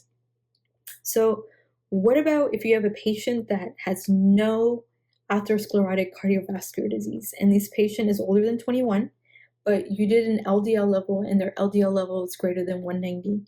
What are you going to do? You're going to start them on high intensity statins. Okay, once again, high intensity statins are your atorvastatin, higher dose, 40 to 80 milligrams, and your rosuvastatin, 20 to 40 milligrams. So what about if this patient has no known atherosclerotic cardiovascular disease, and they're 40 to 75 years old, and they have diabetes? How are you going to treat them? The next thing you're going to do is you're going to see if they have a 10-year atherosclerotic cardiovascular disease risk of greater than 7.5%. If they do have an atherosclerotic cardiovascular disease risk of greater than 7.5%, 10 years, then you're going to start them on your high intensity statin. If they don't, then you would start on moderate intensity statin. Okay? So what if you have a patient that is between 40 to 75 years old and their LDL is between 70 to 189? So it's not greater than 190, it's between 70 to 189. And you determine their 10-year atherosclerotic cardiovascular disease risk, and the score is less than 5%. What are you going to do with these patients? You're going to tell them to have a healthy lifestyle. So just make sure that they are on the DASH diet, right? So make sure that they're eating healthy, they're exercising. But if their score is between 5 to 7%, then you tell them healthy lifestyle, and you're going to tell them to start possibly taking moderate intensity statins. You want to consider moderate intensity statins. So what if the same patient is 40 to 75 years old, they're between that range, and their LDL is between 70 to 189, and their 10-year atherosclerotic cardiovascular disease risk is greater than 7.5%, then you're going to do healthy lifestyles plus higher or moderate intensity statins. So just make sure that you're familiar with that on how to treat these patients, because you're definitely going to get a question on these. So real quick, just to go over the normal levels. What's the normal level of total cholesterol? A normal level usually is less than 200, okay? If it's more than 240, that's usually considered a high. Now, once again, this tends to vary between textbooks, but according to the textbook I'm studying, that's what it says. LDL is our bad cholesterol, HDL is our good cholesterol. So we want to have a high amount of HDL, but a low amount of LDL. So LDL, if it's less than 100, that's good. If it's greater than 190, that's very high. And that's why with these patients that have an LDL greater than 190, that's something that we're taking into consideration, okay? So that's why if you have someone that's older than 21, they have an LDL greater than 190, and they have no known atherosclerotic cardiovascular disease, that's why you have to start treating with high-intensity statins, okay? Because greater than 190 for LDL is bad. Can you imagine? I mean, less than 100 is normal. That's also almost double of what the normal level is. And then HDL, which is our good cholesterol, we want to keep it higher than 60 or even higher. Like I said, this is the only one that we want to keep higher. And this is usually considered protective against heart disease. If it's less than 40, then this is a major risk for heart disease. All right, guys, so let's go into endocarditis. I actually just went over this last week with my professors, and we had a quiz, and I completely misdiagnosed the patient because the patient presented like I thought the patient was having like a stroke, but they weren't. They had endocarditis, and they just had a septic emboli that caused a stroke-like symptom, but it wasn't. So I completely got that question wrong. So let's go into endocarditis, okay? So endocarditis basically is characterized by vegetations. They'll have masses of platelets, fibrin, microorganism, and scant inflammatory cells that have seated on the valves.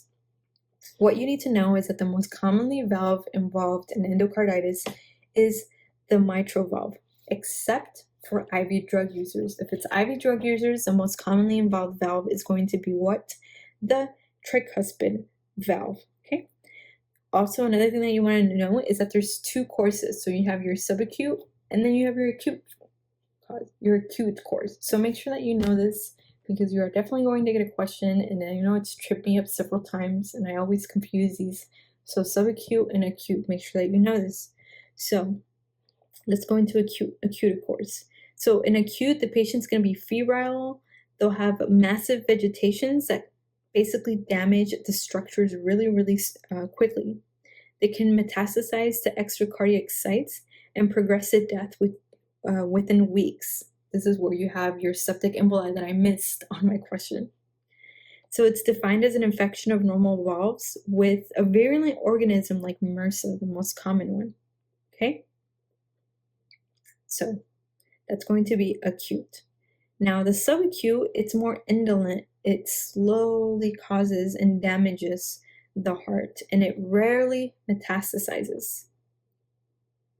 And usually with these patients, it's going to be caused by strep viridans, okay? And oral flora is usually the source of infection. And most of the cases of endocarditis tend to be subacute. So if it's acute, it's going to be due to what?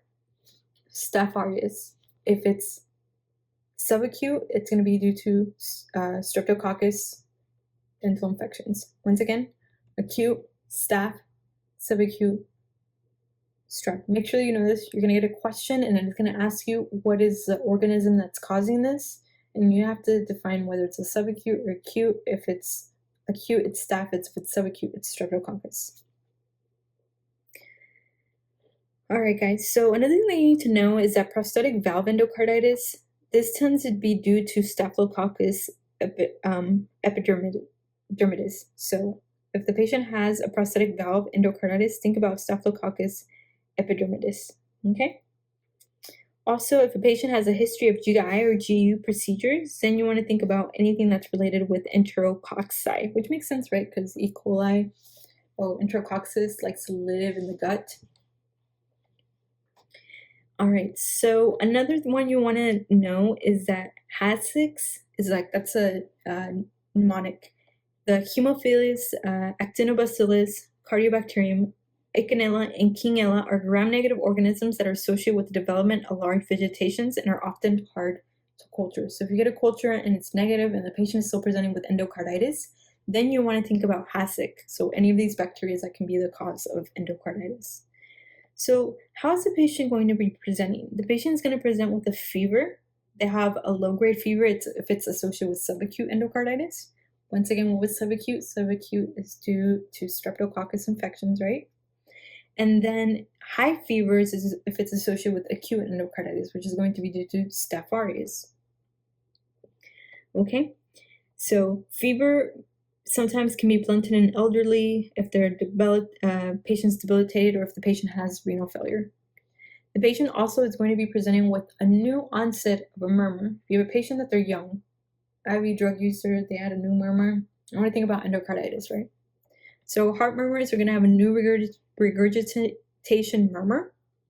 And this is sometimes when it's damaged the valve, okay? And this is going to be caused by the vegetations or because the chordae just ruptured. And then emboli. They can have pulmonary emboli. They'll have your stroke symptoms. Like I said, I missed that question, so make sure that you know that these patients, if you have a patient that presents and they have a fever and they're presenting with stroke symptoms and they're having like heart murmurs, think about endocarditis. Even though it might sound like a stroke, a regular stroke, or TIA, think about endocarditis. Now I have that in my head because I missed it. And then also you have your Janeway lesions. These are non-tender subcutaneous nodules on the palms and the soles of the feet. And if you notice, these are non-tender, so they're not painful. So make sure that you know this. You're definitely going to get a question describing one of these, and you have to make sure that you know whether it's a Janeway lesion or an Osler's node. So Janeways, these are non-tender. They're nodules on the palms and the soles of the feet. And then you have subingual splinter hemorrhages. This is usually septic emboli, okay? These are dark red lesions that are usually found on the nail beds. And Osler nodes are usually painful erythematous lesions found on the palms and soles of the feet. So if you notice, lesions are found on the palms and soles of the feet, but some of them are painful and some of them are non-painful. Osler's nodes are painful. Janeway lesions are not painful. How I memorize it is O, ouch, right? Ouch, they hurt, painful, Osler nodes.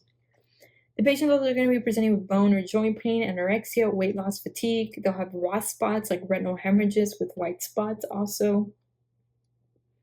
Diagnosis, basically, what you need to know is that you want to do blood cultures. Usually you're going to draw these before administration of antibiotics, and you want to do 3 sets, okay? At least 1 hour apart if the patient is stable. So once again, 3 sets. 3 sets. EKGs also you're going to do, since these patients that have infective endocarditis are prone to getting arrhythmias. You also want to obtain a transthoracic echocardiogram and do a CBC. And the CBC is going to show you anemia, thrombocytosis, anemia, leukocytosis, okay? And they'll have an elevated ESR. ESR is always elevated whenever you have something that is causing inflammation. So ESR is going to be elevated, and then your rheumatoid factor also. You want to make sure that you do that. Another thing that you need to know about this is your Duke's criteria, guys. So make sure that you know that Duke's criteria, okay? Basically with Duke's criteria, they have a major and they have a minor criteria. And the clinical criteria to diagnose infective endocarditis is going to be that you either have 2 major criteria, or you have 1 major plus 3 minor, or you have 5 minor. So let's get into the major ones. You're definitely going to get asked a question to differentiate whether this is a major criteria of the Duke's criteria or a minor criteria of the Duke's criteria. So make sure that you're familiar with them. So major is going to be sustained bacteremia. They're going to have 2 positive blood cultures. by an organism known to cause endocarditis. I'm getting this information from the PANS prep rolls. And then you'll have endocardial involvement, which is usually documented by either a positive echocardiogram, which shows vegetation, abscess, valve perforation, or prosthetic dehiscence, and then also a clearly established new regurgitation, valvular regurgitation, new murmur, and it's usually regurgitation. It can be aortic or mitral. Minor is going to be anything that predisposes a patient to getting endocarditis. So if they have abnormal valves, if they're an IV drug abuser, if they have an indwelling catheter, and if they have a fever greater than 38 degrees Celsius or greater than 100.4 degrees Fahrenheit. If they have vascular and embolic phenomena, so if they have the Janeway lesions, if they have the septic arteriopulmonary emboli or increased cranial and then immunologic phenomena also, if they have Osler's nodes, Rosh spots, which are the ones in the eye, positive rheumatoid factor, if they have acute glomerulonephritis, also if they have positive blood cultures that are not meeting the major criteria, and if they have a positive echocardiogram that does not meet the major criteria. For example, if they have a worsening of an existing murmur. So once again, you have to have 2 major or 1 major plus 3 minor or 5 minor in order to say that you've diagnosed endocarditis. So what's going to be the treatment for endocarditis? It's basically going to be antibiotics, okay? If it's acute, then for these patients, we want to treat them with nafcillin plus gentamicin for 4 to 6 weeks, or you can give vancomycin and gentamicin if you think that MRSA is causing this. Subacute is going to be usually penicillin or ampicillin plus gentamicin because remember we're treating for streptococcus, which is a common cause of a subacute endocarditis. If it's a prosthetic valve, you want to treat with vancomycin plus gentamicin plus rifampin because you want to cover for Staph aureus. If it's fungal, you want to give them amphotericin B for 6 to 8 weeks. And then usually surgical treatment, usually if the patient has congestive heart failure, then you want to make sure that you also you do surgery, okay? Other indications include if they have perivalvular infection with an abscess, if they have uncontrolled infection with Staph aureus, if they have Staph aureus endocarditis, and they have any type of fungal infection, you want to think about surgical treatment. So I'm smiling because I just had a question on this yesterday and I missed it. And it was a patient that had endocarditis. She had a fungal infection and they had already tried, they were giving her like antifungals and the patient was not treated. So it asked you what was the next step. And it told you if you wanted to switch to amphotericin B, which I chose and was wrong. But the answer was that you want to call the transthoracic surgeon, heart surgeon. And that makes sense because as it says here, surgical treatment is usually indicated for fungal infections. So if you can't treat the fungal infection, you've tried it, then you're going to make sure that you get surgery on board. So antibiotic prophylaxis, if given, you're going to give amoxicillin 2 grams, usually before procedures, like any type of like dental procedure. So in a nutshell, what do you want to know about endocarditis? Is that the patient's going to be complaining of a fever, they'll have a rash, okay? They'll have muscle pain. The physical exam is going to show you your fever, your Rosh spots, your Osler nodes, your murmur, Janeway lesions, anemia, nail bed, hemorrhages, and emboli. Rosh review has a really good mnemonic. They have from Jane, Fromjane. So F is going to be your fever, R is going to be your Rosh spots, O is going to be your Osler node, right? Ouch, those hurt. J is going to be your Janeway lesions, A is going to be anemia, N is going to be nail bed hemorrhages, and then E is going to be emboli. Diagnosis is going to be with your echocardiogram or the Duke's criteria. And then remember we talked about streptococcus affects the mitral valve, subacute, and then tricuspid is usually due to Staph aureus, and that's usually acute and commonly found in IV drug abusers. Treatment is going to be with antibiotics. And if you see S. bovis, think about a GI malignancy. And then dental prophylaxis with amoxicillin for certain patients. All right, guys, so let's go into the heart murmurs now. So make sure that you know your heart murmurs. You are definitely going to have a question on heart murmurs on your exam. So make sure that you're familiar with these. All right, guys, so let's go into our physiological murmurs. So we have our normal murmurs. So these are normal, not abnormal. They are usually soft, short, systolic, and song-like musical. So these are the S's: soft, short, systolic, and song-like musical. Heart sounds S1 and S2 are normal. And the patient is usually fine. They don't look toxic appearing or anything. So this is usually normal physiological. So let's start with our pulmonary stenosis. This one occurs in early infancy. And basically with these patients, you're going to have a turbulent flow in the pulmonary arteries. It's a common functional murmur. It's going to be mid-systolic ejection murmur, heard best at the left upper sternal border or the right upper sternal border, and it radiates to the axilla and back, and it tends to resolve by itself at 6 to 12 months. So real quick, let's go over the locations. So we have, how I memorized it is all physicians take money. That's how I memorized it. So you have your A is for your anything that's related to aortic, P is going to be pulmonary, T is going to be tricuspid, and then M it's going to be mitral valve. So that's how I memorize it. So just make sure I'm doing it correctly. All physicians take money. So that's how I memorize it. And so next one's going to be your innocent still murmur. See, these are all functional murmurs or innocent, okay? This is the most common type of murmur you're going to hear. It's usually found in childhood. It's like a vibratory musical quality. It's short and it's very high-pitched. And it's heard best at the left lower sternal border or between the left lower sternal border and the apex. And it's a systolic murmur. It tends to resolve spontaneously. And then the next one's going to be your cervical venous hum. This one's also very common in children. It's usually right-sided. It changes with position. It's continuous, and this one also has a venous hum to it, okay? It's located in the left upper sternal border or right upper sternal border, infraclavicular or supraclavicular regions. It doesn't have any radiation. It's louder when the patient is sitting and they're extending their head, okay? So once again, these are functional and innocent murmurs. So your peripheral pulmonary stenosis, your innocent still murmur, and then your cervical venous hum. So these are going to be normal murmurs, okay? And then why don't we go into our diastolic murmurs? So for our diastolic murmur, we have mitral stenosis.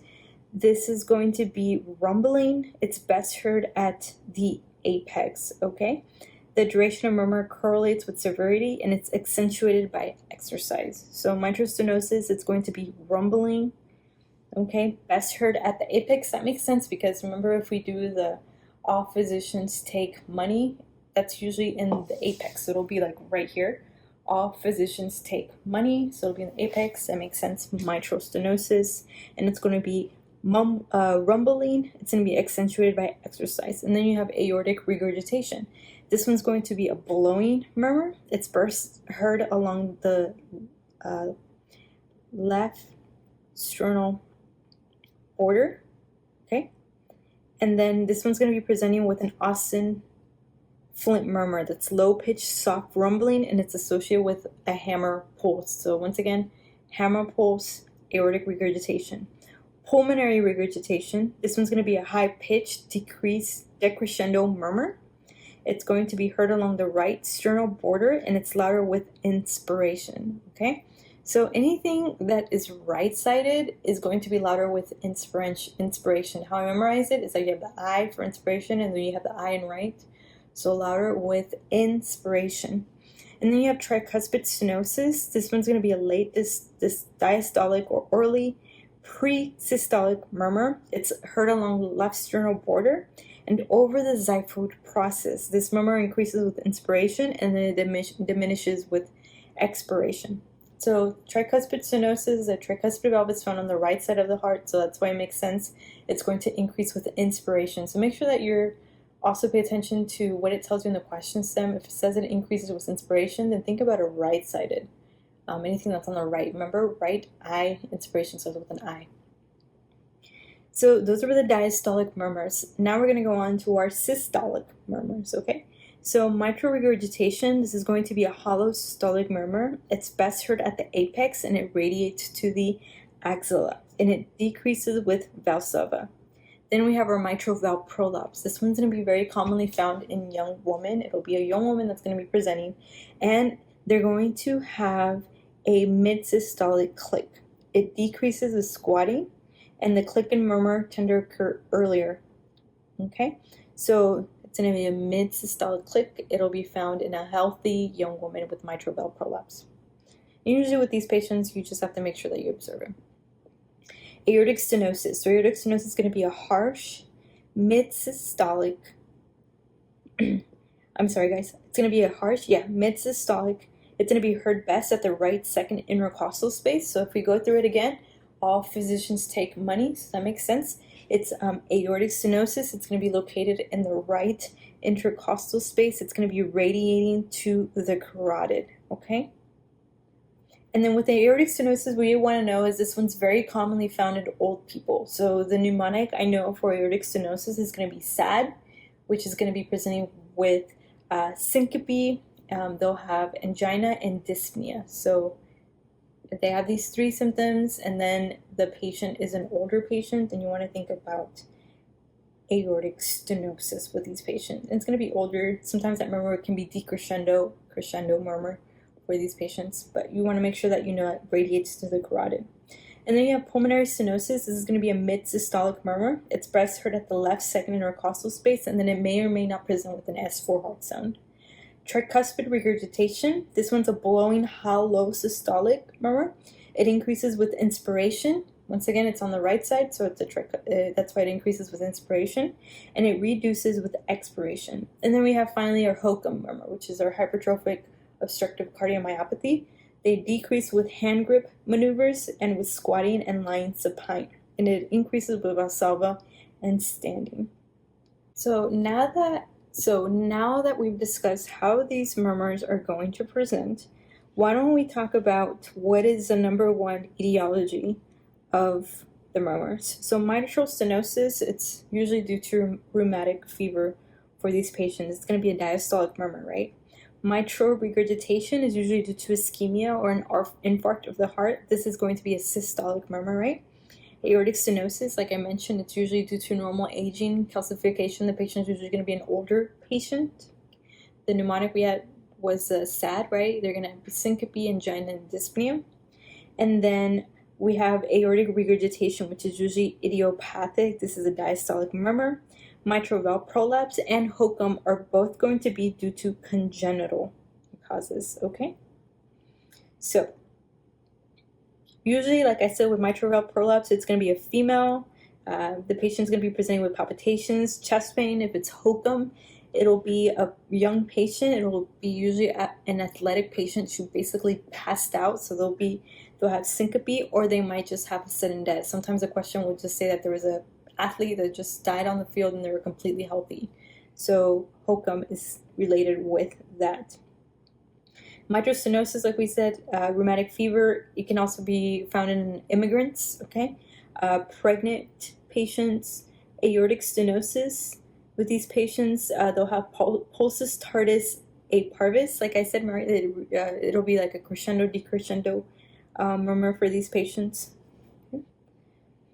Alright guys, so now that we've discussed the murmurs, now I want to go into hyperlipidemia. So I know I had discussed it, we had discussed coronary artery disease and coronary vascular disease, so why don't we go into hyperlipidemia? So we have this is usually the sort of lipids, right? So why don't we talk about the different types?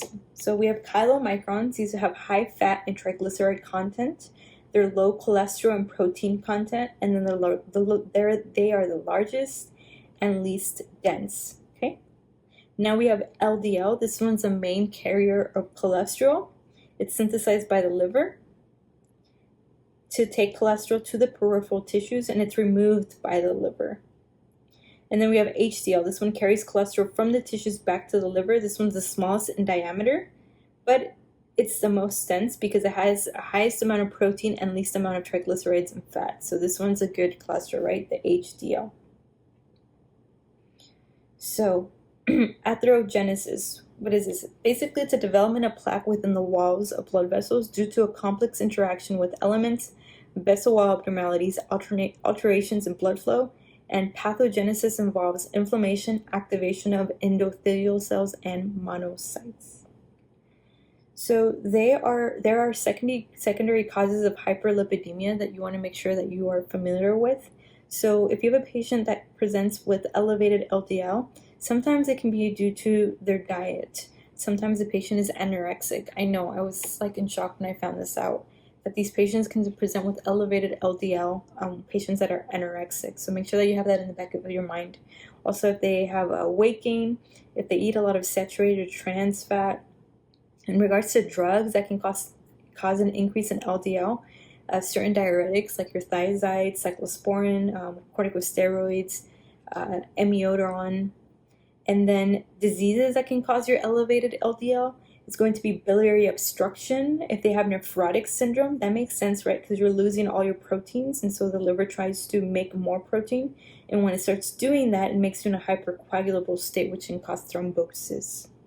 And then disorders and altered states of metabolism like hypothyroidism, obesity, and pregnancy can cause elevated LDL. So why don't we discuss the familial dyslipidemias? So this is basically an inherited disorders that cause a genetic mutation of the several genes, okay? Sometimes it can be autosomal dominant or autosomal recessive, and this patient is going to be presenting with xanthomas, which is like cholesterol, like plaques right here in the elbows. They can have xanthelasma, which is the triglycerides under the eye, and then they can also have the corneal arcus, which is basically cholesterol on the cornea with these patients. So basically, you want to screen all adults over the age of 21 and any patient with diabetes, mellitus, or cardiovascular disease. Men that are older than age 35 and women that are older than age 45, we want to also screen them. And then also screen first-degree relatives with hyperlipidemia with these patients. So how are you going to treat hyperlipidemia? Basically, what we're going to do is that we're going to tell them, of course, the answer always is going to be lifestyle management or anything that doesn't require medication. That's usually the first line. So we want to tell them to reduce their calorie intake, restrict the amount of soda that they're eating, basically change their diet, and increase exercise. This is going to help them decrease the amount of lipids that they have in their body. In addition, you're going to tell them to lose weight, have a low-fat diet, low-carb diet also, increase the amount of fibers and vegetables and fruits that they eat. Stop smoking, that's a big one. Stop smoking. Hyperlipidemia, stop smoking. Hypertension, so control their hypertension. You're going to give them, tell them to avoid alcohol. Okay. So if the patient's LDL is less than 70 and they have no cardiovascular disease, then you don't have to give them any statins for these patients. So pharmacological therapy. The reason why you're giving them pharmacological therapy is because you want to lower their total and cholesterol level and then also their LDL levels and the triglycerides. But first line for any patient that presents with hyperlipidemia, like I said, it's going to be lifestyle modifications. And this is going to be their diet, weight loss, etc. Second line is going to be pharmacological intervention. So we had just discussed earlier the high intensity statins, the moderate intensity statins, and the low intensity statins. But just for repetition, because repetition is the key, what are the high intensity statins? We have atorvastatin and rosuvastatin. So atorvastatin is going to be at a higher dose for high intensity. It's going to be 40 milligrams or 80 milligrams. Rosuvastatin is going to be 20 milligrams or 40 milligrams. And then your moderate intensity statins, we have atorvastatin, rosuvastatin also, but these are going to be at a lower dose. So it's going to be atorvastatin at 10 milligrams and then at 20 milligrams for atorvastatin, and rosuvastatin at 5 milligrams and 10 milligrams. You can also give them other medications for moderate intensity like simvastatin, pravastatin, or lovastatin, but the common ones are going to be your atorvastatin and rosuvastatin. Low intensity statins, it's going to be your simvastatin, pravastatin, lovastatin. These are going to be at lower doses. Okay. So everyone should be on a high intensity statin unless they're older than 75 years old, they have some type of intolerance to statins, they have some drug interaction with their statins, and then also if they have liver or kidney disease where they just can't filter the drug. Okay. If the patient does not meet the criteria that I just listed, then you start them on a moderate intensity statin, okay? And then you start titrating up. So now I'm going to discuss the medications because you are definitely going to have a question on the medications that treat hyperlipidemia. So let's start with statins. So those are the most common ones you're going to see. It's usually the first line medication that you give are going to be statin, okay? So these drugs are really, really good, even though there's that a lot of patients don't want to take them because they Google and they search that it causes like myopathies, etc. These are good drugs, okay? So statins, what do? They're basically HMG-CoA reductase inhibitors. These are recommended for all patients who require drug treatment because these lower morbidity and mortality. They're the most commonly used drug. What they do is that they reduce your total cholesterol, LDL, lipoprotein B, and triglycerides for these patients. So what are some of the side effects? Like I said, myopathy is a common one. It's the most common one that the patient's going to be complaining of. They'll be saying that they have like a lot of muscle pain. Also, they might have some like elevated LFTs. So that's why with these patients, you want to make sure that you get baseline labs like lipids. You want to look at their A1C, their creatine kinase, and then their LFTs. And then you want to make sure that when you put a patient on a statin, you are checking their lipids annually, checking their A1C every 3 months if they have diabetes mellitus. And then you're only going to recheck LFTs and their creatine kinase if they develop like really bad side effect symptoms with these patients. Okay, so once again, statins, first line, the biggest side effect that they have is going to be myopathy, which is going to be muscle pain. So next one's going to be your bile acid binding resins. So these are your cholestyramine, your cholecylamine, and then your cholestyramine. How I memorize them is anything that starts with like coal, like you know how a coal looks like a black coal. Anything that starts with the coal is related to bile acid binding resins. It's under that class, and that's how I memorize them. So what do these drugs do? Basically, they bind bile acids in the intestines to form an insoluble, non-absorbable complex that's excreted in feces along with the unchanged resin.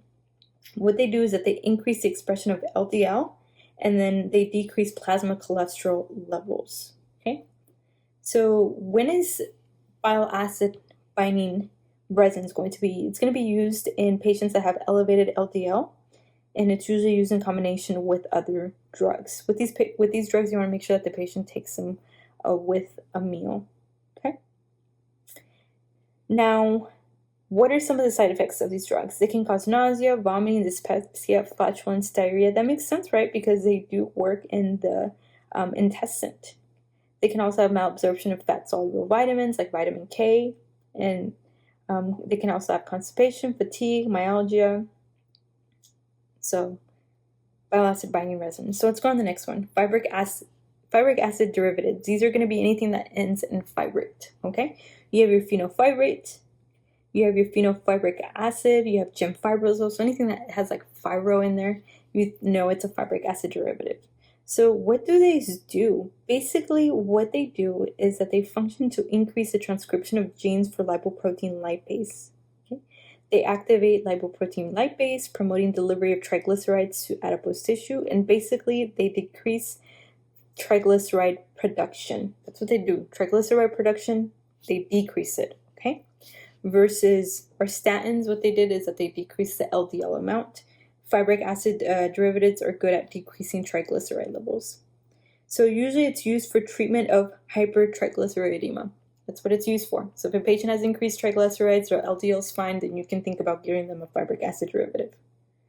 Adverse effects is myalgias and myositis. So of course you want to be careful be careful when you're prescribing this in conjunction with the statin because it can cause really bad myalgias.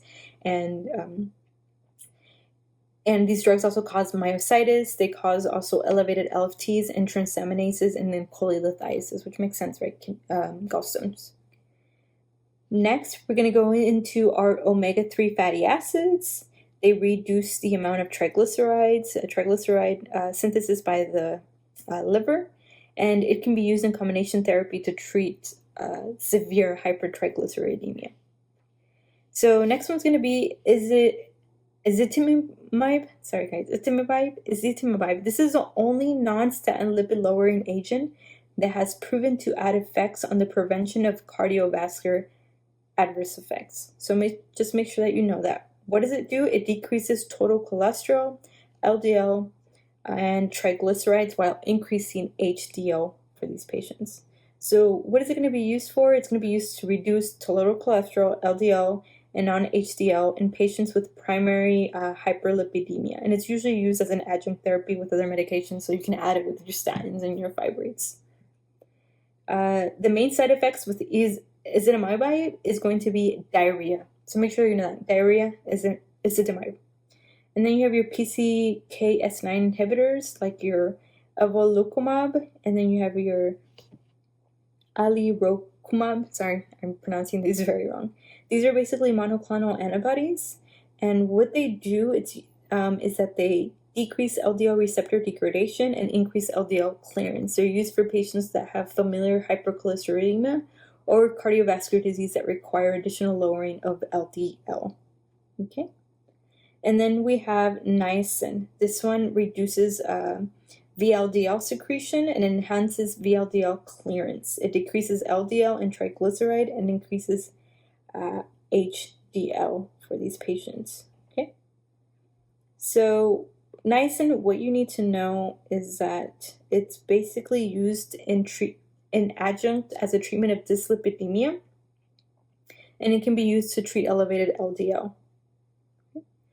Usually, one of the main side effects for niacin is that the patient's going to be presenting with generalized pruritus, so they're going to have a lot of itchiness, and this can be reduced by taking it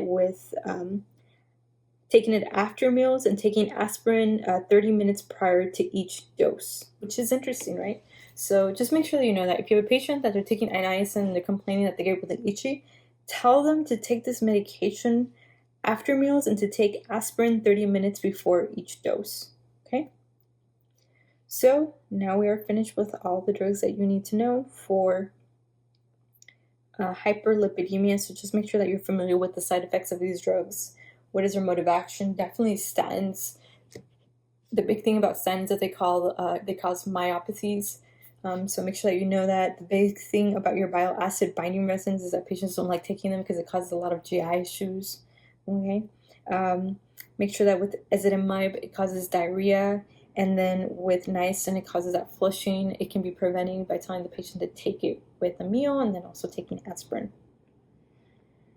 Okay, guys. So what is the optimal cholesterol level that we want to have in these patients when we're treating them?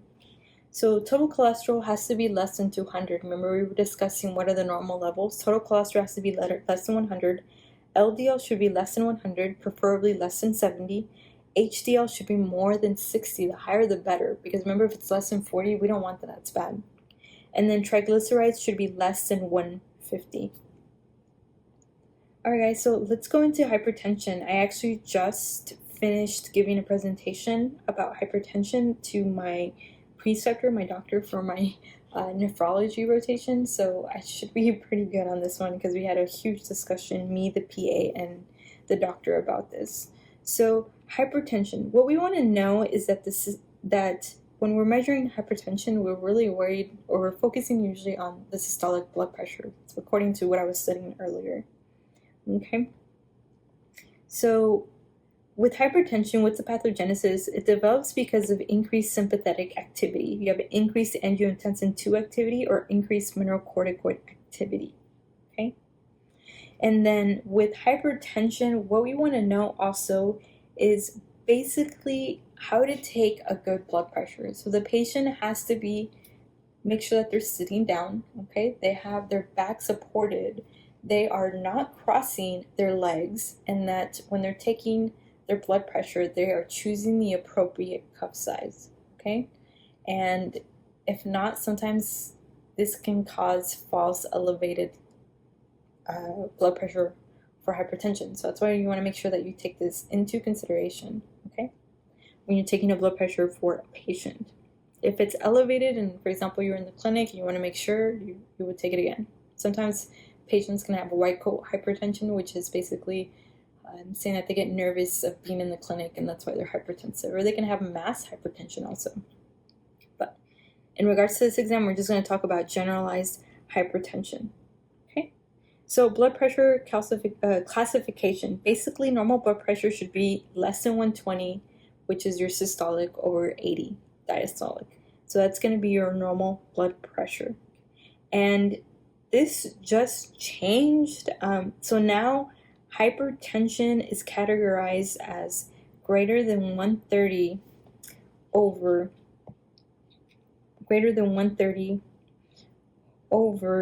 90. That's going to be categorized as hypertension. Now, this is what I was studying from the 2017 American College of Physicians, the book.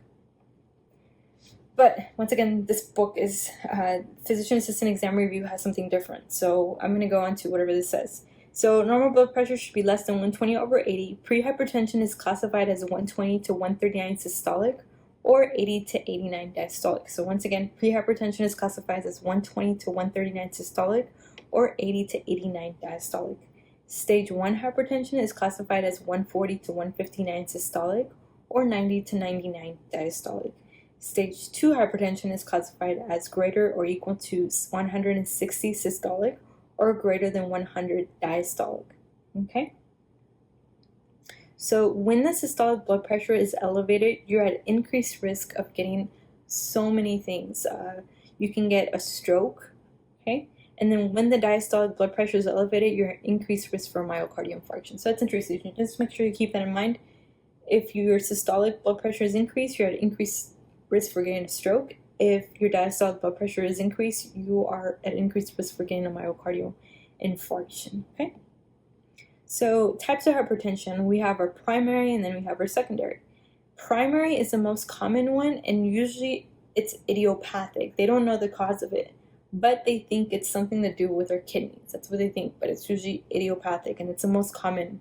About 80% of primary hypertension, of hypertension in general, 80% of it is usually due to primary hypertension, while 20% of the hypertension is due to secondary hypertension. Now, this is according to the 2017 guidelines.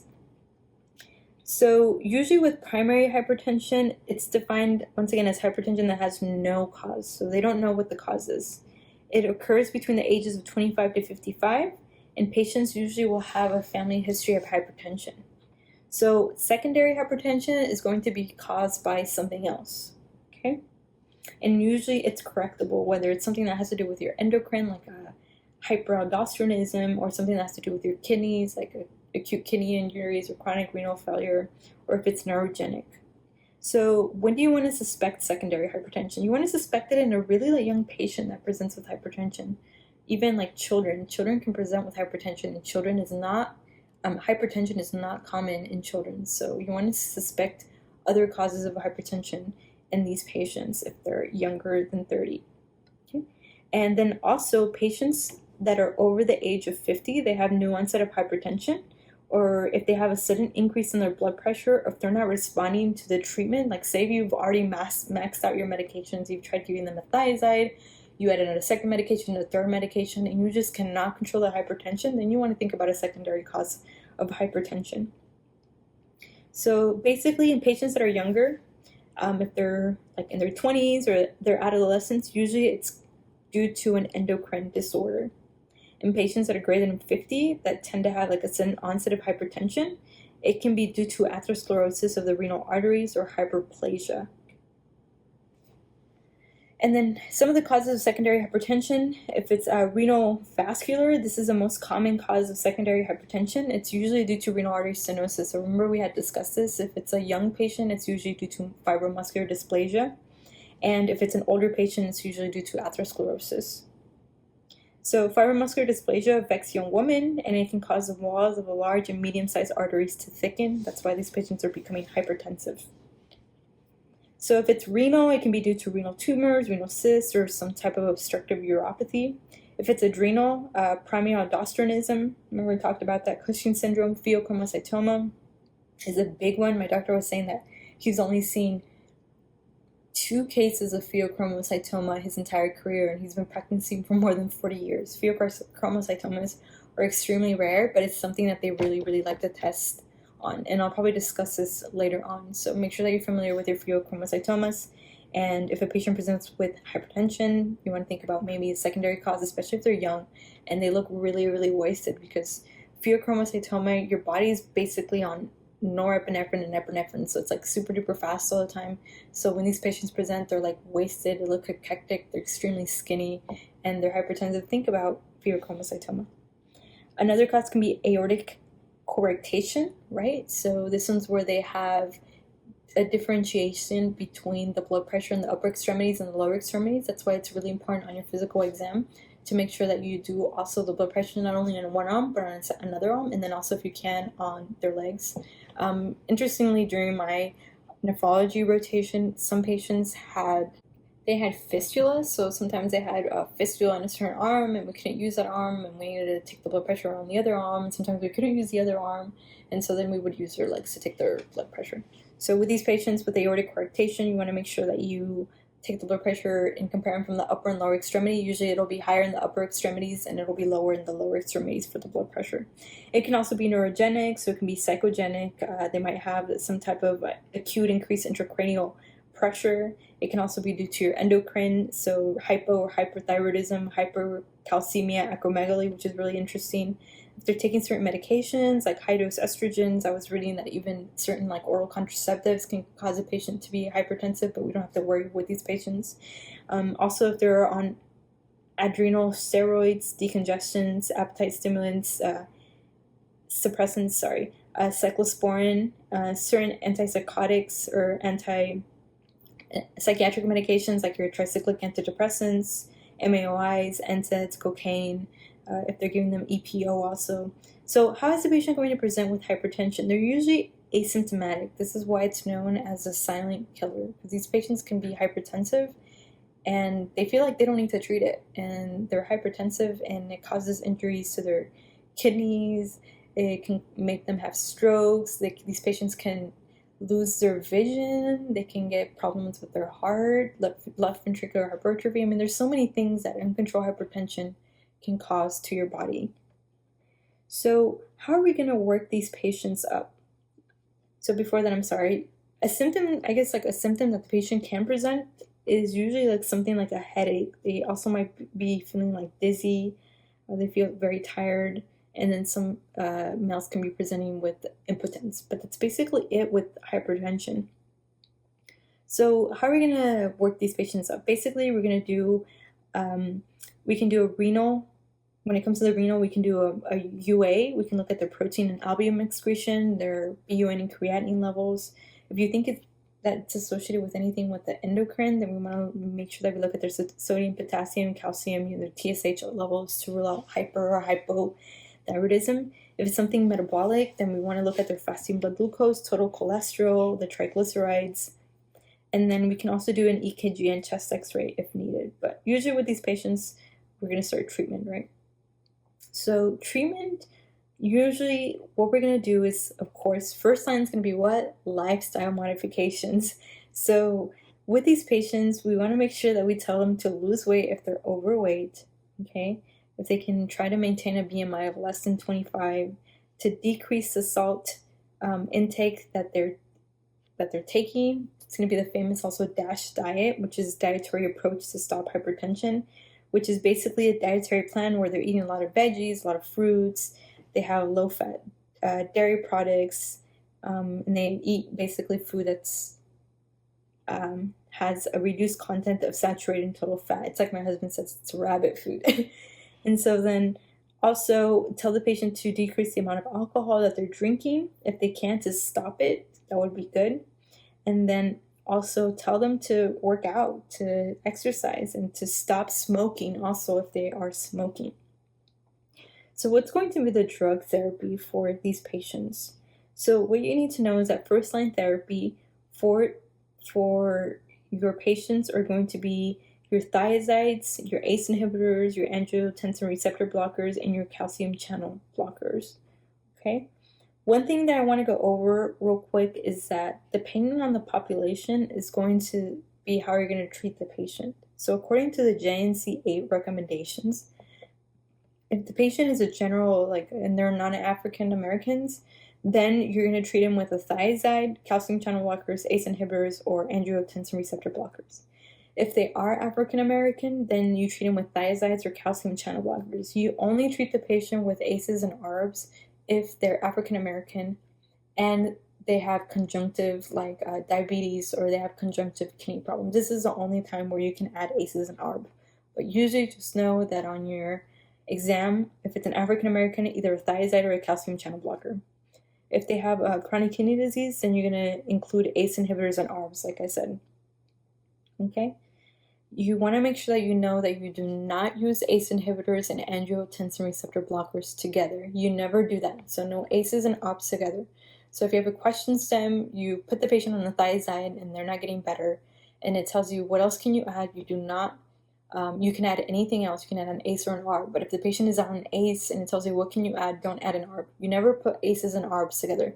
Sometimes in an answer choice I saw today, it was yesterday also in my quiz, it asked you if you wanted it to, one of the answer choices was an ACE inhibitor and ARB together, and I like the first thing I did is I crossed that question out, because you never give ACEs and angiotensin receptor blockers together. Okay, and usually if the patient needs more than 3 drugs, so say if you tried a thiazide, say you tried a calcium channel blocker, and you've tried an ACE inhibitor and you put them all together, and this patient's hypertension is still not getting better, then you want to make sure that you refer them to a hypertension specialist. Alright guys, so now what we're going to do is we're going to talk about the strategies to treating hypertension. So we have a strategy A, strategy B, and strategy C.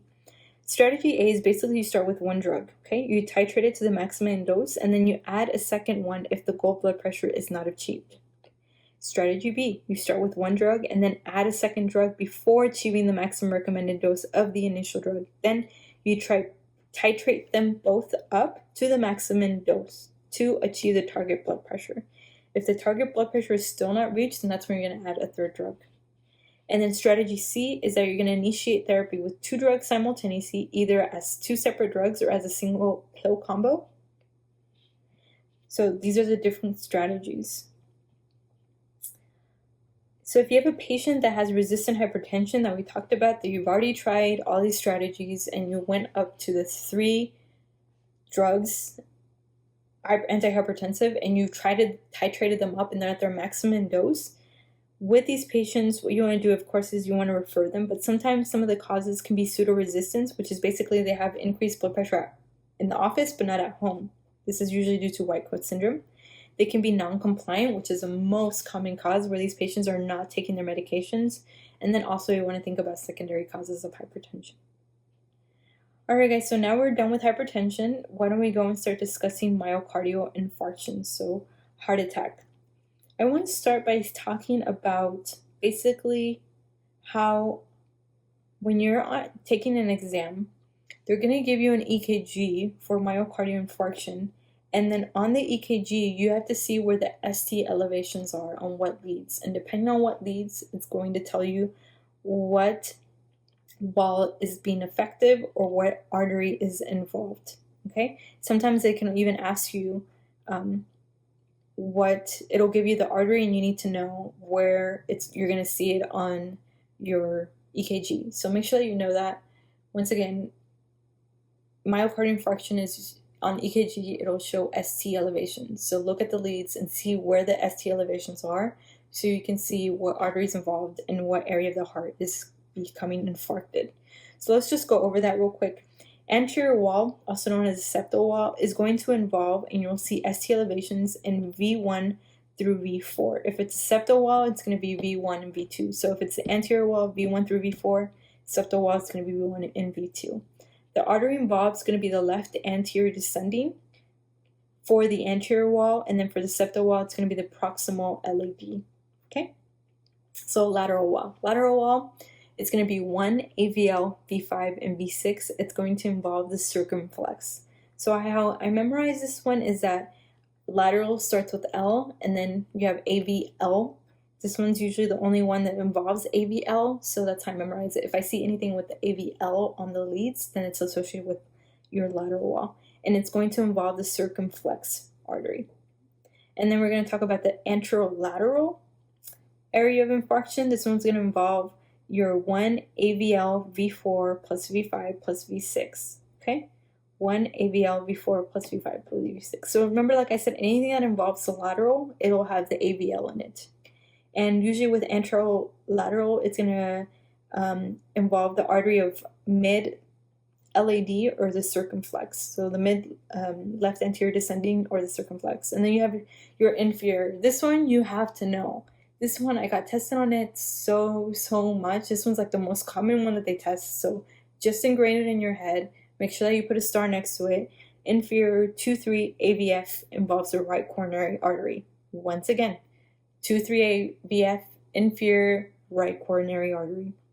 And then last one's going to be your posterior wall. This one is going to be ST depressions and V1 through V2, and it's going to be involving the right coronary artery and the circumflex artery. So once again, for these, make sure that you know that you're inferior. This one you're going to get tested on so much. So 2-3 AVF inferior involves the right coronary artery. Okay guys, so let's go into discussing acute coronary syndrome. So basically this is defined as symptoms of acute myocardial infarction, and it's usually due to basically a plaque that ruptured and it went and it thrombosed and it caused occlusion. And this one, acute coronary syndrome, includes your unstable angina, which we discussed earlier, your NSTEMI, and then your STEMI. So NSTEMI is non-ST elevated myocardial infarction, and then your STEMI is going to be ST elevated myocardial infarction. So in NSTEMI, there's partial thickness. That's why it's referred as subendocardial, versus STEMI, the area is larger of ischemia and it goes all the way through the muscle. This one's transmural. So NSTEMI is going to be subendocardial, and then transmural is going to be your STEMI. What's the most common cause of myocardial infarctions? So the most common cause is going to be atherosclerosis, right? Like we discussed it earlier, you have the vessels that go to your heart, those vessels get occluded, or if there's some type of plaque that disrupts, like I discussed earlier, and it goes and it clogs one of the arteries and it can cause ischemia to your heart. So with these patients, how are they going to present? They're going to be presenting with the classic ischemic symptoms, right? And this is going to be found in all the ones that I mentioned, your unstable angina and STEMI. It's going to be the Levine signs. So they're going to be presenting with the crushing subdermal chest pain that sometimes will radiate to the jaw, the neck, the right upper extremity of the right upper extremity. And usually it's more commonly found in the mornings. I know when I used to work in the ER, I used to go in at 6 a.m. and I wouldn't kid you, like at 7 a.m., 8 a.m., and 9 a.m., that's when we got all of the heart attacks or the codes for a heart attack coming in. And another thing that I wanted to discuss is that usually with chest pain, they tend to present with nausea, vomiting, weakness, diaphoresis, dizziness, tachycardia, palpitations. They also might have some chest pain with bradycardia, and this pain tends to last between 15 to 30 minutes. Pain is exacerbated by exertion and may or may not be relieved by nitroglycerin, okay? So basically with these patients, what you're going to see is going to be ST elevations, right? On EKG, if you see ST depressions, that's going to tell you that there's ischemia that occurred, okay? Injury is going to be ST elevations, and then infarction is going to be Q waves. So if you see Q waves at a prior infarction. So what are you going to do, or what labs are you going to order for these patients that come in? It's an older patient, they're having the Levine sign, they're having like the substernal chest pain that's like radiating to their jaw. What are you going to do for these patients? So when they come in, what you're going to do is you're going to order a troponin 1, or troponin. This one is going to be the most sensitive and most specific test to order for these patients. It rises in 4 to 12 hours and peaks within 24 hours, and it can remain elevated for up to 2 weeks. So make sure that you know that. Sometimes you get a question, what's the first one you want to order? Troponin. So I'm going to discuss the other one. CKMB rises in 4 to 12 hours. It peaks within 20 hours, and it resolves within 24 to 48 hours. Myoglobin rises within 1 to 4 hours. It peaks after around 6 to 7 hours, and then it returns to normal within 24 hours. So how are you going to treat an acute myocardial infarction? So there's a mnemonic of MONA. You're going to give him morphine. Okay, this reduces the myocardial oxygen consumption, and it's usually started if nitroglycerin cannot alleviate the discomfort the patient's experiencing. Then you're going to give him oxygen. you're going to give him nitroglycerin, and nitroglycerin has to be sublingually. So initially you're going to give him every 5 minutes for a total of 3 doses, okay? Then you're going to give the sildenafil IV or transdermal routes. Remember that you never give sildenafil if the patient, you never give nitroglycerin if the patient is on sildenafil, okay? Make sure that you know that. And then you're going to give him aspirin. It's going to be chewed and swallowed. I always tell my mom that. I tell my mom, if there's someone around you, my father, my dad, anyone, and they are having symptoms of a heart attack, if you have aspirin, give them aspirin, a baby aspirin, 325 milligrams. Give it to them. All right, guys. So once you've done the mono regimen, you've given that, the next thing you're going to do is that you're going to we obtain the cardiac markers, right? You place them on oxygen, then you're going to obtain an EKG, okay? If the EKG is normal, then you can consider other things, but still you want to admit the patient to rule out myocardial infarction, okay? But if the EKG shows ST depressions or T-wave inversion, you want to think about unstable angina or NSTEMI. That's why NSTEMI is non-ST elevated myocardial infarction. So to determine whether it is an NSTEMI or it's unstable angina, this is where you do the cardiac biomarkers. So the difference between unstable angina is, we can tell all these anginas, they present very similar. They have the chest pain, they have that Levine sign. It's radiating to their jaw, it's radiating to the right left upper extremity. So these patients are presenting with angina. First thing you're going to do, you're going to do the EKG, right? You're going to do your troponins on these patients, and then depending on what you get from those, you can see whether the patient is actually having a STEMI, or is it an NSTEMI or an unstable angina, okay? If it's unstable angina, what you're going to see on your EKG is that they won't have ST elevations, they'll have ST depressions, but the troponins are going to be negative. This is going to be for unstable angina. Versus your NSTEMI, they're going to have ST depressions, just like unstable angina, but their troponins are going to be positive. They're going to be increased, okay? That's how you differentiate between the both of them. Unstable troponins are normal, and then your NSTEMI, ST depressions, just like your unstable angina, NSTEMI, but the troponins are going to be positive. Versus your STEMI, just like it says ST elevated myocardial infarction, you're going to see ST elevations on the leads, and their troponins are going to be positive.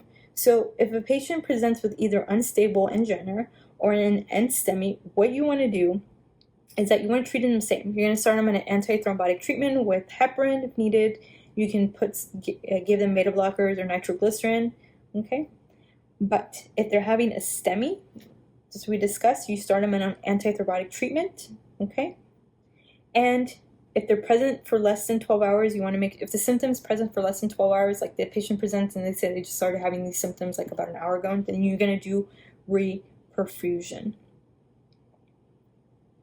If the patient has chest pain that started more than 12 hours ago, basically what you're going to do is you're going to treat them conservatively. You treat them with aspirin. You can or can't give him Plavix for 9 months. You're going to give him a stent, a beta blocker, ACE inhibitor, and nitroglycerin as needed. These are like the ones they have to go home with. It's going to be your nitroglycerin, ACE inhibitors, statins, beta blockers, and then your aspirin, okay? All right, guys, so let's go into myocarditis. So we're done with our myocardial infarctions. What you need to know is you need to differentiate between unstable angina and STEMIs and STEMIs. So the patients are going to present very, very similar, okay? They are going to be presenting with chest pain, the classic Levine sign. It's going to be usually an older patient, but you need to know which one's which. So with these patients, we're going to order what? We're going to do a troponin, that's the most sensitive one. We're going to do an EKG, and then depending on the EKG and the troponin, we're going to decide whether it's unstable, stable, or unstable and STEMI or STEMI. So remember, if it's unstable on their EKG, they're going to have ST depressions, and the troponins are going to be normal. This is unstable angina. If it's NSTEMI, okay, just like it says, non-ST elevated myocardial infarction, they're going to have ST depressions, and these patients are going to have positive troponins. While STEMI is going to be ST elevation myocardial infarction, they'll have ST elevations, okay?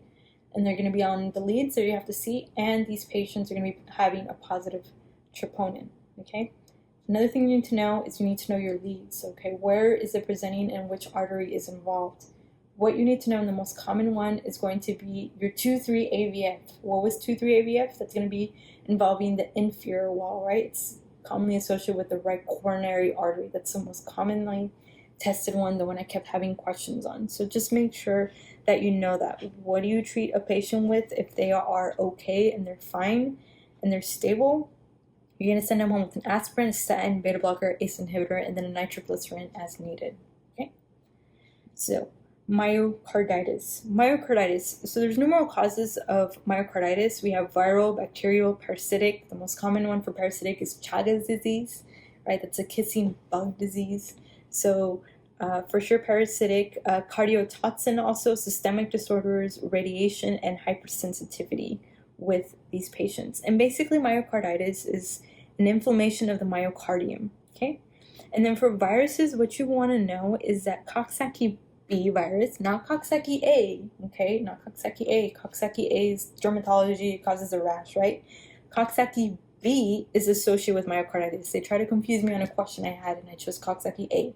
So just so you know, myocarditis, if you have a patient that's presenting with like myocarditis and it asks you which one of these are the cause, it's Coxsackie B, not A. Parvovirus 19 also can cause myocarditis for these patients. And so how are you going to diagnose these?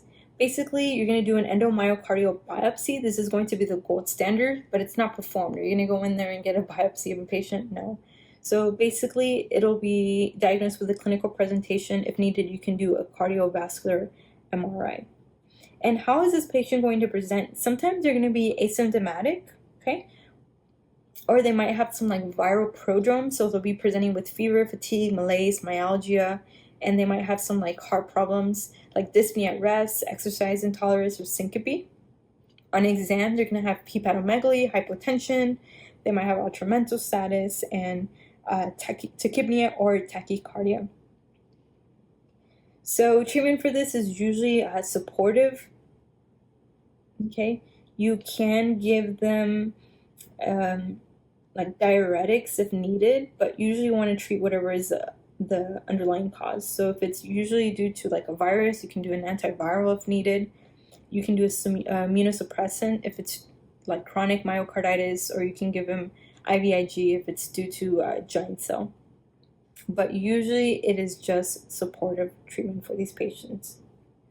So let's go into pericarditis, which is going to be the next one. So pericarditis, what are some of the causes for pericarditis? It can be due to viral, neoplastic, uremic. I actually saw a uremic pericarditis last week in a patient that had a kidney failure. So you can hear the friction rub on your exam when you were doing the exam for this patient, the cardio, the auscultation.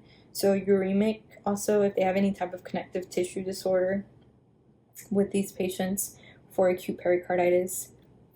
Another one that you want to think about is Dressler syndrome, which is very common. It tends to occur about 1 to 2 weeks after myocardial infarction. So just make sure that you have that in the back of the mind. How is the patient with pericarditis going to present? So basically, they're going to be presenting with, they'll have leukocytosis. They'll have pleuritic substernal radiating chest pain that's worse with deep breaths. Positional chest pain is actually the one that's pathognomonic for acute pericarditis. So make sure that you know that is that they have positional chest pain. Basically, the chest pain is better by sitting up and leaning forward, but it's worse whenever they're lying supine. This is usually pathognomonic for pericarditis. So how are you going to diagnose this patient? What you're going to do is that you can do a culture of the pericardial fluid if needed, and you'll see leukocytosis, but usually you do an EKG. And then on EKG, which is pathognomonic, you'll see diffuse ST elevation and PR depression and precordial leads. And also with this one, what you need to know is that you're going to see PR elevation in the AVR, okay? So in the AVR lead, it's going to be PR elevation. You'll see PR depression also, and you'll see diffuse concave ST elevation on your EKG. So sometimes I had some questions where they just gave you the EKG and you needed to know that it was pericarditis.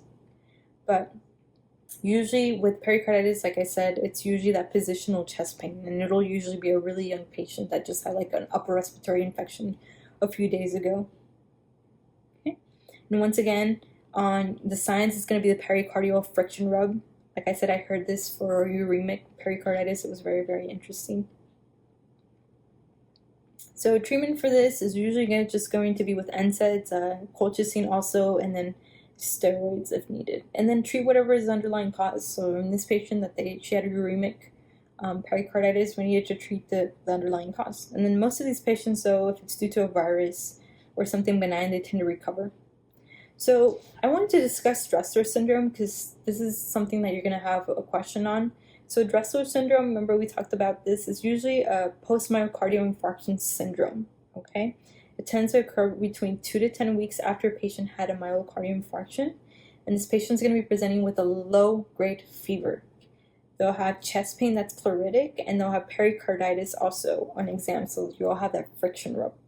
And it tends to go away by itself. If you need to treat it, then you can give them something like colchicine or steroids or even NSAIDs. Okay? So just make sure if the question says that the patient just had myocardial infarction, you want to think about Dressler syndrome. So next one I want to talk about is going to be your pericardial effusion. Okay?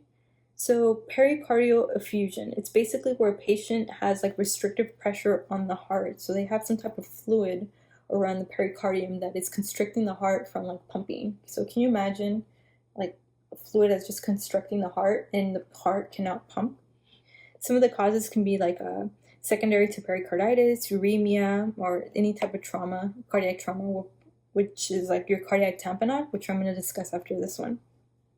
Symptoms, the patient's going to be presenting with painful or painless chest pain. They'll have cough and dyspnea. They'll have atypical chest discomfort, dizziness, also hypotension, palpitations. They'll have peripheral edema, distant heart sounds also, which makes sense because the heart has fluid that is covering, or something's covering it's in the pericardium. And basically, how are you going to diagnose this? You're going to do a chest x-ray, you can do an echocardiogram, and this is where you're going to see the pericardial fluid, and then you'll see cardiomegaly. You can also do an EKG. It's going to show you nonspecific T-wave changes and low QRS voltage ultrasound. Treatment is usually with pericardiocentesis. You want to make sure that you take away all the fluid that's accumulating. So now we're going to go into cardiac tamponade. So cardiac tamponade is, once again, it's due to fluid compressing the heart. So it's compressing the heart, that it's not allowing the heart to fill properly and to contract properly. So it's impairing its cardiac output. How is this patient going to present? They're going to present with the Beck's triad. So if you see the Beck's triad on a question stem, then you're thinking about cardiac tamponade. So what's the Beck's triad? It's going to be hypotension, jugular venous distension, and then they're going to have muffled heart sounds, okay? Once again, hypotension, jugular venous distension, and then muffled heart sounds for these patients. They can also be presenting with the Kussmaul sign, which is basically they have increased jugular venous pressure with inspiration. They're also going to be presenting with pulsus paradoxus, which is a decrease of 10 drop in systolic blood pressure whenever they breathe in. Okay. How are you going to diagnose this? You're going to do an echo, and it's going to show that they have increased pericardial fluid. And then you're going to treat this with pericardiocentesis. Okay. Pericardiocentesis, you're going to do this. This is usually a life-threatening condition in patients that have cardiac tamponade. So once again, and it's funny because my doctor was saying that whenever, well, not funny, but it's interesting. He was teaching a resident that was with me, and he said he's had to do several pericardiocentesis, but he said that you go in from the sternum and you point the upway that way to do a pericardiocentesis if you're needing to do it then and there because the patient's life is in your hands. So what you need to know about cardiac tamponade, okay, is the Beck's triad. It's going to be presenting with hypotension, jugular venous distension, and muffled heart sounds. Also on your EKG, you'll see electrical ultrasounds. You're going to diagnose this with an echocardiogram, And to treat it, you're going to do a pericardiocentesis. So now why don't we start with constrictive pericarditis. This is usually due to scarring and consequent loss of elasticity of the pericardial sac. Okay? So the heart isn't able to contract as it used to. Some of the causes is idiopathic and be infectious, like tuberculosis, parasitic, fungal, viral, post-cardiac surgery, post-radiation therapy, connective tissue disorder. Usually they're going to be presenting with fluid overload. They'll have like peripheral edema. They'll have diminished cardiac output, the Kussmaul sign that we discussed, pericardial knock, and then treatment for this is going to be cardiectomy. So pericardial knock, if it says that, think about constrictive pericarditis. Okay, so next one we're going to go into peripheral vascular disease, okay? Peripheral vascular disease, with these patients are known as like peripheral artery disease. These are like interchanged. So I remember my professor assigned me peripheral artery disease and I was freaking out because it kept showing up as peripheral vascular disease. So just make sure that you know it's the same thing. So with these patients, what you want to know is it's usually caused by atherosclerosis, okay? And it's the same process that we discussed earlier that happens in coronary artery disease. So there's atherosclerosis of the vessels that go down in the legs. Usually with these patients, it's most commonly seen in the lower extremities. It's most commonly seen in men, and smoking usually tends to contribute to the progression of this disease and the severity of it also. Diabetes mellitus tends to basically increase the onset of the disease also for these patients. And how is this patient going to present? So this patient is going to present with intermittent claudication. This is usually pathognomonic for peripheral vascular disease. Basically what that is that they're going to have pain in a muscle group that is reproduced with exercise and it's relieved by rest. So once again, peripheral vascular disease is going to be pain in a muscle group that is reproduced with exercise and relieved by rest. They're also going to have peripheral vascular ulcers. They'll have decreased pulses. They'll have cool, shiny extremity with decreased hair. Rest pain sometimes is like found, but it's usually found later where the disease has progressed with these patients. And basically, some of the physical signs of advanced peripheral artery disease is going to be the discoloration of the toes, open wounds that are very slow to heal. They'll have thin, shiny skin and loss of hair and nail growth for these patients. And then also they can develop lateral malleolus ulcers also for peripheral vascular disease or peripheral artery disease. Usually they will not have any edema with these patients. And then intervention tends to be reserved for limb salvage, so usually amputation. In patients that develop, for example, gangrene, which they can develop gangrene in peripheral artery disease, which makes sense, right? Because the vessels are so occluded that sometimes you don't even get blood to that area of the foot, so you can develop gangrene. And this is where you go in there and you try to do limb salvage and try to amputate. So how are you going to diagnose this patient? What you're going to do is you're going to do an ankle brachial index. So you're going to do an ABI, okay? Basically, with an ABI, what it tells you is that if the ABI is less than 0.9, it indicates that there's more than 50% of stenosis. If it's less than 0.4, this indicates ischemia. So make sure that you're familiar with these numbers because a normal ABI is between 0.90 to 1.30. If it's less than 0.9, then you want to think about that there's already some type of stenosis going on. And if it's less than 0.4, then that's really bad. Can tell you that there's some type of ischemia going on. So that's usually going to be what you're going to start with. But your arteriography is usually the gold standard because it's going to show you the length, location, and the degree of the occlusion. But what you start with is going to be your ABI. Make sure that you know that anything that's less than 9 tells you that there's some type of stenosis going on, more than 50% of stenosis going on. If it's less than 0.4, then that is ischemia. So how are you going to treat these patients? Basically, what you want to do is you want to decrease their cardiovascular risk like hypertension, hyperlipidemia, and diabetes. So you're going to put these patients on statins if they do have problems with any of that, and you want to make sure that you treat their hypertension. Okay, but basically, if they have mild to moderate peripheral artery disease with these patients, then you can treat them with aspirin.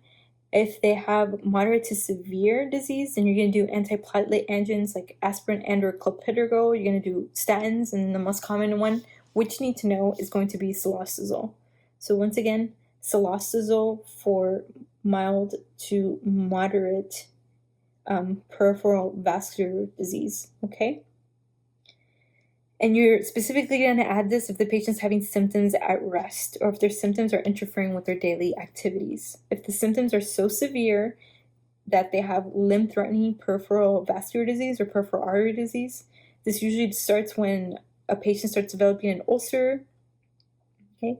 Then that's when you do surgical interventions. You're going to do invasive angioplasty and stent place it with these patients.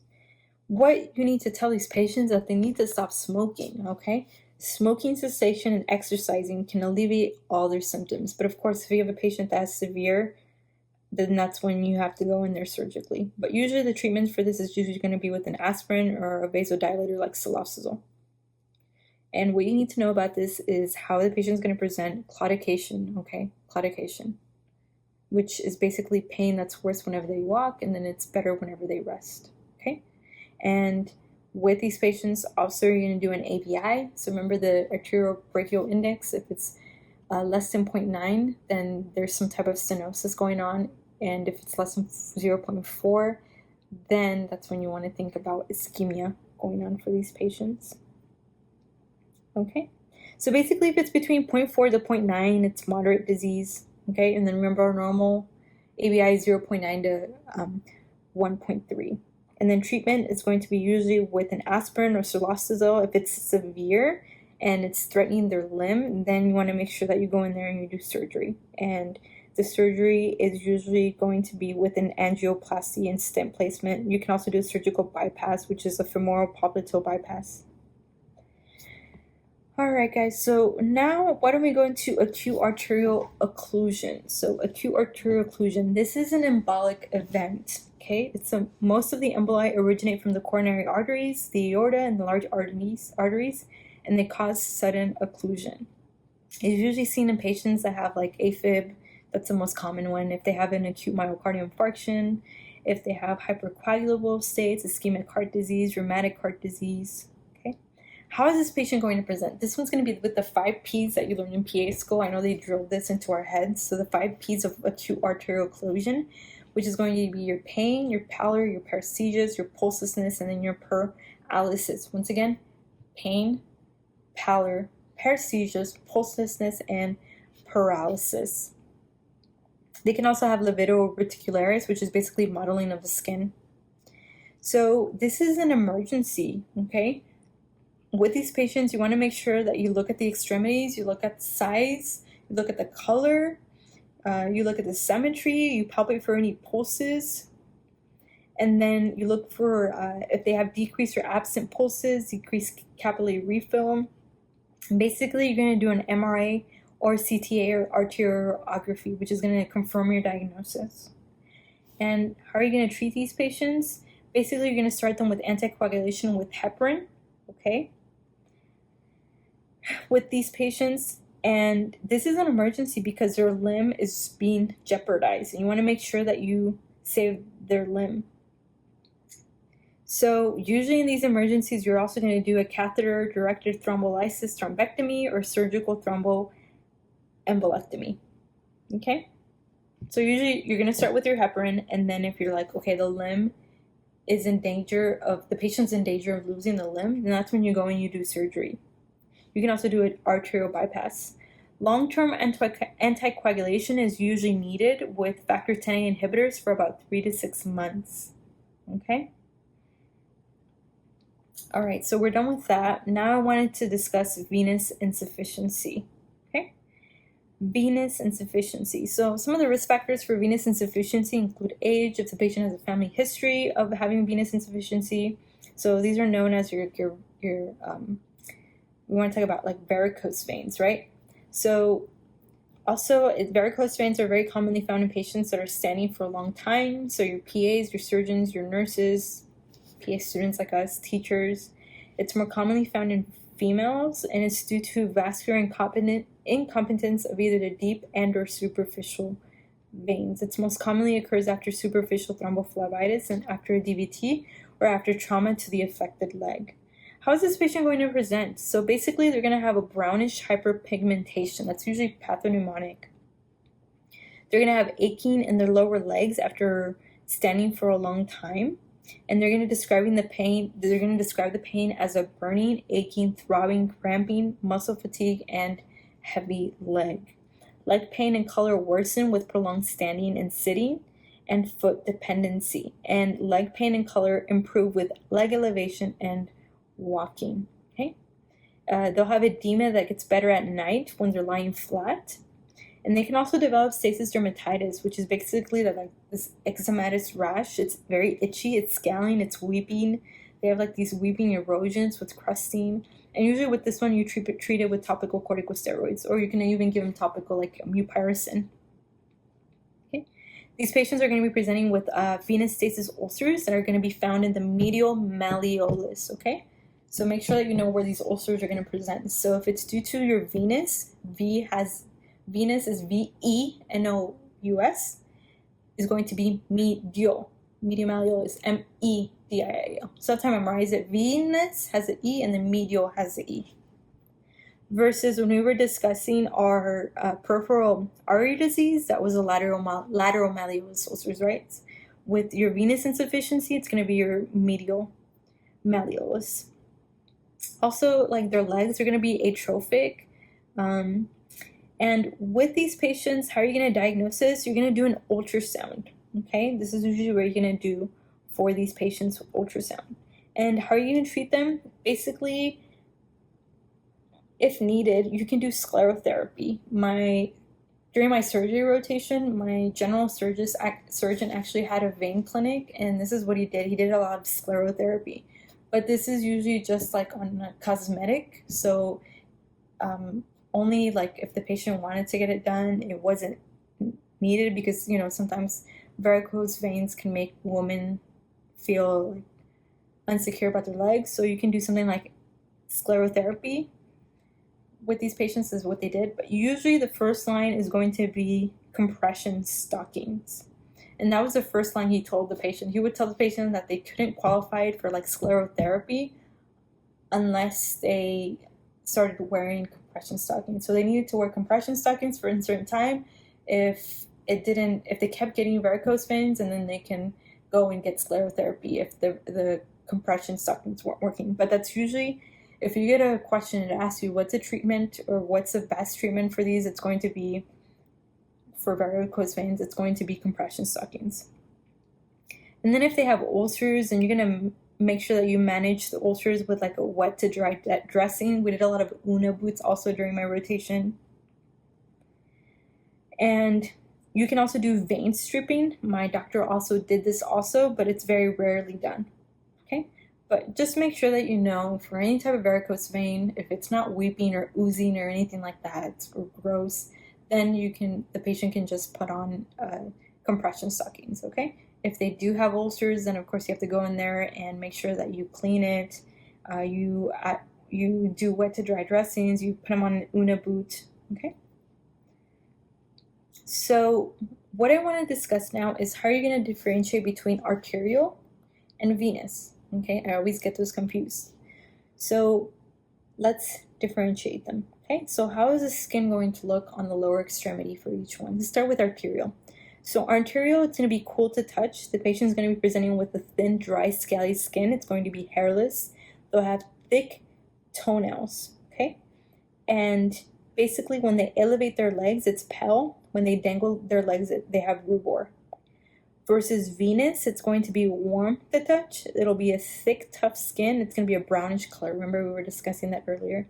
And with venous, it's going to be medial malleolar, right? Medial malleolar ulcers. Alright guys, so let's go into DVTs now. DVTs. I remember when I was studying my first year PA school, I'm currently on oral contraceptives. So I spent most of the time sitting down studying. I didn't move a lot because I was studying all the time my first year PA school. And I remember I thought I had a DVT once, and I went to the doctor. It was a resident who saw me, and he was even like confused. He didn't know what to do. He thought my case was hard because I started having the symptoms right after starting oral contraceptives. And that's usually like textbook wise, that if you have a woman that just started oral contraceptives and then they present with symptoms of a DVT, then you want to make sure that you rule out DVT. So I remember I had that, and it ended up just being vitamin B12 deficiency. So DVT, basically it's characterized by the presence of a thrombus in a vein.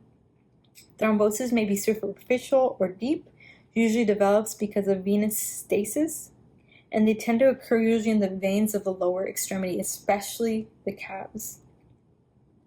And the reason why we need to treat these DVTs is because it can go and embolize and cause a pulmonary embolism, and that's deadly. So that's why we have to make sure that we treat these. So risk factors for DVT, this is something you have to know you're going to be tested on, is going to be your virtuous triad. The mnemonic I have is she, right? So she, it's most commonly found in females. You're going to have S is going to be for stasis. So if the patient is immobile, they're not moving. H is going to be for hypercoagulability. Do they have a hypercoagulability state? And then E is going to be for any type of endothelial damage. So did they have any type of trauma or leg injury? Okay, so this is a mnemonic I have, she. Risk factors, aside from the ones that I stated, it's going to be post-operative. You'll definitely have this question during your surgery rotation. Remember, it's something that you want to make sure that you're treating the patient for. Post-operative, especially if they had some type of surgery where they're going to be immobilized for a long time, like a surgery that involves like your hips or any type of bone surgery. Also, if the patient isn't active, like I described, if the patient is a smoker, if they're on steroids, if they have acute myocardial infarction, if they have hypercoagulative states, which include your factor V Leiden. This is the most common one, so most common cause of hypercoagulability is usually factor V Leiden. Also, if they have venous insufficiency or varicose veins. So how is the patient going to present with a venous thromboembolism? They're going to have calf pain, and that's what I had, but the calf pain for me was like more paresthesia wise, and so it was vitamin B12 deficiency.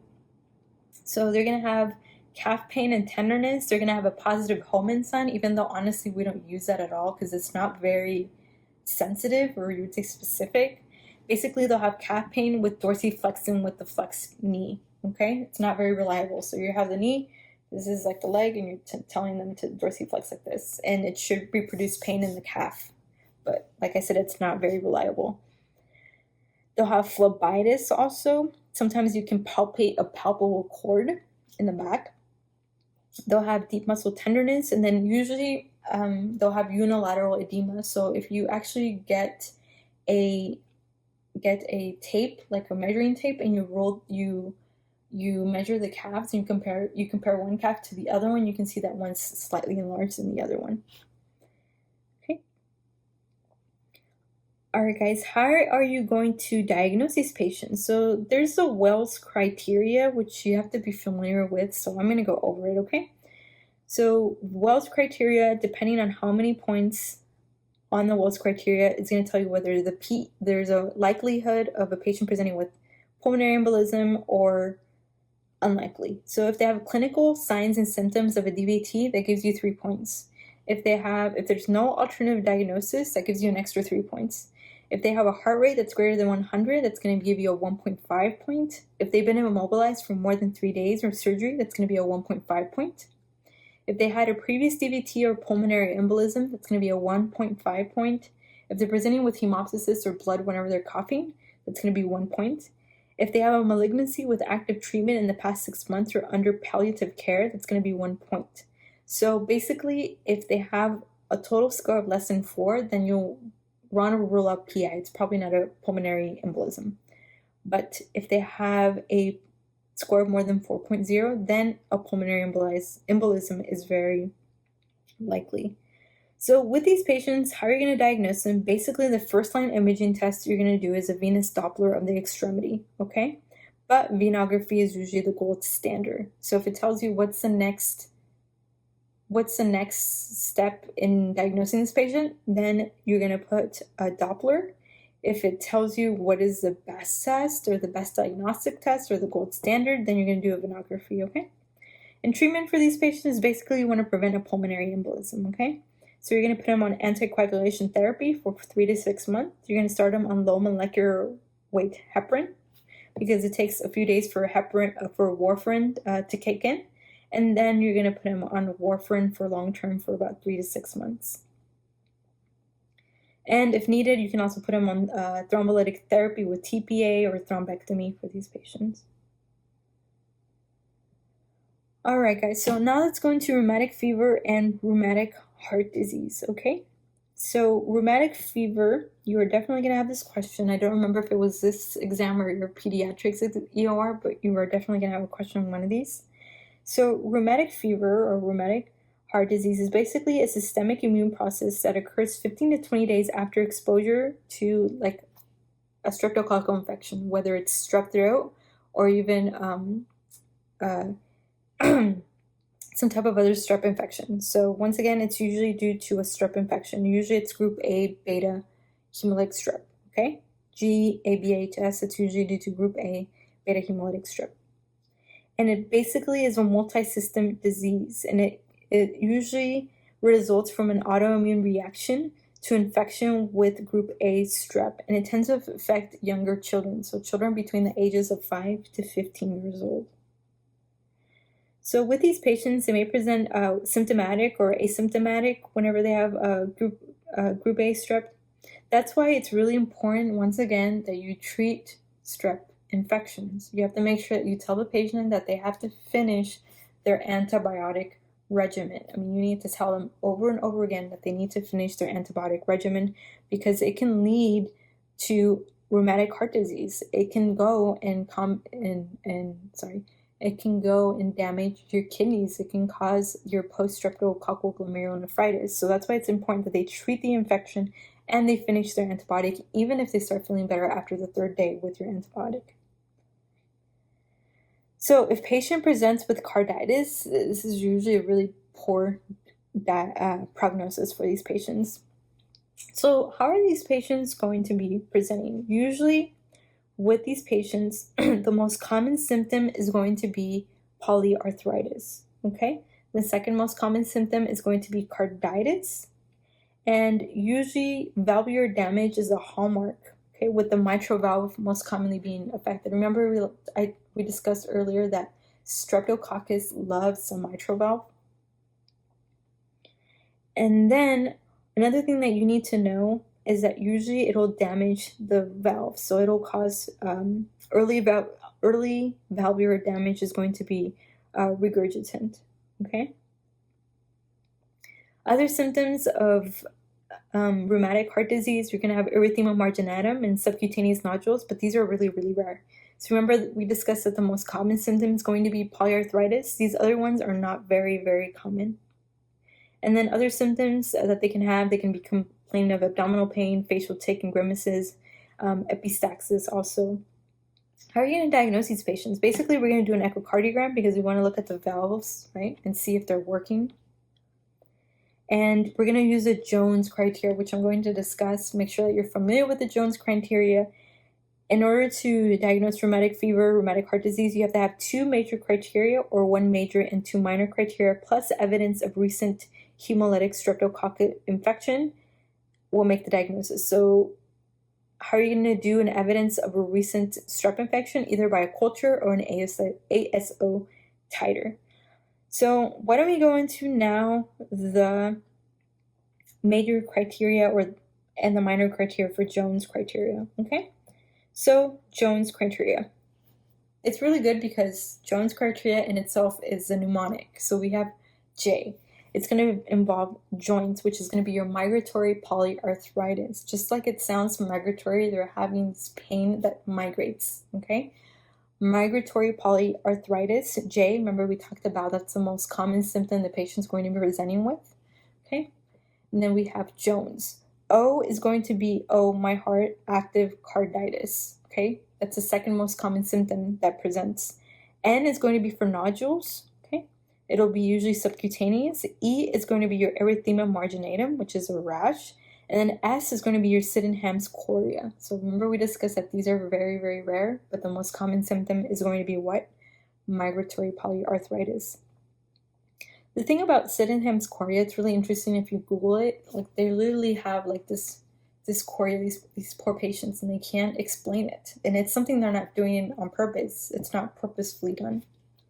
So like we said, the minor criteria is going to be clinical. They're going to have a fever greater than 101.3 degrees or greater than 38.5 degrees Celsius, and they're going to have arthralgias or joint pain, not migratory. It's just going to be arthralgia. Laboratory, they're going to have an increased acute phase reactant, so they're going to have increased ESR, CRP, leukocytosis, and their EKG is going to be prolonged peri-interval. Plus supporting evidence of a recent group A strep infection, like they had a positive throat culture or a rapid antigen detection test, or elevated increasing streptococcal antibody titers, also known as ASO. Okay, so remember we discussed if they have 2 major or 1 major and 2 minor criteria plus evidence of recent hemolytic strep infection, this is going to make the diagnosis for these patients.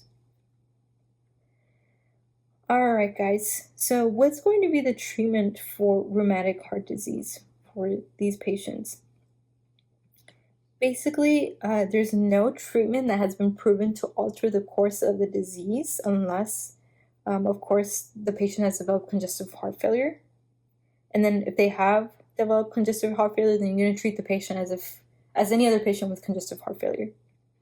Also, you can give them antibiotics. You can give them like penicillin G. This is usually the antibiotic of choice. And you can give them also NSAIDs for their like arthritis. Remember, we said these patients, the most common symptom they're going to be presenting with is their polyarthritis. Okay, and basically you want to monitor the patient with an echo to see if there's any progression of carditis. And some of the complications of rheumatic heart disease is congestive heart failure, like we discussed. Okay, so now that we've discussed this, so we're done with rheumatic heart disease, and we are done with cardio. So in general, make sure that you are familiar with your murmurs, okay? It helps you to know what population they're found in. So aortic stenosis is the one that most commonly you'll be tested on since it's a very common one. So aortic stenosis, it's found in elderly populations. Will have the crescendo, decrescendo murmur, right? The mnemonic I have is SAD, S-A-D, syncope, angina, and dyspnea. Okay, it's usually due to calcifications, okay, and just people getting older. It'll radiate usually to the carotids, right, for these patients with aortic stenosis. And then you have mitral valve prolapse. That's going to be your mid-systolic click. It's found in what type of woman? It's going to be found in younger women usually with these patients. It's usually observation for these patients. So like I said, just make sure that you know the population. HOCM we talked about, hypertrophic obstructive cardiomyopathy. It's commonly found in younger adults, a cause of like sudden death with these patients. And then with these patients, you're going to treat them with what? You can treat them with beta blockers, okay? And then you want to make sure to know whether it's systolic or diastolic murmur. So with the HOCM, hypertrophic cardiomyopathy, we discussed that it's due to a diastolic dysfunction, but you'll hear like a systolic. Sometimes be described as systolic, right? So just make sure that you are familiar with that, okay? And then we also talked about myocardial infarctions, right? We talked about our unstable angina, how to differentiate that between unstable angina, and then how to differentiate that between an NSTEMI and then a STEMI. So with these patients, we're going to do an EKG, right? We're going to see if there's any ST elevations and what leads are involved. Remember we talked about 2-3 AVF. That's usually due to right coronary artery, and it's due to the inferior wall that is going to be involved for these patients. Okay, 2-3 AVF is the most common one you're going to be tested on. And then we also talked about the differences between myocardial infarction. Since they present very similar, it'll be chest pain, the Levine sign, the chest pain is going to radiate to like the extremities, the jaw. And with these patients, right, if it's an unstable angina, they'll have ST depressions on an EKG, but their troponins are going to be negative, versus if it's an NSTEMI, they'll have ST depressions on their EKG, but their troponins are going to be positive. And then you move on to your STEMI, where you're going to have ST elevations on the leads, and then the troponin is going to be positive. And that's another thing. Which one is most, I guess, specific? Which one of these tests are more specific for myocardial infarction? It's going to be a troponin, right? The first one that to rise is myoglobin, but the troponin, it's going to be the most sensitive one for these patients. And then for these patients, we want to give them aspirin, right? Nitroglycerin. All right. And then another thing that we discussed was basically hyperlipidemia with these patients. You want to put them on statins, right? The most common side effects of statins are going to be your myositis. That's why patients don't like taking these. Okay, so statins. We talked about hypertension also. We talked about prehypertensive, stage 1, stage 2, stage 3. Make sure that you're familiar with these on how to treat these patients. If they're African American, you're going to treat them with thiazides or calcium channel blockers. If they're not, then you can do ACEs, ARBs, thiazides, calcium channel blockers, etc. So make sure that you know your murmurs, etc. All right, guys, so why don't we go on to the next topic? Okay, so we finished cardio. Cardio is a huge part. I want to go into pulmonology now, okay? So pulmonology is the next one. It's about 15% of your exam, so make sure that you are familiar also with pulmonology, okay? So why don't we start with our COPD? Or you know what, let's start with acute bronchitis. So acute bronchitis is usually due to viruses. It's actually the most common cause of acute bronchitis is usually virus. So a patient that presents with acute bronchitis, you really don't need to give them antibiotics because there's no need to. These patients, it's due to a viral cause, okay? And how is this patient going to present? They're going to have a cough that's been going on for more than 5 days, and it lasts between 2 to 3 weeks. They'll be complaining of some type of chest discomfort, shortness of breath. They may or may not present with a fever, and if they do, it's very, very rare. How are you going to diagnose these patients? You don't really need to do anything for these patients. If you do suspect something like pneumonia, then you can do a chest x-ray or labs, but usually nothing's indicated. Just with your physical exam, you can diagnose this patient. So the treatment's usually going to be symptomatic. You want to make sure that you don't give them antibiotics, because like I said, the most common cause is viral. So you can give them something like NSAIDs, Tylenol to decrease the fever if they have any fever. Okay, you can give them cough suppressants, and that's basically it with acute bronchitis. So now I want to go into asthma. Asthma is a huge topic. You are going to see this everywhere. You're going to see this in your pediatric exam.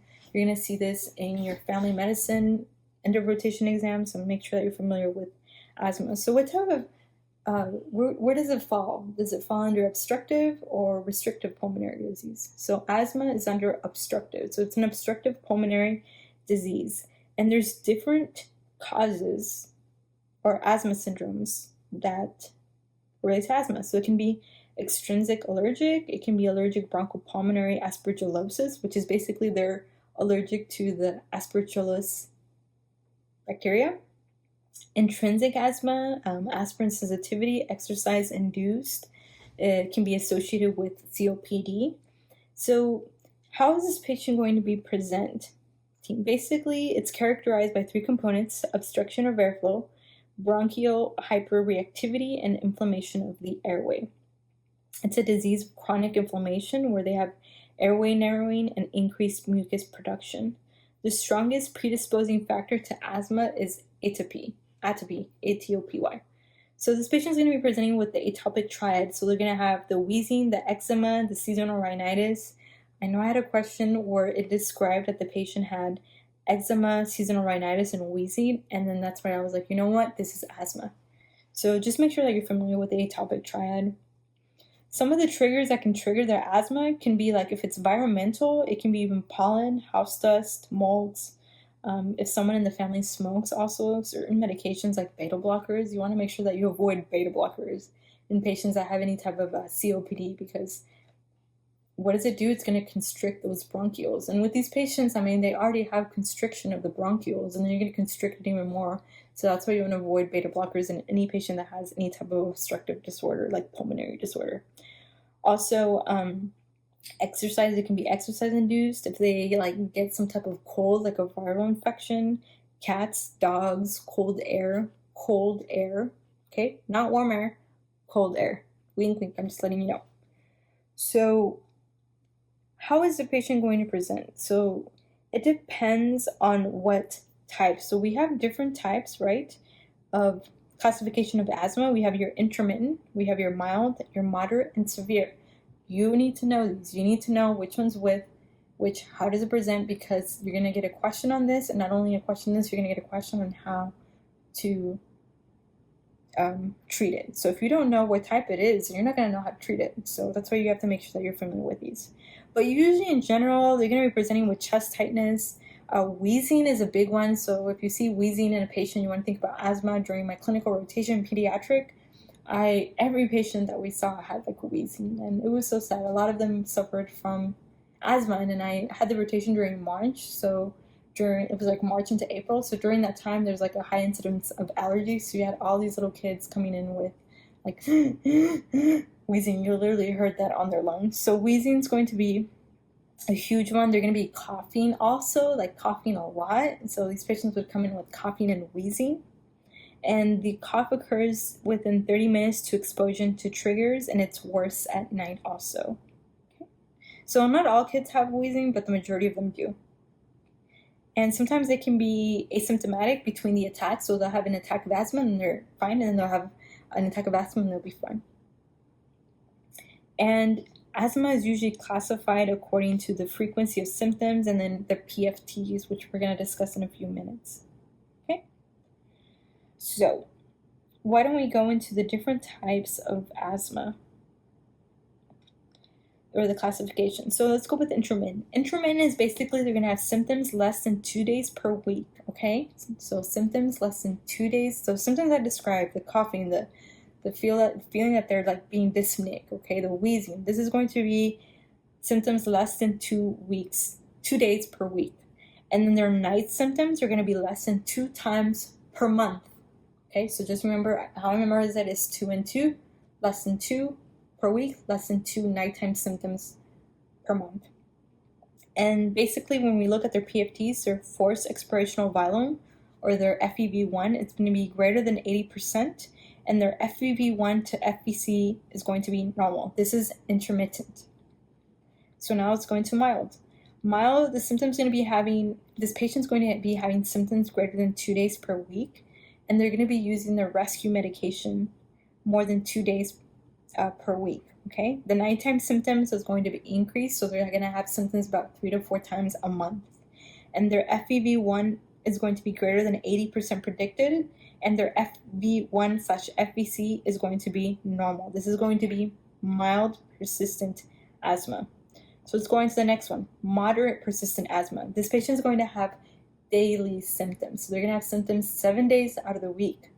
They're going to be using their rescue medication daily, and they're going to be having nighttime symptoms more than once per week. Their FEV1 is going to be less than 6. It's going to be their FEV1 is going to be greater than 60, but it's going to be less than 80%. Okay, and their FEV1/FVC, it's going to be reduced 5%. This is moderate persistent asthma. And then finally, we have severe persistent asthma. This is where they have continuous symptoms. They're having to use their rescue medication several times per day. So it's more than 7 times a day. It's more than 7 times a week, and it's multiple times during the day. They're having nighttime symptoms often more than 7 times per week, and their FEV1 is going to be less than 60% predicted, and FEV1/FVC reduced is going to be greater than 5%. This is going to be for severe persistent asthma. So now that we went into these, how do you diagnose asthma? So we're going to do the PFTs that we were discussing. Remember the FEV1? These are the PFTs, pulmonary function tests. Basically, airflow obstruction is indicated if there's an FEV1/FVC ratio of less than 75%. Also, if there's a 12% increase in FEV1 after a bronchodilator therapy, this also supports the diagnosis. Another thing is that you can do a methacholine challenge test, which is basically making the patient worse. That's really sad, right? You're making the patient worse. You're exacerbating them. This can also help you establish the diagnosis, and basically you do the methacholine challenge test, and if their FEV1 decreases more than 20%, then it's diagnostic, okay? Versus if you give them a bronchodilator and their FEV1 increases more than 12%, that's also diagnostic, okay? So how are you going to treat these patients? You're going to treat them depending on what classification of asthma they have. So depending on whether it's intermittent, mild, persistent, moderate, persistent, or severe.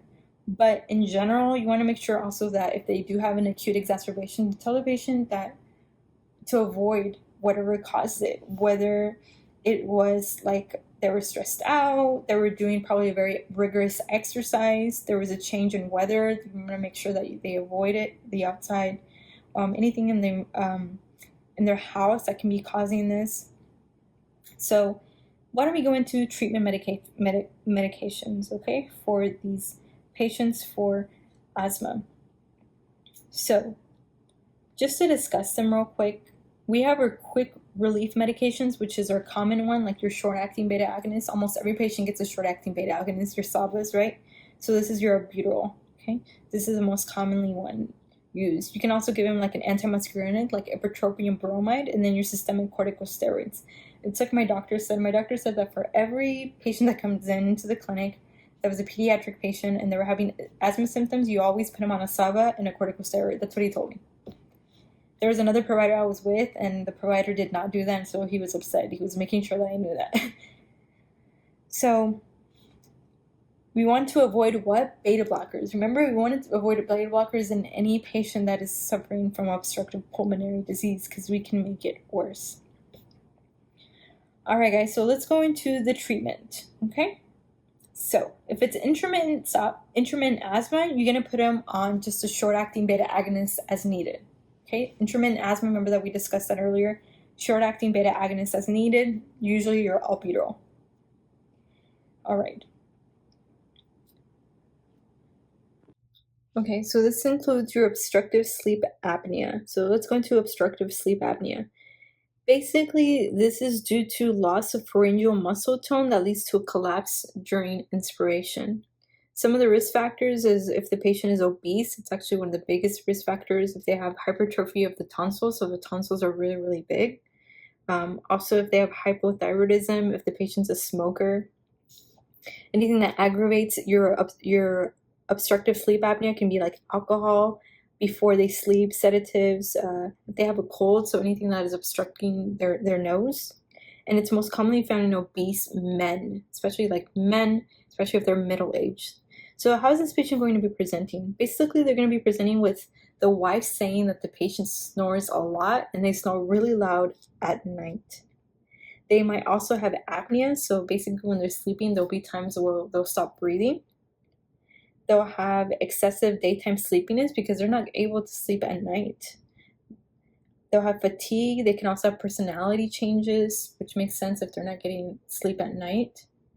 They can also have memory problems. They won't be able to concentrate. They have also hypertension, headaches that are worse in the morning. And then on physical exam, you're going to see the patient. They're going to be very, very tired, sleepy. They'll have large tonsils. They might have a large tongue. They might have like a deviated septum also. They might have like this huge like bull neck appearance. And then you're going to diagnose this basically with a polysomnography. This is basically the definitive diagnosis for this. They have to have at least 5 more episodes of apnea, okay? Or hypoapnea during their sleep. You can also do a CBC and then an ABG for these patients.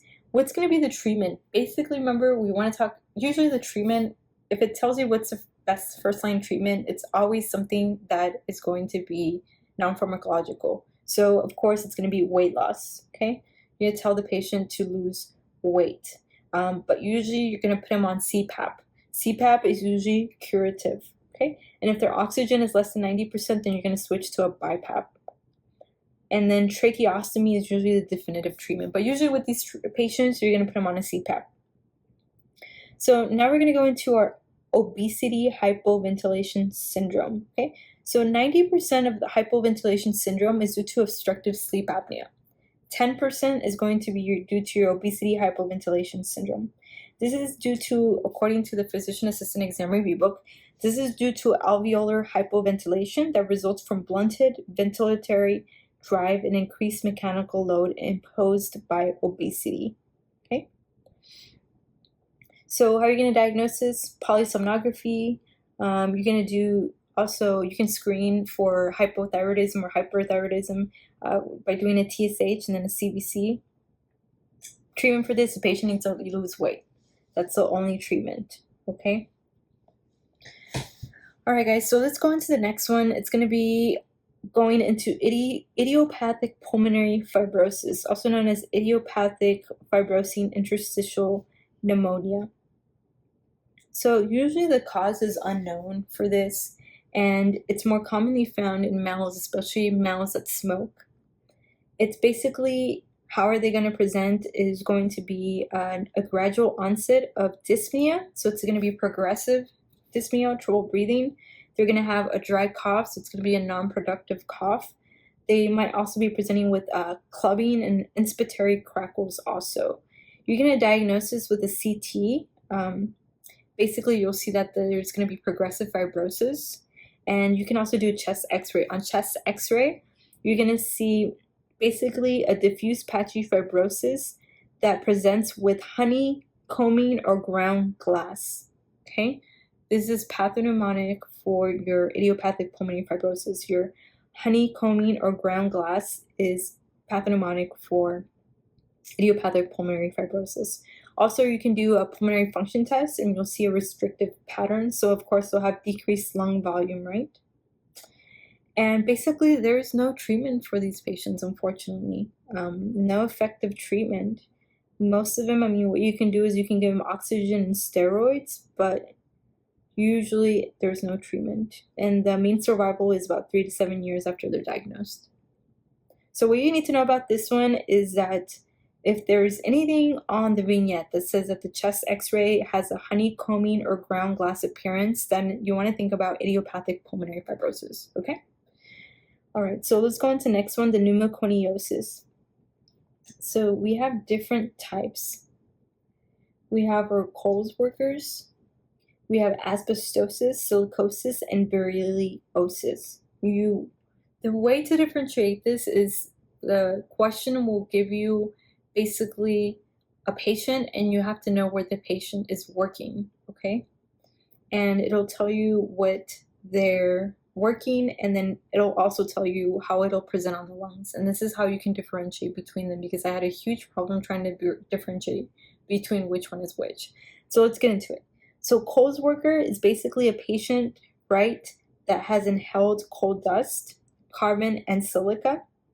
And how are they going to present? They'll have nodular opacities at the upper lung fields. Basically, it's going to be a coal miner.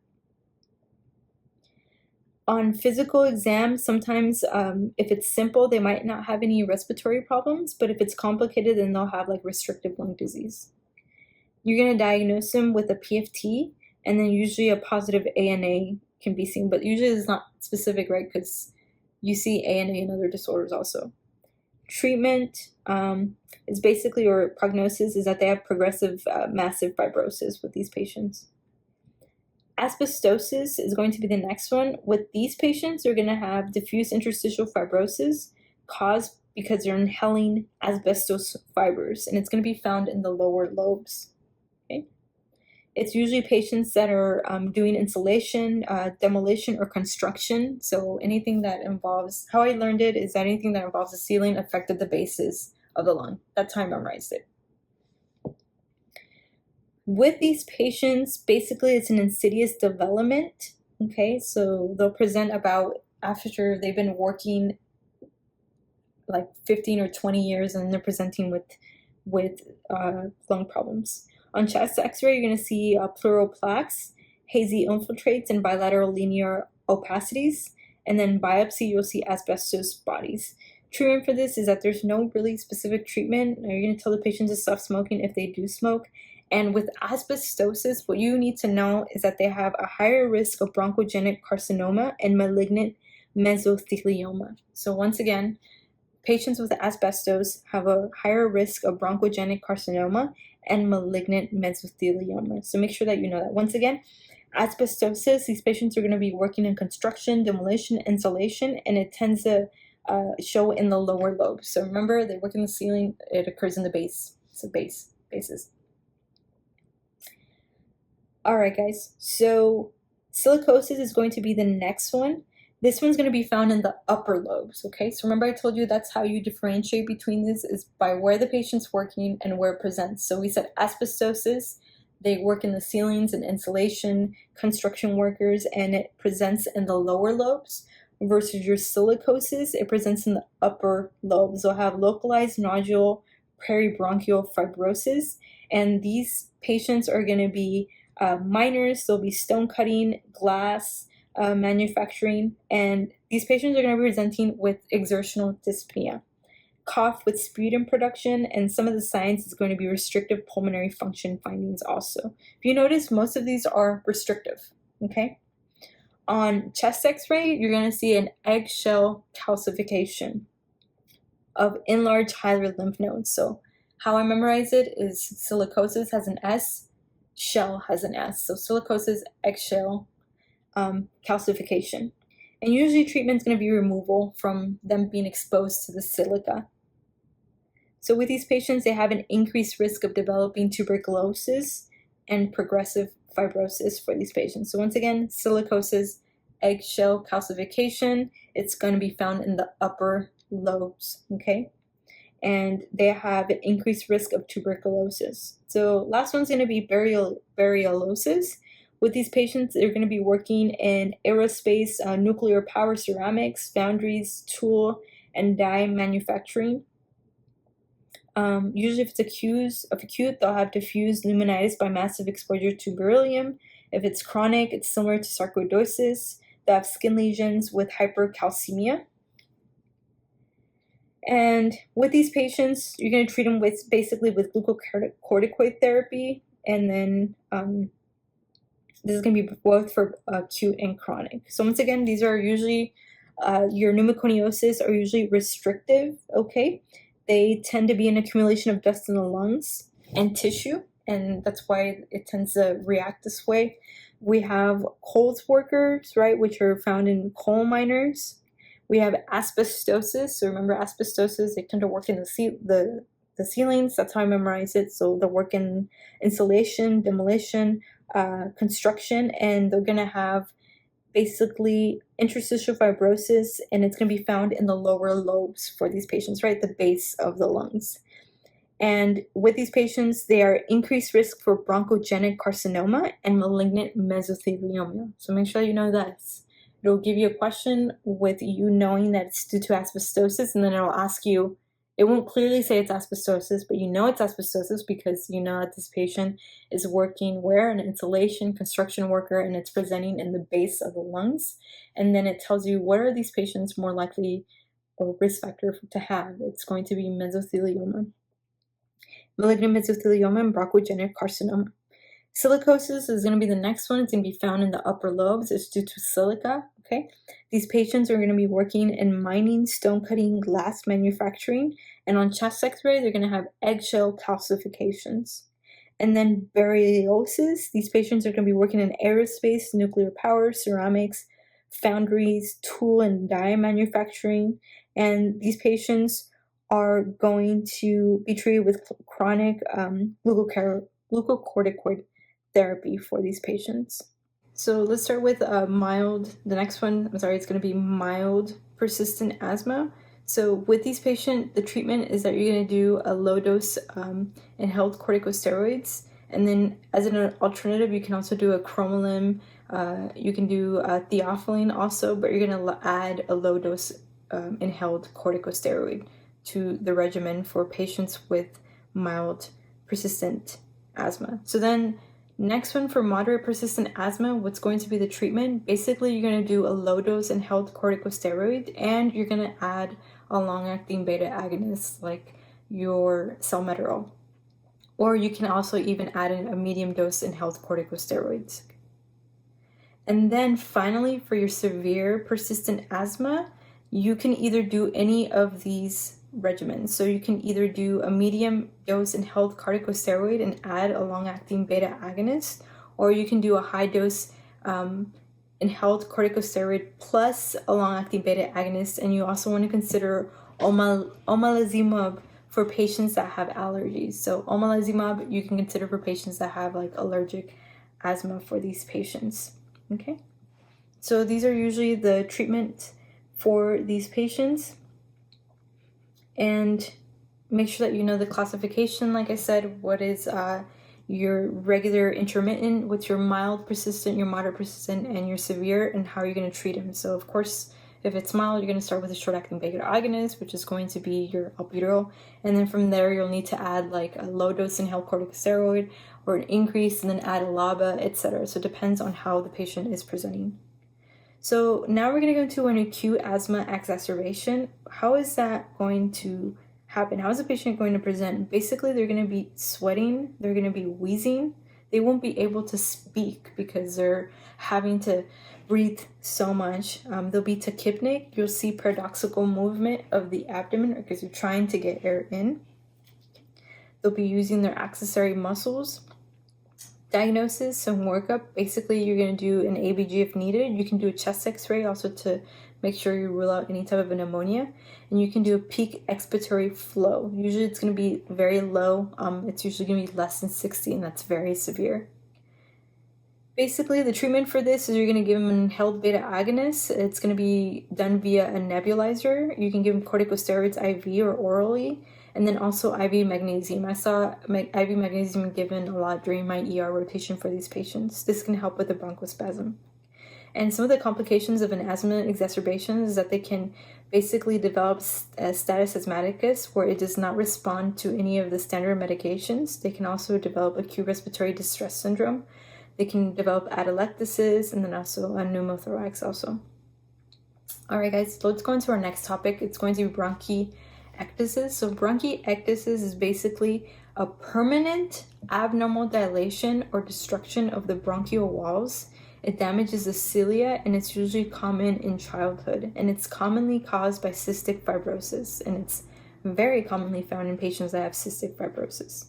Sometimes it can be due to an airway obstruction or some type of infection that causes with airway obstruction.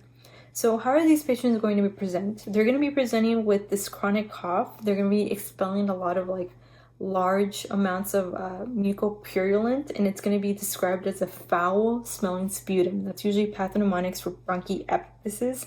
It's going to be a foul, like yucky smelling sputum. They'll be complaining of shortness of breath. They might have some hemoptysis, and they may also present with recurrent or persistent pneumonia. They also may experience like weight loss.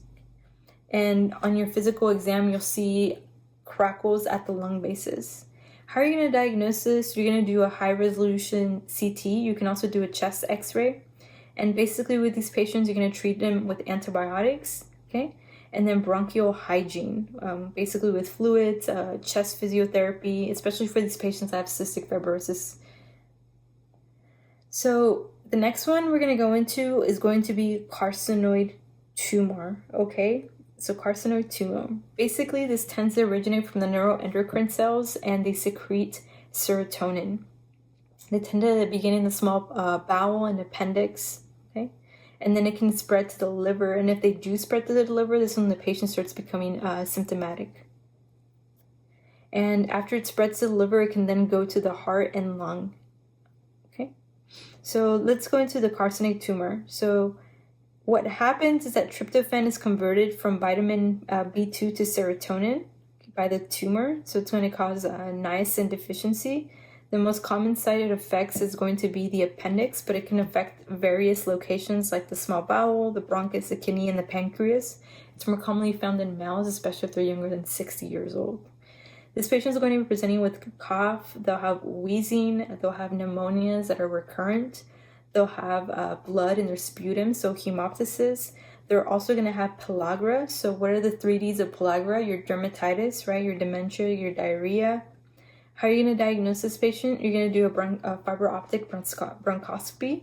And this is where you're going to see a pink or purple tumor in the central airway. You can also do a CT scan to localize it and follow the growth. And treatment for this is just going to be surgical excision, especially if the patient is symptomatic. Sometimes these tend to be resistant to radiation and chemotherapy. Okay. Now we're going to go to carcinoid syndrome. This is where they have excess excretion of serotonin. Okay. This patient is going to be presenting with flushing and wheezing if they're overproducing serotonin. They're going to be presenting with cutaneous flushing, diarrhea, sweating, wheezing, abdominal pain. They might have some murmurs, weight loss, hypotension. How are you going to diagnose this? You're going to do a urine analysis, and you're going to see elevated 5-HIA, so elevated serotonergic precursors. And treatment for this is going to be surgical resection.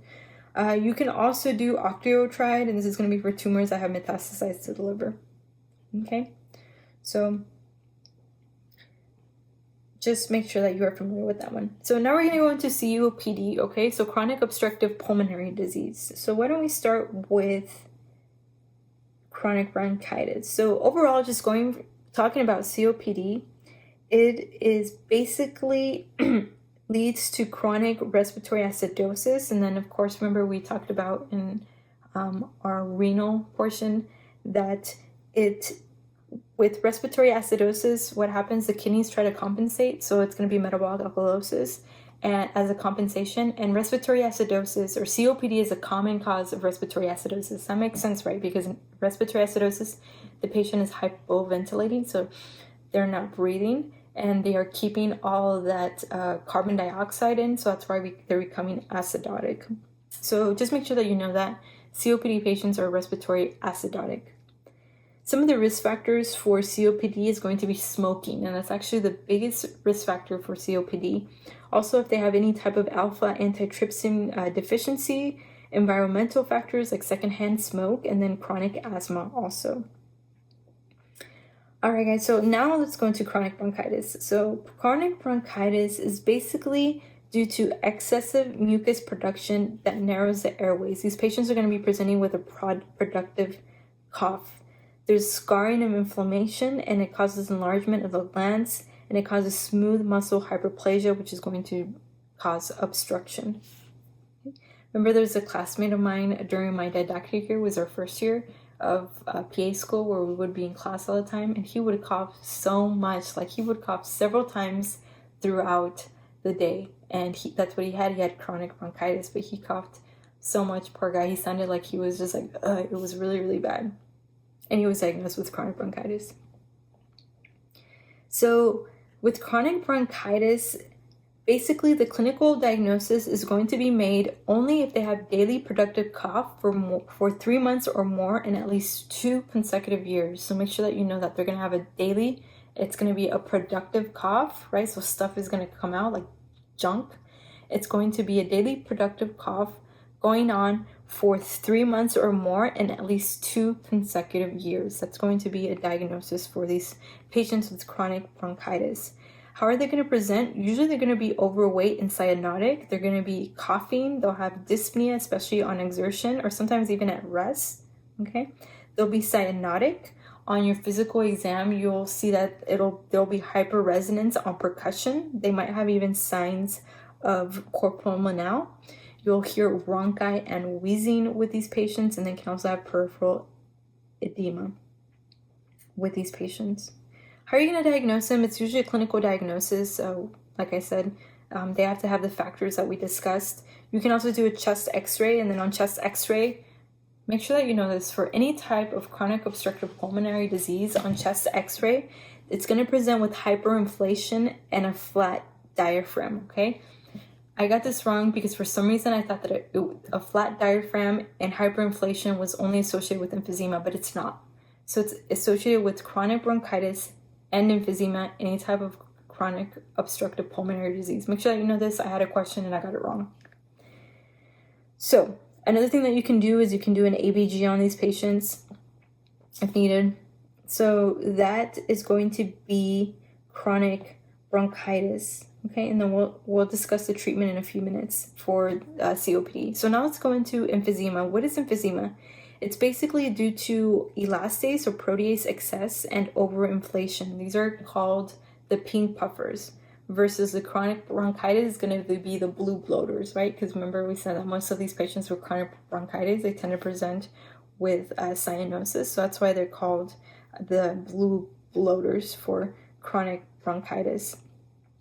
So for emphysema, it's going to be the pink puffers, okay? They're going to have the barrel chest and they're going to have the pursed lips. So it's the ones that they breathe like this, okay? So there's different types of emphysema. You have your centrilobular and you have your panlobular. What you want to know is that centrilobular is the most common one, and this one's seen in smokers. It's due to destruction to the bronchiole, so it's going to be the upper lungs, versus panlobular. This one's due to alpha-1 antitrypsin deficiency, and it destroys both the proximal and distal acini, so the lung bases, okay? Just make sure that you know that. So how is this patient going to present? These patients are going to be presenting with basically severe dyspnea. They're going to have a quiet chest, and it's usually going to be found in an older and thin patient, okay? Basically, like we discussed, the pathological cause is a permanent enlargement and destruction of air spaces distal to the terminal bronchioles, okay? And the patient presentation, they're going to be wheezing, dyspnea, the most common cause, productive cough that tends to be worse in the morning. It's going to be a clear to white cough. They'll have a barrel chest, like I said on examination, hyperresonance to percussion. That makes sense, right? Because we're holding so much air. How I think about it is that you have a drum, right? The drum has a lot. It's going to be hyperresonant to percussion. They'll have wheezing, diminished breath sounds also. They'll have JVD. And basically, how are you going to diagnose these patients? You're going to do spirometry, okay? And you can also do, the DLCO will also be decreased for these patients, okay? And the vital capacity will be decreased. You can also do a chest x-ray. And then on the chest x-ray, this is where you see the hyperinflation, the flat diaphragm for these patients. Okay, guys, so how are we going to treat COPD? What's going to be the treatment for COPD? So this is where it gets a little complicated. So you're basically going to use a GOLD combined assessment of COPD, and you have your risk group of A, B, C, and D. Basically, if it's A, it's GOLD 1 or 2. If it's B, it's GOLD 1 or 2. If it's C, it's GOLD 3 or 4. And then if it's D, it's GOLD 3 or 4. Okay? So this is going to be defined on how many exacerbations they have per year. Okay? And that's how you define how you're going to treat the patient. So basically, if the patient has less than 1 exacerbation per year, then you can start them on a short-acting anticholinergic or a short-acting beta agonist. Okay, so you can start them on a short-acting beta agonist or a short-acting anticholinergic for these patients. And what is GOLD 1? How is that? So basically, like we said, these patients will have less than 1 exacerbation per year. They're going to be presenting with basically, sometimes they might have no symptoms. They'll have a cough, a sputum, limited exercise capacity, so breathless with strenuous exercise or when walking up a slight hill. Okay? And like I said, first line for these patients, it's going to be short-acting anticholinergics and or beta agonists if needed. Second line, if that doesn't work, then you can give them a LAMA or a LAVA or a SABA, and then as needed if needed. Okay, so GOLD 2, which is going to be a moderate, these patients are going to be more symptomatic. Okay, with these patients, they have significant limitation in emotional capacity, so patient has to walk more slowly than others of same age owing to shortness of breath. They have to stop and catch their breath when they're walking on level ground at own pace, or they have severe shortness of breath. With these patients, you're going to treat them with a short-acting beta agonist as needed, plus pulmonary rehabilitation. Okay, you can also give them a LAMA or a LABA. That's usually first line. And then we have our goal 3, which is going to be our severe. Okay, so with these patients, basically they're going to have shortness of breath even at rest. Okay, shortness of breath with strenuous exercise or when they're hurrying on level ground or walking up a slight hill. With these patients, you're going to give them a SABA as needed or pulmonary rehabilitation. First line is going to be a combo with the long-acting beta agonist plus inhaled steroid or a long-acting antimuscarinic. And then finally, we have our GOLD 4, which is very, very severe. They're more symptomatic, and these patients are high risk. Basically, they have frequent severe exacerbations, more than 2 per year, and at least 1 hospitalization. With these patients, you want to do a SABA as needed plus pulmonary rehabilitation, okay? And the first line is going to be a combo of a long-acting beta agonist plus an inhaled corticosteroid or a LAMA. So with this one, you just have to make sure that you know him. I know I had some questions on these and it was so confusing. So just make sure that you're familiar on how to treat them depending on how the patient presents, whether they are stable or not stable, whether they can breathe during rest or whether they can't breathe even when they're at rest. But basically, generally for these patients, for chronic bronchitis, they have to stop smoking. Smoking cessation is a huge one. For chronic bronchitis, you're going to start with your inhaled beta agonists like your albuterol. You can also give them anticholinergics like ipratropium, okay?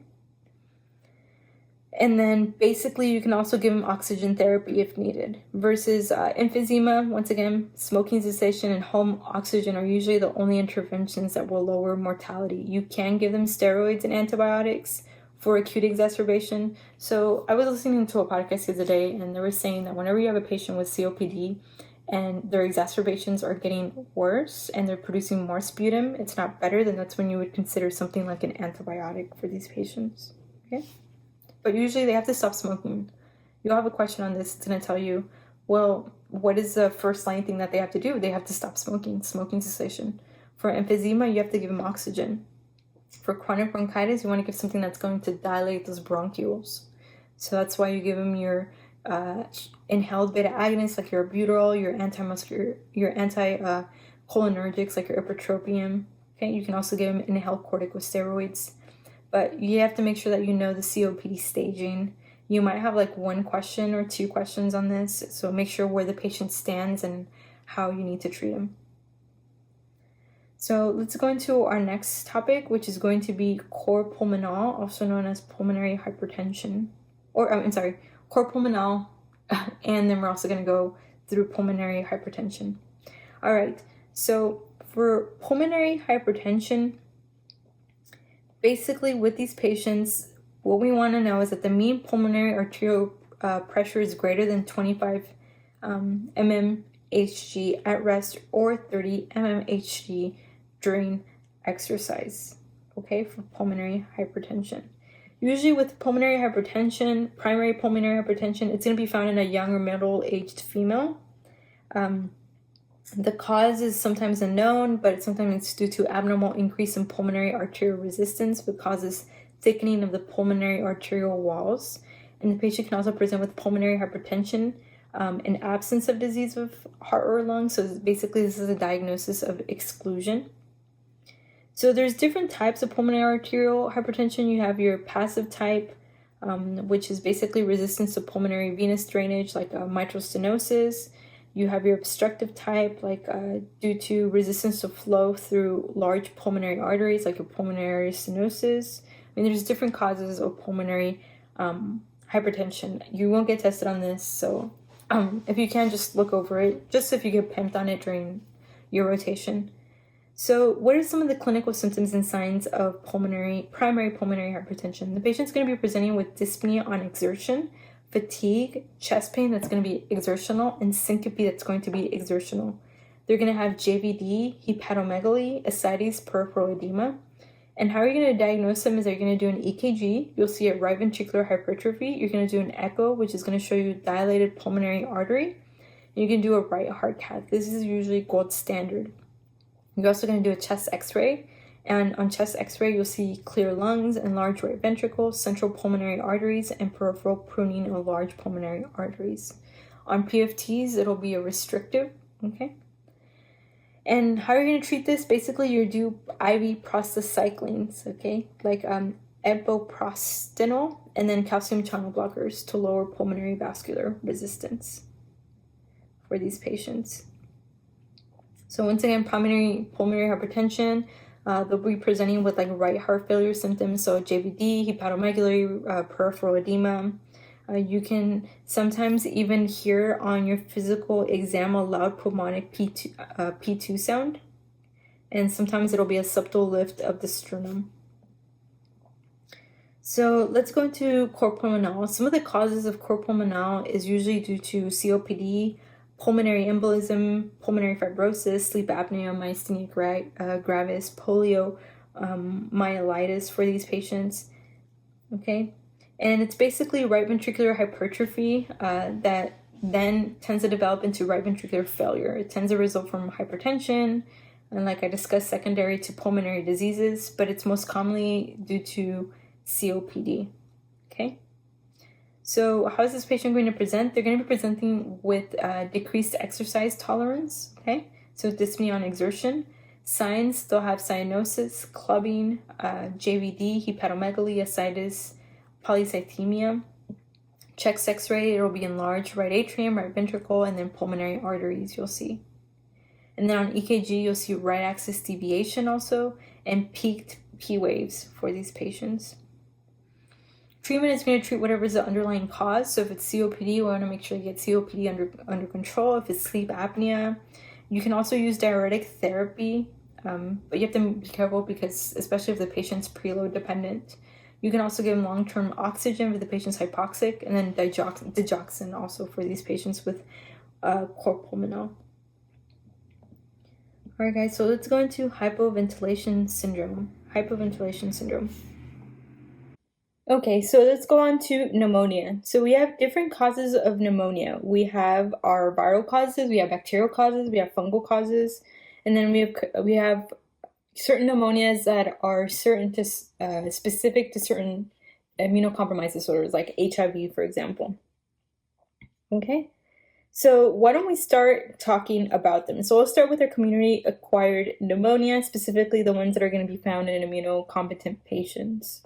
So the most common cause of community-acquired pneumonia is going to be Streptococcus pneumonia. So make sure that you know that. The most common pneumonia for community-acquired pneumonia can be Streptococcus pneumonia. Okay? There's other causes like Haemophilus influenza, Mycoplasma pneumonia, Staph aureus, Neisseria meningitidis, Mycoplasma catarrhalis, Klebsiella pneumonia. But the most common one is going to be Streptococcus pneumonia.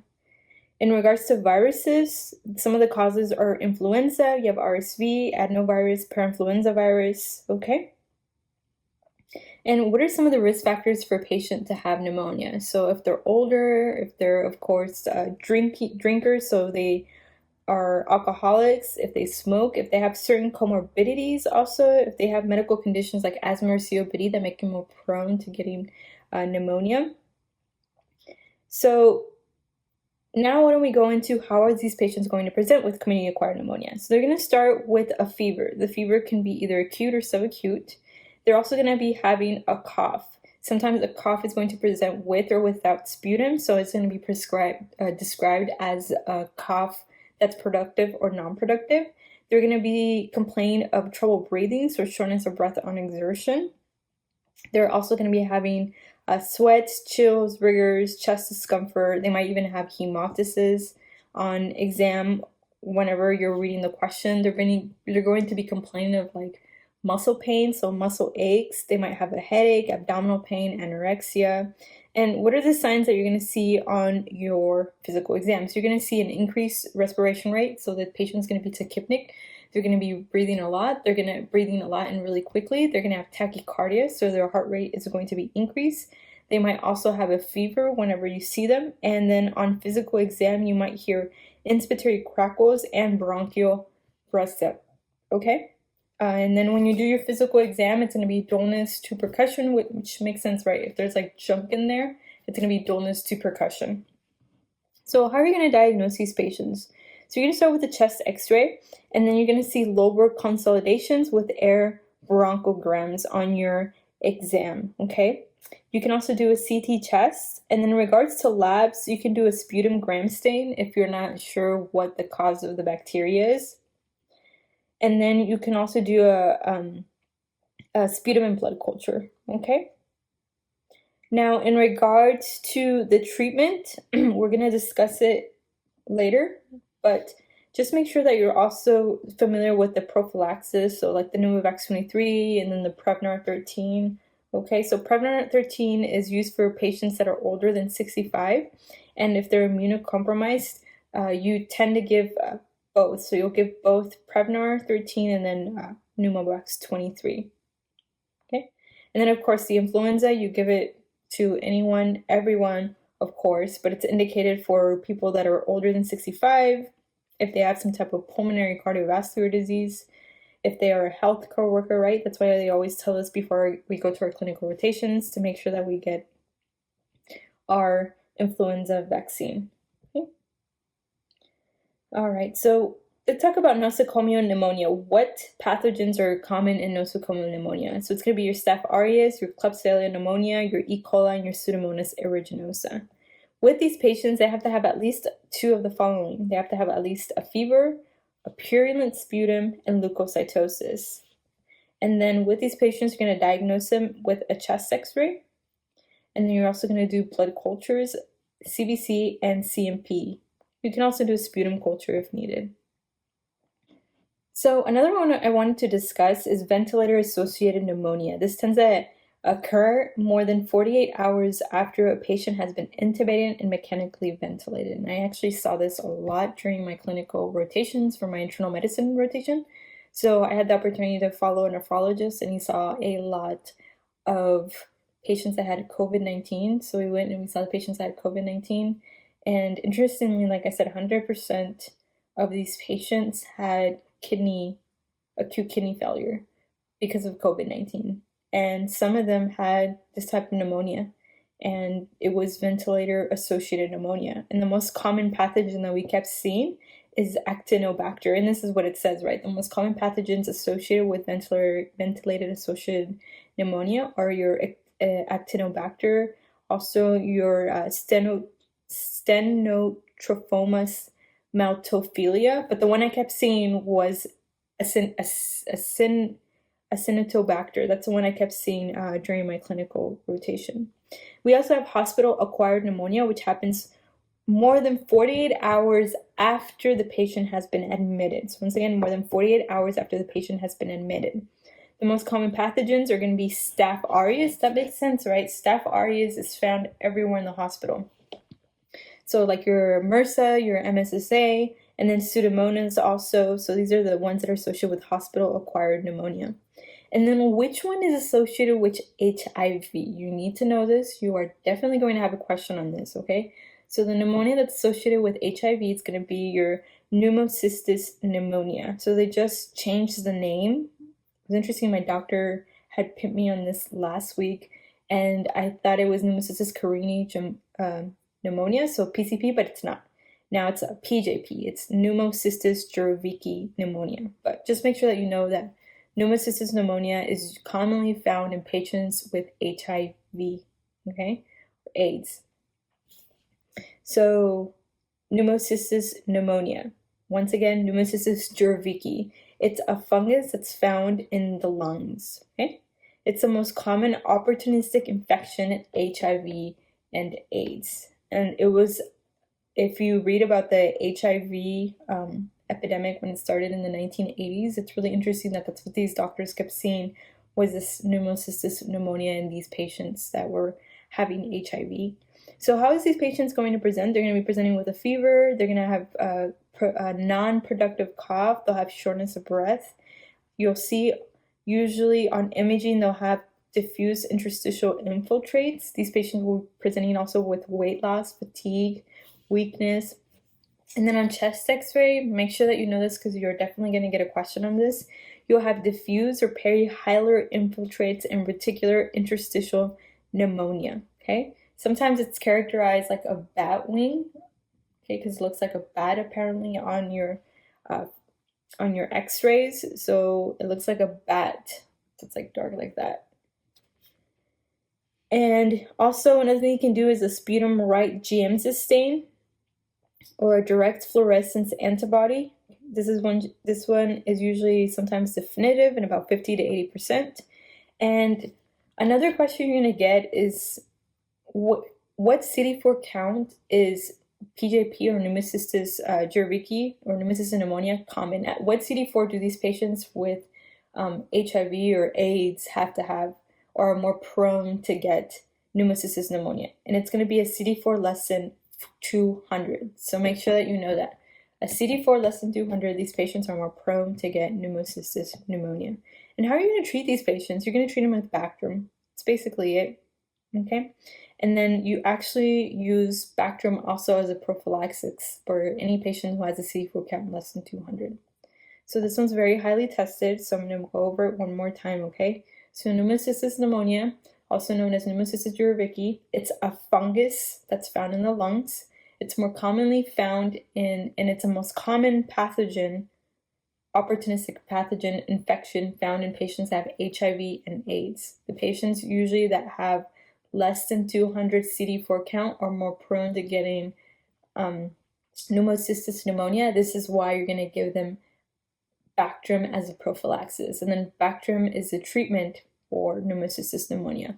You're going to get a chest x-ray. On chest x-ray, it'll be described as diffuse or perihilar infiltrates with reticular interstitial pneumonia or reticular interstitial pneumonia. It's usually going to look like a bat. So treatment for this is going to be what? Bactrim. It's the same thing you use as prophylaxis for these patients. Alright guys, so why don't we go into our treatment for these patients, okay? Let's go into our treatment.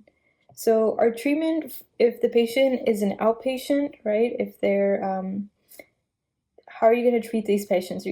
So for community-acquired pneumonia, if they're an outpatient, what do we say the most common cause of pneumonia is? It's going to be Streptococcus pneumonia, okay?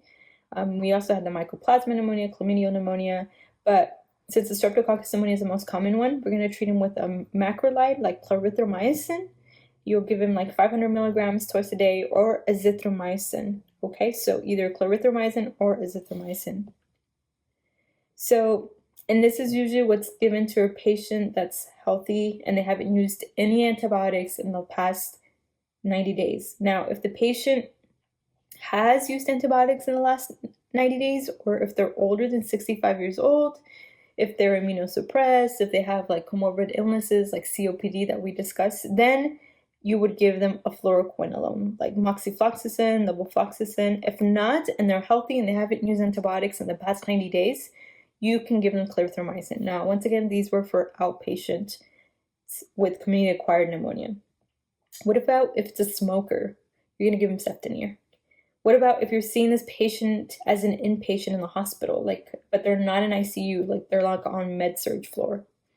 So for these patients, we want to treat for strep pneumonia, Legionella, Haemophilus influenza, and we want to give them a respiratory fluoroquinolone. It's going to be first line. Now, if we think that they're at risk for Pseudomonas, and that's when you would do an IV macrolide plus an IV beta-lactam, so something like ampicillin or cefotaxime or even ceftriaxone you would add. Now, what if the patient's hospitalized or they're in ICU? So with these patients, if they are healthy and once again they have not used any antibiotics in the last 90 days, then you're going to give them a respiratory fluoroquinolone like levofloxacin or azithromycin plus an anti-pneumococcal beta-lactam like cefotaxime, okay? And then if these patients are at risk or they're older than 65 or they have comorbidities like COPD like we stated, or they just took an antibiotic like 90 days ago, then in these patients we would give them something like anti-pneumococcal and anti-pseudomonal beta-lactam. So we would give them Zosyn, cefepime, imipenem, or meropenem plus ciprofloxacin or levofloxacin for these patients. And then for nosocomial pneumonia for these patients, if they're healthy once again and they haven't taken antibiotics in the last 90 days, you can either give them ceftriaxone, moxifloxacin, or ciprofloxacin. So as you notice, any of the fluoroquinolones, But if these patients have had an antibiotic in the last 90 days, if they're older than 65, once again, if they're immunocompromised, then with these patients, you would give them either, you would have to give them one agent from an anti-pseudomonas class. So you would give them cefepime or ceftazidime, imipenem or meropenem, Zosyn, and if they're allergic to penicillin, then you can give them astronam. Alright guys, another thing that you wanted to know is basically when you are going to admit these patients. So if you have a patient that comes in and you're like, okay, this is a pneumonia, and it tells you what are you going to do with this patient. Are you going to admit them? If you are going to admit them, are you going to put them in ICU, or are they going to be treated as an outpatient? And the way you're going to determine this is by doing CURB 65. So CURB 65, it's literally like the mnemonic CURB 65. So C is going to be confusion. Is the patient confused? Do they have altered mental status? U is going to be uremia. R is their respiratory rate. B is going to be their blood pressure. Do they have high blood pressure? And then 65 is if their age is greater than 65. So if they have less than 1 point, then they're not going to be hospitalized. If it's 1 to 2 point, then you're going to hospitalize them. You can put them in ICU, but it's more than 3, then this is definite ICU admission. So just make sure that you have that in the back of your mind, okay? Alright guys, so let's go on to the next one. Let's go into pulmonary neoplasms. You are definitely going to have a question on this one, so make sure that you know this well. So who is at risk for getting a cancer, for getting a pulmonary cancer, lung cancer? And who should you screen for lung cancer? And how should you screen them? So first off, who? So it's going to be any smoker, okay, has an increased risk of lung cancer, especially if they have an increased amount of pack years. So they've been smoking for a long time. These patients are at risk for cancer. So let's go into the different types of cancers, okay? So we have our adenocarcinoma, we have our small cell lung, we have our adenocarcinoma, which is our non-small cell cancers, okay? And then other non-small cell cancers is going to be your squamous cell carcinoma, large cell carcinoma, bronchial alveolar cell carcinoma, and then we have our small cell carcinoma. So real quick, other patients that are also at risk for cancer for lung cancer is even, the patient does not have to smoke themselves, but even if they're in an area where there's passive smoke. So if they work in an area where there's a lot of smoking, if they live in a home where someone smokes, passive smoke can also make you, can be a risk factor for any type of pulmonary lung cancer. Asbestos, remember we discussed that earlier, so those patients that work in shipbuilding and constructing, painting, car mechanics can put them at risk for pulmonary cancer, and especially if they smoke and they work in these areas, then for sure they can be at a higher risk for pulmonary neoplasm. Okay? And then of course COPD also makes them more prone to pulmonary neoplasm. So where does the lung cancer like to metastasize to? You have to know this also, you're going to have a question on this. So the lung cancer likes to metastasize to the brain, bone, adrenal glands, and the liver, okay? Once again, the brain, bone, the adrenal glands, and the liver. This is where the cancer likes to metastasize. So let's get into it. Let's start with small cell lung cancer. So how is this patient going to present with small cell lung cancer? How I remembered it real quick before is anything that starts with an S is associated with smokers. So S, small cell lung carcinoma, smokers.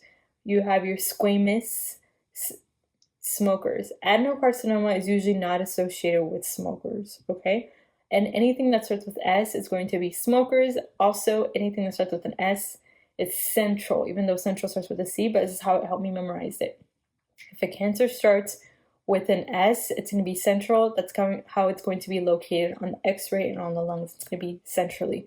Versus adenocarcinoma, adenocarcinoma is going to be peripherally. So squamous, small cell, they are S's, smoking, it's located centrally. This is how I memorize it. So small cell lung cancer, Some of the clinical signs the patient's going to be presenting with, they're going to be presenting with weight loss. That's always going to be a red flag for us, is a patient that's a smoker and they've lost all of a sudden like abrupt weight loss. Also, if they are coughing, if they have anorexia, if they have recurrent pneumonias. And then with these patients, what is associated? So with small cell lung carcinoma, you have to know that Horner syndrome is associated with small cell lung carcinoma. Why? Because there's invasion of the cervical sympathetic chain by the tumor. So the tumor tends to invade when it starts growing so large. It'll invade the sympathetic chain, which is going to cause your Horner syndrome, right? So our Horner syndrome, we have the triad of ptosis, of meiosis, and then anhidrosis, which is basically no sweating. Okay. Also, the patient can present with a pleural effusion. They can also have Eaton-Lambert syndrome, which is the most commonly found in small cell lung carcinoma, which is basically, I always get these confused with myasthenia gravis because they present very similar. So with these patients, you're going to have muscle weakness and fatigue. It's going to be proximal muscle weakness and fatigue. They'll have paresthesia, so like tingling, and they'll have diminished deep tendon reflexes with these patients. Also, digital clubbing can be found in cancers, this type of cancer, small cell lung cancer. Also, another thing this patient is going to be presenting with is they might be presenting with hoarseness. Why? If the cancer grows so large, it can actually impinge on the recurrent laryngeal nerve, and it can cause recurrent laryngeal nerve palsy, which will result in hoarseness. Also, this patient can present with superior vena cava syndrome, which is obstruction of the superior vena cava because the tumor, once again, is growing so big, and this will cause facial fullness. It'll cause facial and arm inflammation, so edema. It'll cause dilated veins, and then also you can get the JVD with these patients. So how are you going to diagnose a patient if you think that's small cell lung carcinoma and they're presenting with all these signs and symptoms that I described? So you're going to do a chest x-ray, okay? And then you're going to do a CT chest with IV contrast. This is going to be used to stage. And then you're going to do a tissue biopsy. This is going to be the definitive one because it's going to tell you what type of cancer it is, okay? And then you can also do a PET scan if you want to see if it's gone to anywhere else of the body, because where did we say that these metastasize to? Lung cancers, you need to know. So it's going to be the brain, the bone, the adrenal glands, and the liver. So how are you going to treat these patients? Basically, with these patients, you're going to do chemotherapy and radiation. If it's extensive, then you're going to do chemotherapy only. Okay. So once again, treatment for this is going to be chemotherapy and radiation. And if it's been extensive, then it's going to be chemotherapy only. All right, guys. As you can tell, with this one, you don't do surgery. Okay, it's usually first line is just going to be the chemotherapy and radiation with small cell lung carcinoma. So let's go into a non-small cell lung carcinoma. I know I mentioned them earlier, but just for repetition, because repetition is always good. We're talking about your adenocarcinoma, which is the most commonly found one. And in addition, adenocarcinoma is most commonly found usually in non-smokers. But other ones that fall under non-small cell carcinoma, we have squamous cell carcinoma, large cell carcinoma, and bronchial alveolar cell carcinoma. Okay. So how are these patients going to be presenting? With these, they're going to have coughing, hemoptysis, obstruction, wheezing. They're also going to be presenting with the famous Pancoast syndrome. I had a question on this on my surgery EOR and I got it wrong. So make sure that you're familiar with this. Pancoast syndrome, especially in small cell carcinoma. Basically, what happens is that there's a tumor in the superior sulcus that causes shoulder pain and it radiates down to the arm. There's pain and upper extremity weakness because there's invasion of the brachial plexus. And the patient can also present with Horner syndrome that we discussed earlier. So it was a Horner syndrome, the triad, the ptosis, the anhidrosis, and the meiosis, right? So real quick, some things that you want to know is that a syndrome of inappropriate antidiuretic hormone, or SIADH, is sometimes usually also associated with small cell carcinoma, okay? And then ectopic ACTH is also associated with small cell carcinoma. All right, guys, so how are you going to diagnose these patients? So it's going to be the same as the previous cancer, small cell lung cancer. So you're going to start with the chest x-ray, okay? And then, of course, you're going to do a tissue biopsy with these patients. All right, guys, so surgery is going to be the best treatment for these patients if it's not metastasized to anywhere else. And then, of course, radiation, okay?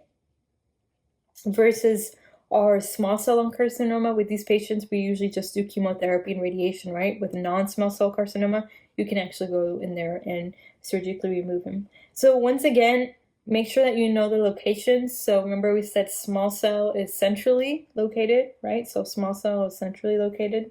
And then squamous cell is centrally located. And then adenocarcinoma is where it's peripherally located.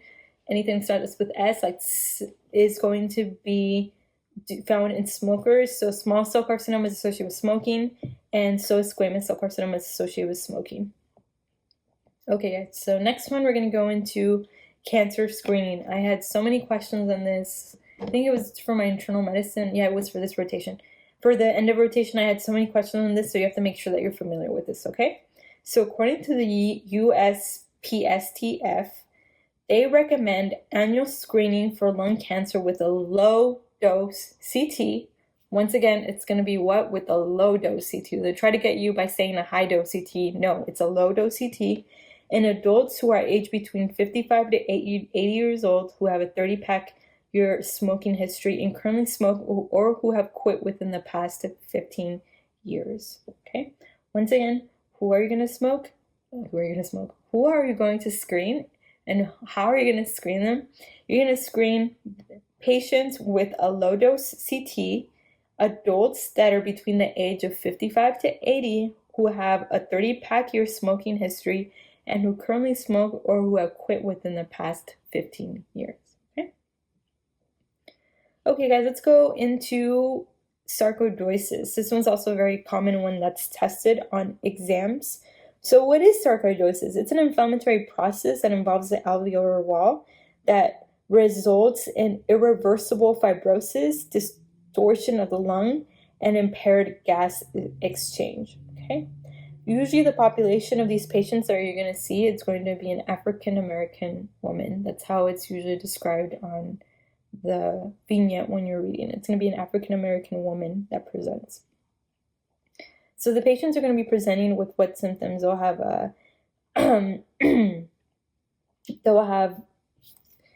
let's go back. So sarcoidosis. We said it was going to be found what? It's going to be in a African-American female.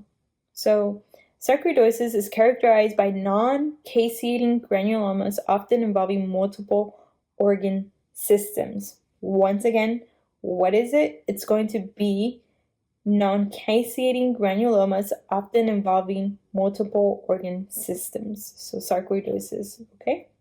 Once again, found in who? African-American females, okay? How are they going to present? They'll present with malaise, fever, weight loss, anorexia. They'll have a dry cough, dyspnea on exertion. They might also have like musculoskeletal system signs. They'll have arthralgias. They'll have erythema nodosum. That one's like really commonly found in patients with sarcoidosis. It's found in the skin. Also, they'll be having anterior uveitis, posterior uveitis, conjunctivitis. They can also have arrhythmias. They can have cranial nerve 7 palsy, so Bell's palsy, papilledema. But what you need to know in regards to the clinical symptom is that anterior uveitis, erythema nodosum, it's very common in these patients. So how are you going to diagnose these patients? You're going to basically do a chest x-ray and you're going to find bilateral hilar adenopathy, okay? Bilateral hilar adenopathy. You're definitely going to have this on your exam. So bilateral hilar adenopathy.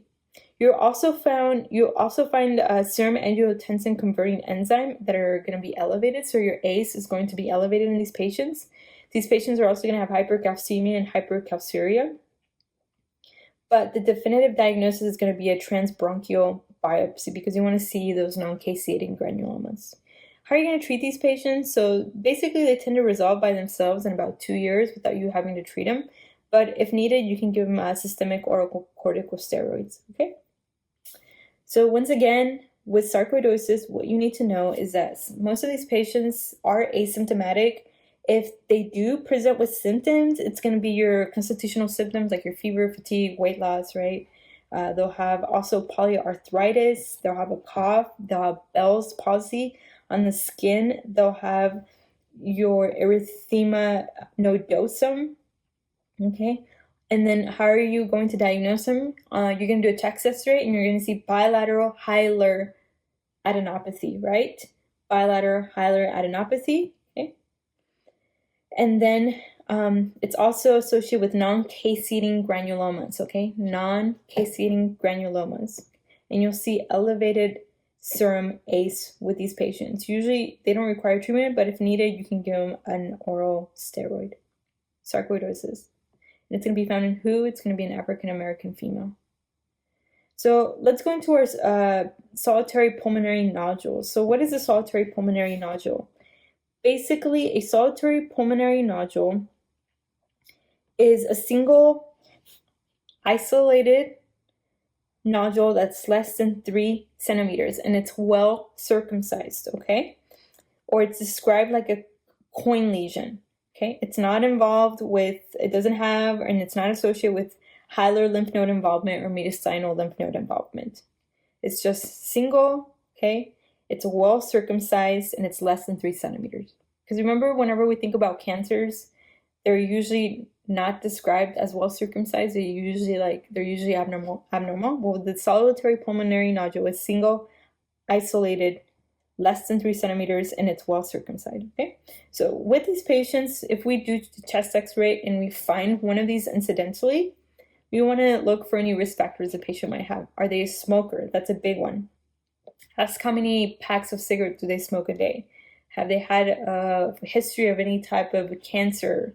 Are they older than 30 years old? And like I said, most of these are found incidentally on chest x-rays. So how are you going to diagnose them? So say you do a chest x-ray incidentally and then you find this lesion. So you want to review old imaging studies. That's usually the answer, okay? So it'll ask you what's your next step. Review old imaging studies if available and compare that lesion to previous lesion. Has it always been there? If it has it gotten larger? Okay. You also want to do a CT chest. This is when you're going to do it if you suspect anything malignant. And then, of course, you're going to do a bronchoscopy, right? Bronchoscopy for any of the central lesions. All right, guys, so let's go into basically how are we going to determine whether this solitary pulmonary nodule is malignant or not. So if it's benign, it's usually going to be found in a patient that's younger than 50 years old. It's going to be very small, so it's going to be less than 1 centimeter. It's going to be smooth and discrete. It'll be dense, central. And on chest x-ray, it won't be increasing in size, so it'll be stable. And with these patients, you're going to follow them every 3 months. Now, something that's going to be malignant, remember we talked about any patient that's older than 50, if the size is usually larger than 2 centimeters, if it has thick walls, if the borders are what? They're irregular, not regular, but irregular. If it's if the calcification is asymmetric, no, it's not symmetric throughout, it's asymmetric. If it's enlarging. If the patient is a smoker, if it has a lobular appearance, and if you find on CT that has a peripheral halo or if it has spiculated margins, then with these patients, you're going to biopsy and resect it, okay? All right, guys, so now that we're done with pulmonology, we're going to go into GI. GI is going to be the next one. That one's going to be 12% of your exam, okay? So cardio is going to be the big one, and then after that, pulmonology is also going to be pretty big. So let's go into our hepatitis. So we have acute and chronic hepatitis, and then we have different hepatitis, right? We have hepatitis A, B, C, D, and E. So why don't we discuss each one, okay? So, which one of these hepatitis is most commonly associated with cancer, with hepatocellular cancer? So usually it's going to be hepatitis C, right? Hepatitis C is most commonly associated with hepatocellular cancer. And it's the most common cause of liver transplantation in the U.S. for hepatitis C. Okay. So why don't we start with hepatitis A? How is hepatitis A transmitted? So hepatitis A is transmitted by food, so it's foodborne. It's a RNA virus, and it's associated with contaminated seafood specifically. Okay? Usually with these patients, it'll be a patient that just traveled to a foreign country and they're coming back. Some of the risk factors for this is going to be if the area that they went to has very poor sanitation, it's an area that's crowded, if they have they've been exposed to food, water, and especially wet shellfish with these patients. It's transmitted fecal-orally. And how is the patient going to present? So this patient's going to have they'll be presenting with flu-like symptoms. So they'll have about 2 to 6 weeks of flu-like symptoms. So they'll have the fever, the nausea and vomiting. They'll have fatigue, diarrhea. They'll have body aches, arthralgias, upper respiratory symptoms, anorexia. And then the patients can get to the icteric phase where the patient's going to be presenting with jaundice. They'll have icterus also. They might also be having abdominal pain. And where is the liver located? It's in the right upper quadrant pain area, right? So they're going to be complaining with right upper quadrant pain with these patients. Or they might even be complaining with epigastric pain. They also might have hepatomegaly on your physical exam, and then splenomegaly also. So how are you going to diagnose these patients? So you're going to start with labs. You're going to see that the AST and ALT, which are your liver function tests, are going to be very high, and then your alkaline phosphate is also going to be high, okay? And then once you do the IgM or IgG antibody for hepatitis A, you're going to see that it's positive for these patients. And that's where you're going to say, hey, it's hepatitis A. So how are you going to diagnose these patients? So usually with these patients, it's going to be supportive treatment, okay? Usually they tend to recover within 3 months. So just tell them to drink a lot of fluids, rest, etc. And with these patients, what you have to know is that there is prophylaxis. So if a patient's going to travel to another country and they know that area is endemic for hepatitis, then with these patients, you can basically do prophylaxis. You can get get a single dose of HAV vaccine or IgG. Okay. All right, guys. And the prognosis is actually really good. These patients tend to get a lot better with them by themselves. Okay, let's go into hepatitis B. Okay, so we have acute hepatitis B and then chronic hepatitis B. So remember we were talking about acute hepatitis A being what type of virus? It's an RNA virus. Versus hepatitis B, this one's the only DNA virus of the hepatitis viruses. So make sure that you know that you are definitely going to get a question on that, okay? And that's something that's very particular about this virus, is that out of all the hepatitis virus, A, B, C, D, and E, hepatitis B is the only DNA virus, okay? So it's the only DNA virus. So how is hepatitis B transmitted? It's transmitted through blood and sexual contact. So if a patient gets a transfusion, a blood transfusion, and it has hepatitis, they can get hepatitis B. And then, of course, if they're sexually active with someone who had hepatitis B. Also, IV drug abusers, it can also be common in these patients. So how is the patient going to present? So they're going to have fever, basically symptoms that are very similar to hepatitis A. Okay, they might also have jaundice. They might have a bradycardia with these patients. And some of the complications of hepatitis B is that they can get cirrhosis. So this one's more severe than hepatitis A, okay? Because with hepatitis D, you can get cirrhosis, which is basically where the liver just becomes fibrosed. You can get hepatocellular carcinoma, and you can also get a superinfection with hepatitis D virus with these patients, okay? Also with hepatitis B, if it's in conjunction with hepatitis D, it can cause a superinfection, okay? I mean, hepatitis B is already bad. If you add a second hepatitis, like hepatitis C, and they're both together, they can cause a superinfection. So how are you going to diagnose these patients? So you're going to do labs. Basically, the AST and ALT are going to be very, very high for these patients. And they'll have a hepatitis, you're also going to do the hepatitis serology with these patients, okay? Real quick. Let's discuss the hepatitis B serology, because I know and to this day I still have difficulty interpreting these.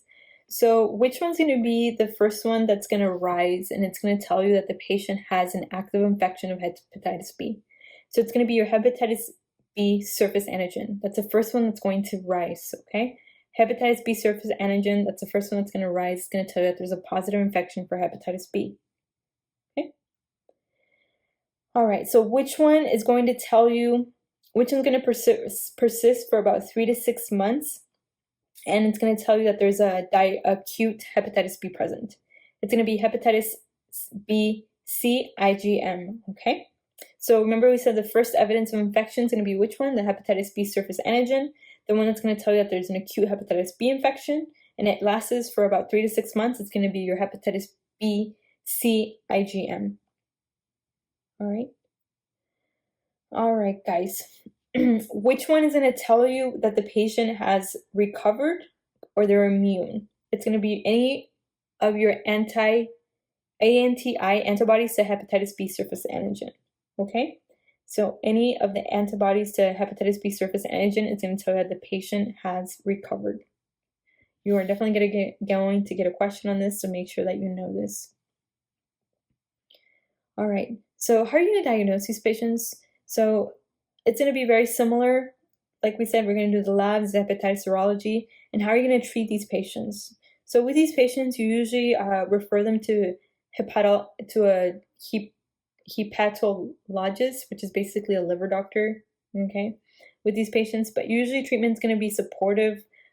Usually there's a way where you can prophylax these patients. So this is why we vaccinate, remember the children, the babies, we vaccinate infants, and then any patient that's at risk for getting hepatitis B, okay? We educate patients on safe sex to make sure that they clean anything that's contaminated, like clothing, bedding, etc., okay, for these patients. And then you can give antiviral therapy like interferon alpha or lamivudine if needed for these patients with hepatitis B.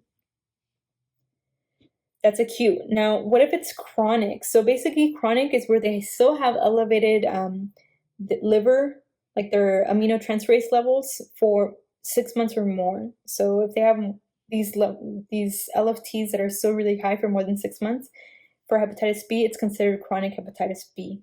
Okay. And then treatment's going to be the same as basically what I stated for these patients, which is basically going to refer them. And you can give them antiviral therapy like interferon alpha or lamivudine, okay? And prophylaxis is we're gonna vaccinate these patients, right? All right, guys. So let's go into hepatitis C, okay? Hepatitis C. So hepatitis C is usually transmitted, and it's more commonly found in IV drug abusers, okay? Some of the risk factors is like patients who get hemodialysis, if they have multiple sexual partners, because this one is also transmitted by blood, okay? And usually if you get a HIV co-infection with acute hepatitis C, that's really bad. So you can get a co-infection with HIV with these patients. And what type of virus is this? This is going to be an RNA, because we said which one is the only one that's a DNA? It's hepatitis B. So how is this patient going to present? It's usually mild, so sometimes they're asymptomatic. If they do present with something, it'll be jaundice. But this one has a lot of complications, okay? You can get lichen planus. Lichen planus is usually associated with acute hepatitis C. So make sure that you know that. Lichen planus is going to be associated with hepatitis C. How are you going to diagnose this patient? You're going to do labs. That's when you look at the LFTs and you see that the AST and ALT are elevated. You're going to do a hepatitis serology. You'll see that their antibody to HCV is going to be positive. You're going to do an HCV RNA assay. That's basically what's going to be confirmatory with these patients. Treatment's going to be usually antivirals like interferon alpha for 6 to 24 weeks for these patients. Okay? And then prophylaxis is basically you just educate these patients on the importance of having safe sex and vaccinate them if possible against hepatitis A virus and hepatitis B virus. And then we have chronic hepatitis. So chronic hepatitis is where it's about 5% of cases where HIV infection leads to increased risk of acute liver failure and rapid progression of chronic hepatitis C to cirrhosis with these patients. And treatment's going to be usually the same with your interferon alpha. So then we have hepatitis D. Okay, this one's also known as a passenger virus. Why? Because it requires hepatitis B in order to replicate. Okay, so it requires hepatitis B in order to replicate, and it can only be transmitted as a co-infection with hepatitis B virus, or it can cause a superinfection with like a chronic hepatitis B. And what type of virus is this? It's a DNA virus. Okay, and how is it transmitted? It's usually sexually through blood here in the U.S. And how are you going to diagnose this patient? So it's going to be the same way we diagnose all the other hepatitis. It's you'll see that they have an antibody to hepatitis D virus. It's going to be positive. And how are you going to treat them? You're going to treat them as if you're treating hepatitis B virus. So how did we say we treat hepatitis B virus? We do the antiviral therapy with your interferon alpha or lamivudine, which is same treatment, right, for the majority of the hepatitis, like the hepatitis B and C, interferon alpha, hepatitis D, interferon alpha. With these patients, if they have both hepatitis B and D, they have a more likelihood and increased risk for getting hepatitis C. All right, guys, so next one's going to be hepatitis E. This one is found usually from consumption of undercooked pork or wild boar, also from pets and home, okay? And it's transmitted basically fecal orally. And what type of virus is this? Is it a DNA RNA virus? We said the only virus was what? The only virus that is DNA is going to be which one? Hepatitis B, right? How is it going to present? It's going to present similar to hepatitis A. But the only difference is that, of course, that whenever you do your serology, it's going to say that it's positive for hepatitis E virus RNA, right? And then this is going to be what type of virus? An RNA virus. How are you going to treat these patients? Basically, you can give them oral ribavirin for 3 months, and then just make sure you educate them to make sure that they wash their hands. All right, guys. So once again, to go over real quick the serologies, hepatitis B surface antigen is positive when? It's positive when the patient is acutely infected or chronically infected. Hepatitis B E antigen is positive if there's an acute or chronic infection, okay? If you only have the hepatitis B surface that is antibody that's positive, then it's going to tell you that the patient's been immunized or they had a previous infection of hepatitis B and it went away. What about if they have a hepatitis B E antibody? Basically, it's going to be positive if the hepatitis resolved or if they have an inactive chronic infection. What about hepatitis B, C, IgM antibody? It's going to be positive only in active acute infections. What about hepatitis B, C antibody? Total. It's going to be positive if the virus has ever been active inside the body. Okay, so we went over that. Let's go over acute and chronic pancreatitis. Okay, you are definitely going to have a question on this one, so make sure that you are familiar with the difference between acute and chronic pancreatitis and how does it present. So what it is, pancreatitis, basically it's an inflammation of the pancreas from prematurely activated enzymes in pancreatic autodigestion. There's a really cool picture if you Google it of pancreatitis, and it's literally a pancreas eating itself because that's what it happens, it autodigests itself. What are the most common causes of pancreatitis? This is what you need to know. The most common causes of pancreatitis is going to be gallstones and alcohol, okay? Gallstones and alcohol. There's a really cool mnemonic for the causes of pancreatitis, so I'm going to tell you guys, okay? It's called I get smashed. I get smashed. I is going to be idiopathic. G is going to be gallstones. E is going to be ethanol. T is going to be for trauma. S is going to be for steroids. M is going to be for mumps, okay, or any type of malignancy. A is going to be for autoimmune. S is going to be for scorpions. I know, weird, right? H is going to be for hypercalcemia or hypertriglyceridemia. That's why it's really important to treat patients that have high triglycerides, especially if their triglycerides are more than 500, more than 600. we have to treat these patients because they're more prone to getting a pancreatitis. So hypertriglyceridemia, ERCP, and then certain drugs can also cause pancreatitis. So we have the mnemonic, I get smashed. And what did we say are the most common causes of pancreatitis? Gallstones and alcohol. So how are these patients going to be presenting? They'll have abdominal pain, specifically abdominal pain that's going to be located in the epigastric region, and it's going to rotate back. Okay, so it's interesting if you think about the abdominal cavity and where the patient is presenting with a pain, it can really direct you towards the diagnosis if you do a proper history and a proper physical exam. So with these patients, they'll be complaining of epigastric pain that's going to be radiating to the back, and it's usually very, very severe. It's usually worse whenever they lay down. They lay down and after they eat. They'll be presenting with vomiting, nausea, anorexia. On physical exam, they're going to be hypotensive. They'll have a low-grade fever. They'll be tachycardic, so fast heart rate, leukocytosis. They'll have abdominal distension. They might have some decreased or absent bowel sounds. And then you can also see a hemorrhagic pancreatitis signs. Make sure that you're familiar with this because you're definitely going to have a question on these. So basically with these, they'll have a gray Turner sign, which is basically ecchymosis in the flanks. So these are my flanks right here. They're going to have ecchymosis in the flanks.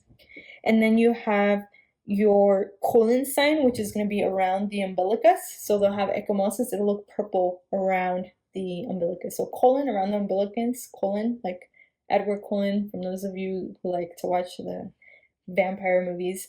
So colon sign, and then you have the gray Turner sign, right? So those of you who like Grey's Anatomy, right? Grey's Anatomy, gray Turner sign on the side. And then you also have the Fox sign, which is going to be found in the inguinal area. So Fox sign, we have the gray Turner sign, and then we have the colon sign, which is around the umbilicus. So how are you going to diagnose this patient? So the most common one we're going to do is the serum amylase, okay?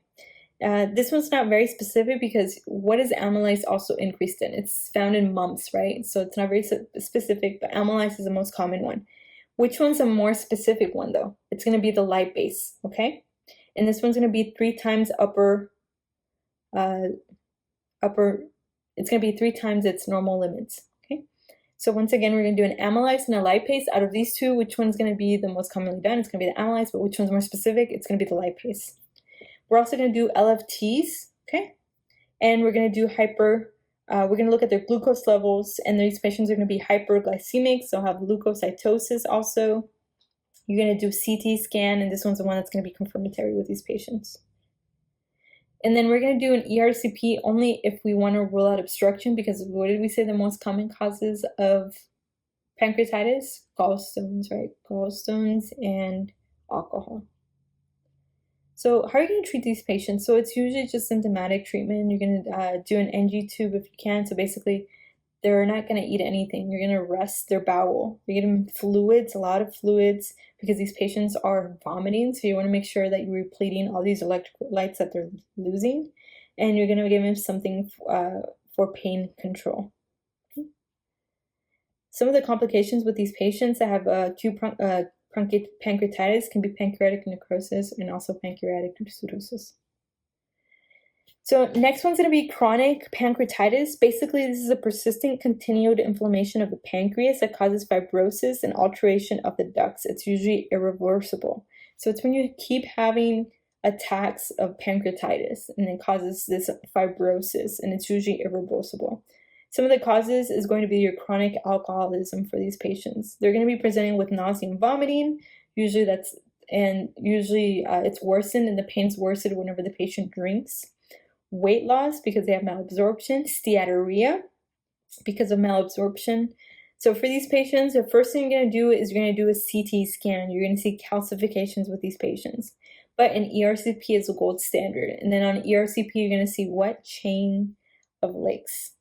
How are you going to treat these patients? Basically, you're going to do this similar to acute pancreatitis. You're going to give them nothing by mouth. You give them pain medications. You're going to give them H2 blockers, insulin also. And then some of these patients might require surgery. So they might require pancreatic pancreaticojejunostomy. And it's sad because some of the complications of this is that these patients can have narcotic addiction. And I've seen this, especially in like younger adolescents that keep having these bouts of acute pancreatitis. It's really sad. And with these patients, what can happen is that they can also develop diabetes. Makes sense, right? Because you have the islet of Langerhans, and if that becomes fibrosed, then you have diabetes, you have hyperglycemia. And then they also are going to they can get pancreatic carcinoma also. So usually with these patients, like I said, you give them pain medications, IV fluids, you try to restore all the electrolytes that they've lost, and then you do surgery. You can do the pancreatic jejunostomy or the pancreatic resection, also known as a Whipple syndrome. So real quick, with acute pancreatitis, what you need to know that it's most commonly caused with acute pancreatitis, not chronic. It's most commonly caused by what? Alcohol and gallstones are the most common cause of acute pancreatitis. And then also we have hypertriglyceridemia. That's why it's really important that we treat our patients with high triglyceride levels, aside from them having possibly a stroke or a heart attack from the triglyceride levels, they can get pancreatitis also. So hypertriglyceridemia is also a cause of pancreatitis. Okay. With these patients, what we're going to do is that we are going to diagnose them. We're going to do some labs on them, right? Which one's going to be more specific, amylase or lipase? Lipase is going to be more specific for acute pancreatitis. Why? Because even though we do amylase most commonly, amylase is not very specific because it's found in multiple other things like mumps. It's usually high in mumps, right? Which causes what? It causes architis, it causes parotitis, etc. So that's why we do lipase. And usually in lipase, it's going to be 3 times higher than the normal limit for the lipase. Okay? And then usually our CT scan is going to be the confirmatory one. It's the most accurate one.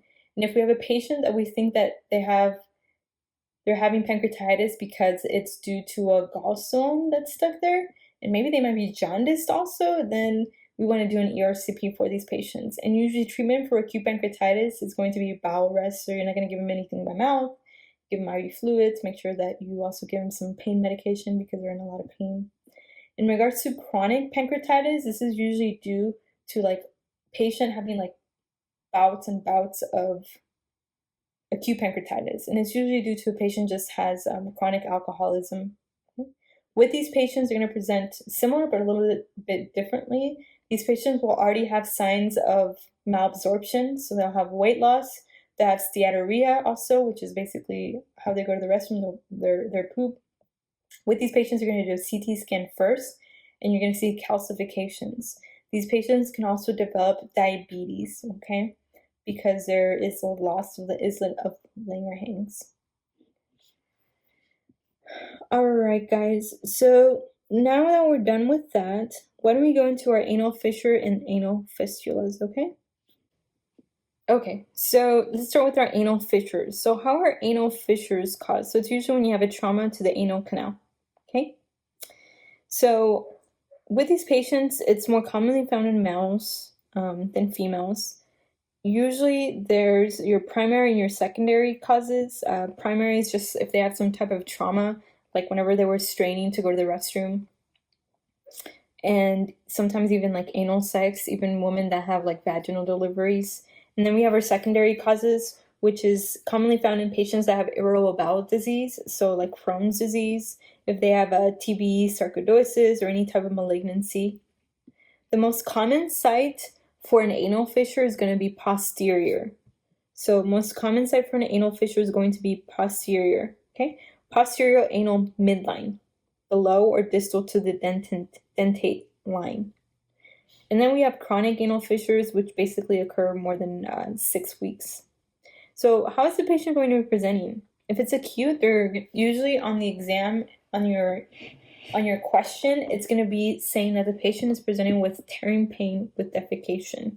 So they have a lot of pain whenever they go to the restroom. It like burns. Also, they'll have perianal pruritus, and they'll have bright red bleeding whenever they wipe themselves on the toilet paper. Whenever you do your physical exam, you're going to see like a laceration. It looks like a paper cut. If it's chronic, then the patient's going to be presenting with like anal spasm. All right, guys. So how are you going to diagnose these patients? So basically, it's a clinical exam, really. You just go in there and you look and you see the tear. What's the treatment? If it's acute, basically it heals by themselves, but you're just going to educate the patient to make sure that they increase the fiber intake that they have in their food. So increase the amount of fibers that they're taking and drink a lot of water, okay? Remember what we were discussed earlier, usually the first line treatment for these patients is going to be anything that does not involve medications. So any type of conservative treatment. And that's the same thing for your anal fissures. So it's basically telling them to drink a lot of water, increase the fiber in their diet. That way they're not straining whenever they go to the restroom, and it helps them have more relaxed stools. Also, you're going to tell them to do sitz baths. That's a big one, guys. You're going to have an exam on this. Sitz baths. You can also do some topical anesthetics. You can do vasodilators like nitroglycerin or nifedipine, but sitz bath is usually the answer. Okay. Now, if they've tried all of this and it hasn't worked out, then you can consider something like botulinum toxin A injection. So what about our anal rectal fistulas? What are these? So basically, this is where there's a communication of an abscess cavity, okay, with an identifiable internal opening within the anal canal. Okay? I saw this during my surgery rotation. It's really embarrassing for the patient, and it's painful for the patient. They tend to occur because there's obstruction of the anal crypts or glands, and the majority of them are intrasphincteric. Okay, they're more common in males and females. And usually the most common cause of an anal rectula is an abscess that they just didn't cure it, and it created a fistula.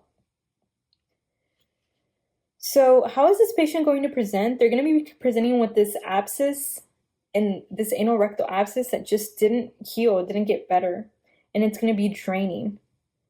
Or they can present with a chronic purulent drainage and pustule-like firm mass on the perianal or buttock area. They'll be complaining of rectal pain that's worse whenever they go to the restroom, whenever they sit, or whenever they move. They'll have a malodorous drainage also from the anal area, and they'll have itchiness with these patients. Whenever you do the physical exam, you're going to see excoriation and inflammation of the perianal skin, and you'll see like an external opening that's like draining, it's inflamed, and it's very tender. How are you going to diagnose these patients? Basically, you're going to do an anoscopy. You're going to look. And that's basically how you diagnose them. Usually imaging is not required for patients. It's just an anoscopy. And treatment's going to be a fistulotomy. So that's why they have to go in there and do a fistulotomy with these patients. Or a fistulectomy if the wound is a lot bigger, or if they have a high risk of incontinence. But usually it's going to be a fistulotomy. Okay, guys, so let's go into colorectal cancer. Okay, colorectal cancer. So colorectal cancer, the most common one is going to be adenocarcinoma. Okay. Basically, with these patients, with colorectal cancer, it tends to arise from adenomas. Okay? And there's different types of adenomas. What you need to know is that villus are the bad ones. Okay? How I memorized it is that villus sounds like villain, so that's how I knew villus is the bad one. Those are the bad ones. And the greater the number and the larger the size, the higher risk that they have of getting colorectal cancer. And colorectal cancer is the most common cause of large bowel obstruction in adults.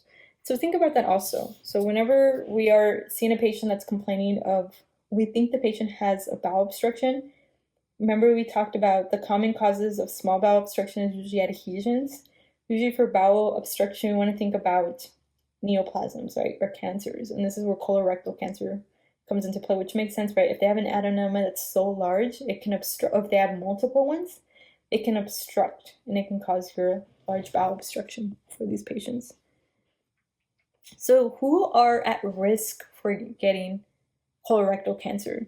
So of course, it's going to be anyone that has some type of family history in their family. Like if they say that their father or someone close, like their brother, passed away from colorectal cancer, then that's when we want to make sure that we get these patients tested sooner, okay? Because these patients are at higher risk. Also, if they have ulcerative colitis, so any type of irritable bowel disease like Crohn's disease, but ulcerative colitis is a big one that is associated with colorectal cancer. That makes sense, right? Because irritable bowel disease is located where? It's usually located in the rectum, okay? It's commonly located only in the rectum versus the rectum and part of the large bowel. Versus your Crohn's disease, it's located from the mouth throughout the GI.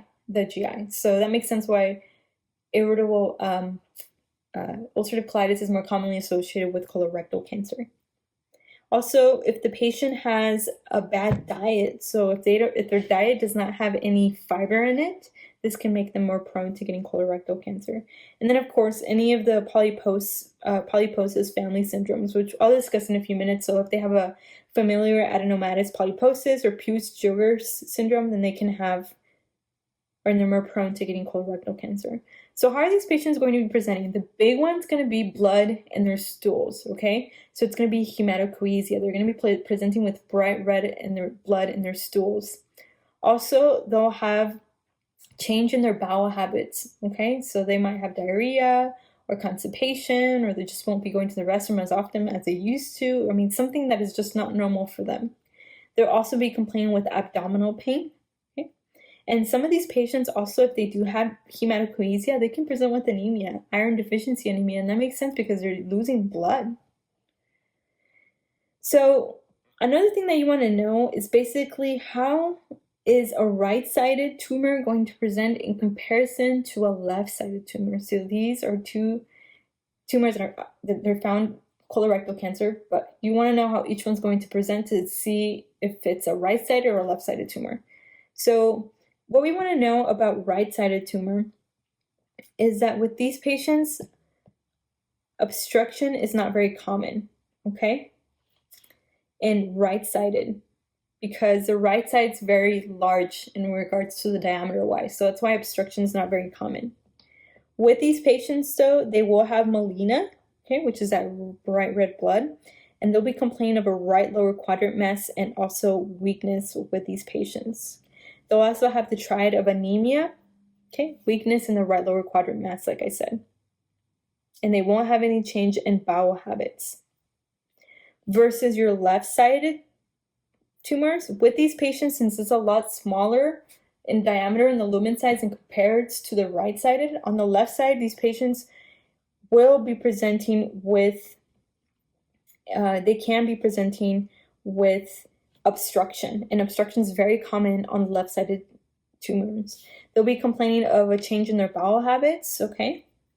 And they'll have these pencil stools. So there's like really, really thin stool. They literally look like a pencil.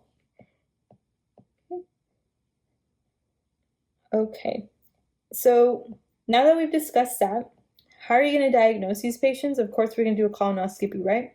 And we're actually going to discuss basically what are the screening guidelines to when are you going to do a colonoscopy on a patient, at what age, and how often do they have to get it. So diagnosis is going to be usually with a colonoscopy. What's the treatment for these patients? So basically a colectomy, okay, where you go in there and you remove the colon that has the cancer is going to be the treatment. So surgery is going to be the treatment. You can also give them chemotherapy and radiation for these patients. What you need to know also is that CEA is usually associated with colorectal cancer. So CEA associated with colorectal cancer. Okay, so let's go into the familiar adenomatous polyposis. This is autosomal dominant. This is a condition where patients have hundreds of polyps in the colon. They're adenomatous colons in the polyps in the colon. They're more commonly found usually in the duodenum. This tends to be found in patients between 20 to 30 years old. And risk factors that these patients have is for colorectal cancer, like we discussed earlier. So usually on diagnosis, you'll see that they have more than 100 colorectal adenomas when you do the colonoscopy, or they have a family history of basically having familial adenomatous polyposis for these patients. So with these patients, you want to start basically doing screening earlier. So you're going to do an endoscopy starting at the age of 25 to 30, okay? And then treatment's going to be usually prophylactic colectomy, okay? for these patients, but usually they have a risk of colorectal cancer 100% by the age of 30 to 40, which is really, really sad for these patients. So now I want to go into Peutz-Jeghers, which is basically where they have single or multiple hemangiomas that are usually scattered, okay? Basically, these patients are also going to be presenting with pigmented spots around the lips, the oral mucosa, the face, genitalia, and the palmar surface. It's really cool if you Google it, how it looks. It's really interesting. My doctor said that he diagnosed a patient with this, and he did have the pigmented spots on the lips. And with these patients, they're also at increased risk of getting GI cancers. All right, guys, so let's go into colorectal screening, okay? So colorectal screening. Usually, we start at what age with colorectal screening? We start at age 50 until age 75, okay? You do a fecal occult blood test every year for these patients, and then you can do a flexible sigmoidoscopy every 5 years with a fecal occult blood test if needed. And then the colonoscopy is going to be done what? At age 50, it's going to be done every 10 years once they get it at age 50. So age 50 and then 10 years, age 60. So that's what you need to know for these patients. But if they have a first-degree relative that was diagnosed with colorectal cancer, then with these patients, you are going to do basically every 5 years. And with these patients, you are going to start the colonoscopy 10 years younger than the age of diagnosis of their youngest relative that was affected. So say if they had a family member that was diagnosed at age 45 with colorectal cancer, then you would start your colorectal screening 10 years before that. So you would start at age 35 and you would screen them every 5 years if they have a first degree relative. So it has to be someone close, not like a tío, like an uncle or a tía or an aunt. It has to be someone that's a first degree relative, okay? So once again, just to review that, what are we going to do? Basically, we're going to start with screening at age 50 for the patients until age 75. They're going to get a colonoscopy every 10 years, unless, of course, the patient has a family history for colorectal cancer. So if they have a family history for colorectal cancer and it's a first degree relative that had colorectal cancer, then you're going to screen them every 5 years, right? And then you're going to start 10 years from what the family member was diagnosed. So say if it was at age, the patient had 55, the family member when they were diagnosed, and you would start at age 45, okay? All right, guys. So other thing that you can do for colorectal screening, of course, the best one's going to be colonoscopy, right? But remember we were talking about carcinoembryonic antigen, CEA. This one is usually used, it's usually associated with colorectal cancer, so just make sure that you know that. That's what they usually use as surveillance also.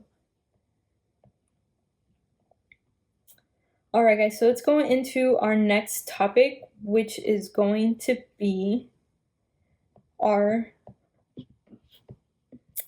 esophagus. So let's look at our esophagus. Sorry, not esophagus, esophagus, okay? So let's look at our esophagus. Let's start with esophageal cancer. Which type of cancer do we have two different types, right? So we have small cell carcinoma and then we have adenocarcinoma. And what you need to know is that, I'm sorry, not small cell, squamous cell carcinoma. Sorry.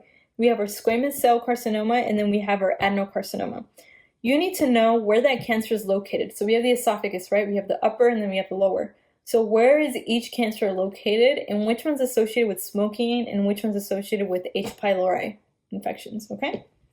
So what we need to know that squamous cell carcinoma is more commonly found in African Americans and especially African American males, and it's commonly found in the upper and mid-thoracic area so basically the upper 2/3 of the esophagus is where squamous cell carcinoma is found. And these patients that are smokers and they drink alcohol are more prone to get squamous cell carcinoma, okay? Versus adenocarcinoma. Adenocarcinoma is found on the distal 1/3 of the esophagus, okay? Near the gastroesophageal junction. And patients that have a high risk for esophageal cancer is going to be patients that have a history of GERD, so gastroesophageal reflux disease, and Barrett's esophagus. So make sure that you know that, okay? You're definitely going to get a question on this. So once again, we have our esophagus. We have 2/3 is associated, the upper 2/3 is going to be associated with squamous cell carcinoma. It's usually found in African Americans, especially if they're males, if they're smokers, if they're drinkers. And then we have our lower 1/3, that is your adenocarcinoma, that's usually found with patients that have a history of gastroesophageal reflux disease or Barrett's esophagus. How is the patient going to present with esophageal cancer? They're going to be presenting with trouble swallowing and usually also painful swallowing, okay? Usually it'll be solids first, then it'll include liquids. So they'll tell you they have trouble swallowing like meat, and then they'll say I have trouble even swallowing water. They'll be presenting with weight loss. Remember, whenever we think about anything with weight loss, we want to think that it's something malignant that's going on. They'll be complaining of anorexia. Okay, they can also be having some hoarseness. They'll have hematemesis, which is basically where they're vomiting blood. And they can also be complaining of chest pain. How are you going to diagnose these patients? You're going to do a barium swallow, and then you're going to do an upper endoscopy with biopsy. This is going to give you the diagnosis for these patients. And treatment's going to be usually surgery. You can do chemotherapy, but these tend to have poor prognosis. That's why it's really important that you take care of your gastroesophageal reflux disease. I have really, really bad GERD. It's terrible that I can't even eat certain foods because I just get really bad acid reflux. And this is sometimes that I always have in the back of my mind. I always make sure I take my PPIs, even though they say that they're safe, but they have like all these side effects. But I take my PPIs because I do not want to get Barrett's esophagus, because Barrett's esophagus can give you cancer. So speaking of Barrett's esophagus, what is Barrett's esophagus? Basically, it's a complication of you having long-standing gastroesophageal reflux disease. So if we think about it real quick about the anatomy, we have the stomach, and the stomach is very, very acidic, right? And then we have our esophagus. The stomach tissue and the tissue that we have in the esophagus are completely different, okay? The stomach tissue that we have there is made to handle that acid and to sustain all that acid, versus the esophagus, it's not made to sustain that acid. So if you're having that acid go back up into the esophagus and keep going up, and it keeps damaging that tissue, and it keeps doing that over and over again so often and so many times, it can actually destroy that tissue, okay? And this is what tends to lead to Barrett's esophagus. And Barrett's esophagus, once you have that tissue, it can turn into, that destroyed tissue, it can turn into esophageal cancer. So basically what happens is that there's columnar metaplasia of the squamous epithelium of the esophagus, okay? There's a really good Picmonic medcomic that you have to look for Barrett's esophagus. It's really, really good. So usually what's going to be your patient, it'll be a middle-aged patient. They'll be Caucasian, and they'll be saying that they've been having chronic gastroesophageal reflux disease for Barrett's esophagus. Okay. And how is this patient going to be presenting? They'll be presenting with heartburn, like I stated. They'll have odynophagia, which is like painful swallowing. And then they might or may not have virchoes note, which is basically a left supraclavicular lymphadenopathy, okay? That's why it's really important that we always check our lymph nodes. I still have to work on that physical exam because I'm still not really good with that. How are you going to diagnose these patients? Basically, you're going to do an EGD with biopsy for these patients. And then it's important to screen any patient that's older than 50 with a history of more than 5 years of gastroesophageal reflux disease. One of my professors, she has gastroesophageal reflux disease, and she always gets screened. She actually was just screened last year. I remember she was telling me, because I told her if she wanted coffee, and she's like, I can't drink coffee, I have really bad gastroesophageal reflux disease. And she was getting screened. So make sure with these patients, if they're older than 55, they're Caucasian, and they have, or just anyone that's older than 55, and they have a long-standing history of gastroesophageal reflux disease, then you want to make sure that you screen them with an EGD for Barrett's esophagus, and not only Barrett's esophagus, also for esophageal cancer. So what's going to be the treatment for this? Basically, we want to make sure that we are observing them, okay, with intensive biopsy. And then also we want to do endoscope ablation and surgical resection if needed. We want to make sure we put these patients on PPIs and H2 because this can progress to esophageal cancer. Okay. All right, guys. So why don't we start with the next one? Next one's going to be gastric cancer. So the most common type of cancer, of gastric cancer, is going to be adenocarcinoma. That's the most common type of cancer. It's not very common here in the US. It's usually more common in Asian countries, but we're still going to discuss this. Some of the risk factors are H. pylori infection. Okay, that's why it's really important that you treat it. Pernicious anemia also. And if they have a high intake of preserved foods like high salt, nitrates, nitrites, this patient is going to be presenting with abdominal pain. They'll have weight loss once again. They'll also be saying that they have dyspepsia. They get full early, so early satiety. Anorexia, their appetite is decreased. They'll have nausea, vomiting. They might have also anemia, melena. And then some of the signs, which is really interesting because when we think about it, what is the acanthosis nigricans associated with? So acanthosis nigricans, we think about it and we think it's associated with diabetes mellitus, right? For those of you who don't know what acanthosis nigricans, it's that velvety, like dark pigmented skin that's usually on the back of the neck. And usually when we see that, we think that the patient has some type of like insulin resistance, right? Or we associate with diabetes mellitus. But interestingly, acanthosis nigricans is associated with gastric cancer, okay? So just make sure that you keep that in the back of your mind if you're seeing a patient and they're presenting with these symptoms. So how are you going to diagnose these patients? You're going to do a fecal occult blood test, and the guaic is usually going to be positive, okay? Because like we said, most of these patients are having melena and they present with anemia. So what's melena? Melena is that bright red blood in the stool, okay? I'm sorry, it's a dark blood in the stool. Hematochezia is a bright red blood. Melena, it's those dark stools. And then we're going to do an endoscopy also, and then we're going to do the endoscopy with biopsies, okay? And usually the treatment's going to be surgical resection and then chemotherapy. All right, guys. So next thing I wanted to go over is hepatocellular carcinoma. I know we had briefly discussed this when we were talking about hepatitis. Just real quick, I know I had already mentioned this, but repetition is also really good. Which hepatitis is the only DNA virus? It's going to be hepatitis B. So hepatitis B, it's the only DNA virus. The rest of them are RNA. So just make sure that you know that. Okay? And hepatitis D needs what in order to be infective? Hepatitis D needs hepatitis B in order to be infective. Okay? And then we were talking about pancreatitis. Remember, what's the most common cause of acute pancreatitis? We have two.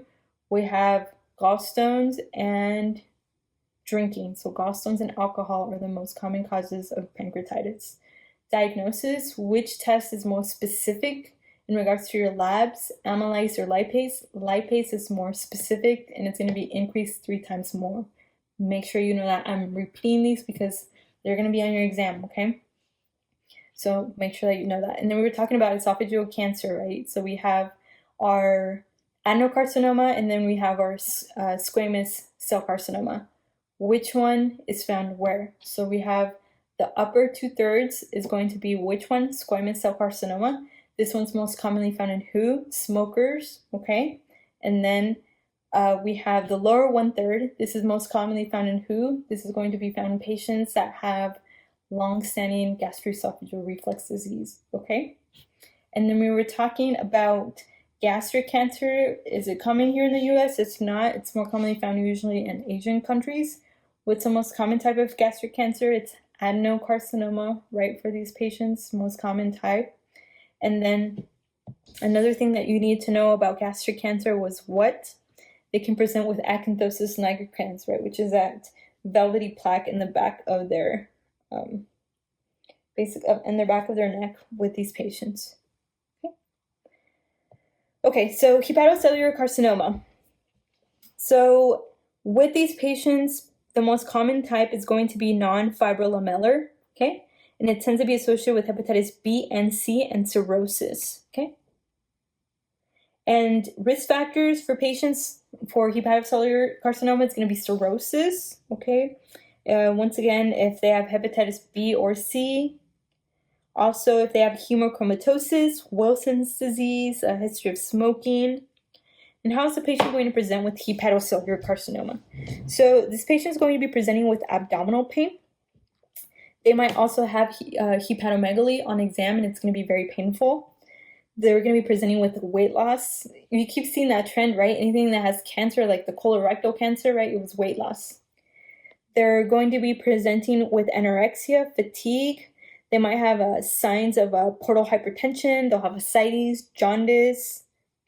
There'll be hypoglycemic. In diagnosis, you're going to do a liver biopsy for these patients. You're going to check for hepatitis B and C, and you're going to do LFT levels also.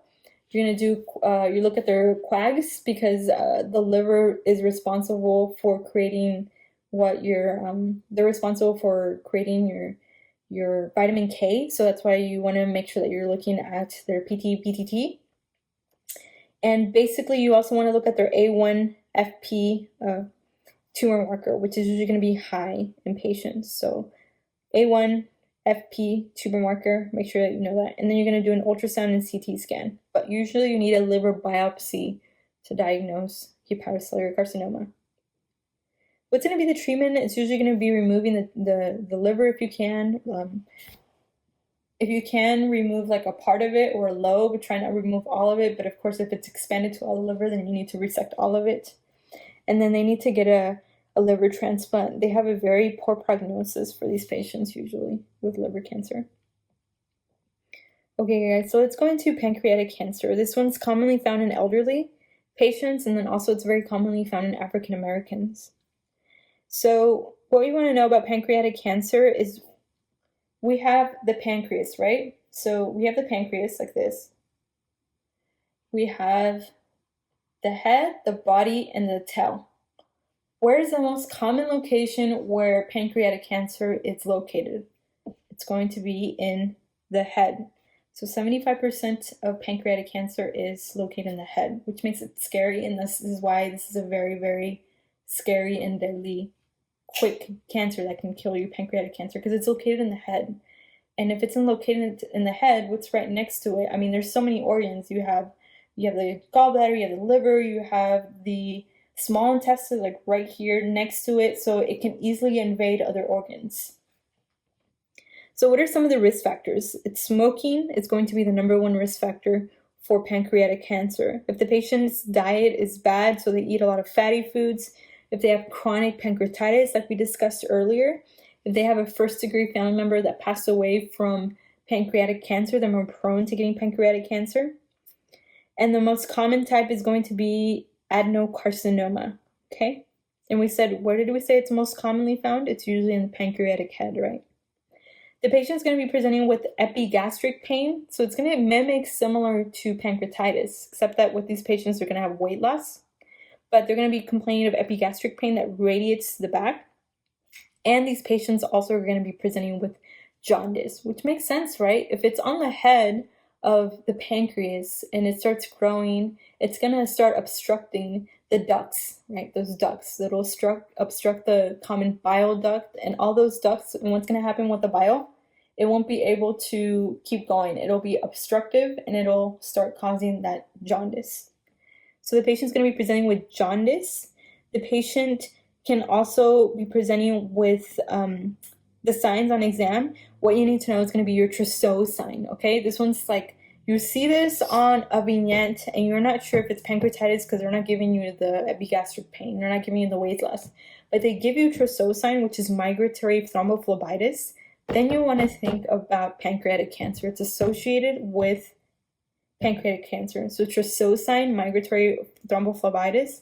And the big one also is going to be Courvoisier sign. So that's basically where they have a palpable gallbladder. Sorry, this is my right side. A palpable gallbladder that's painless. So you're doing the physical exam, right? And then you feel that palpable gallbladder and it's painless. The patient's jaundice. You want to think about pancreatic cancer. So there's two signs, right? So we talked about the Trousseau sign, which is a migratory thrombophlebitis, and then the Courvoisier sign, which is that palpable painless gallbladder. So how are you going to diagnose this patient? Basically, we're going to do a CT scan, and then that's where you're going to see the pancreatic mass. And then we're going to do an ERCP also. This one will help you confirm the diagnosis, okay? Because then that's where you'll be able to obtain a biopsy.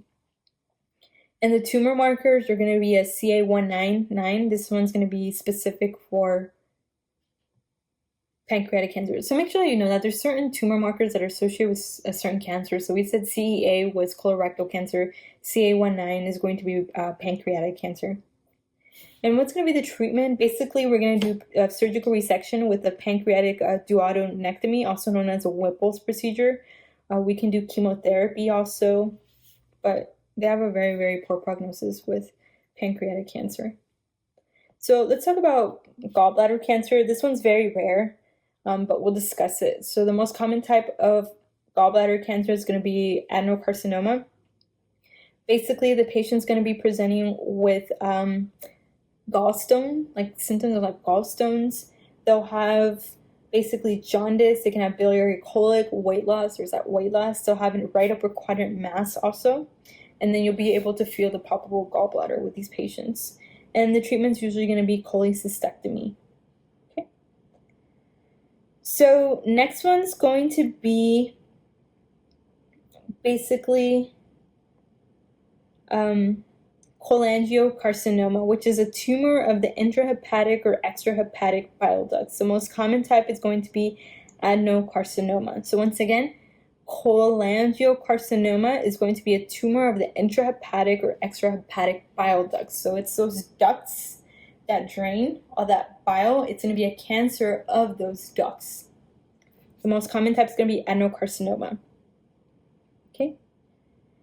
And what are some of the risk factors? The major risk factor for cholangiocarcinoma, it's going to be primary sclerosing cholangitis. That's going to be the risk factor. You will also have other weird ones like your liver flukes, Clonorchis sinensis. So that one's pretty interesting. The liver fluke that can cause cholangiocarcinoma. So how is this patient going to present? Basically, they're going to be presenting with signs of obstructive jaundice.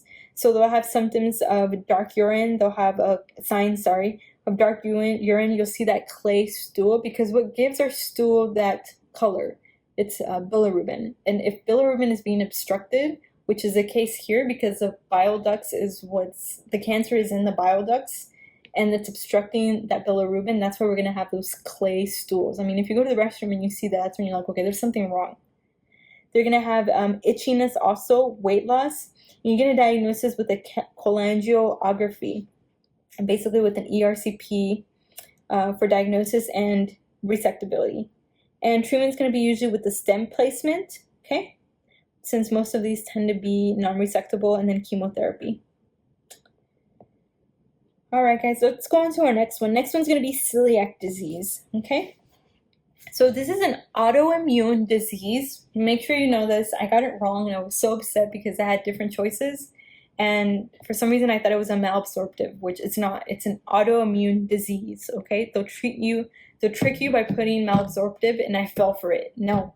Celiac disease is an autoimmune disease caused by transglutamase antibodies, also known as TTG, that are being exposed to gluten, okay? So it reacts with small intestine, causing villus atrophy. So basically, you have atrophy because you are being exposed to gluten, and then your body just overreacts. But it is an autoimmune disease, okay? Make sure you do not confuse that. I got it wrong. How is the patient going to present? They're going to be presenting with diarrhea, weight loss. They'll have abdominal distension, bloating. A woman can be complaining of infertility.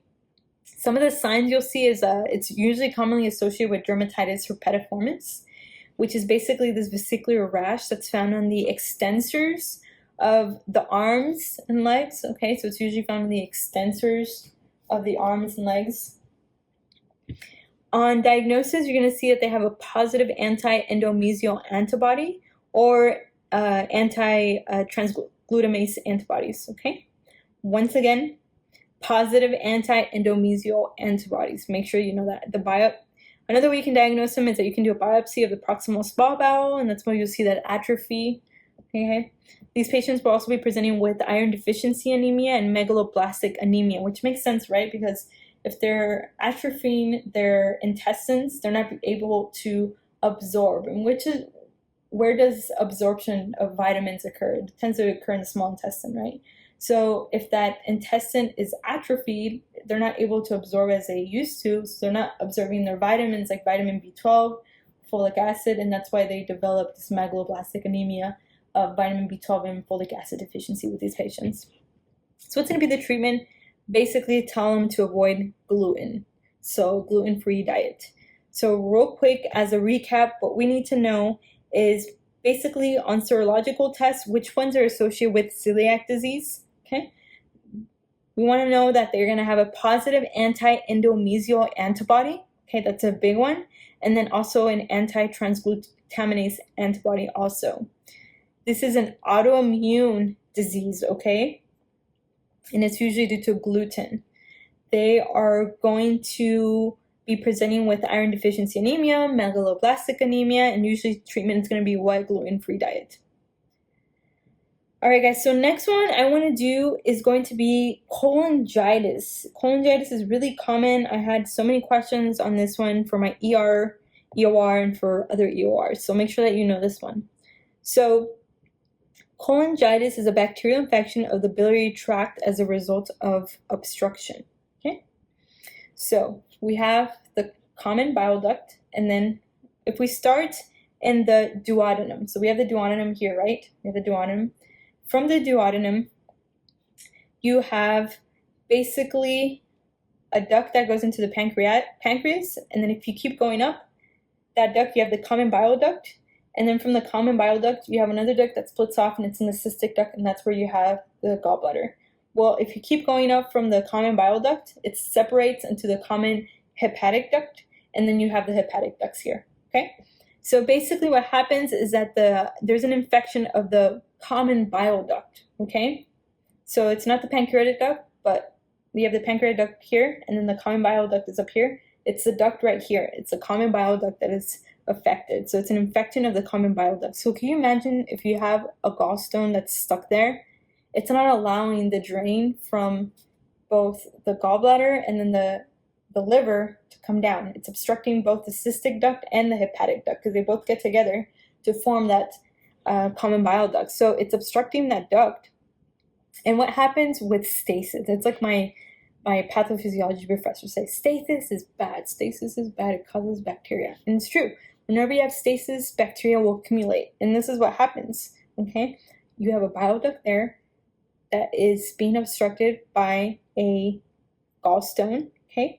And then bacteria are going to come from the duodenum and they're going to cause an infection.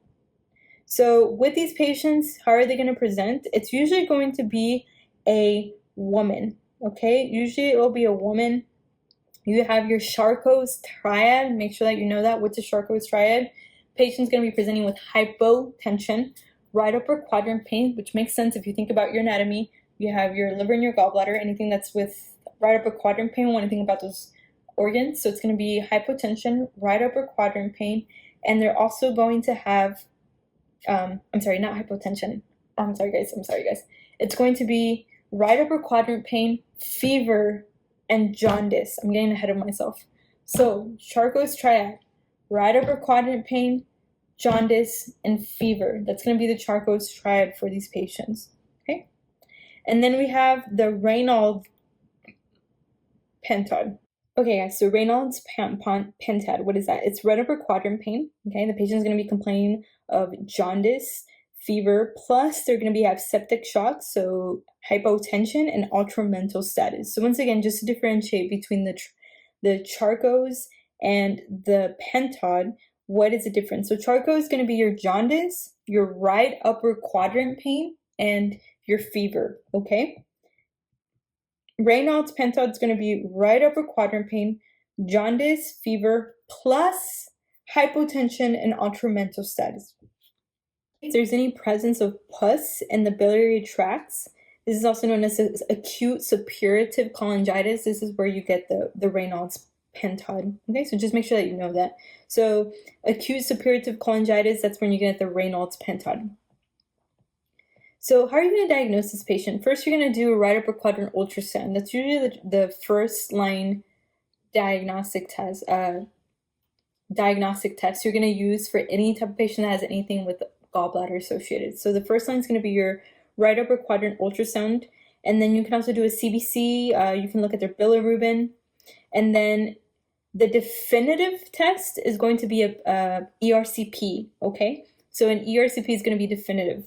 And the good thing about ERCP or a PTC is that with these, not only is it diagnostic, but it's also a treatment. So you can go in there and take out the stone.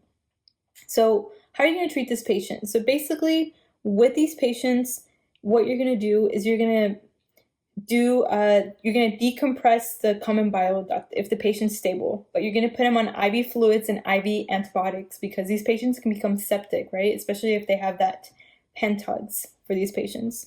So you want to make sure that they are closely monitoring blood pressure. And also, what did we say? That you can decompress the bile duct with the PTC or ERCP, which is through a sphincterotomy, okay? And complications usually of cholangitis is a hepatic abscess. So what we need to know about cholangitis is that it's an infection of the common bile duct, okay? Usually the patient's going to be a female. It's going to present with your Charcot's triad, which is going to be your jaundice, right? Your right upper quadrant pain.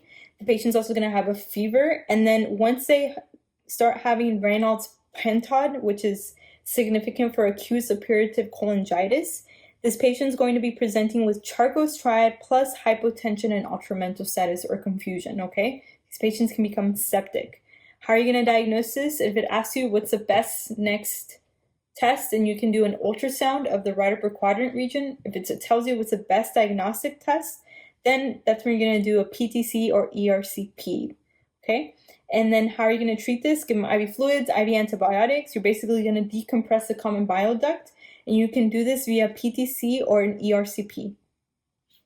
All right, guys, so now let's discuss primary sclerosing cholangitis. Basically, this is a chronic idiopathic progressive disease of both the intrahepatic and extrahepatic bile ducts. Basically, what happens is the duct starts getting very thick.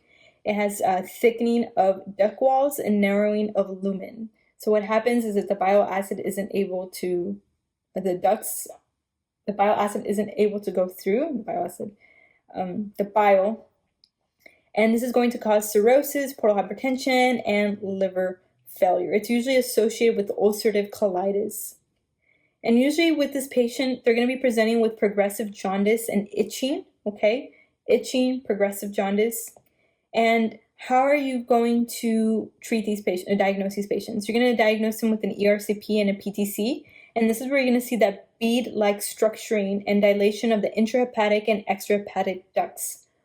Once again, the pathognomonic is usually going to be that bead-like stricturing and dilation of the intrahepatic and extrahepatic ducts. Usually with these patients, they're going to need a liver transplant, okay? And then they're also, another thing you can give them is cholestyramine. This is going to help them with the itching with these patients. So with these patients, remember we were discussing that they can develop cirrhosis and cholangiocarcinoma with these patients. So it's really, really sad. And once again, it's a constriction and inflammation of the common bile duct. Okay. So now when we go into cholecystitis and cholelithiasis, make sure that you know the differences between cholecystitis, cholelithiasis, choledocholithiasis, and then also cholangitis that we discussed, because a lot of people get them confused. So make sure that you know the difference between these. So what is cholelithiasis? Cholelithiasis is basically gallstones in the gallbladder. So it's usually going to be gallstones in the gallbladder. There's different types of gallstones. You have your cholesterol stones, which are the common ones, the most common ones. These are basically yellow to green, found in patients that are obese. They eat very, very fatty diets, if they're diabetic, if they have hyperlipidemia. And then you have your pigment stones, which are usually black. These are usually due to hemolysis. So if any patient has any type of like blood disorder where like the red blood cells just like burst, they're like they're popping. If they have any type of blood disorder like thalassemia, spherocytosis, even if they're alcoholic, then they're more prone to getting these pigment stones. Okay? And then we have our mixed stones, which is basically cholesterol stones and pigment stones. So how is this patient going to present? This patient's going to present usually asymptomatic. So I actually had gallstones, and I think I still do. I haven't had an ultrasound done yet, but I had like right upper quadrant pain that came and went, but it wasn't severe for me to go to the hospital. And so I decided to bring it up to my primary care doctor. They did an ultrasound and I had gallstones. And I probably still do have gallstones. I had this done about 5 years ago. So patients can be asymptomatic. They can have gallstones and they don't even know they have it. But they can also present with biliary colic, which is where they have right upper quadrant pain or epigastric pain. And this usually happens because there's contraction of the gallbladder, okay? And then sometimes they can obstruct the cystic duct and then it'll go back in the gallbladder, so that's why they can have that pain. So a thing about cholelithiasis is that the pain is going to be worse at night and then after eating. So it'll say in the vignette that the patient went and they had a fatty food, they went to Mickey D's and then they started having right upper quadrant pain. In addition, a sign you want to know that's associated with cholelithiasis is which one? It's going to be Boas sign. Basically, Boas sign is referred to right subscapular pain. That's what is associated with cholelithiasis. With these patients, you're going to diagnose them with a right upper quadrant ultrasound, okay? That's usually the first diagnostic test. So remember we said anything that's associated with gallbladders, we do in right upper quadrant ultrasound? All right, so what is going to be the treatment for this? Basically, if they're asymptomatic, like I said, no treatment's necessary. You just want to make sure that you observe these patients. But you can offer them a cholecystectomy if they keep having these recurrent bouts of pain. But with cholelithiasis, there's a lot of complications. So these patients can get cholecystitis, which is the next one that we're going to talk about, where that cyst moves from the gallbladder and it gets stuck in the cystic duct. These patients can get choledocholithiasis, whereas basically that cyst goes and it gets stuck in the common bile duct. Or they can get cholangitis that we just talked about, where it gets stuck in that common bile duct and then it causes an infection. Like you get bacteria, causes an infection, these patients can become septic. And also it can cause gallstone ileus. So there's a lot of complications from cholelithiasis. So once again, cholelithiasis are just basically gallstones in the gallbladder. Now we have acute cholecystitis. Acute cholecystitis is when you have that gallstone that gets stuck in the cystic duct and it causes inflammation. These patients are going to be presenting with pain. Once again, where? It's going to be in the right upper quadrant pain. These are the ones that you see in the ER. They're like vomiting. They're in a lot of pain. The pain can also radiate to the right shoulder or the scapula. Okay. So what did we say the sign was? It's Boas sign. They also are going to be presenting with, they can present with itchiness. They can present with a clay-colored stool. They'll have right upper quadrant tenderness, and they're also going to have Murphy sign. So what's that Murphy sign? Murphy sign is where they have that right upper quadrant pain, usually whenever they breathe in. So you tell them to breathe in, and then you palpate here, and they're going to be in so much pain. So that's going to be a positive Murphy sign. Make sure that you know that. Don't confuse it with your McBurney or your other ones. McBurney's for appendicitis. Murphy's, right upper quadrant pain, that's going to be for cholecystitis, okay? These patients can also present with fever, leukocytosis, jaundice, although leukocytosis is not very common, but they can present with leukocytosis. How are you going to diagnose this? Remember, anything that's gallbladder, we're going to do a right upper quadrant ultrasound also, right? We can also do a HIDA scan. If we don't find anything on the right upper quadrant ultrasound, like sometimes some patients can be a little obese and sometimes it's really difficult to see the gallstones, so you can do a HIDA scan in these cases. So with these patients, are they going to have elevated conjugated or unconjugated bilirubin? So it's going to be conjugated bilirubin, right? Because it's past the liver. The bilirubin has already been conjugating the liver, and now it's just going through the ducts, and that's where it gets stuck because there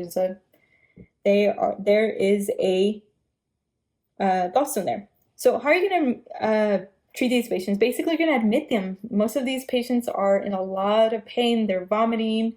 They're bad.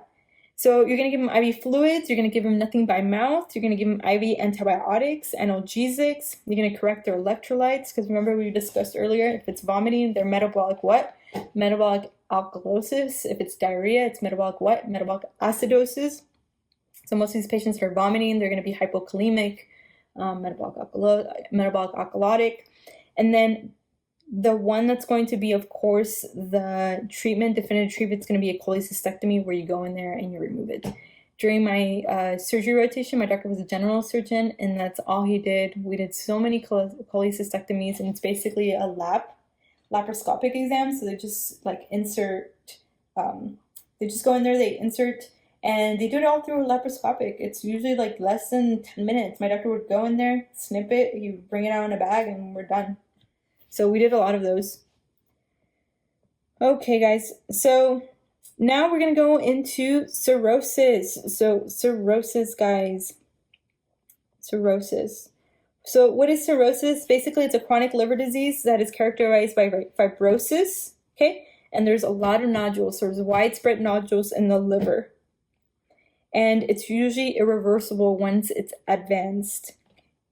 With these patients, they can have so many things, since there's fibrosis of the liver. It's not working like it used to. And the liver does so many things for us, guys. It's like I tell my family, like the kidneys, the brain, and their heart are important, but our liver is also extremely important. So these patients can basically get portal hypertension, where they have decreased blood flow through the liver. And what is this going to cause? This is going to cause ascites, okay? On the ascites, we would do the exam during my internal medicine rotation. We would basically, they would be like this, and then we would go like this in the stomach, and then look for the fluid waves. And you can see the fluid waves with these patients that have ascites. Also, they'll have splenomegaly, they'll have varicosity veins, they'll have peripheral edema, and then of course they can develop hepatocellular failure. So what happens when their liver is just not working anymore? The liver does so many things for us in regards to, for example, our blood. It's vitamin K synthesis. So there's not going to be any albumin synthesis there. The clotting factor synthesis is going to be gone. So we're going to have problems with our blood. Okay. So what's the most common cause of cirrhosis? It's going to be alcoholic liver disease. The second most common cause is going to be the hepatitis. Which one? B and C. So chronic hepatitis B and C for cirrhosis also. And then if a patient has chronic like liver disease, that's when they have the varices, right? They can also have the esophageal varices, which is really common. Whenever we have a patient presenting with their vomiting blood, hemoptysis, or not hemoptysis, that's coughing blood, I'm sorry guys. They're basically, I can't remember the term, but whenever they're presenting with they're throwing up blood, hematemesis, that's what it is. Hematemesis, they're throwing up blood. We want to think anything that's related here close. And usually if they're cirrhotic, it's usually the esophageal varices, okay?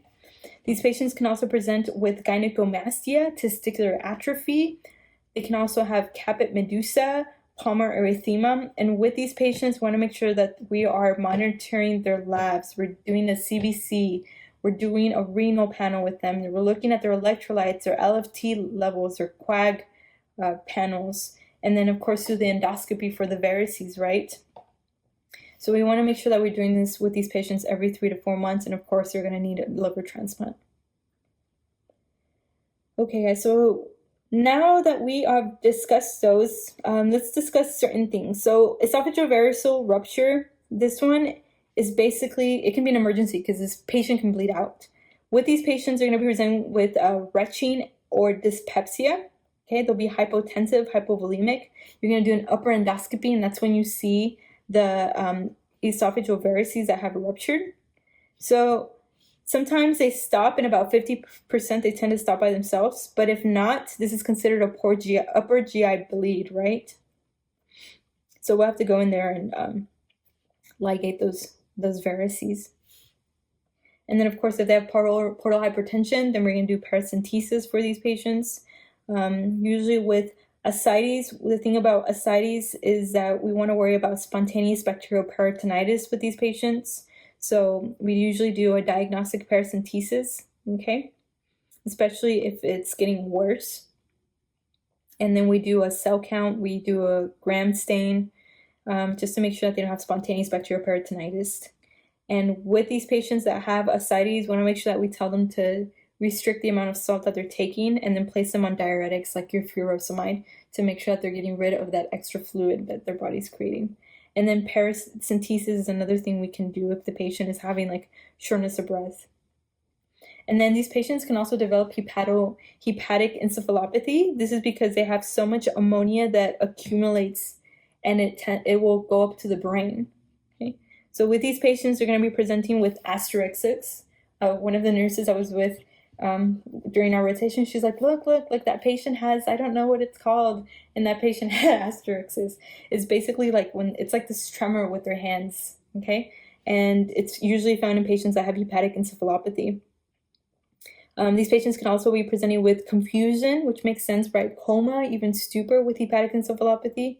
And the treatment for this is going to be lactulose. So lactulose for hepatic encephalopathy, okay?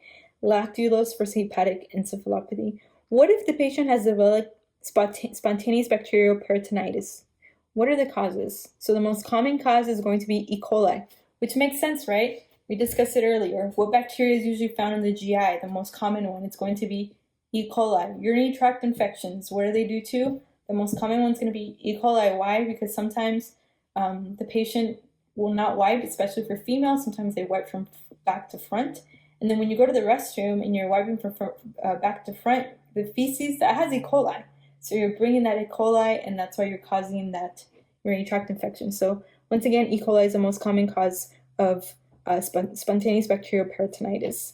So with these patients, what you're going to do is you're going to diagnose it with a paracentesis. You're going to see that their white blood cell count is going to be greater than 500. And then you're going to treat them with broad-spectrum antibiotics with these patients. Okay, guys, so why don't we go now into our inflammatory bowel disease. So we have our Crohn's and our ulcerative colitis. Make sure that you know the difference between them. You are definitely going to get a question on this, so make sure you know the difference. So Crohn's and ulcerative colitis. Let's get into it. So ulcerative colitis is basically a chronic inflammation of the colon or rectal mucosa. Okay, it's most commonly found in the colon, the left colon, and in the rectum. Versus Crohn's disease, like I said earlier, it's found from the mouth to basically anywhere in the body, up until like the colorectal area. Versus ulcerative colitis, it's only confined to the rectum and left colon. That's it. It's not found anywhere else. So just make sure that you know the difference between that. With ulcerative colitis, the patient is going to be presenting with left lower quadrant pain. Okay? Left lower quadrant abdominal pain, which makes sense once again because it involves what? The left colon and the rectum. So that's why it's most commonly presenting with left lower quadrant pain. The patient's also going to be presenting with tenesmus, which is known as rectal dry heaving. So you know how you dry heave whenever you're wanting to vomit? This is basically the rectal dry heaving. They feel like they have to go to the restroom, but they're not going. They're also going to be presenting with hematochezia. Hematochezia is associated with ulcerative colitis. This is something that's also going to help you differentiate between Crohn's and ulcerative colitis, is hematochezia. Ulcerative colitis presents with bright red blood and also pus-filled blood, pus-filled diarrhea. So bloody diarrhea, pus-filled diarrhea also with these patients. These patients can also be presenting with weight loss, okay, and then fever also. These patients also have extraintestinal symptoms. So they're going to be presenting also with possibly, they might have primary sclerosing cholangitis, erythema nodosum, pyoderma gangrenosum, ankylosing spondylitis, erythema nodosum, like I said, scleritis, and episcleritis. So how are you going to diagnose this patient? Basically, what we're going to do is that we're going to do a stool culture, okay? We can do a stool culture, but basically, we're going to do a colonoscopy. We're going to see how much of the colon has been affected and if there's any complications. And we're also going to look for any skip lesions, right? Because skip lesions are present where? It's present in Crohn's disease. That's why it's found anywhere from the GI to the rectum. Versus in ulcerative colitis is just the rectum and the colon, right? So with this one, it should be no skip lesions whenever you do the colonoscopy for these patients. And like I said, you can also do a stool culture, and then also you're going to do a positive ANCA. You'll see a positive ANCA with these patients, so positive ANCA with ulcerative colitis. These patients also tend to present with anemia, which makes sense, right? Because we discussed that they have what? Hematochezia. So what's going to be the treatment for these patients? Basically, you can give them oral or topical sulfasalazine for these patients. It's going to be the treatment. And the curative treatment is going to be a proctocolectomy. So with this one, you do have a curative treatment. You can go in there and remove the area that has ulcerative colitis, because it's only from the colon to the rectum, right? Versus Crohn's disease, it's found everywhere and it's skip lesions. You can't do a colectomy with these patients. Versus ulcerative colitis, you can. So once again, ulcerative colitis is going to be recurring episodes of inflammation limited to the mucosal layer of the colon. They're going to be presenting with bloody diarrhea with mucus, and it involves the rectum and extends proximally, usually involving the left colon with these patients. Okay, with these patients, definitive treatment, you can do a proctocolectomy, but usually you can do oral sulfasalazine.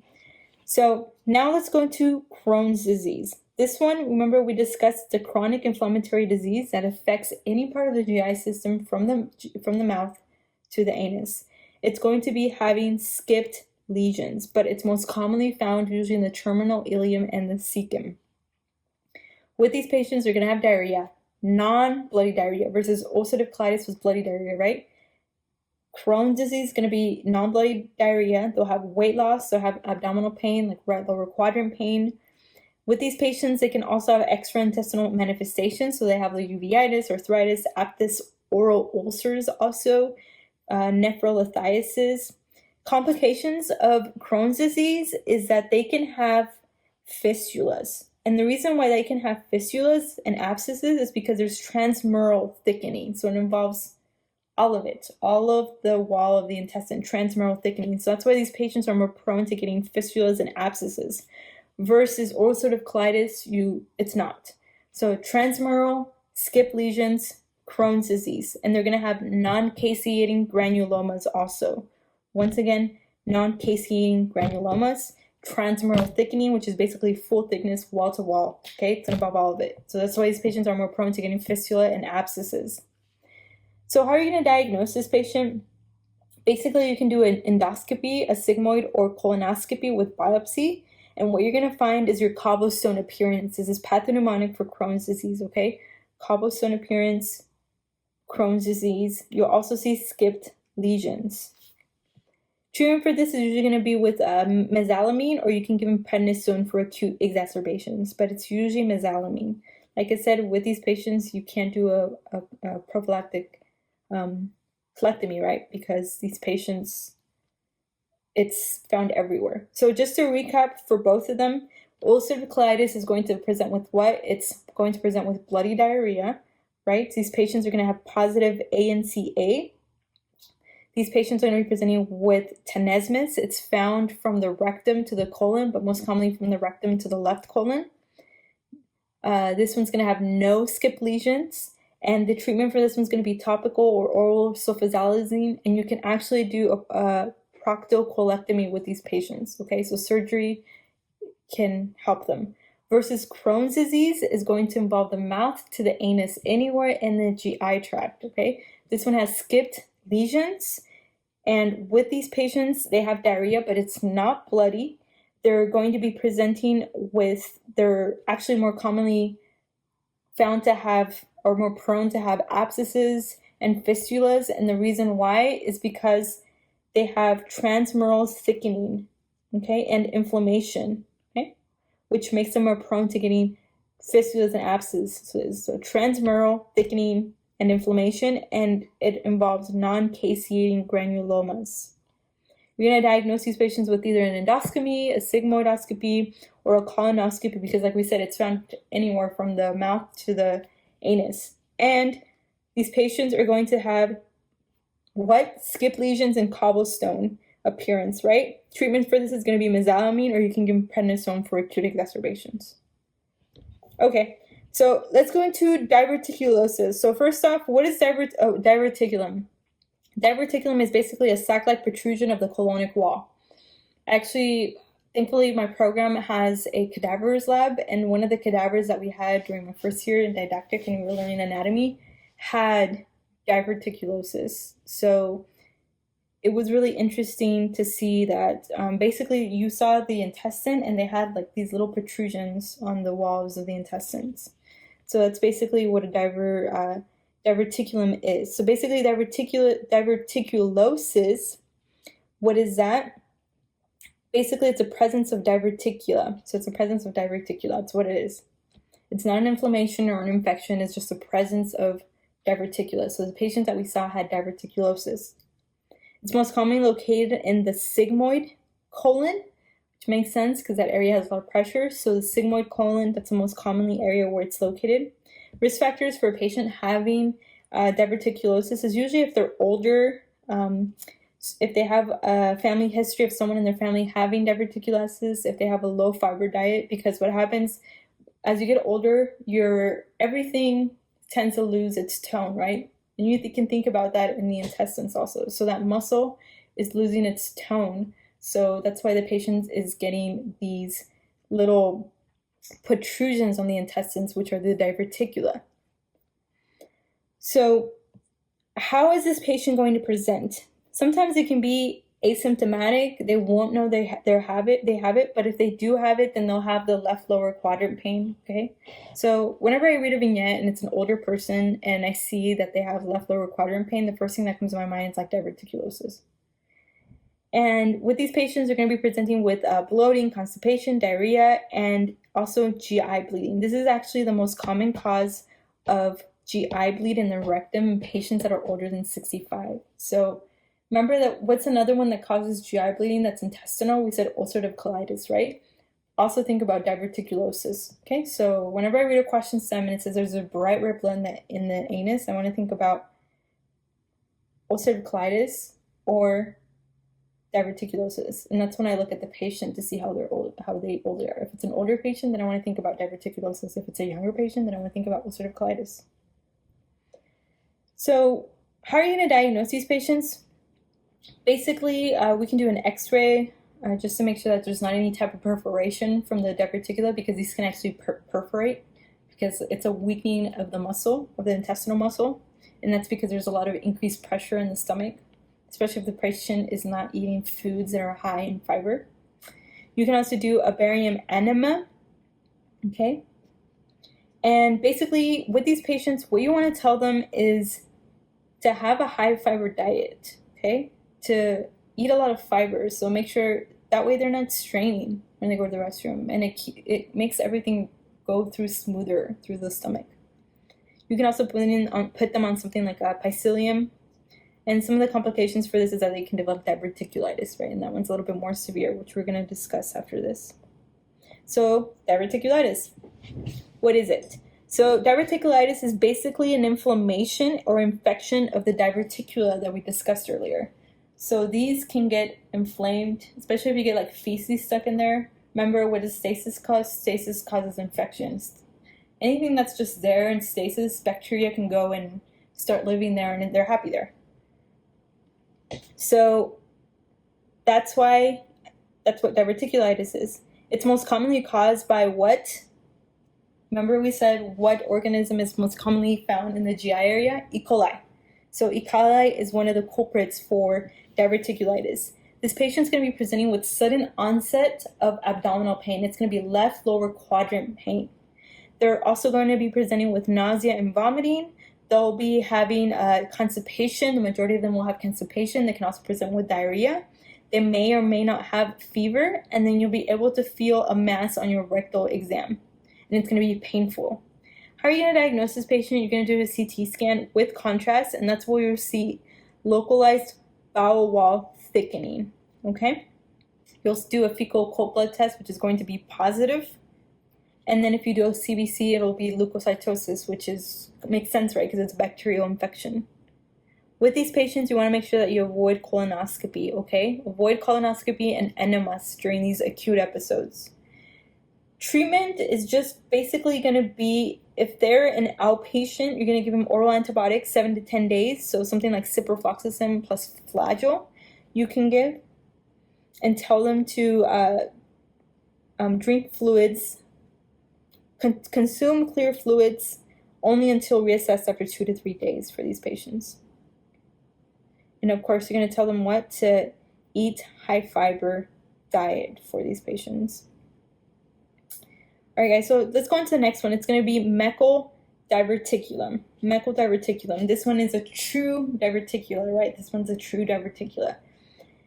This one's very commonly found in children. It's the most common congenital abnormality of what? The small intestine, okay? Basically, what happens is that there's an incomplete obliteration of the vitelline duct, okay? How are these patients going to present? Usually they're going to be asymptomatic, but they might present with painless rectal bleeding. They might have some abdominal pain. That's usually going to be periumbilical, and they might present with iron deficiency anemia. How are you going to diagnose these patients? It's going to be the Meckel scan. That's the only one that's for Meckel diverticulum, is the Meckel scan, okay? Meckel scan, and with these patients, you're going to treat them with fluids, nothing by mouth, NG decompression, and then you're going to get rid of the diverticulum, okay? So the thing about Meckel diverticulum, it's more commonly found in children, and it's the most common cause of like rectal bleeding in a child, in a young child. It's like a young child. So a child that's like less than 2 years old. So in a child that presents with painless rectal bleeding, you want to think of Meckel diverticulum. They're more commonly found in children. All right, guys, so let's go into esophageal stricture. So esophageal stricture is basically a narrowing of the esophageal lumen because of inflammation, fibrosis, or even like a neoplasm. Okay? Usually it's a sequelae of long-term gastroesophageal reflux-induced esophagitis. So if they have long-term GERD that they're just not treating, it can cause esophageal strictures. That's why it's really important that you treat GERD, because it can lead to so many complications. And with these patients, they're going to be presenting with heartburn. They'll be presenting with dysphagia, so they'll have problems with solid foods first, okay? And then they can lead to having problems with liquids. They'll have trouble swallowing, weight loss, chest pain also. With these patients, what you want to do is you want to do a barium swallow first, and then you can do an EGD to confirm that they have no malignancy, because talking about this, it sounds like esophageal cancer, right? What's going to be the treatment? It's going to be mechanical dilation. So you're going to go in there, you're going to dilate the esophagus because they literally have strictures, and lifestyle modification. So tell them to lose weight. Any lifestyle modification for GERD, tell them to have a better diet. You're going to put them on PPIs also. All right, guys. So next one's going to be esophageal varices. I know we discussed it earlier a little bit. So esophageal varices. How is this patient going to present with massive hematemesis, which is like bright red blood when they're vomiting, and then melena, which is dark blood in the stool. This is usually associated with hepatic encephalopathy, right, or like cirrhosis. So we're going to diagnose this by doing an upper GI endoscopy, and we're going to give them IV antibiotic prophylaxis and non-selective beta blockers like propranolol. If it's an active bleed, then you can give IV octreotide for these patients, and then finally you can do the sclerotherapy or ligation for these patients. Okay, so esophagitis is going to be our next topic. So esophagitis is basically an inflammation of the esophagus. There's numerous causes. We have our infections, whether it's pill-induced, it's eosinophilic, it's due to radiation, or it's corrosive. So let's get into each one. So infections, it's more commonly seen in patients that are immunosuppressed, so especially your patients that have AIDS, also patients that have organ transplants, if they have some type of blood cancer like leukemia and lymphoma. Also, the most common pathogens that are infections are going to be your Candida albicans. It's going to be also your CMV and then your herpes simplex virus. Okay, so how is the patient going to present? Basically, they're going to be stating that they have trouble swallowing and they have painful swallowing also. They're going to be presenting with oral thrush, especially if it's anything related with oral candidiasis. If it's due to CMV infection, then it can go to other areas like the colon and the retina. And then if it's due to herpes labialis, then they're going to have some oral ulcers. How are you going to diagnose these patients? You're going to do an endoscopy with biopsy and brushings. And how are you going to treat them? So if it's a candidal infection, then you're going to do a fluconazole, right? You're going to do an azole. If it's due to CMV, then you're going to do ganciclovir for about 3 to 6 weeks, okay? If it's due to herpes, then you're going to do symptomatic treatment. Unless the patient is immunocompromised, then you would give them acyclovir for 2 to 3 weeks. So the next one's going to be pill-induced. The most common medications that cause pill-induced esophagitis is going to be your alendronate. Alendronate is that's a biphosphonate, so that's why it's really important that with these biphosphonates, we tell the patients to take the medication with a full glass of water and to remain remain up, okay? Especially with your biphosphonates. Also, certain antibiotics like doxycycline. There's a really cool picture if you Google of a boy who was he took doxycycline and he had pill esophagitis. So you could see it. That's why it's really important that you take your medications with a full glass of water. Other ones can be clindamycin, NSAIDs, also vitamin C, Bactrim. And with pill-induced, the patients are going to be present similar to infectious esophagitis. So with pill-induced, they're going to be presenting with odynophagia, so painful swallowing, difficulty swallowing, and they'll have severe retrosternal chest pain. With these patients, you're going to do an endoscopy. You can see shallow or deep ulcers. And with these patients, basically it's just prevention, telling the patient to take, once again, their medications with a full glass of water and to remain upright for 30 minutes after taking their pills. So next one's going to be eosinophilic. Just like it sounds, eosinophilic, right? Eosinophils are the ones that are found in your body, and they tend to pop up whenever there's some type of parasitic infection, or when the patient has some type of allergy. So eosinophilics is going to be any food allergies. The patient's going to have a history of food allergies, asthma, atopic dermatitis. They're going to be presenting with trouble swallowing. Also, they might say that they have like a feeling that there's food that's being stuck at the end of their esophagus. So they'll have impaction. You're going to diagnose these patients once again with an upper endoscopy. You can do a biopsy also, and then what you'll see is going to be eosinophilic inflammation, stacked circular rings, and then strictures with these patients.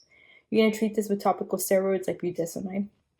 Next one's going to be radiation. So the drugs that are commonly known to cause radiation esophagitis is going to be your bleomycin, which is a type of anti-tumor antibiotic. You're going to have your cyclophosphamide, your cisplatin, your doxorubicin. And these patients are going to be presenting with dysphagia and then also odynophagia, so painful swallowing that lasts about weeks to months after the patient's been taking the medications. And basically, the treatment for this is going to be supportive therapy, and they can go in there and also cause do dilation. And then finally, it's going to be corrosive. This is usually due to a patient that ingests things that are acidic or alkalotic because they were trying to commit suicide. So if they take Clorox or anything like that, it can damage the esophageal tissue. So with these patients, you're going to give them steroids, okay? So just make sure that you know the common ones you're going to see is going to be definitely the candidal esophagitis, okay? These are common in patients that are immunosuppressed. So if they have AIDS, if they had transplants, like we said, so make sure that you are familiar with these. And why transplant patients? Because some transplant patients, we are putting them on suppressants medications, so immunosuppressant medications we're putting them on. So suppresses their immune system, makes them more prone to getting these esophagitis, that's why. So Candida, how's it going to present on your endoscopy? It's going to be white plaques, okay? And the endoscopy, and they're able to be scrapable. So white plaques, this is going to be Candida, and it's going to be treated with what? Your fluconazole. Herpes simplex, it's going to be severe ulcerations, okay? With these patients, you're going to give them acyclovir, and then we have a cytomegalovirus, which you're going to treat with ganciclovir, okay? So let's go on to gastritis now. So gastritis, just like it sounds, gastritis, it's basically an inflammation of the gastric mucosa in the stomach. Some of the causes of gastritis for acute gastritis is going to be NSAIDs. It's the most common one. That's why I'm really scared of NSAIDs. Now, I'm just giving my opinion right here. NSAIDs have a lot of side effects that cause GI issues. It can cause GI bleeds, and in this case, they're associated with acute gastritis. So that's why I'm really careful with my NSAIDs of not taking them for a very long time. Also, aspirin, if the patient has a H. pylori infection, if the patient smokes a lot, they drink a lot of caffeine, or just drink alcohol in general. How is the patient going to present? They can either be asymptomatic or be complaining of epigastric pain. It's usually related with eating and pain. They'll be complaining of dyspepsia, so they'll be burping a lot. They'll be saying that they have bloating, abdominal pain, heartburn. And how are you going to diagnose these patients? Basically, you're going to do an upper GI endoscopy with biopsy. And you're going to test them for H. pylori. So you can either do the urea breath test or you can do the stool antigen H. pylori test, okay? Because H. pylori is usually the culprit of anything that's like GI related. So what is going to be the treatment for these patients? If the patient is on NSAIDs, then you want to make sure that you tell them to stop the NSAIDs. If the patient has pylori, then you want to treat the H. pylori, right? You also want to place them on PPIs. Okay, so usually a 4 to 8 week trial of PPIs. What about chronic gastritis? So the most common cause of chronic gastritis is going to be H. pylori. They're going to present very similar to acute gastritis, okay? But these patients can be having nausea and vomiting also. You're going to diagnose them the same way. You're going to do an upper GI endoscopy, and then we're also going to do the H. pylori urea breath test or the antigen test. I was actually listening to a podcast the other day, and they were talking that they use a urea breath test because it's a little bit more reliable. So urea breath test. And then treatment for chronic gastritis is basically going to be the treatment for H. pylori because it's the most common cause. Make sure you know this because you're going to have a question with the patient that presents with GERD, acid reflux, like they have that retrosternal chest pain, they have that heartburn, etc. And we need to know that the most common cause is going to be H. pylori, but it's going to ask you, how do you treat them? So make sure you know this. So the triple therapy, which is going to be a PPI of your choice, like omeprazole, esomeprazole, pantoprazole, any of your PPIs, plus 2 antibiotics for 2 weeks. Or you can do the quadruple therapy, which is your PPI, Pepto-Bismol, and 2 antibiotics for 1 week. Usually the triple therapy is the one that you get tested on. So it'll be any PPI, like I said, you can say omeprazole, plus 2 antibiotics. So the common ones I saw was clarithromycin and amoxicillin. And you're going to give these for 14 days, 2 weeks, okay? Okay, next one we're going to go into is gastroenteritis, okay? Gastroenteritis. Gastroenteritis is usually caused by a viral infection, okay? Not bacterial, it's going to be viral. Some of the common causes are going to be your rotavirus. So rotavirus is the one that's very commonly found in like children. That's why we vaccinate them. Norwalk virus and enterovirus. Basically, these patients are going to be complaining of nausea and vomiting. They'll have watery diarrhea, abdominal pain, muscle aches. They may or may not present with a fever, and it's going to be lasting about 48 to 72 hours. Okay, sometimes the symptoms can stay for up to a week, and this is usually transmitted fecal orally. Okay, so how are we going to diagnose these patients? Basically, it's a clinical diagnosis. If you suspect that it's due to a bacterial cause because they're having blood in their stool, which is usually not due to viral, then you can do like fecal leukocytes if needed. But usually these patients, it's just a clinical diagnosis. So if a patient has acute diarrhea and they've been having diarrhea for a long time, remember we discussed this earlier, what will you see on your labs? Like, are they going to be metabolic alkalotic, acidotic? What are they going to be? So these patients are going to be metabolic acidosis, right? So metabolic acidosis is diarrhea, metabolic alkalosis is vomiting, and they're going to be hypokalemic. So with these patients, just make sure that they take fluids, okay? Fluids and then electrolytes to make sure that they're repleting all of their loss of electrolytes.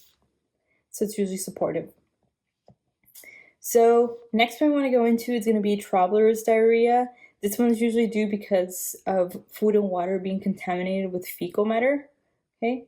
So the most common cause is going to be enterotoxigenic E. coli. We also have other causes like Campylobacter, Salmonella, and Shigella, but the most common one is going to be enterotoxigenic E. coli.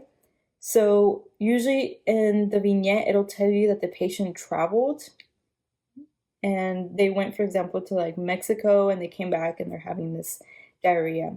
It's usually defined as 3 or more uniformed stools in 24 hours with at least one of the following.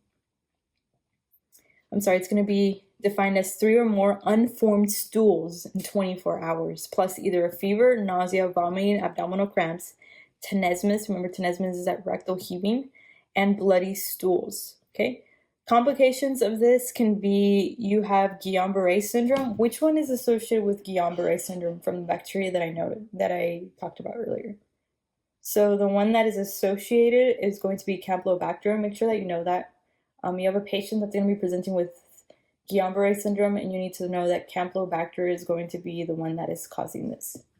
Also, Reiter syndrome can be a complication, and then of course dehydration, right? Because these patients are vomiting, they're having diarrhea, it's coming out. It's like I heard a podcast and they said something really funny. It's literally like the 2-bucket disease, right?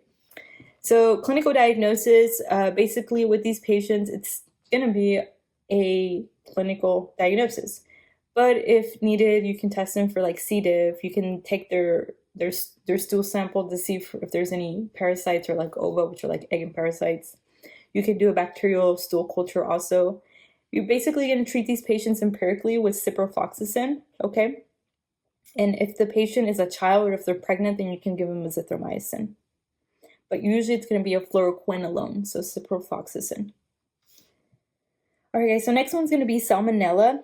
Okay, salmonella is transmitted through food or water. It's commonly found in poultry and eggs, and it goes through the fecal-oral route.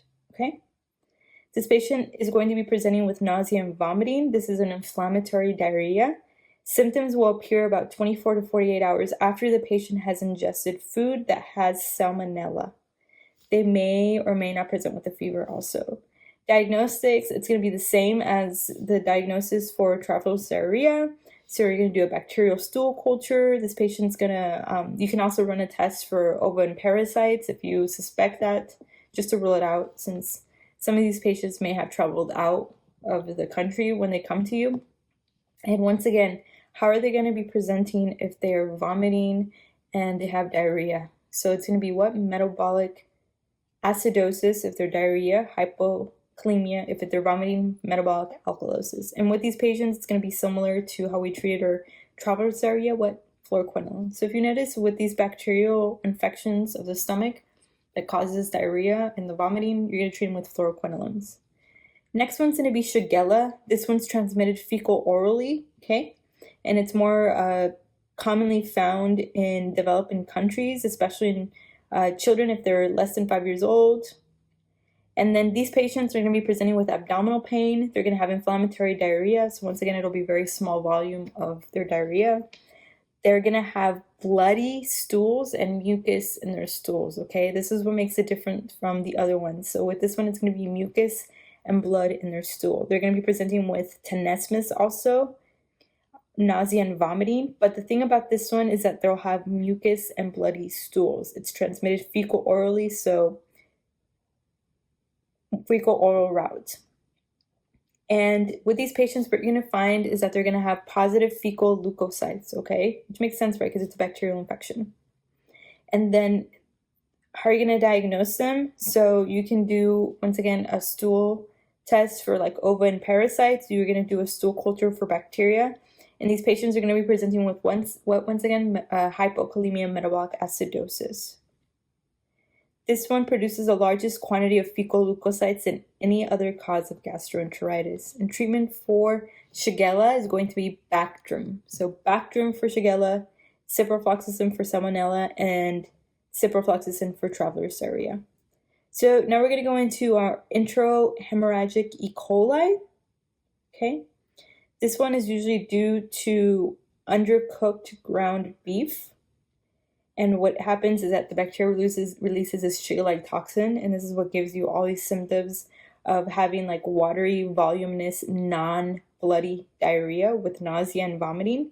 they'll also have bloody diarrhea, and they will not have any fecal leukocytes on their diagnostics. So usually with these patients, you don't need to give them antibiotics unless they have a severe complication. But you need to know about enterohemorrhagic E. coli is that you have complications like uremic syndrome. It can cause acute kidney injury, thrombocytopenia, hemolytic anemia. So just make sure that you know this with enterohemorrhagic E. coli. Okay. So next one's going to be enteroinvasive E. coli. Okay. With this one, these patients this is transmitted by food, and these patients are going to be presenting with crampy, watery diarrhea. The fecal leukocytes will be positive for this one in comparison to the enterohemorrhagic E. coli. And the treatment for this is going to be Pepto-Bismol, Imodium, or you can tell the patient to make sure that they're hydrating themselves. So once again, I just want to go through them again. Which one is going to be presenting with pus and blood? So mucus and a bloody stool. That's going to be Shigella. How do you treat Shigella? With Bactrim. Are the fecal leukocytes going to be positive? Yes, they're going to be positive for Shigella. Okay. Enterohemorrhagic E. coli, it's transmitted by how? It's undercooked ground beef. They're going to have watery, voluminous, non-bloody diarrhea. No fecal leukocytes, and antibiotics are usually not recommended. Enteroinvasive E. coli, that's transmitted through food. The patient's going to be presenting with crampy, watery diarrhea. The positive fecal leukocytes for these patients, and treatments usually with Pepto-Bismol and hydration. Salmonella, transmitted through food or water, like especially like your eggs and your poultry, like chicken. It's also transmitted fecal oral route. The patient is going to be presenting with a small volume inflammatory diarrhea, nausea and vomiting, but as you can see, no blood in the stool or mucus in the stool. With these patients, the fecal leukocytes will be positive, and you're going to give them Bactrim.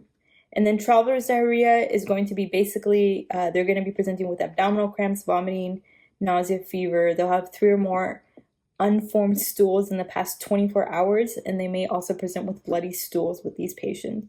Okay.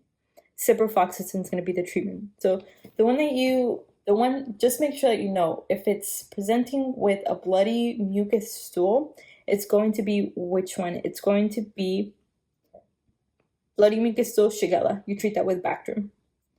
So now let's go into our next one. Next one's going to be cholera. The cholera has a really good, interesting history. So if you have time, make sure that you just you watch a YouTube video. It's really interesting of how they found out what was the cause of cholera, etc. It was like in the late 1800s. It was really good. So cholera is just basically an acute diarrheal disease, and it can dehydrate the patient so much, which can kill them. And this is why these patients in the past, before they knew it was cholera, they were dying because they had so much diarrhea that they were just extremely dehydrated. And it's usually due to an enterotoxin that's produced by cholera that colonizes the small intestine. And it's usually due to consumption of contaminated shellfish. Usually, the thing about cholera is that they're going to describe a watery diarrhea and then a rice water stool, okay? That's usually pathognomonic for cholera, and it's going to be a fishy odor. So rice water stool, cholera. Rice water stool, cholera. Treatment for this is usually with your fluoroquinolones once again, okay? You can also give them tetracycline or macrolide, but usually fluoroquinolones, and oral rehydration because these patients are prone to getting dehydrated. Okay, guys, so let's go on to our next one. It's going to be gastroesophageal reflux disease. I know we've touched a little bit when we were talking about the esophagus and the stomach. So gastroesophageal reflux is usually there's several causes, but it's usually because they have an inappropriate relaxation of the lower esophageal sphincter. So basically, between the stomach and the esophagus, you have like a little door, okay? And this little door closes and doesn't allow acid to go back into the esophagus, okay? But if you have a weakening of this little door, or if you have any type of hernia, then the acid will go up into the esophagus. And this is what gastroesophageal reflux disease is. It's basically where you have the fluid from the stomach, it's going back into the esophagus. So You can also have a hernia that's causing this. So the most common one's going to be your hiatal hernia. Make sure that you know this, hiatal hernia. And then there's also dietary risk factors that can cause gastroesophageal reflux. So if the patient drinks a lot of alcohol, if they smoke, also if they eat a lot of foods that are high in fat, if they drink coffee even, tobacco, chocolate, and complications for this is going to be Barrett's esophagus. Remember we discussed that earlier. That's when the squamous epithelium of the esophagus is replaced with columnar tissue, right? So Barrett's esophagus is usually a risk factor for esophageal cancer. So that's why we have to make sure that we're treating the gastroesophageal reflux disease. It can also cause gingivitis or dental erosion because that acid is going back up. It can also cause laryngitis, pharyngitis, dysphagia. And I actually have gastroesophageal reflux disease. It's horrible. I hate it. I have to watch what I eat. And ever since I started PA school, I've been addicted to coffee because I'm trying to stay up to study for exams. And now I can't drink coffee because it gives me really bad reflux. So how is the patient going to present? They're going to be presenting with heartburn. So they have that retrosternal chest pain, or they feel like there's like a burning sensation here. They're going to have dyspepsia. With these patients, they're going to have regurgitation also. They might have a cough, which I do have a cough sometimes, and that's because of the acid reflux. They're going to be presenting with hoarseness. They might have a sore throat and then feeling a lump in the throat, which the other day I did last week. I felt like I had a little lump here and I was freaking out, and I was going to go see my doctor because I have really bad, I freak out about everything. I think I have everything whenever I'm studying. So I had like a little lump here and I thought it was bad. And then, of course, after reading my textbooks, it's associated with heartburn. And I'm really bad about taking my medications because I'm scared of PPIs. I have to do more research with them. But yes, patients can present with feeling a lump in their throat. They say that they feel full very quickly and nausea and vomiting. For sure, I have really bad nausea. So how are you going to diagnose these patients? You're going to do an upper GI series, like a barium contrast study. This is going to tell you if there's any complications. Okay, you're going to do an endoscopy also with biopsy, especially if the patient is not reacting to the treatment you're giving them, and if they have trouble swallowing, or if you suspect any type of GI bleed with these patients. But the gold standard is going to be a 24-hour pH monitoring. So just make sure that you watch out for what the question is asking you. If it gives you a patient with all the symptoms I described, and then it says that the patient has, it tells you, okay, you have a patient, you're like, okay, it's good. And then it tells you, well, what is the gold standard? You're going to 24 pH monitor, okay? So how are you going to treat these patients? Basically, of course, remember we said that conservative treatment is usually the first line, usually for all these questions. So of course, it's going to be a conservative treatment. You're going to tell the patient to change their diet. You're going to tell them to stop drinking if they drink, to stop smoking, stop drinking coffee, eating chocolate, anything that aggravates it, spicy foods, to make sure that they avoid large meals before going to bed. It's like they say, avoid large meals, or just avoid meals before 7 p.m., which I try to do. Take antacids after meals and then at bedtime. And basically, if they've done the diet changes and they still are having that acid reflux, then you're going to go into phase 2, where you're going to add an H2 blocker. So this is where textbook medicine differs to clinic. So in regards to your EOR and the PANS, make sure that you are studying textbook medicine, because I rarely see H2 blockers given in clinic. I never see that. They go into PPI straight.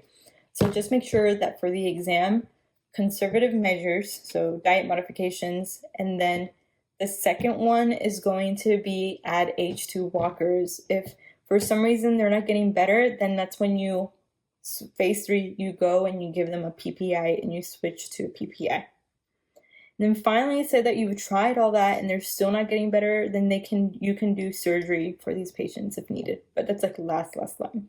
So once again, gastroesophageal reflux disease, first line is going to be conservative, second line is going to be your H2 blockers, third line is going to be your PPIs. Make sure you don't get that confused because I got them wrong. So now we're going to go into hemorrhoids. Hemorrhoids are basically varicose veins of the anus and rectum. You have external and then you have internal. Patients that are at risk for hemorrhoids are going to be your patients that are obese, patients that are have been sitting for a long time, or they have jobs that require prolonged sitting.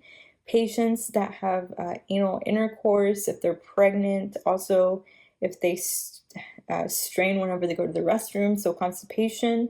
This patient is going to be presenting with hematochezia, so basically rectal bleeding. And this rectal bleeding is going to be painless, and it's going to be associated with bowel movements. They also might have perianal pruritus, and they might also present with rectal prolapse. So how are you going to diagnose this patient? Basically, you're going to do an endoscopy. You're going to go in there and look. Treatment's going to be, once again, what? Conservative. You're going to tell them to increase the fiber in their diet, to drink a lot of water, put them on stool softeners if needed. Tell them to do a sitz bath. That's actually the big one, is going to be a sitz bath for these patients. And then remember, we discussed that we have internal and external hemorrhoids, okay? This is what you need to know, okay? So make sure you know this. So how do you differentiate whether it's internal and external, and why is one more painful than the other?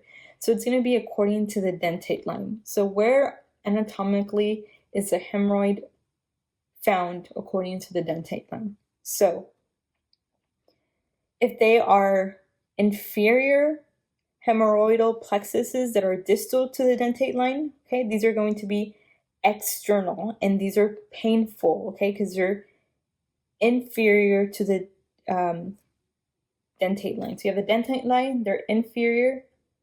These are going to be painful. So the patient's going to be presenting with painful swelling, and usually it's going to be until when it's thrombosed. So if it's thrombosed, they'll be complaining of painful swelling, okay? And treatment for these patients is going to be conservative that we talked about, right? Your sitz bath. And then if, say, they've tried the sitz bath and it's just not working, it's extremely severe, then that's when you would go in there and do a rubber band ligation, okay? Especially if they're protruding or if they're getting bigger. So in a question stem, make sure that you're paying attention. If it's protruding and it's large and it's thrombosed, then you would do a rubber band ligation, okay? And then the last line is going to be like closed hemorrhoidectomy. This is usually for stage 3 or stage 4, and if they're bleeding a lot. And then we have our internal hemorrhoids. These are going to be above the dentate line. They're going to be tender, swollen, bluish ovoid mass, and it's going to be painless rectal bleeding, okay? Painless rectal bleeding. And this is going to be treated the same way, conservative management. If it's large and it protrudes whenever they go to the restroom, or they have intermittent bleeding, then you would do a rubber band ligation. So hemorrhoids, remember the dentate line, okay? If it is above the dentate line, it's internal. These are painless. If it's below the dentate line, these are painful, okay? And what if it's thrombosed? So thrombose is more commonly seen with your external hemorrhoids, and if it's thrombosed, the patient's going to be saying that they have very severe or acute painful defecation. So whenever they go to the restroom, it hurts a lot. They'll have anal itchiness also, and then in your exam, you'll be able to see like this palpable perianal mass. It's going to be like purple, okay? And you're going to diagnose it with an endoscopy, and usually with these patients, what you do is conservative management once again, but if it's very painful, the definitive treatment is going to be surgery. All right, guys, so let's go into our hernias. So we have different types of hernias. So let's start with our sliding hernia, which is our type 1. This is the most common one. So the sliding hernia is going to be the most common one. Basically, what happens with this is that the gastroesophageal junction and stomach herniate into the thorax through the esophageal hiatus. So once again, with a sliding hernia is where the gastroesophageal junction and stomach herniate into the thorax. So both the junction and the stomach together. So you have the junction and then you have the stomach. So both the junction and the stomach will herniate. With these patients, sometimes they don't even know they have this hernia, so they can present asymptomatic, but they also might be presenting with symptoms of GERD. So your heartburn, your chest pain, trouble swallowing. You're going to diagnose this patient by doing an aberrative upper GI series or an upper endoscopy. Usually treatment for these patients is just telling the patient to take small meals before eating, when they're eating, okay? You can give them some antacids. And complications of this is usually GERD, right? And then Barrett's esophagus. Next one's going to be your paraesophageal hernia, which is going to be your type 2. This one's not very common. Basically, what happens with this one is that the stomach herniates into the thorax through the esophageal hiatus, but the gastroesophageal junction does not herniate, okay? So it's just the stomach that's herniating, okay? Only the stomach. With this one has a very high likelihood of becoming strangulated, and they get larger with time, but these do not cause GERD symptoms. Usually with these patients is that what you do is that you can do elective surgery if needed, but these have a very high rate of getting strangulated, which can be life-threatening and becoming incarcerated. It can also cause obstruction. So those are the types. So out of the sliding and the periesophageal, which one's more common? So it's going to be the sliding hernia that's the most common, and that's where both the gastroesophageal junction and the stomach herniate into the thorax through the esophageal hiatus, okay? So let's go into Mallory-Weiss syndrome. This is basically a tear on the gastric side of the gastroesophageal junction, which can sometimes extend to the distal esophagus. So it's just a tear in the esophagus with Mallory-Weiss syndrome. Basically, these patients are going to be presenting with hematemesis, which is going to be very painful, so they're going to be vomiting blood. These patients are usually going to be presenting after drinking, so it'll usually tell you in the question stem that it was a college student that was out partying all night and they were vomiting, and then they woke up and they were vomiting blood, okay? Usually if they're binge drinking. And they'll be vomiting so much and they're going to vomit blood and it's going to be painful. With these patients, you're going to do an upper endoscopy, and then usually some surgery or angiographic embolization is needed, but most of these tend to go away by themselves, about 90%, okay? But it's an incomplete tear.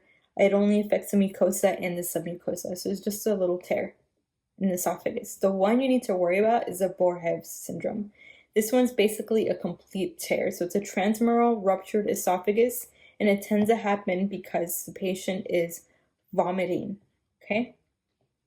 They're retching and vomiting so much. The patient's going to be presenting with painful swallowing. They're going to have also fever, hypotension, tachypnea. They can also have chest pain. They can be in shock if they're bleeding a lot. And the sign with Borjev syndrome is going to be the Hammond sign. Basically, it's going to be a crunching sound whenever you auscultate the heart. And this is because there's going to be a pneumomediastinum. Okay? So, once again, know about the Hammond sign. Okay, it's a mediastinal cracking or the crunching sign that you hear. With these patients, you're going to diagnose them with a gastrographin swallowing, which is basically a contrast, okay? And treatment for this is usually surgery if it's perforated, and then of course you're going to put them on antibiotics for cervical perforation. So once again, this one is a complete rupture at the lower thoracic esophagus, okay? Versus Mallory-Weiss syndrome is just like a tear. So the more life-threatening one is going to be the Borjev's, because they're going to be vomiting a lot of blood because it's a complete tear. Okay, guys, so let's go into irritable bowel syndrome. So irritable bowel syndrome is basically that disorder where a patient presents with, they'll present with abdominal pain. They'll be saying that they have a frequency and they have a change in consistency in their stool. So sometimes they're constipated, sometimes they have diarrhea. And then you do all these exams, you do a colonoscopy, and there's nothing. You can't find a cause for this because it's idiopathic. And it's usually worse whenever the patient is stressed out or if it's a female and they have menses. It's more commonly found in women than men. And sometimes it's associated with psychiatric problems. So with these patients, basically you have to have symptoms for at least 3 months, and they have to have these symptoms, like they have a change in the consistency and frequency of their stool. So they go from diarrhea to constipation, back and forth. They have abdominal pain that gets better whenever they go to the restroom, but it's worse whenever they eat. They have dyspepsia also, bloating, okay? And then they also present with urinary frequency and urgency. And basically with these patients, what you're going to do is that you've done everything. You've done a CBC, you've done a fecal occult blood test, you've done a colonoscopy, and everything's normal. Everything's normal. So it's basically a diagnosis of exclusion, okay? You can do a colonoscopy, but like I said, it's going to be normal. If you have a patient that is like losing weight, then you want to maybe do an endoscopy, okay? But usually it's a diagnosis of exclusion. And how are you going to treat it? So depending on what flavor you have of irritable bowel syndrome, so if you have constipation, then you're going to treat that with Colis or Penicillium. If it's diarrhea, then you're going to treat it with loperamide, it's like also known as Imodium. Okay, so it just depends on which flavor you have with these patients. And like I said, a lot of psychiatric disorders are associated with irritable bowel syndrome, like depression, anxiety. So let's go into peptic ulcer disease. Peptic ulcer disease is most commonly caused by H. pylori. It seems like H. pylori is a culprit for anything that's related with the stomach, right? Or the upper GI. So H. pylori is the most common cause of peptic ulcer disease. You can also have, if a patient's taking chronic use of NSAIDs, also certain tumors that secrete a lot of acid can cause peptic ulcer disease. So for example, Zollinger-Ellison syndrome. Okay. Other causes is like smoking, dietary factors, if the patient is an alcoholic. So how is the patient going to present? They're going to have that epigastric pain that's aching or gnawing. They're going to have nocturnal symptoms. They are going to be presenting with nausea and vomiting. They feel really full very quickly, and they're going to be presenting with weight loss. Basically, with these patients, what you're going to do is you're going to do an endoscopy. This is going to be required to diagnose the patient, to make sure that the patient doesn't have any type of malignancy. And then you can also do an H. pylori antigen, because what did we say? H. pylori is one of the common causes for peptic ulcer disease, but biopsy is a gold standard for these patients. So how are you going to treat these patients? So usually you're going to start with what? Conservative management, right? The patient is taking NSAIDs, tell the patient to stop taking NSAID. If they're smoking, tell them to stop smoking. If they're drinking, tell them to stop drinking, okay? You can also put them on acid suppressions like your H2. This is going to help heal, the ulcer heal, because it's going to decrease the amount of acid, so it's going to help the ulcer heal in the stomach. Also PPIs are the most effective ones, and then of course if it's H. pylori, which is a cause, then we want to treat H. pylori. How do we treat H. pylori? Remember, we said we have PPI, so omeprazole, for example, plus amoxicillin and clarithromycin. Okay. And then you can also give them like something like a sucralfate, which basically just helps the patient's ulcer heal, and this one is very commonly found in pregnant women. Okay. Another one I wanted to discuss is basically how are you going to differentiate between a duodenal and a gastric ulcer? You are definitely going to have a question with one of these, so make sure that you're familiar with them. So, how do you know if it's a duodenal ulcer? Which one is relieved with food? Which one's worse with food? So the mnemonic I remembered, it's going to be dude, give me food, okay? So duodenal is going to be better with food. A gastric ulcer, it's going to be worse with food. So duodenal ulcer, dude, give me food. It's going to be better with food, okay? And the pain will usually start after the patient has taken the meal. So 2 to 3 hours after the meal.